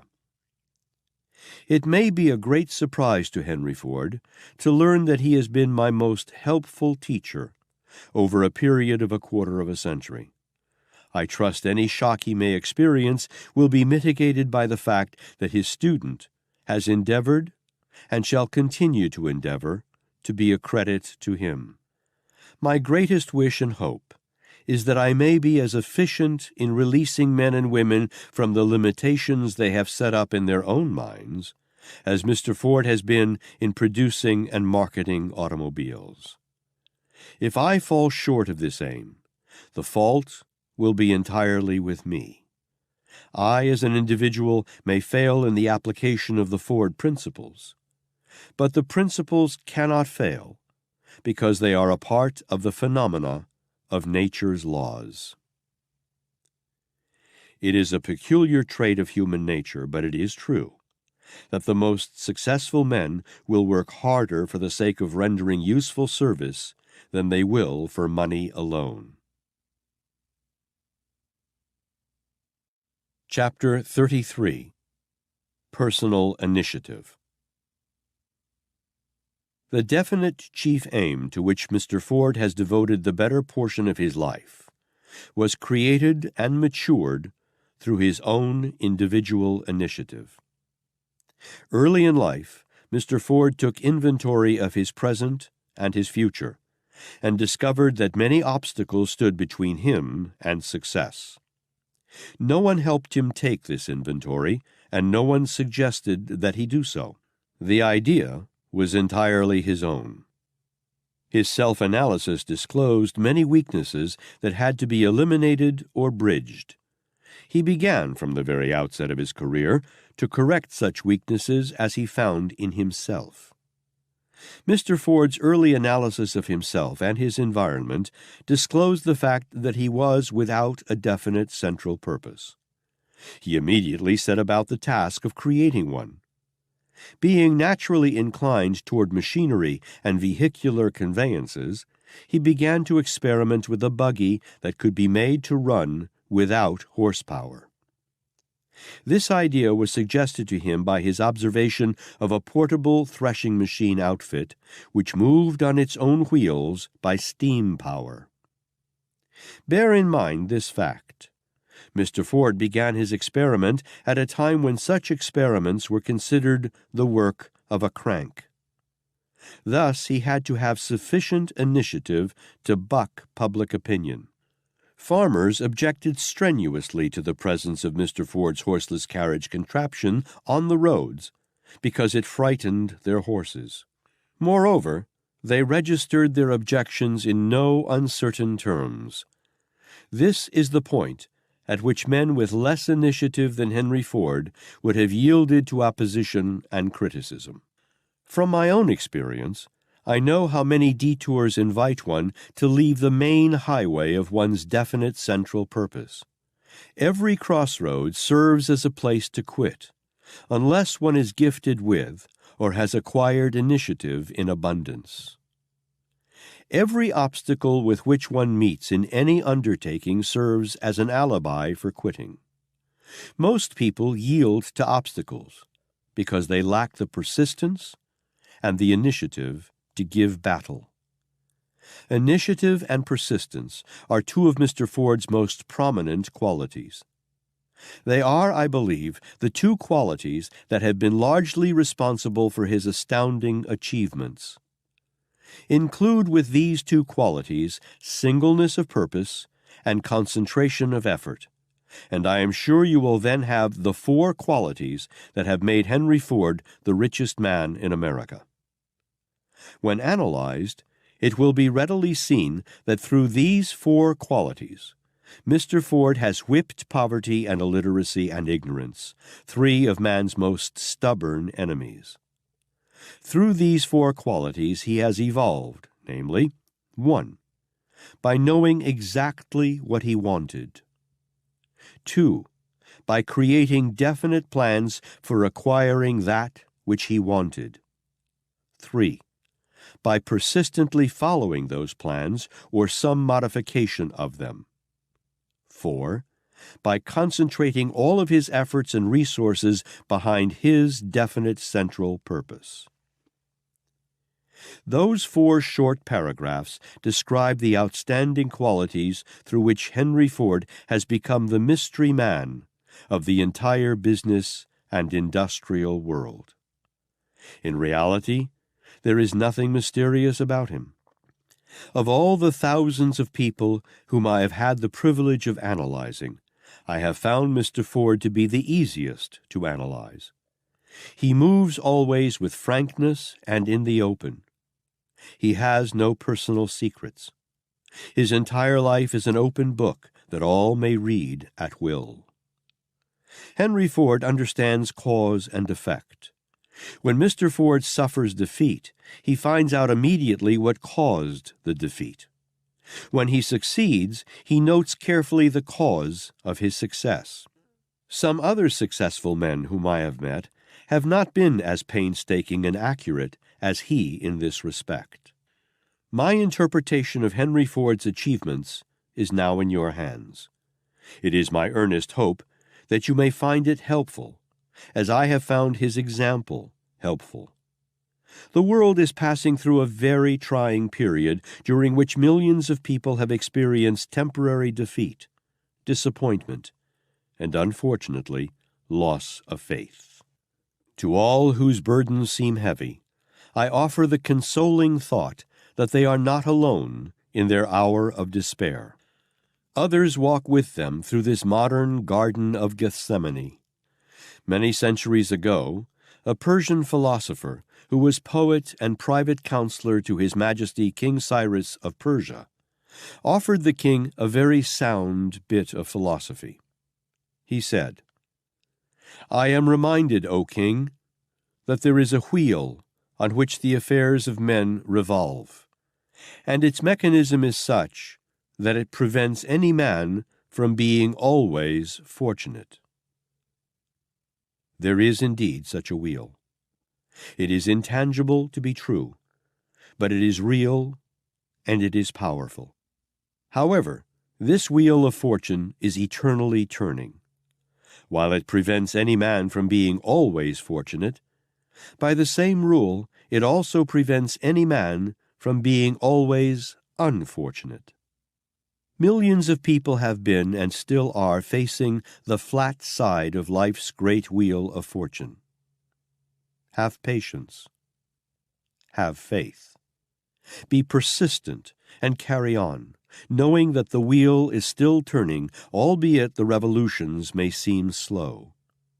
Some day it will turn in your favor. Humility of heart is a marvelous and desirable quality. Nothing creates humility as quickly as poverty and want. Perhaps the wheel of fortune has been slowed purposely, so that its flat side, which brought the business depression, may impress the world with humility. As the work on this book is being completed, The country is suffering from a form of business stagnation known as a business recession. The condition began immediately after Franklin D. Roosevelt launched his fruitless attack on the United States Supreme Court following his second term in office. Because of the widespread effects of the president's unfortunate move, I feel impelled to close this chapter with a statement of what I would do if I were in the president's place. This statement is a fitting climax, because the statement contains a detailed analysis of a principle essential to every person who sells himself through life successfully. No book on the subject of marketing personal services would be complete, with conditions as they are in the world today, without an analysis of the astounding principle here described and recommended as the foundation upon which all enduring success must be built. The chapters that follow are particularly appropriate as a climax to my analysis of Henry Ford, for the reason that they suggest the widespread adoption and use of a principle that more than all others has been responsible for his ability to sell himself so soundly that he has kept himself in the favor of the people for more than 40 years. It is a striking coincidence that American ends with I can. Until you have learned to be tolerant with those who do not always agree with you, until you have cultivated the habit of saying some kind word of those whom you do not admire, until you have formed the habit of looking for the good instead of the bad there is in others, you will be neither successful nor happy. Part 4. A rule for winning friends that has stood the test of more than 4,000 years of time. The remainder of this book describes a principle so important in all human relationships that it was chosen as the only fitting ending for the book. Before you read the description, I want you to be reminded that it was mainly due to his scrupulous observation of this principle that Franklin D. Roosevelt became the idol of the American people during his first term in office. After you have finished reading the analysis of this principle, I wish to call your attention to the fact that his neglect in application of this principle during his second term in office is costing the president much of the gains he made during his first term. Stating the facts in another way, the president sold himself into the hearts of the American people, one of the finest and ablest pieces of selling on record in the history of this country, by subordinating all his political and personal privileges for the benefit of the people as a whole. Had he continued serving the people in that same spirit of unselfishness through his second term in office, he would without doubt have gone down in history as one of America's greatest personalities. As you read the concluding chapters of this book, it will be beneficial to you if you carefully study and weigh both the records of Henry Ford and Franklin D. Roosevelt. If your analysis of the two men is sound, you will be forced to the conclusion that Ford, despite his handicap of a lowly beginning in poverty and illiteracy, has sold himself into a position of power from which he can never be removed by literally following the principle described in the closing pages of this book. You will also be forced to the conclusion that the president, despite his privileged advantages of wealth at birth and his 100-point personality, has met with a decline in popularity due to his neglect of this principle. A comparison of the records of the two men will be helpful to all who are trying to sell their way through life successfully, no matter what may be one's leanings toward or against both Roosevelt and Ford. Chapter 34. If I Were President. If I were President of the United States at this time, I would serve the people of America with an idea that might change the entire nation from chaos and conflict into harmony and understanding. I would take the idea to all the people by radio and the public press. My radio speech would begin in these words. My friends, the time has come when we should speak plainly and think clearly. With your permission, I shall set an example of plain speech by saying we have come to the crossroads of civilization, at which we must choose, because we have the choice of many roads. Today, our indebtedness amounts to almost $40 billion, and the amount is growing bigger every day. I hardly need to remind you that we have just passed through the worst economic crisis this country has ever known, and that this experience leveled us all down substantially to the same financial and spiritual foundation.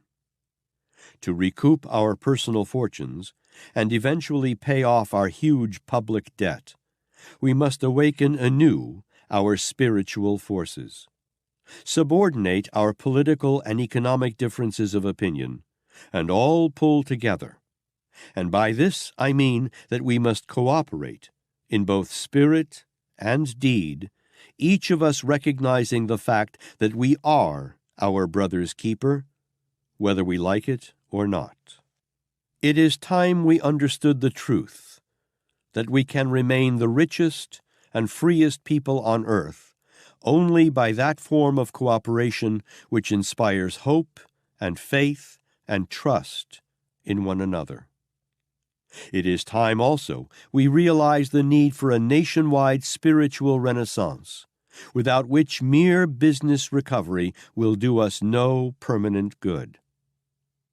It is time we stopped talking about business recovery and began talking of spiritual recovery. For it must be obvious to the most humble citizens of our country that we are spiritually bankrupt. Before we concern ourselves with the sins of other nations, with their impending wars and internal conflict, let us put our own house in order. We should begin by bringing about a better spirit of understanding between employers and their employees, who are now engaged in a form of warfare that will, if they are not stopped, destroy not only the individuals directly engaged in the conflict, but more than 100 million innocent bystanders, men, women, and children, generally known as the public.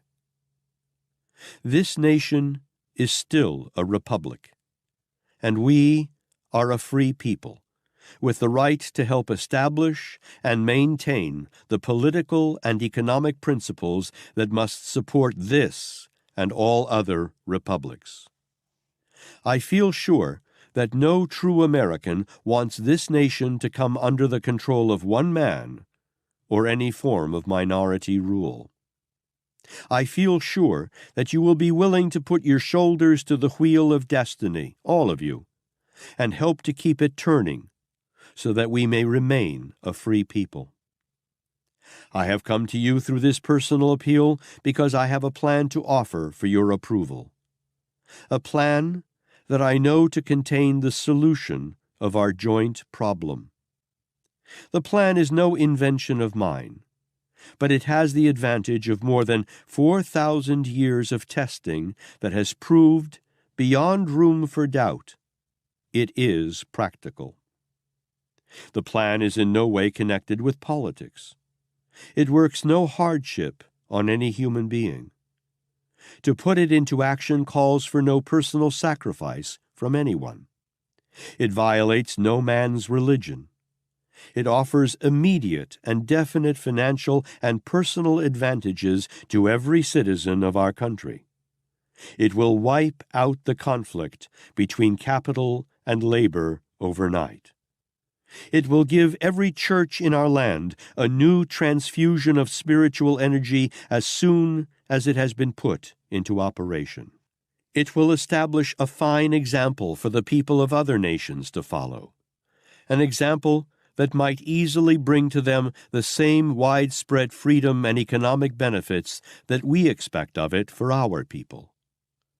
It is no exaggeration to state that the proposed plan is so laden with promise that it might easily wipe out all this rattling of swords and threats of war that now plague many of the countries of Europe.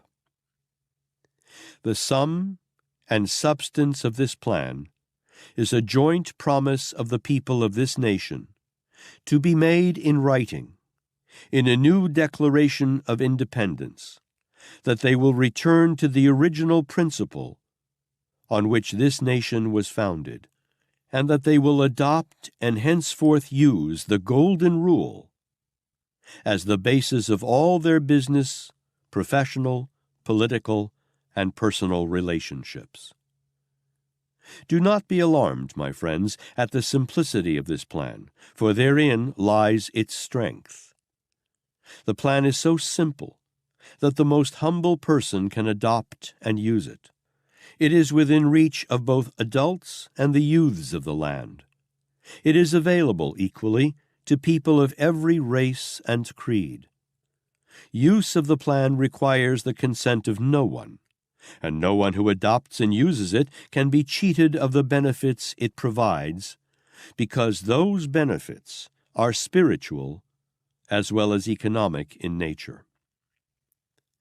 To put this plan into practical operation as quickly as possible, I shall ask the specific and hearty organized cooperation of the governors of all the states and the churches of all denominations.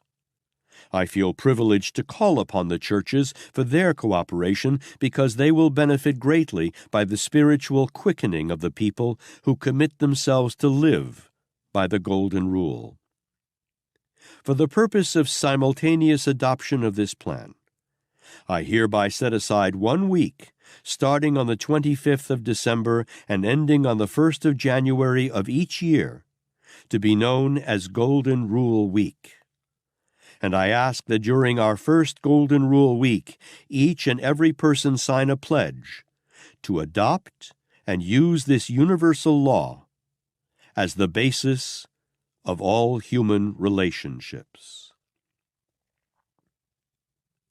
I would follow this speech with others until I had made the people of America so Golden Rule conscious that they would begin to live by this great rule of human conduct.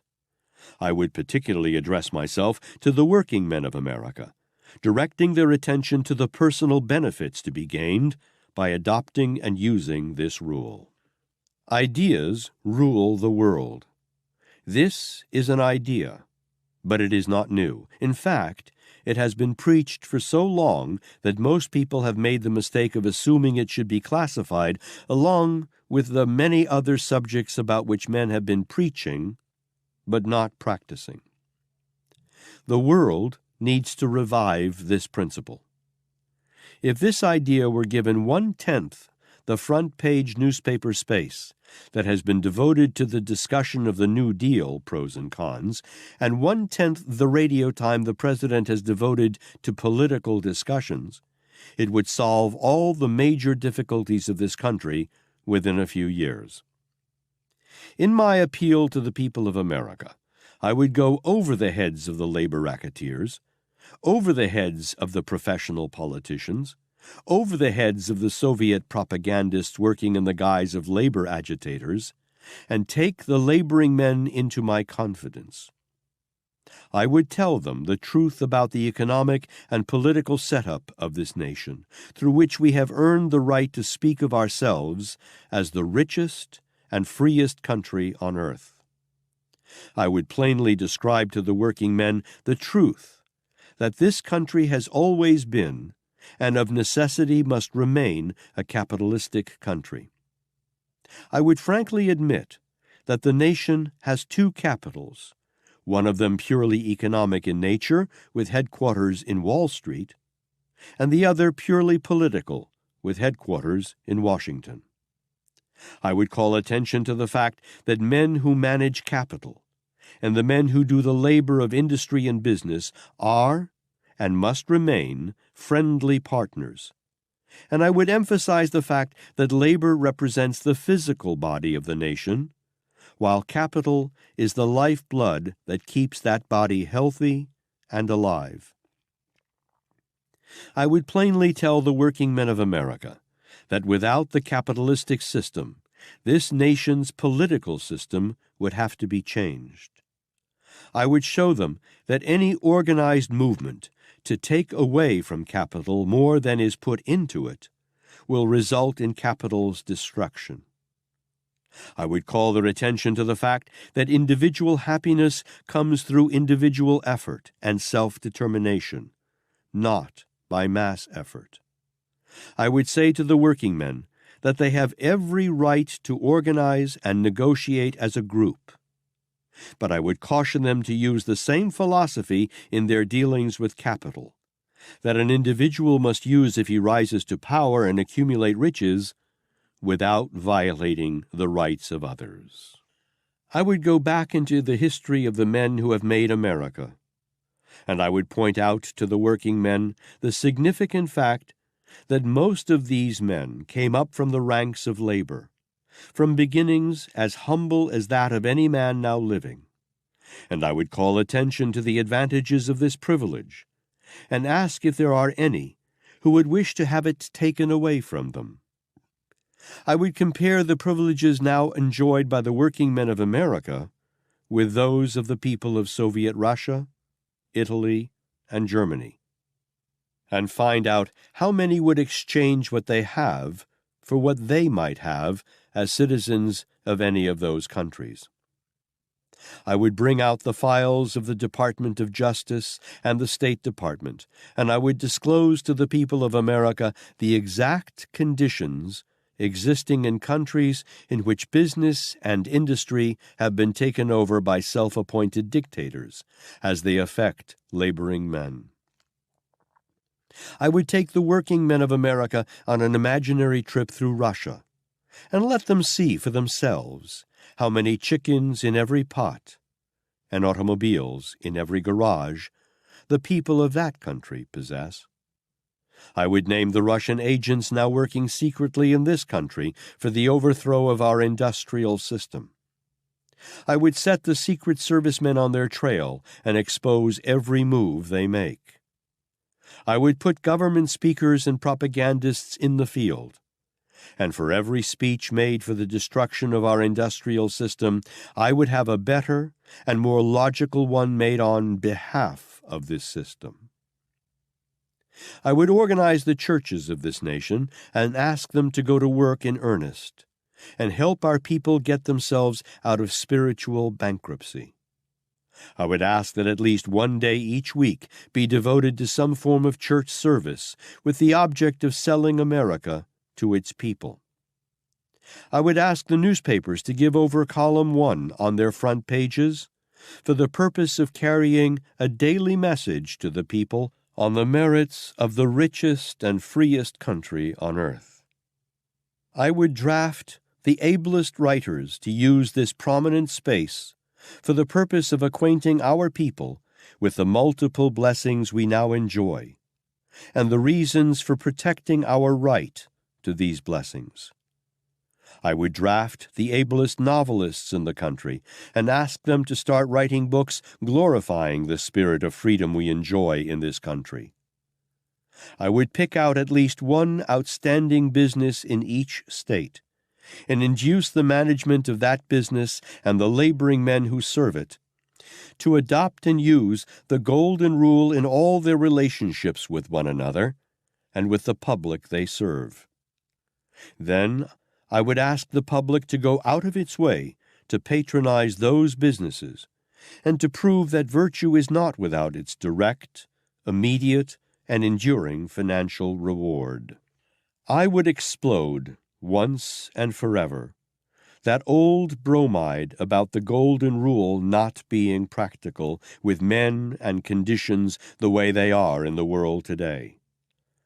I would ask the schools and colleges of the country to begin teaching the principles of success, The principles that enabled Carnegie, Rockefeller, Edison, and others of their type to rise from lowly beginnings to positions of fame and fortune. And I would call attention to the fact that where there was one opportunity during the early days of these men, there now exists 100. I would call attention to the great opportunities not merely for an occasional individual, but for millions of men and women of all ages, which have grown out of the industrial development and advancement we enjoy in this country through the help of our economic capital on Wall Street. I would apologize for having made the mistake of referring to the industrial leaders of America as the economic royalists, and I would encourage every working man to aim for leadership in the business or industrial field. I would tell the people of America that from the beginning of civilization on up to this very moment, the great leaders, the successful men in every calling, have always rendered more service and better service than they were paid to render. I would tell them that no one has ever been known to enjoy permanent success without giving the best he had to offer, not only in quantity and quality of service, but particularly in friendly spirit mixed generously with the service. What we all need in this country today is information, enlightenment, truth. We need to know what we have as citizens of this country and how we got it. We need to know more about Andrew Carnegie, Henry Ford, J.P. Morgan, the DuPonts, and others of their type who have been responsible for industrial America, who have made possible every job in the land, paying wages or a salary. The farmers of the country need to know that the surplus food they raise and market is purchased by the industrial system created by the men whom paid agitators are trying to undermine. In brief, we all need to know that this is an industrial, capitalistic nation, and the moment that system is destroyed, our freedom goes with it. We boast of our privilege of a free press and the right of free speech, but we overlook the danger of these privileges. Right now, free speech is being used to undermine the very foundation of individual freedom, as anomalous as that may seem. Let us keep our free press and our free speech by all means, but let us use them to advertise the virtues and the benefits and the riches and the blessings and the privileges we enjoy. Nature has a queer way of taking away from us the things we do not use. Tie an arm to one side, remove it from use, and it soon atrophies and withers. Place an arm in back of a heavy tool, give it systematic use, and nature rewards it with strength and power. Neglect the gardens and fields, and nature takes them back to the jungle. Sleep upon our rights to free speech and free press, and the agents of foreign countries step in and use these weapons to confuse and mislead us. There are sins of omission and sins of commission. In this country, we are grossly guilty of both types, but particularly of sins of omission.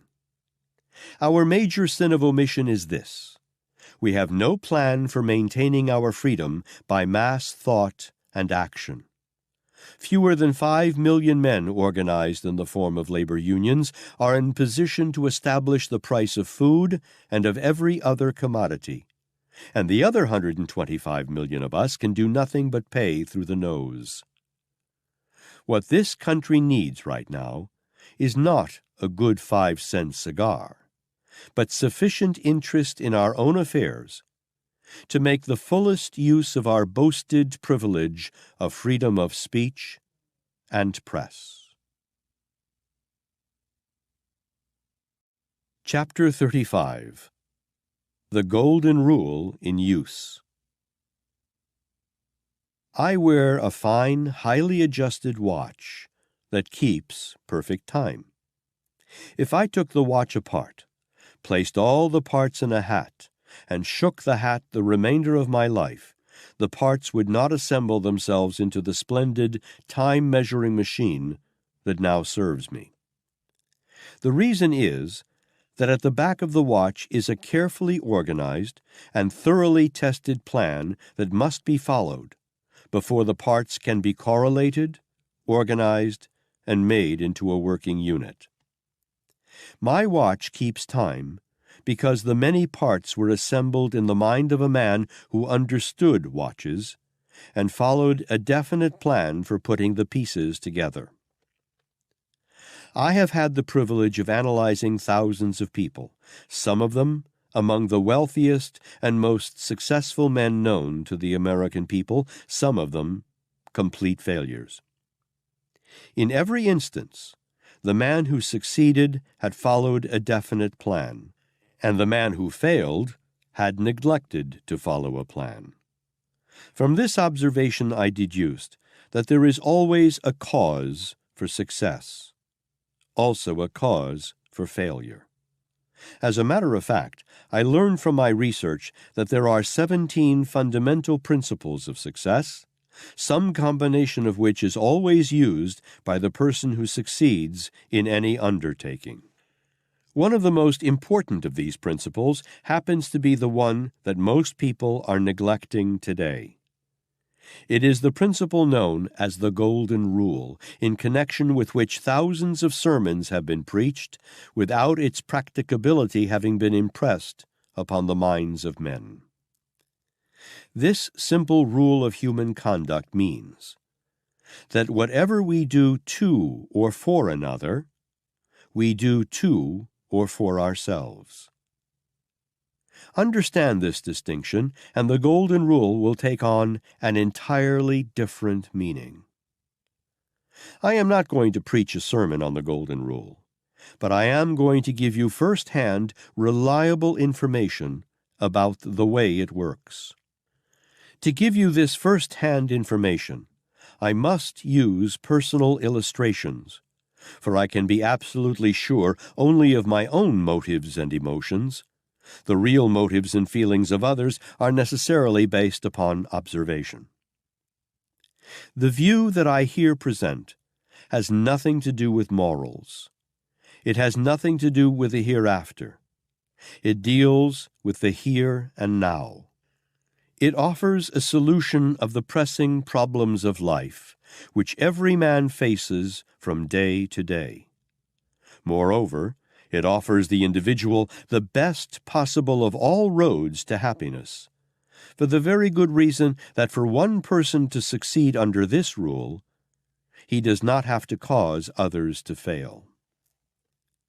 I was prompted to write this confession because of the futile war now going on between capital and labor.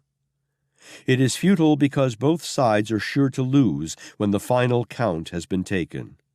For it is a law, as immutable as the law of gravitation, that the man who destroys his neighbor destroys also himself. Have you ever thought of that? Come with me for a look backward over the years that have flown all too rapidly, and let us analyze some of the results of the Golden Rule applied. At the close of the World War, Arthur Nash, a Cincinnati merchant tailor, found his business practically on the rocks. He lacked operating capital. His business had fallen off to where the overhead was eating up the profits. He could find no more capital, so, in sheer desperation, everything else having failed, observe well the statement, everything else having failed, as a last resort, he put the Golden Rule to the test. Calling in all of his employees, he told them the fix the business was in. He said there was but one chance in 10,000 to save the business, and with their cooperation, he would take that chance. He offered to take every employee into partnership with him, giving everyone a share in the profits, on the condition that they all would forget hours, forget personal conveniences and comforts, and put everything they had into their jobs. "If that will not save the business," he said, "then nothing can save it. But I believe if we put our hearts and heads and souls together, we are bound to win." The employees believed so too. They joined heads, hearts, and hands. And that was not all.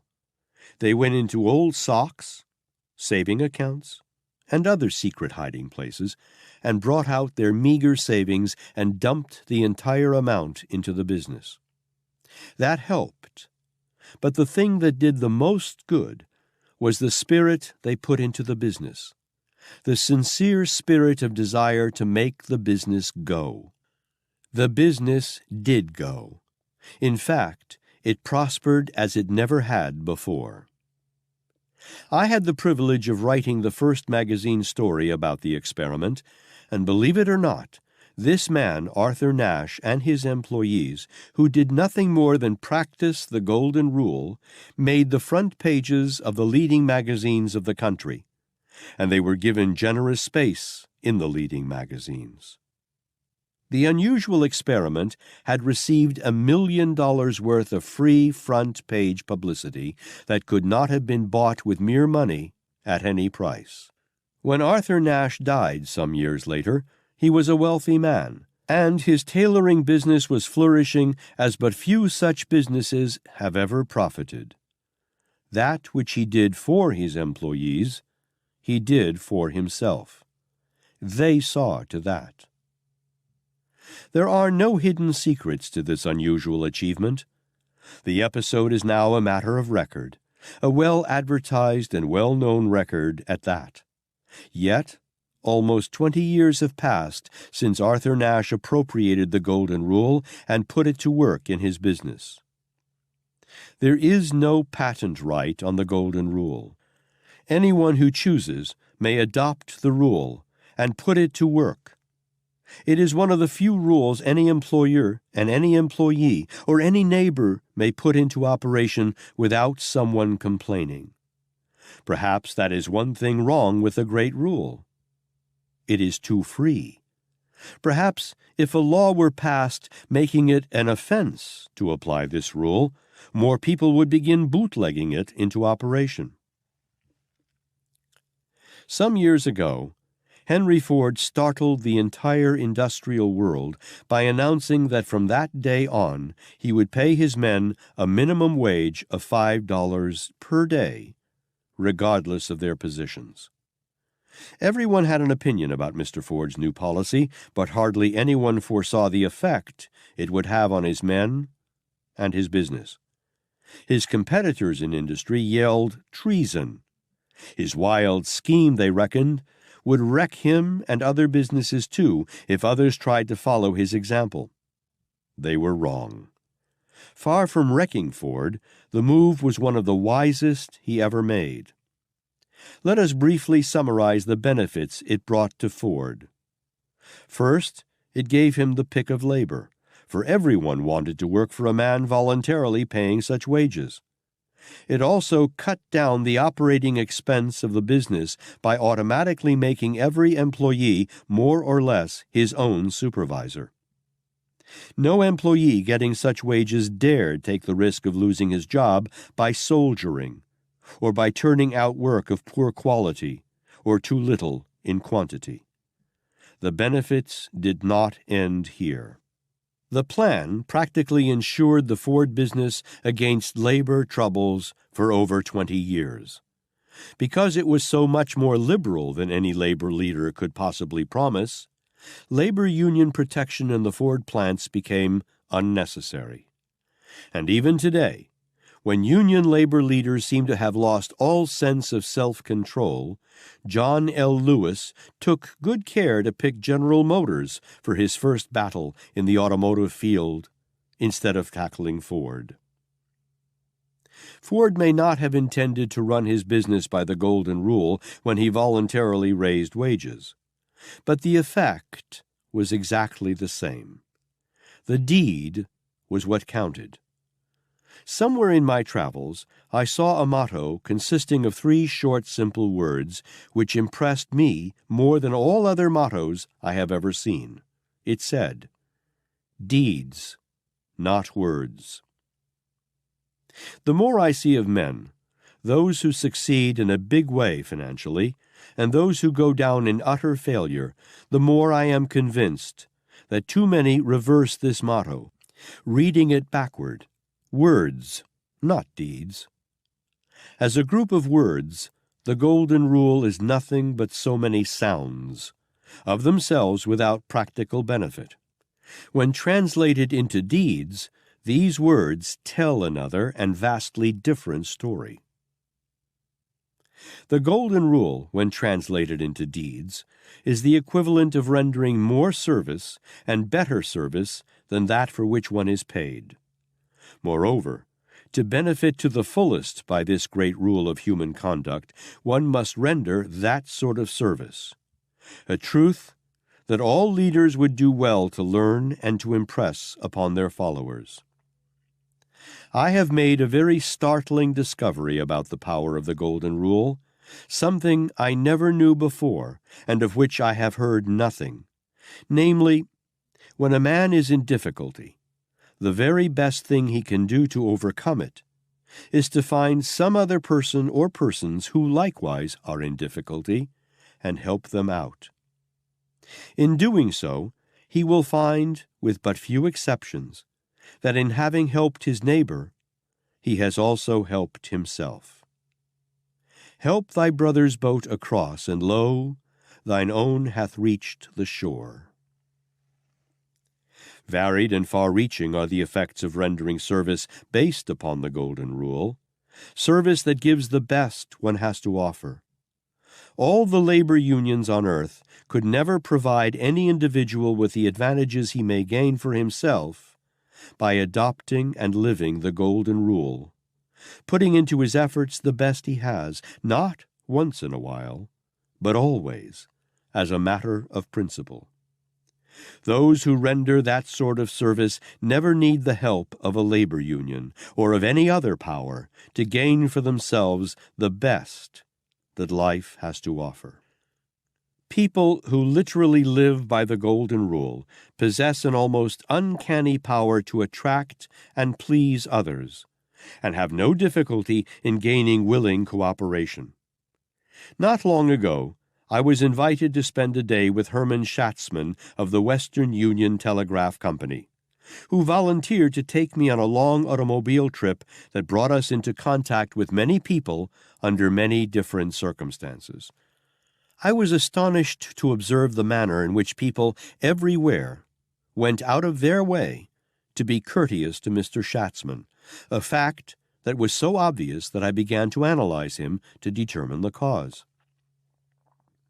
On one occasion, he drove up to a private estate that was guarded by a policeman at the entrance gate. Before waiting for the policeman to speak, Mr. Schatzman said, "We are interested in seeing the estate. Will you be good enough to open the gate for us?" The policeman turned and started to open the gate, then hesitated, looked around, and asked, "Whom do you wish to see? The public is not admitted here, you know." Instantly, Mr. Schatzman replied, "I want to show my friends this beautiful place." Without another word, the policeman opened the gate and we passed through. On our way out, I saw him looking us over very quizzically, obviously wondering why he violated his instructions by admitting us. I, too, wondered why he allowed us to enter. Before the day was over, I learned the secret. Shortly afterward, Mr. Schatzman had the misfortune to have one of his tires go flat in a crowded section of Newark, New Jersey. To make matters worse, the tire went flat right in front of a private business entrance where we were compelled to block the passageway. A policeman was directing traffic not more than 100 feet away. When he saw the predicament we were in, he walked over to the car, looked at the flat tire, and was about ready, I am sure, to order us to get out of there when Mr. Schatzman spoke up with a broad smile on his face and said, Now, isn't this just a man's luck, to have a tire go flat in a busy place like this? The policeman changed the scowl on his face to a broad grin and answered back, "You said it, brother." Then, to my amazement, he volunteered to direct traffic around us and gave Mr. Schatzman directions to the nearest garage. The job required nearly an hour, but that policeman did not utter a single word of reprimand, and when the tire had been changed and we were ready to leave, he walked over to us, smiled generously, and wished us better luck the next time a tire went bad. Later in the day, Mr. Schatzman got to a red light a few seconds too late, but decided to go on through. When he was about halfway across the intersection, a police whistle blew loudly, and a big, strapping policeman walked over with that "I've got you this time" manner about him. Again, Mr. Schatzman beat him to the draw and began by saying, "How stupid of me not to look at that light. When I looked at it about a block back, it was green." The policeman just looked at him for a few seconds, then smiled and waved us back into position without opening his mouth. After I had traveled with Mr. Schatzman the better part of an entire day, and had seen him treated with the utmost courtesy by taxicab drivers, policemen, and divers other persons who usually do not take the trouble to be courteous, I discovered the secret. It was simply this: Schatzman truly likes people. All of them. He reflects this liking not only in all his deeds, but in all his thoughts as well. On occasions, when I ventured to analyze some person in the public eye whose personal conduct I did not approve, Schatzman always came back with an expression of some virtue or good quality that person possessed that I had deliberately ignored. Here, then, is a man whose very personality is so thoroughly charged with positive, constructive thoughts of others that they quickly pick up this attitude and reflect it back to him as their own. This is one of the queer, imponderable traits of human nature, but it is decidedly a trait. People act toward us, in thought as well as deed, in a manner corresponding to our thoughts. Not only do people do this, but animals as well. A dog knows instantly, when he meets a stranger, who dislikes dogs, and generally he shows his dislike in return. Thoughts do have a way of telegraphing themselves from one brain to another. As I rode through the country with Hermann Schatzman that day, I wondered what it would be worth to every concern employing men and women if his spirit of love for his fellow man and his refusal to speak ill of others could be injected into the minds of both the employer and the employees.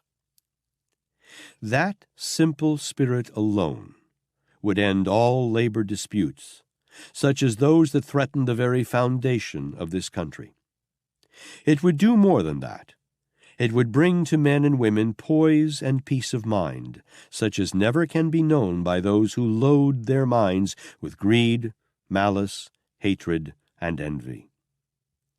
Before my day with Hermann Schatzman was ended, I did some philosophizing by asking myself why, with all of our marvelous systems of education, no one has ever thought of teaching boys and girls, as they go through the schools, the advantages of thinking in terms of human kindness. Also, I could not help wondering why the leaders of both capital and labor have never discovered the manifold blessings they might enjoy for themselves and their followers by the simple procedure of thinking of one another in terms of human kindness. I fear that one of the greatest weaknesses of most of us is our tendency to look everywhere except to our own state of mind for the causes of our difficulties throughout life. And I know, beyond any room for doubt, that we are where we are and what we are, financially and spiritually, because of the dominating thoughts that occupy our minds. Chapter 36. Mental attitude must be right.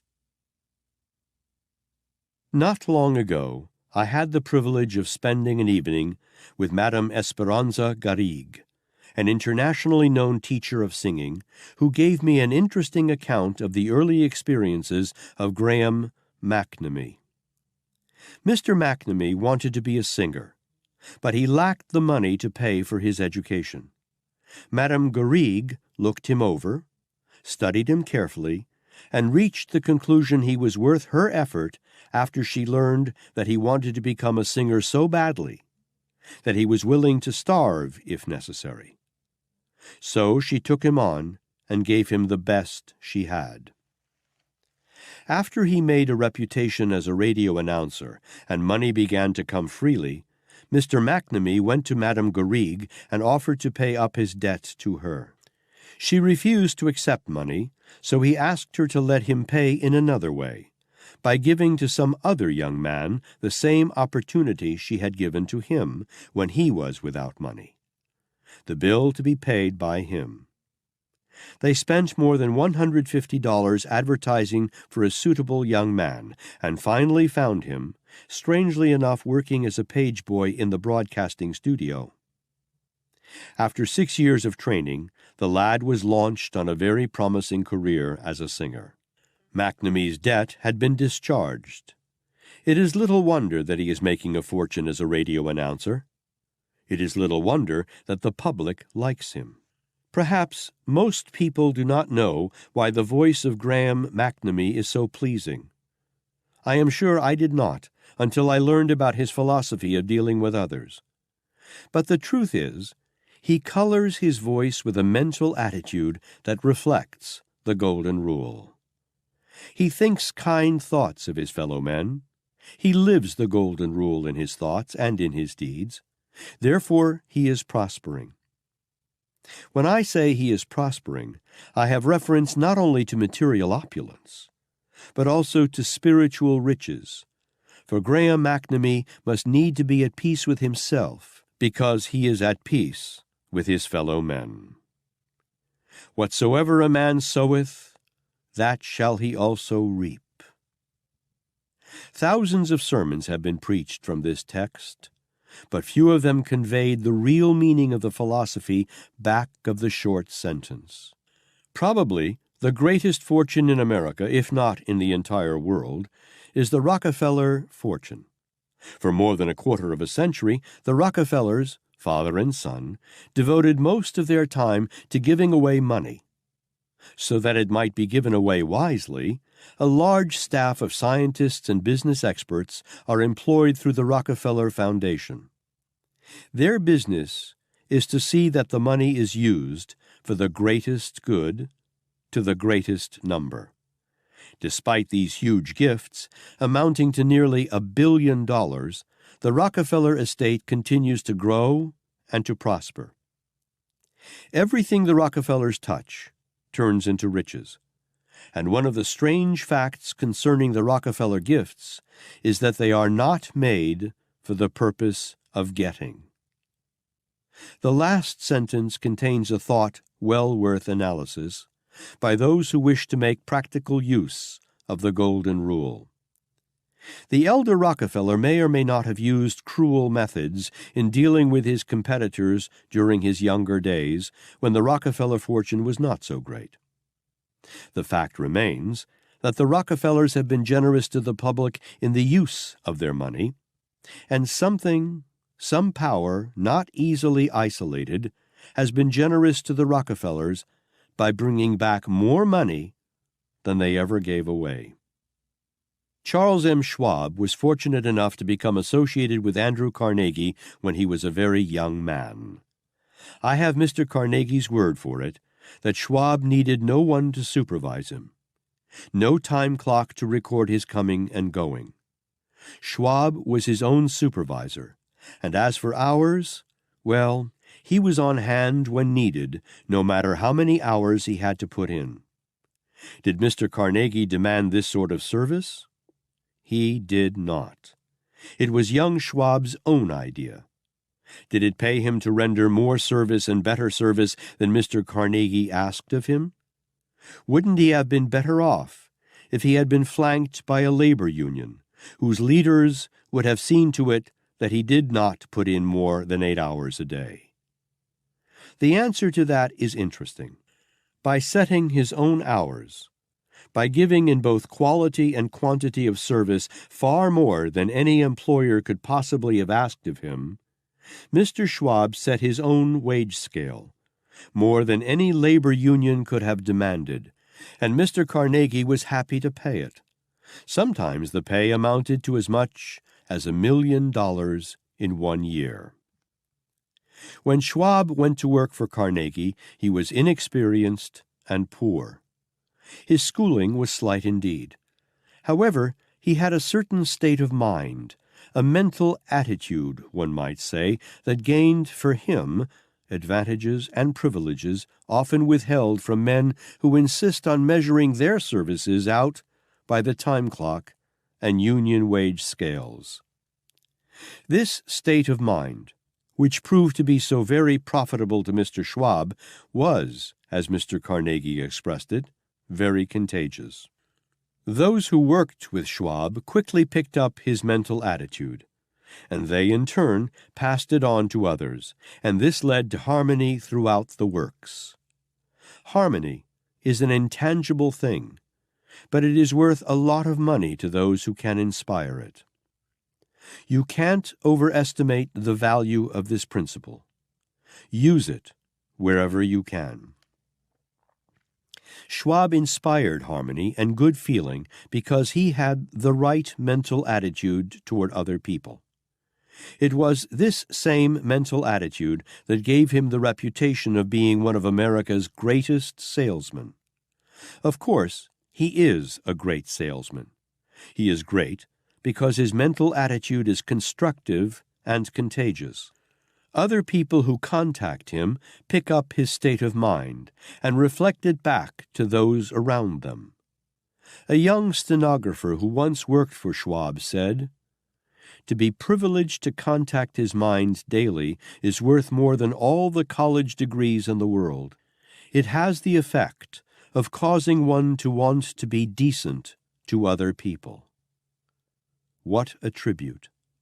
Yet Schwab's mental attitude cost him nothing but self-control, plus a genuine desire to be pleasant to people. Such an attitude has many advantages. It not only attracts and pleases people and causes them to willingly cooperate, but it also gives one peace of mind and personal satisfaction such as may be had in no other way. Schwab converted his mental attitude into millions of dollars. He made it supply employment to hundreds of thousands of men to whom he has paid out and continues to pay out hundreds of millions of dollars in salaries and wages. Verily, the golden rule attitude is an Aladdin's lamp that never fails. How long will it be until men learn the importance of mental attitude? How long will it be until men learn that their own state of mind and nothing else fixes their incomes and measures their worth to the world? How long will it be until men begin to control their state of mind? Answer these questions, and you will become as rich and famous as Schwab, Rockefeller, or any of the others who, very evidently, knew the answer. If there is one thing more than all else that makes a person indispensable to his employer or to the public, it is right mental attitude. While I'm on the subject of Carnegie and Schwab, I may as well here call attention to the fact that Carnegie's mental attitude was right. He knew the value of mental attitude, of pleasing personality, and did not hesitate to pay a high price for these qualities. But few employers would have permitted Schwab to receive $1 million a year, no matter how much he may have been worth. The common tendency during Mr. Carnegie's day was to chisel men down to the lowest wage possible. He knew better. He knew that the best of all possible ways to gain and keep the sort of service rendered by Schwab was to permit such men to receive reward in proportion to their actual value. The fact that Carnegie made more millionaires than any man engaged in the steel business speaks loudly in support of his superior wisdom.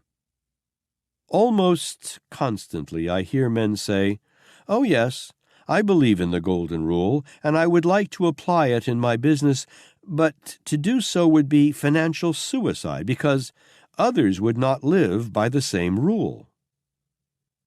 I must confess that I too was at one time guilty of taking the same erroneous attitude toward this great rule of human conduct. The truth of the matter is that those who live by this rule cannot be cheated of their compensation, no matter how many others may refuse to live by it, for the very simple reason that those who practice this rule build in themselves that imponderable spiritual something known as the right mental attitude, which attracts friends, favorable opportunities, ideas, and circumstances they could neither recognize nor embrace without this attitude. Like attracts like. Suppose those with whom you do business refuse to live by the golden rule while you observe it. The loss will be theirs, not yours. True, they may cheat you at trade when they have the opportunity, because of your scrupulous observance of this rule. But for every person who does so, you will attract a dozen who will go out of their way to favor you, and you will be more than repaid for any losses you may have sustained. The law of compensation works in this way. I have often heard it said that when one is ready for anything, it always puts in its appearance. The first time I heard that, I doubted the truth of it. That was because I lacked understanding of the golden rule, also because I did not know the real meaning of being ready. Had I not been ready all my life for plenty of money, and had I not been ready for complete happiness, and had I not been ready for plenty of friends without any of these desirable things having shown up? No, the truth is I had not been ready for these things. Readiness to receive means clearing the mind and developing the right mental attitude.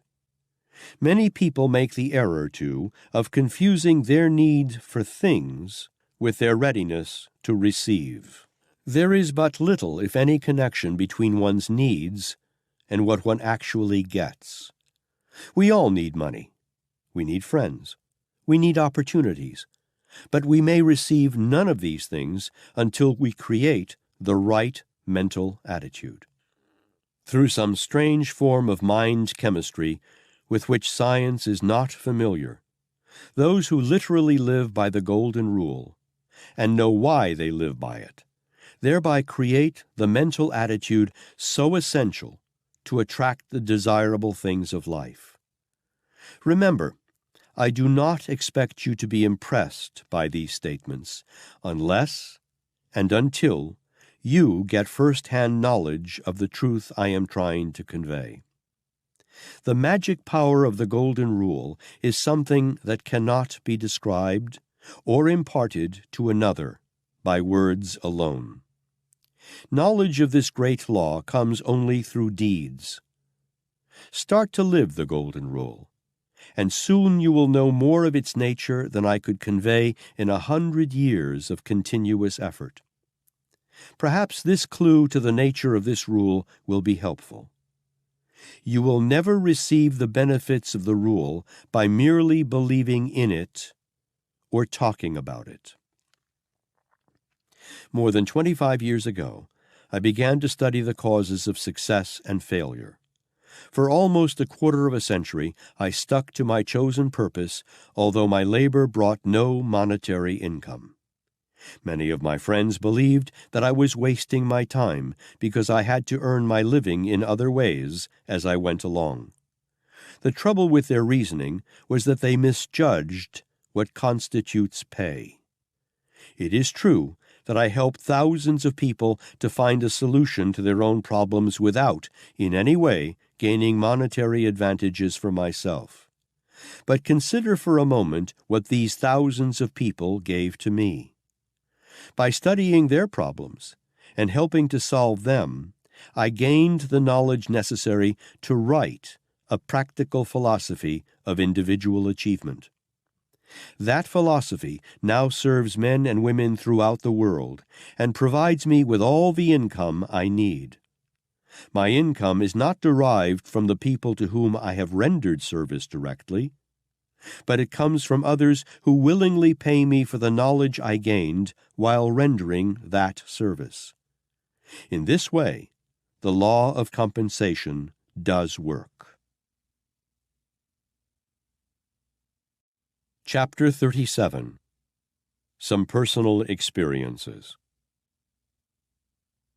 Going back again to the question of right mental attitude as being the first step toward making oneself ready to receive the blessings of life, I want to describe the most dramatic and the most important experience of my life. While waiting for the business depression to pass, I was approached by two men who induced me to go on a nationwide lecture tour with them.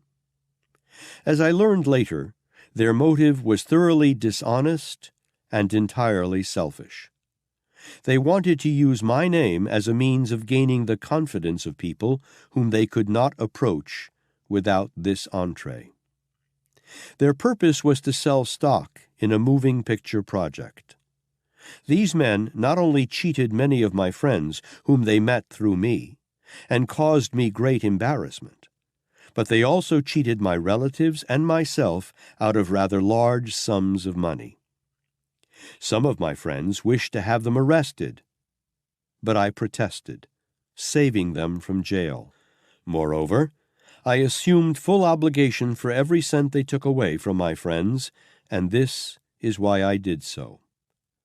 While I was on the lecture tour, I met a lady who later became my wife. She brought into my life such priceless spiritual and mental assets that I felt it my duty to give full credit to these misguided gentlemen who had cheated my friends, because it was they who were responsible for my meeting her. They cheated me of money, but whether they intended to do so or not, they paid me in something much more precious than all the money in the world. Doubtless, these gentlemen will be surprised to learn that by cheating me, they removed themselves from the possibility of sharing an opportunity that would have yielded them, in cash, more than 10 times the amount they actually procured through their dishonesty. Every adversity brings with it the seed of an equivalent advantage. There never is an exception to this rule.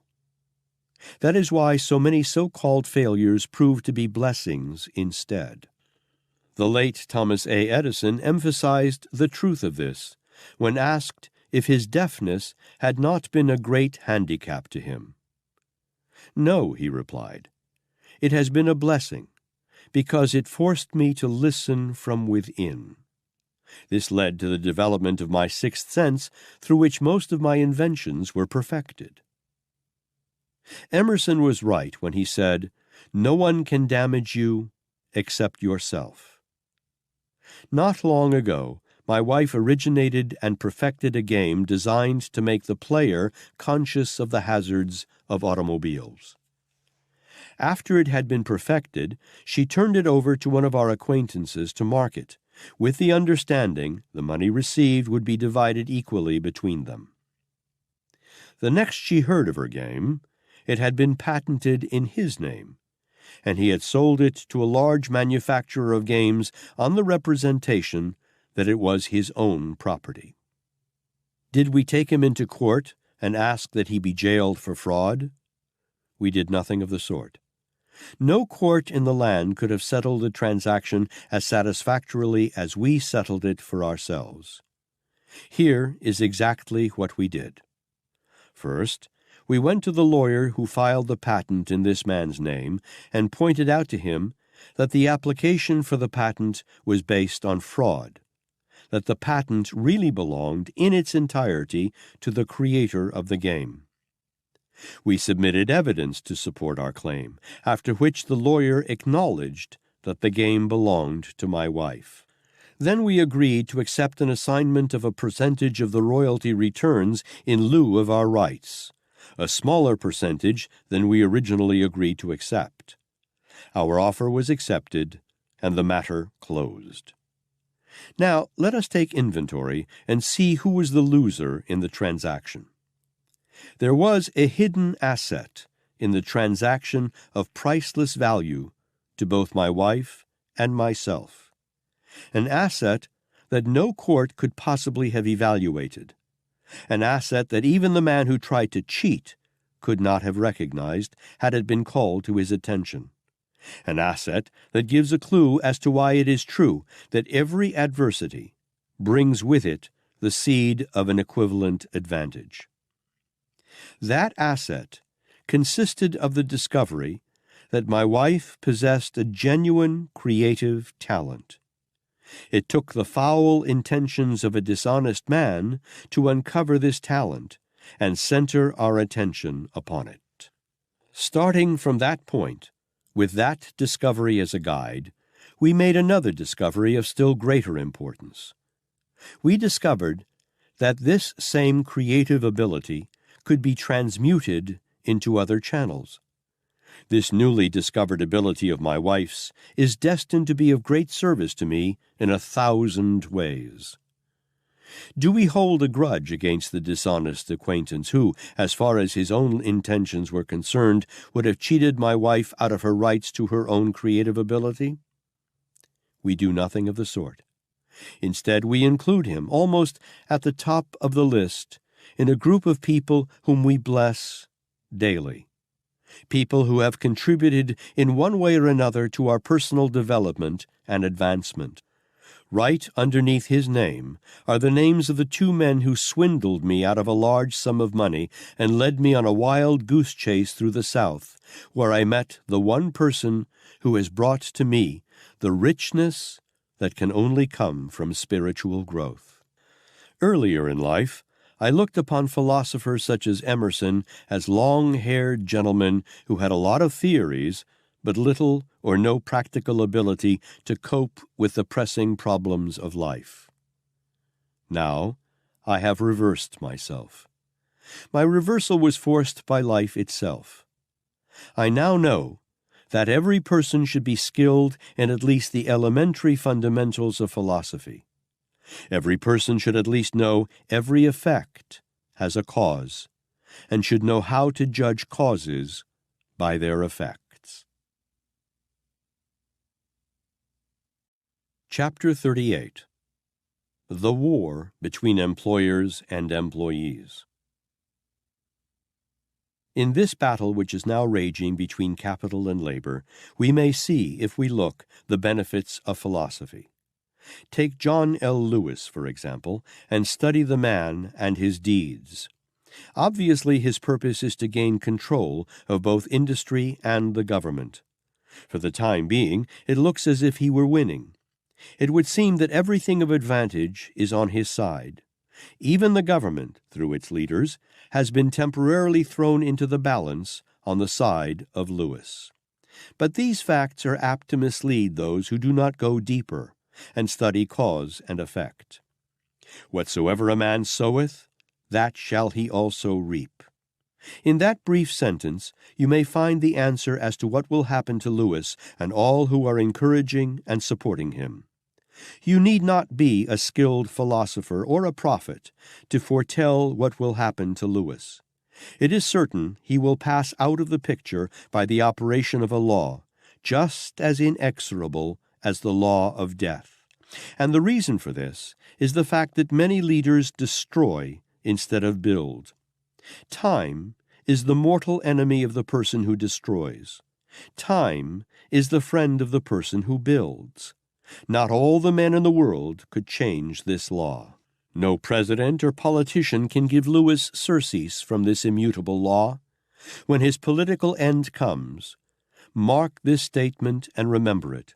It will come as the result of his own handiwork, and the power that will bring about his end will be supplied by those whom he now calls his followers. American workmen may not be schooled in letters, but they do have a lot of sound horse sense.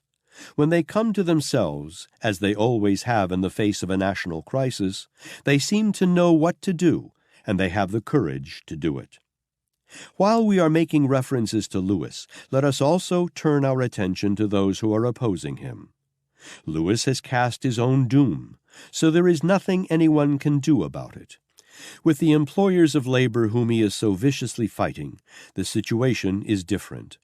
Although many of them have made grave mistakes in their dealings with labor, there is still time for them to save themselves. Any employer who chooses to do so can immediately and permanently set up a barrier against Lewis and the Lewis philosophy. A barrier that neither those in control of the United States government nor Lewis can possibly remove. Henry Ford almost discovered this barrier when he put into operation his famous $5 a day minimum wage scale over 20 years ago. Walter Chrysler faintly flirted with it when he voluntarily raised the wages of his workmen by a total of more than $50 million. But neither of these gentlemen went quite far enough. There is available to the employers, and to Lewis too for that matter, a law that no Supreme Court can reverse or declare unconstitutional. It is none other than the Golden Rule, the varied combination and applications of which I have tried to describe. If Walter Chrysler had gone over John L. Lewis's head and dealt directly with his men, when he announced that $50 million wage increase, and had frankly told them that from then on they were partners in the business, and as such would be permitted to share in the profits, the same as the stockholders who bought a share of those profits with monetary investment, he would have had Lewis stopped forever. Of course, there should have been strings attached to the privilege extended to the men sharing in the profits, one which should have been the condition that they change their mental attitude and put into their work not only a certain number of hours of time, but a definite spirit of willingness to do their very best. The offer should have carried with it a complete list of the conditions under which the men would be permitted to share in the profits. The conditions should have called for the Golden Rule services in return for Golden Rule pay. There is nothing to stop any employer from going over the heads of self-appointed labor leaders and dealing directly with his own people on the Golden Rule basis. All the Wagner Acts in the world cannot stop an employer from dealing with his men on the Golden Rule basis, and all the labor demagogues on earth, and there are many of them, could never gain control of the employees who were in partnership with their employer on the Golden Rule basis. Some will say, "Oh, that will never work. No employer is going to pay wages to his men and then give them a part of the profits too." With that viewpoint, I cannot agree. The truth is this, nothing less. The employers, all of them, are going to be compelled to deal with their men on the Golden Rule basis or lose their right to remain employers. Everything by which civilization may be judged points in this direction. These are changed times in which we are living. It clearly indicates a sharp turn in the path of civilization, a turn that is destined to force men to deal with one another on the Golden Rule basis. But waiving this viewpoint on the ground that it is merely a theory, or that it is too idealistic, let us take another view of the situation. The employer who voluntarily takes his employees into his business on a profit-sharing basis will earn greater profits than he earned on the old basis of paying only wages. In the first place, the superior quality and quantity of service the employer will render, under the Golden Rule treatment, will supply the extra money the employer will pay them, not to mention the savings in strikes and damages to property. Arthur Nash proved that point beyond any room for doubt. Moreover, the money now being spent by many employers to fight Lewis and other labor leaders would, if given directly to the employees under some practical working plan based on the Golden Rule, be sufficient to pay this employee dividend fee. Henry Ford came very near to the adoption of the Golden Rule policy when he launched his $5 minimum wage scale. He fell short because it was then, and it is still obvious, that his move was cleverly designed for the exact result it produced, namely, to outwit the labor unions and ensure greater efficiency from his workers. It produced those effects, but the thing that was lacking in the deal, the power that would have made it stand out like the Rock of Gibraltar against all foes who might have tried to control the Ford business, was the Golden Rule spirit. The policy was inaugurated in too cold-blooded a manner. It reflected the cold, unyielding determination of Henry Ford, but not the warmth of brotherly love so plainly laid down in that brief sentence by the Master in the Sermon on the Mount. The Chrysler $50 million wage increase might just as well have been dumped into the ocean for all the good it did his company. Everyone knows that it was a last-minute sop thrown to his men as a bribe to keep out of the hands of Lewis. The deed itself was commendable, but the spirit in which it was done was without that vital force that moves mountains. In these two cases, both well known to everyone, may be found a hint to employers of America as to the way out for them. There is no other way out except surrender of their property and perhaps their privilege of free citizenship. Perhaps the line, "It can't happen here," was sound enough for the title of a bestseller. But few real thinkers doubt that it can happen here, because it has already happened in spots throughout the country. In all this conflict between capital and labor, the contending parties and most of the public seem not to have thoroughly understood the meaning of the word capital. Capital and labor consist of three factors, namely, 1. Men who labor with their hands; 2. Money, or its equivalent in the form of credit; and 3. The brains that manage and direct the use of both labor and money. The last item is by far the most important of the three, for brains capable of managing and directing the efforts of men and of conserving and using money intelligently are rare. In the ranks of labor, very little of such brains can be found, and none whatsoever among the so-called leaders of labor. Not one laboring man in 10,000 could or would care to assume the responsibility of managing the business in which he works, if that opportunity were given to him on a silver platter. This fact is so well known that it needs no evidence to support it. The brains that manage capital must not only guide and efficiently direct the efforts of men, but they must also find a market for the products created. That, too, calls for highly skilled and specialized talent not to be found in the ranks of labor except in rare instances. The products of labor must be transported from where they are manufactured to where they are consumed. That calls for highly specialized management in the field of transportation.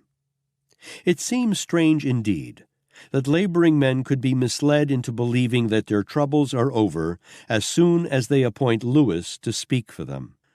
The most that a labor leader can do is to collect union membership fees and embarrass employers by tying up their business. This, however, does not solve the working man's problem. It only complicates his troubles. As a matter of fact, no single mind is, of itself, complete. Men who succeed in life in any undertaking of any proportion worthy of mention do so through alliance with other minds. Carnegie surrounded himself with many highly paid, highly skilled scientists, chemists, technicians, and business advisors. Without their friendly cooperation, he could not have accumulated his millions.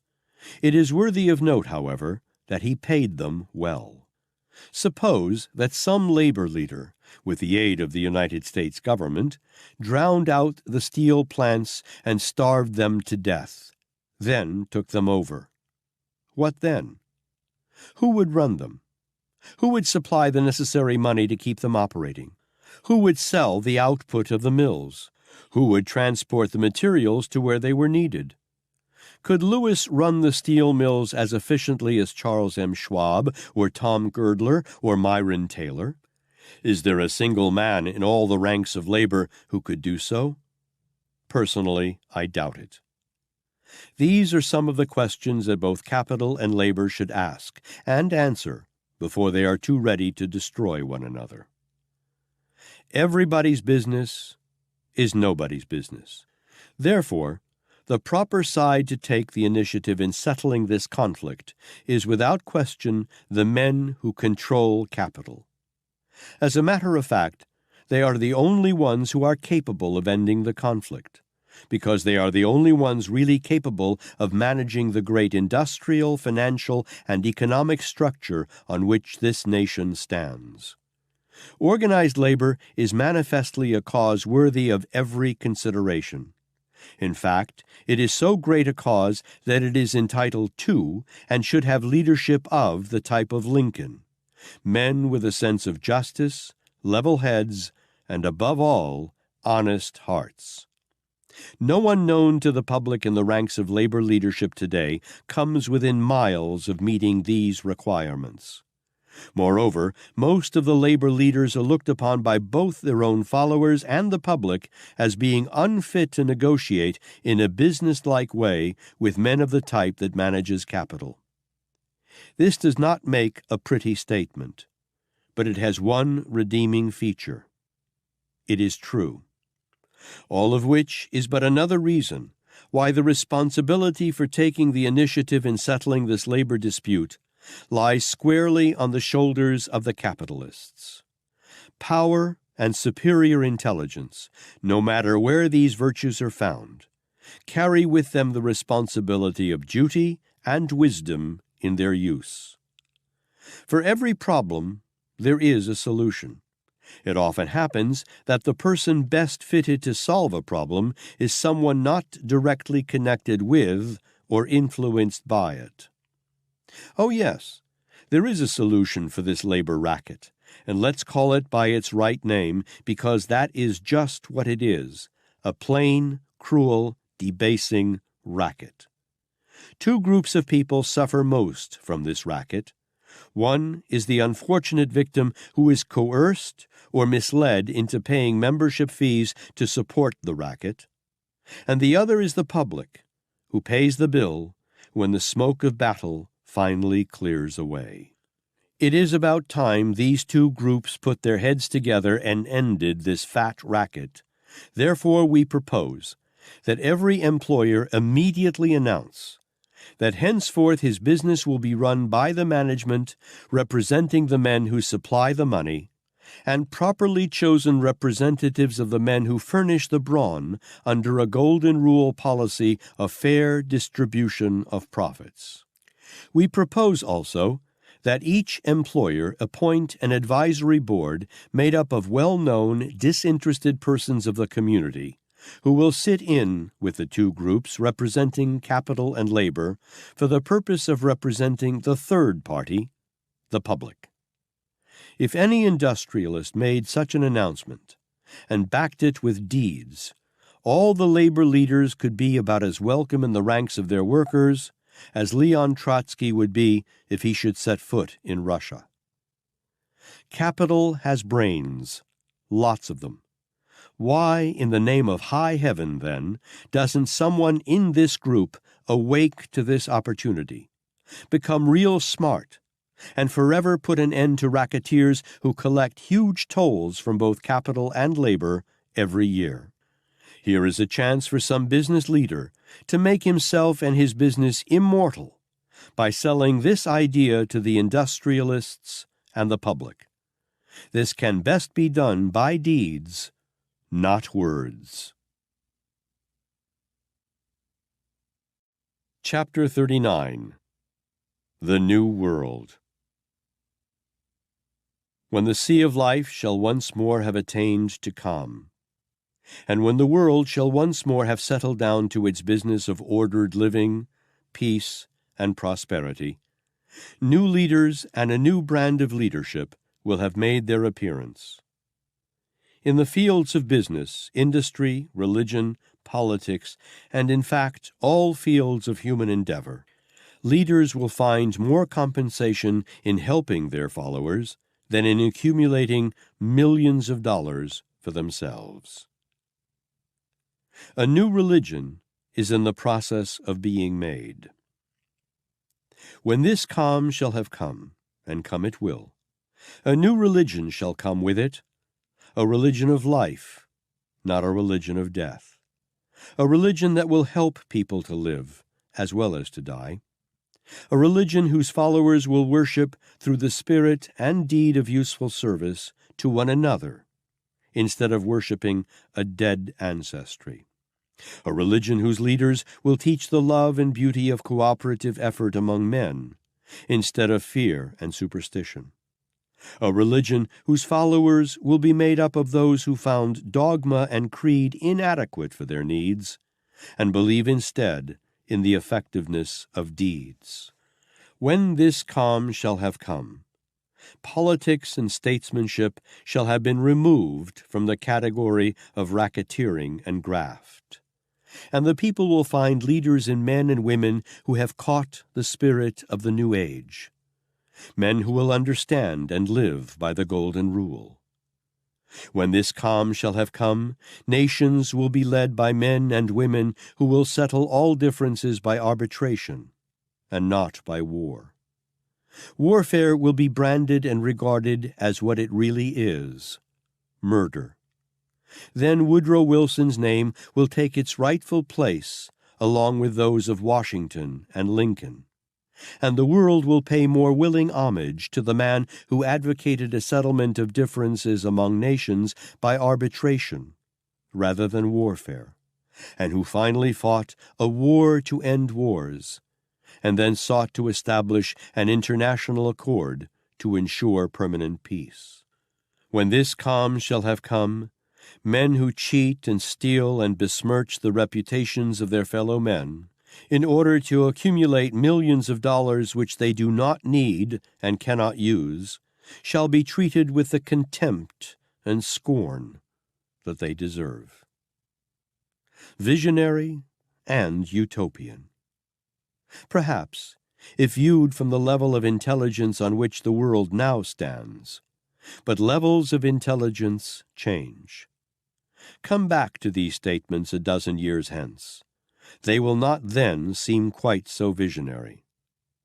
If you had been told 20 years ago that a score of passengers could be transported through the air at the rate of 150 miles an hour, you would have called that visionary. Or if you had been told 30 years ago that the ether all about you was filled with all manner of beautiful music, you would have cried out in amazement, "Crazy idea!" We are living in a world of rapid change. Ignorance and superstition are on the run. Men no longer fear the punishment of fire and brimstone after death, as they once feared it. Men no longer look upon God as cruel, capricious, or arbitrary. The truth about life is beginning to be known, and with it is coming considerable truth about God and that which may happen after death. Truth makes men free. This is an age of experimentation and discovery. The world is learning to cut the fetters of ignorance and superstition and fear that have bound struggling mankind all down the ages. Today, man is beginning to stand erect and free above his self-sprung chains. It is no wonder that dogma and creeds are becoming less popular, and life and its needs more interesting. Whatsoever a man soweth, that shall he also reap. Many religious leaders of the past have been among the most prolific sowers of the seed of fear. The world is now reaping the crop. Bigots and zealots of the past perpetuated their creeds largely through the weapon of fear, and up to the 18th century they effectively retarded civilization by discouraging men of science, who sought to acquire and to spread truth and knowledge. Moreover, they discredited the philosophers and thinkers who endeavored to enlighten humanity. The immortal Emerson, at the time of his death, was persona non grata in the eyes of many leaders of orthodoxy. Thomas Paine was crucified on a cross of poisoned public opinion, and the same fate would have been Robert Ingersoll's, except for the fact that public opinion had become more generous and a bit more courageous during his time. The religion of the future will be a religion of faith, not a religion of fear. It will be a religion of life, not a religion of death. Its clergymen will do more teaching and less preaching. The fight between religion and science will cease, and the clergymen will prove that which they teach by scientific principles and by the laws of nature. The clergyman of the future will take his text from the known realities of life. He will prove by these facts that there is but one God, that this God permeates every atom of matter and every unit of energy throughout the universe, that he may be reached by every person who desires to approach him, not for a price, but through harmony and understanding, aspiration and prayer. This is an age of unfoldment of the human mind, and with greater understanding of life will come leaders who will be capable of lifting us into still greater heights of wisdom and understanding. We are in the embryonic stage of that new age now. The colleges and universities of the world have hastened its dawn. The scientists have done their share, and the clergymen, be it said to their everlasting credit, are falling in line and adapting themselves to the trend of this new age. Dawn is on the eastern hills. A new light is aglow in the sky. A new day is breaking, a day in which man will control his institutions and not be driven as a bond slave before them. A day in which the humanities shall prosper. Already there is a widespread interest being taken by the clergy in the changes of civilization that have made the modernization of religion a necessity. Not long ago, the author had the privilege of attending a series of Sunday evening lectures delivered in the Mount Vernon Place Methodist Church of Washington, D.C., by a group of statesmen and businessmen who spoke frankly of the new relationship developing between the church and industry. Significant was the fact that practically every pew was occupied. So, too, would the pews of every church be occupied if a part of its services were devoted to the solution of the pressing economic and personal problems that have enshrouded the world. Religion, like business, is undergoing and must continue to undergo radical changes and reformations. The religion of the future must be a religion of practical service to humanity. It must help men to satisfy their temporal as well as their spiritual needs.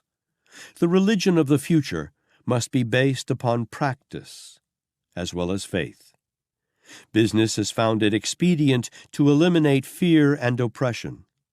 Religion has done likewise. Business and religion are going to be more interdependent in the future. The author has wanted for more than 20 years to express these truths, but fear has stilled his pen.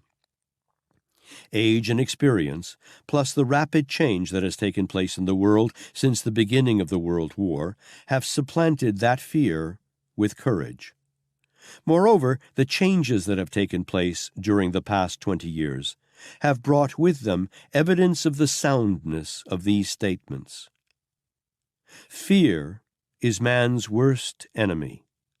Like a demon of hell, it sits upon one's shoulder and whispers, "You can't write that. It will hurt your business. It will deprive you of an income. You can't write this, or you can't do that because of public opinion. You must not express new ideas, nor advocate new ways of doing business, because people will laugh at you. Fear of poverty and fear of criticism are two of man's worst enemies. They deprive men of their initiative. They stay the hand and the mind of the genius who might advance civilization 1,000 years in one generation. They deaden the faculty of creative imagination and cause it to atrophy and die because of lack of use and expression. This is an age when the world needs men of courage who will search for the truth and express it, no matter whom it may affect, for weal or for woe. When the suffering of the recent business depression shall have passed, it will make way for a new and better freedom than any the world has ever known, because it will be a freedom based upon faith and not upon fear, truth and not ignorance, training and not guesswork. The new freedom will give men the necessities of life and as many luxuries as may be actually needed to bring contentment, and in return for fewer hours of labor. It is a disgrace that men must labor 8 and 10 hours out of every 24 in order to gain just enough clothes to wear, sufficient food to eat, and a roof over one's head. 4 hours a day should be ample time in which to earn the 3 bare necessities of life. The new age of freedom will give the laborer a more equitable share of that which his labor produces. Employers will think in terms of human happiness and less in terms of dividends. If not out of choice, they will be forced to do so by necessity.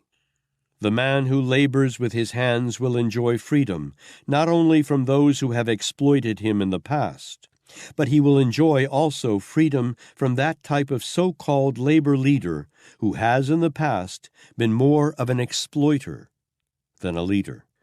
Moreover, labor organizations in the future will operate under a system that recognizes the triumvirate of interests of 1. Labor, 2. Capital, and 3. The public, which both capital and labor serve.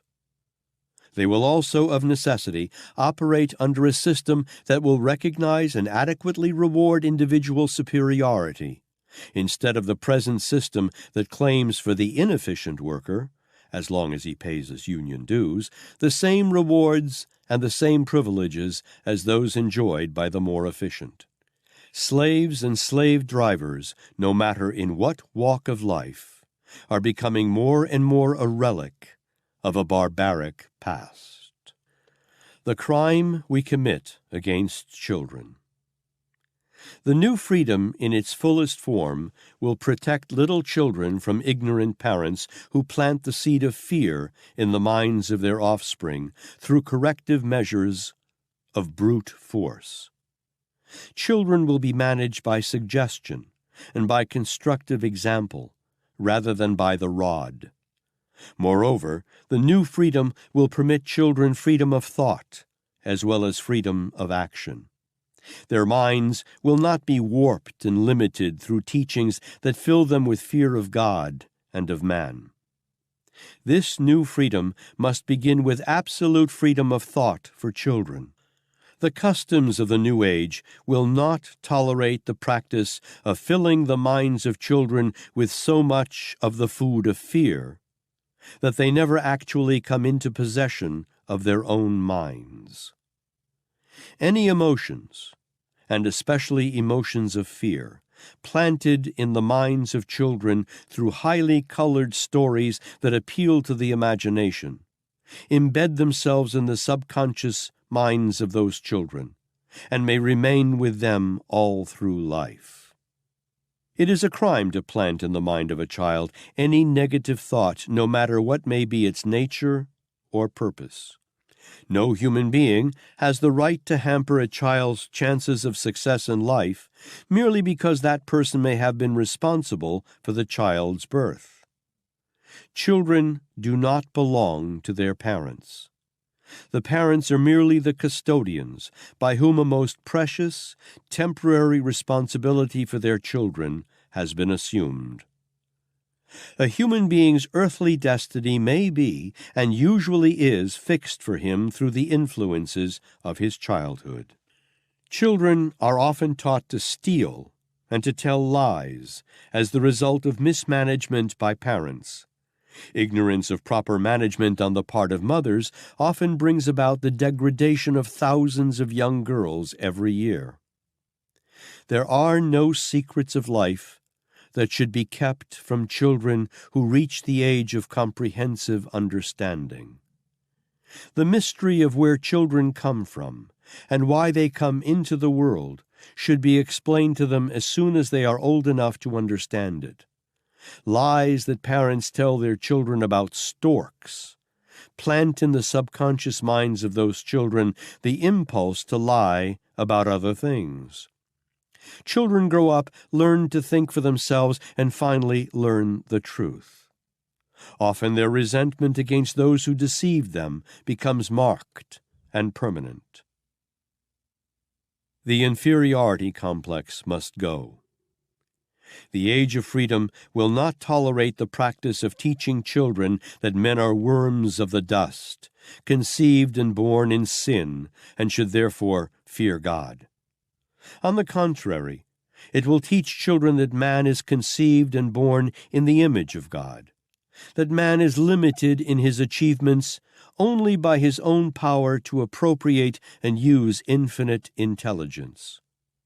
It is one of the glorious signs of the new age of freedom, which has already dawned, that the youths of this generation are not accepting in blind faith all the orthodox teachings of their elders.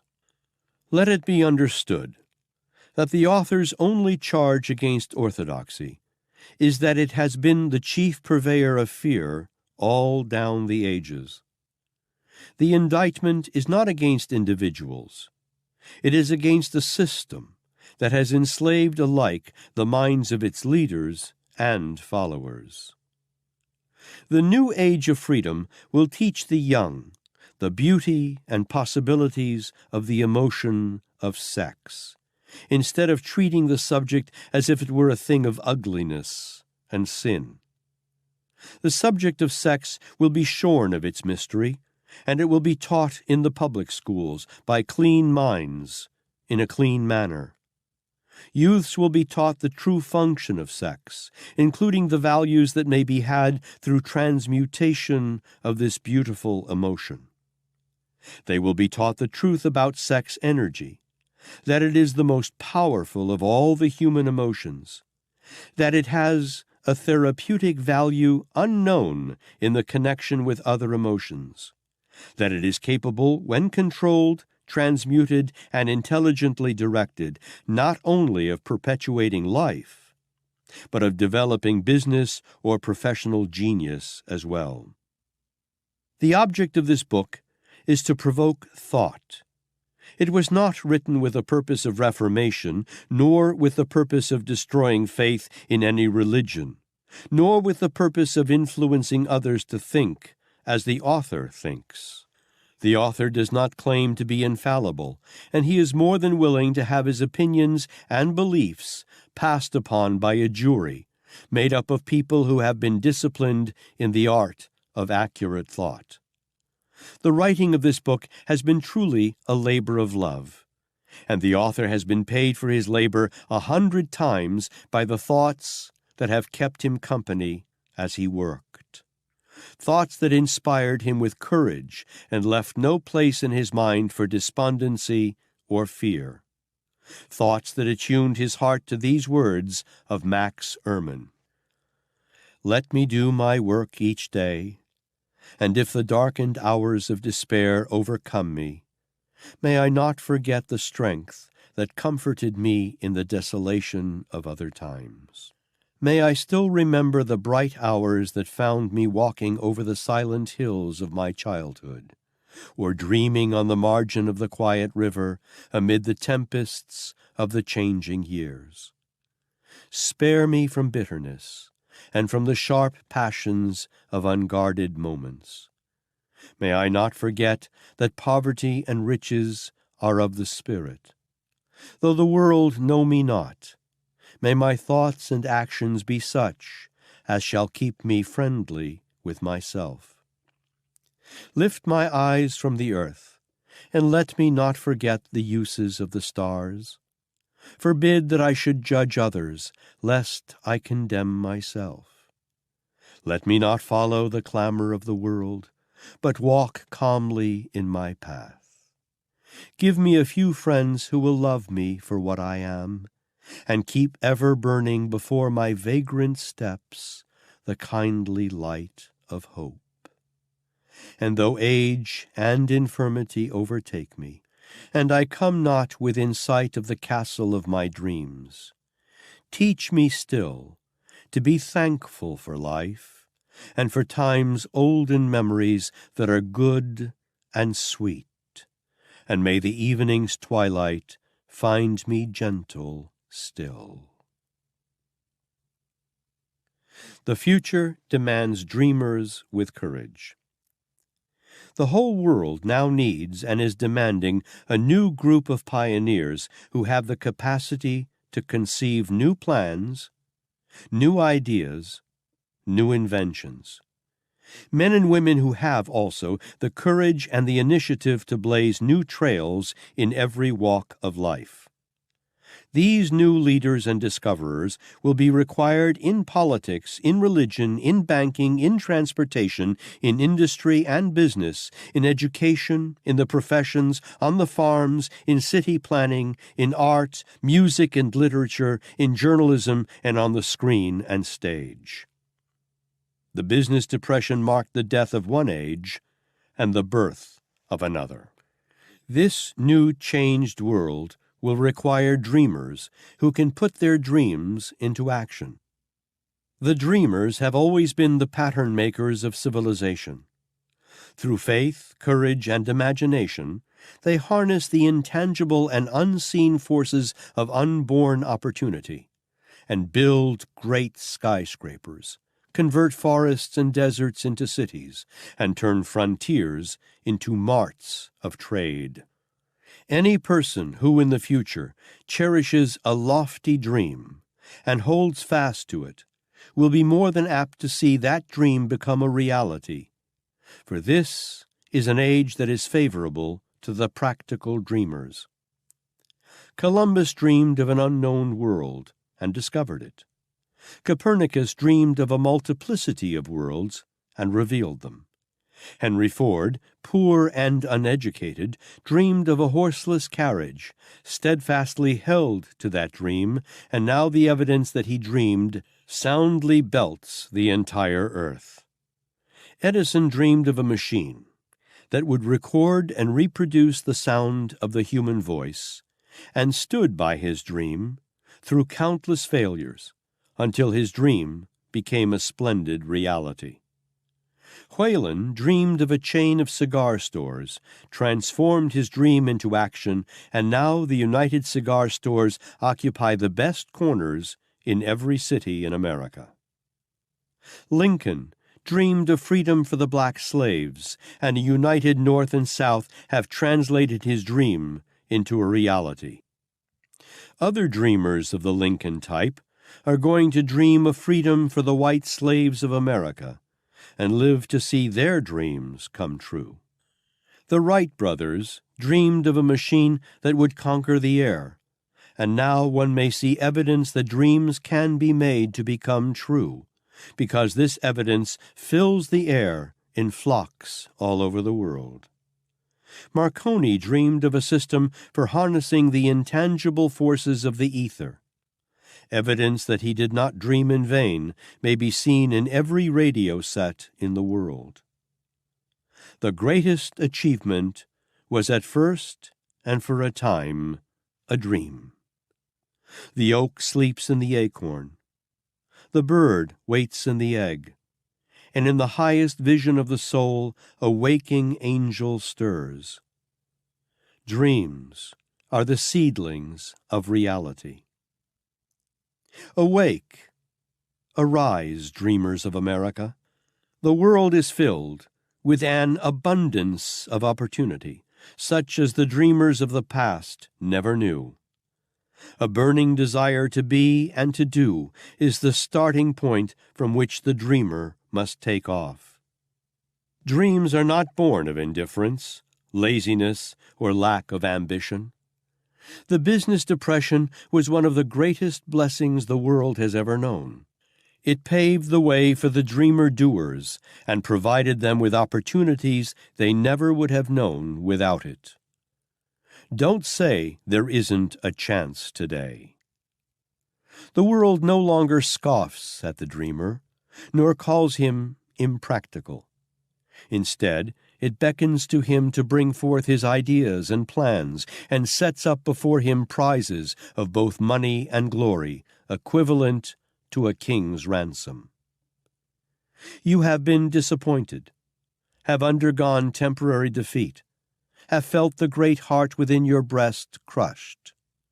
Take courage from the knowledge that these experiences have tempered the spiritual metal of which you were made, that they are assets of incomparable values. Remember, too, that most men and women who succeed in life get off to a bad start and pass through much struggle before they arrive. The turning point in the lives of those who succeed usually comes at the moment of some crisis through which they are introduced to their other selves. Lincoln became great only after disappointment over his love for Anne Rutledge had penetrated and illuminated his soul. John Bunyan wrote The Pilgrim's Progress, which is among the finest of English literature, after he had been confined in prison and sorely punished because of his religious belief. O. Henry discovered the genius that slept within his brain while confined in a prison cell in Columbus, Ohio. Being forced through his misfortune to become acquainted with his other self, he discovered himself to be a great author instead of a miserable criminal and outcast. Thomas A. Edison was a tramp telegraph operator and failed innumerable times before he was driven by his temporary defeats to the discovery of the genius that slept within his brain. Milo C. Jones accumulated a fortune of more than $1 million from the exploitation and sale of little pig sausage, after he had been stricken with total paralysis. Prior to that emergency, he had been trying to earn his living with his hands. His physical handicap introduced him to his own brain, and to that other self that dwelt within the brain. Charles Darwin was considered a dull boy, but his imagination became fired with a burning desire for knowledge, and lo, the world had discovered a genius through whom civilization has been stepped up no less than 1,000 years. Demosthenes stammered, but his desire to become a great orator was stronger than his physical handicap. He wrote his name deep in the records of men who achieved success because they made stepping stones of their handicaps. Charles Dickens began his career by pasting labels on blacking pots. Helen Keller became deaf, dumb, and blind shortly after birth. Despite her misfortune, she has written her name indelibly in the pages of history, and her entire life has served as evidence that men and women are never defeated until they accept defeat in their own minds. Robert Burns was an illiterate country lad, was cursed by poverty, and grew up to be a drunkard in the bargain. The world was made better because of the beautiful thoughts that he clothed in poetry. Booker T. Washington was born in slavery and cursed by his race and color. He left his impress for good upon an entire race of people. Napoleon began as a private in the French armies. Adversity, disappointment, and temporary defeat drove him to contemplate suicide before his star began its ascendancy. Beethoven was deaf, and Milton was blind. Nisa McMean slept in an attic in New York City before her front-page magazine cover drawings began to bring $3,000 each. The road to success lies through many a thorny course, over many an obstacle, from which the fainting heart is often tempted to turn back. But hope and a sense of power within inspire the struggling person still to continue the conflict, till at last courage and perseverance meet with their just reward, and success comes. Henry Irving. We come now to the end of our journey. Before our paths separate, and we go to our respective ways in life, the author wishes to leave with you these thoughts, the accumulation of which has required much experience in struggle and hardship. Nothing which you have, or ever may have, in the way of worldly possessions, is worth the price of fear and worry. Nothing brings enduring happiness except achievement in that sort of service that brings happiness to others. Human longings cannot be satisfied by things of monetary value alone. Happiness is not possible without freedom of both body and mind. Freedom is an aim for which every human being is striving, whether that fact is recognized or not. Great riches do not always bring freedom. Usually, wealth brings only more responsibilities and fears and worries. No man is free as long as any evidence of fear finds housing in his mind. These are hazardous times through which all mankind is passing. Hazardous because of the spirit of discontent and indecision and fear that are everywhere in evidence. Be careful not to be caught in the maelstrom of this chaos.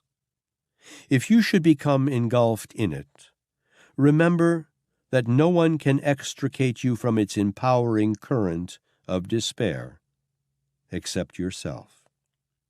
You are truly the master of your own fate, the captain of your own soul, because you are what you are as the result of your own habits of thought. Habits may be changed. In this book you have been informed of the principles through which thought habits may be changed. Here your guide must leave you.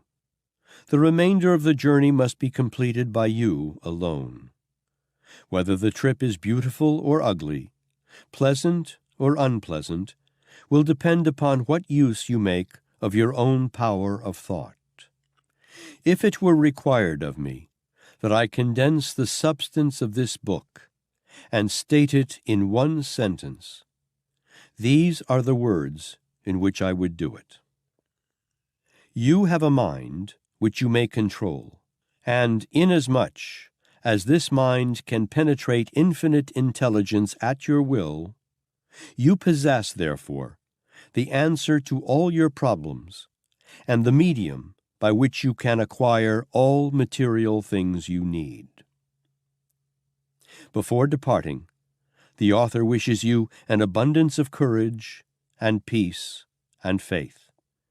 If you have these states of mind, all other things that you need will come to you when you need them. Pray, let Emerson express my thought for me in these words. Every proverb, every book, every byword that belongs to thee for aid or comfort shall surely come home through open or winding passages. Every friend whom not thy fantastic will, but the great and tender soul in thee craveth, shall lock thee in his embrace. Chapter 40. Rounding out your success qualities for leadership. Rare it is to find a man with an all-around equipment for success. As a general rule, people are strong on some success qualities and weak on others. Broadly speaking, anyone's success is determined by two things. 1. His ability to get. 2. His ability to hold. All around you, you can see brilliant men who are past masters in the art of getting what they want. Money, position, friends, influence, customers, anything they want. But when they get these things, they are unable to hold them. Obviously, in a book of this size devoted mainly to teaching the basic principles of how to sell your way through life, it is impossible to include the wide range of facts necessary to make the fully rounded-out success mind. Other books have been prepared that do this in a practical, fascinating, sure way. Because of the sincere hope that every reader of Napoleon Hill's book will come to possess a high degree of both, 1, ability to get, and 2, ability to hold, we ask your indulgence in the following. A few words from the publishers. Frankly, this is the business department of the Ralston Society. We want to have a little chat with you as you come to the end of this book. For over 50 years, Ralston has supplied hundreds of thousands, yes, probably millions, of ambitious men and women with home study books that bring health, wealth, power, and happiness. We have many unusual, private, exciting instruction books embracing all human powers. From time to time, we will extend an invitation to you to read these courses. But for the time being, let us concentrate upon the inspiring message that Napoleon Hill, author of How to Sell Your Way Through Life, has for you. So great a businessman and master of success as John Wanamaker, merchant prince of New York and Philadelphia, speaking of earlier books written of Mr. Hill, said, "If I had a young son, I would insist that he read every word of the books by Napoleon Hill and the books by Dr. Blank. These two men are perhaps the most inspirational writers in the world. I know the 17 fundamentals of success are sound because I have been applying them in my business for more than 30 years." Napoleon Hill has written a postgraduate course for you. It is because we sincerely feel that every reader of this book should go on into this postgraduate course, known as the Law of Success, that we take the liberty here of giving a few brief highlights upon this brilliant work. The Law of Success presents, for the first time in the history of the world, the true philosophy upon which all lasting success is built. Ideas, when translated into intelligent plans of action, are the beginning of all successful achievement. So the Law of Success proceeds to show you how to create practical ideas for every human need. It does it in easy-to-understand lessons. Napoleon Hill spent the better part of 25 years in perfecting this philosophy of success. During the long years he has worked on it, some parts, or the whole of it, have been reviewed and praised by many of the greatest Americans of our times. Among them are included 4 presidents of the United States: Theodore Roosevelt, Woodrow Wilson, Warren G. Harding, William H. Taft. Thomas Edison, Luther Burbank, William J. Wrigley, Alexander Graham Bell, Judge E. H. Gary, Cyrus H. K. Curtis, Edward Bok, E. M. Statler, dozens of glowing names in politics, finance, education, and invention. Andrew Carnegie started it. Over 25 years ago, Napoleon Hill, then a young special investigator for a nationally known business magazine, was sent to interview Andrew Carnegie. During that interview, Carnegie slyly dropped a hint of a certain master power he used.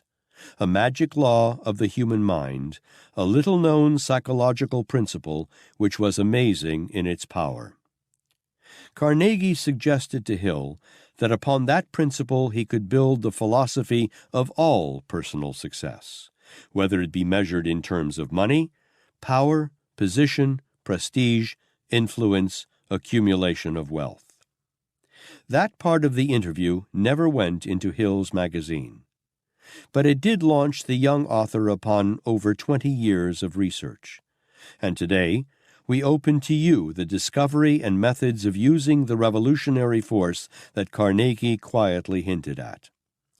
The thrilling methods of using it are now taught in the 8 textbooks known as the Law of Success. In the trail of the Law of Success lessons become accomplishments, not mere entertainment and time-killing diversion. There come larger businesses, bigger bank accounts, fatter pay envelopes, small, struggling enterprises given new life and power to grow, low-paid employees shown how to gain advancement by leaps and bounds. It is impossible in this small space to give any real idea of the inspiring, revealing lessons in the 8 textbooks of the Law of Success. But you will realize that a wonderful treat is in store for you when you read what some American leaders who saw parts of the philosophy while in process of creation have said. Allow me to express my appreciation of the compliment you have paid me in sending the original manuscript of the Law of Success. I can see you have spent a great deal of time and thought in its preparation. Your philosophy is sound, and you are to be congratulated for sticking to your work over so long a period of years. Your students will be amply rewarded for their labors. Thomas A. Edison, world's greatest inventor. Your work and mine are peculiarly akin. I am helping the laws of nature to create more perfect specimens of vegetation, while you are using those same laws through the Law of Success to build more perfect specimens of thinkers. Luther Burbank, world-famous scientist. Certainly, I will supply you with the information you request. This I consider to be not only a duty, but it is a pleasure as well. You are laboring on behalf of the people who have neither the time nor the inclination to ferret out the causes of failure and success. Theodore Roosevelt, former President of the United States. Our entire business policy in the management of our hotels is based upon the 17 fundamentals of the Law of Success, of which I am a student. E. M. Statler, founder of Great Hotel System. I feel greatly indebted for the privilege of reading your Law of Success philosophy. If I had had this 50 years ago, I suppose I could have accomplished all that I have done in less than half the time. I sincerely hope the world will discover and reward you. Robert Dollar, steamship magnate, The Dollar Lines. Napoleon Hill has produced what I believe to be the first practical philosophy of achievement. Its major distinguishing feature is the simplicity in which it has been presented. David Starr Jordan, Leland, Stanford University. The best evidence of the soundness of the Law of Success with which I am personally acquainted is the noteworthy achievement of Mr. Curtis, who has built one of the greatest publishing businesses in the world by applying the principles of this philosophy. Edward Bach, former editor, Ladies' Home Journal.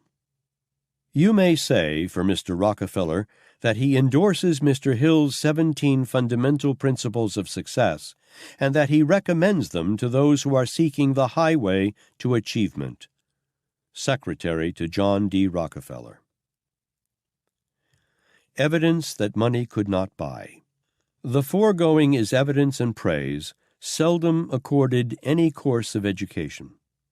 Money could not buy such letters of endorsement from men who are, or have been, leaders of our times. Millions of books have been written to amuse, to entertain, to help you while away your idle hours. But here, in the Law of Success, are 8 vibrating, power-radiating books that shape your destiny, enrich your future, and turn your hopes and dreams into solid success realities. Don't waste your own precious years blindly searching for the hidden road to the heights. Profit by the dearly bought experience of America's leaders. Over 500 great and prominent men of America were minutely analyzed, their methods, motives, strategy, to find out the secrets that put them on top. No matter whether you are rich or poor, you have one asset as great as the richest man living, and that is time.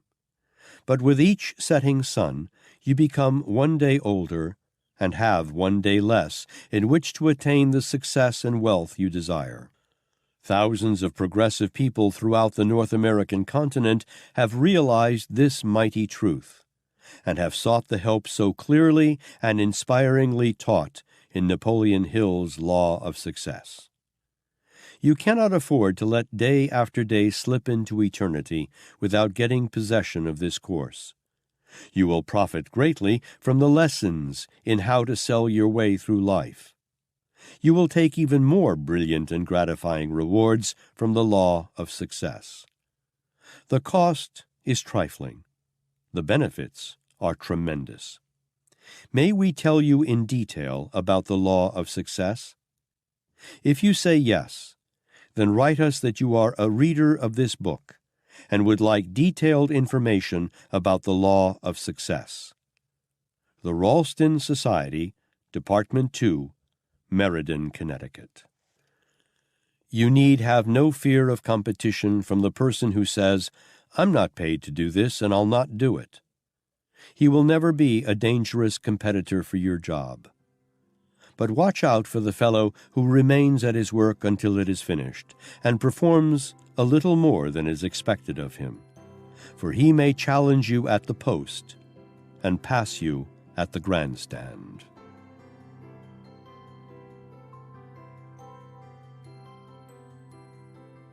This has been an Audible Inc. production of How to Sell Your Way Through Life, written by Napoleon Hill, narrated by A.C. Fellner. Executive producer, Jennifer Bassick. Producer, Mike Charzik. Engineered and directed by Ian Hackney. Production coordinator, Kat Lambrix. Music by Michael Whalen. Copyright 2010 by the Napoleon Hill Foundation. Production copyright 2010 by Audible Inc.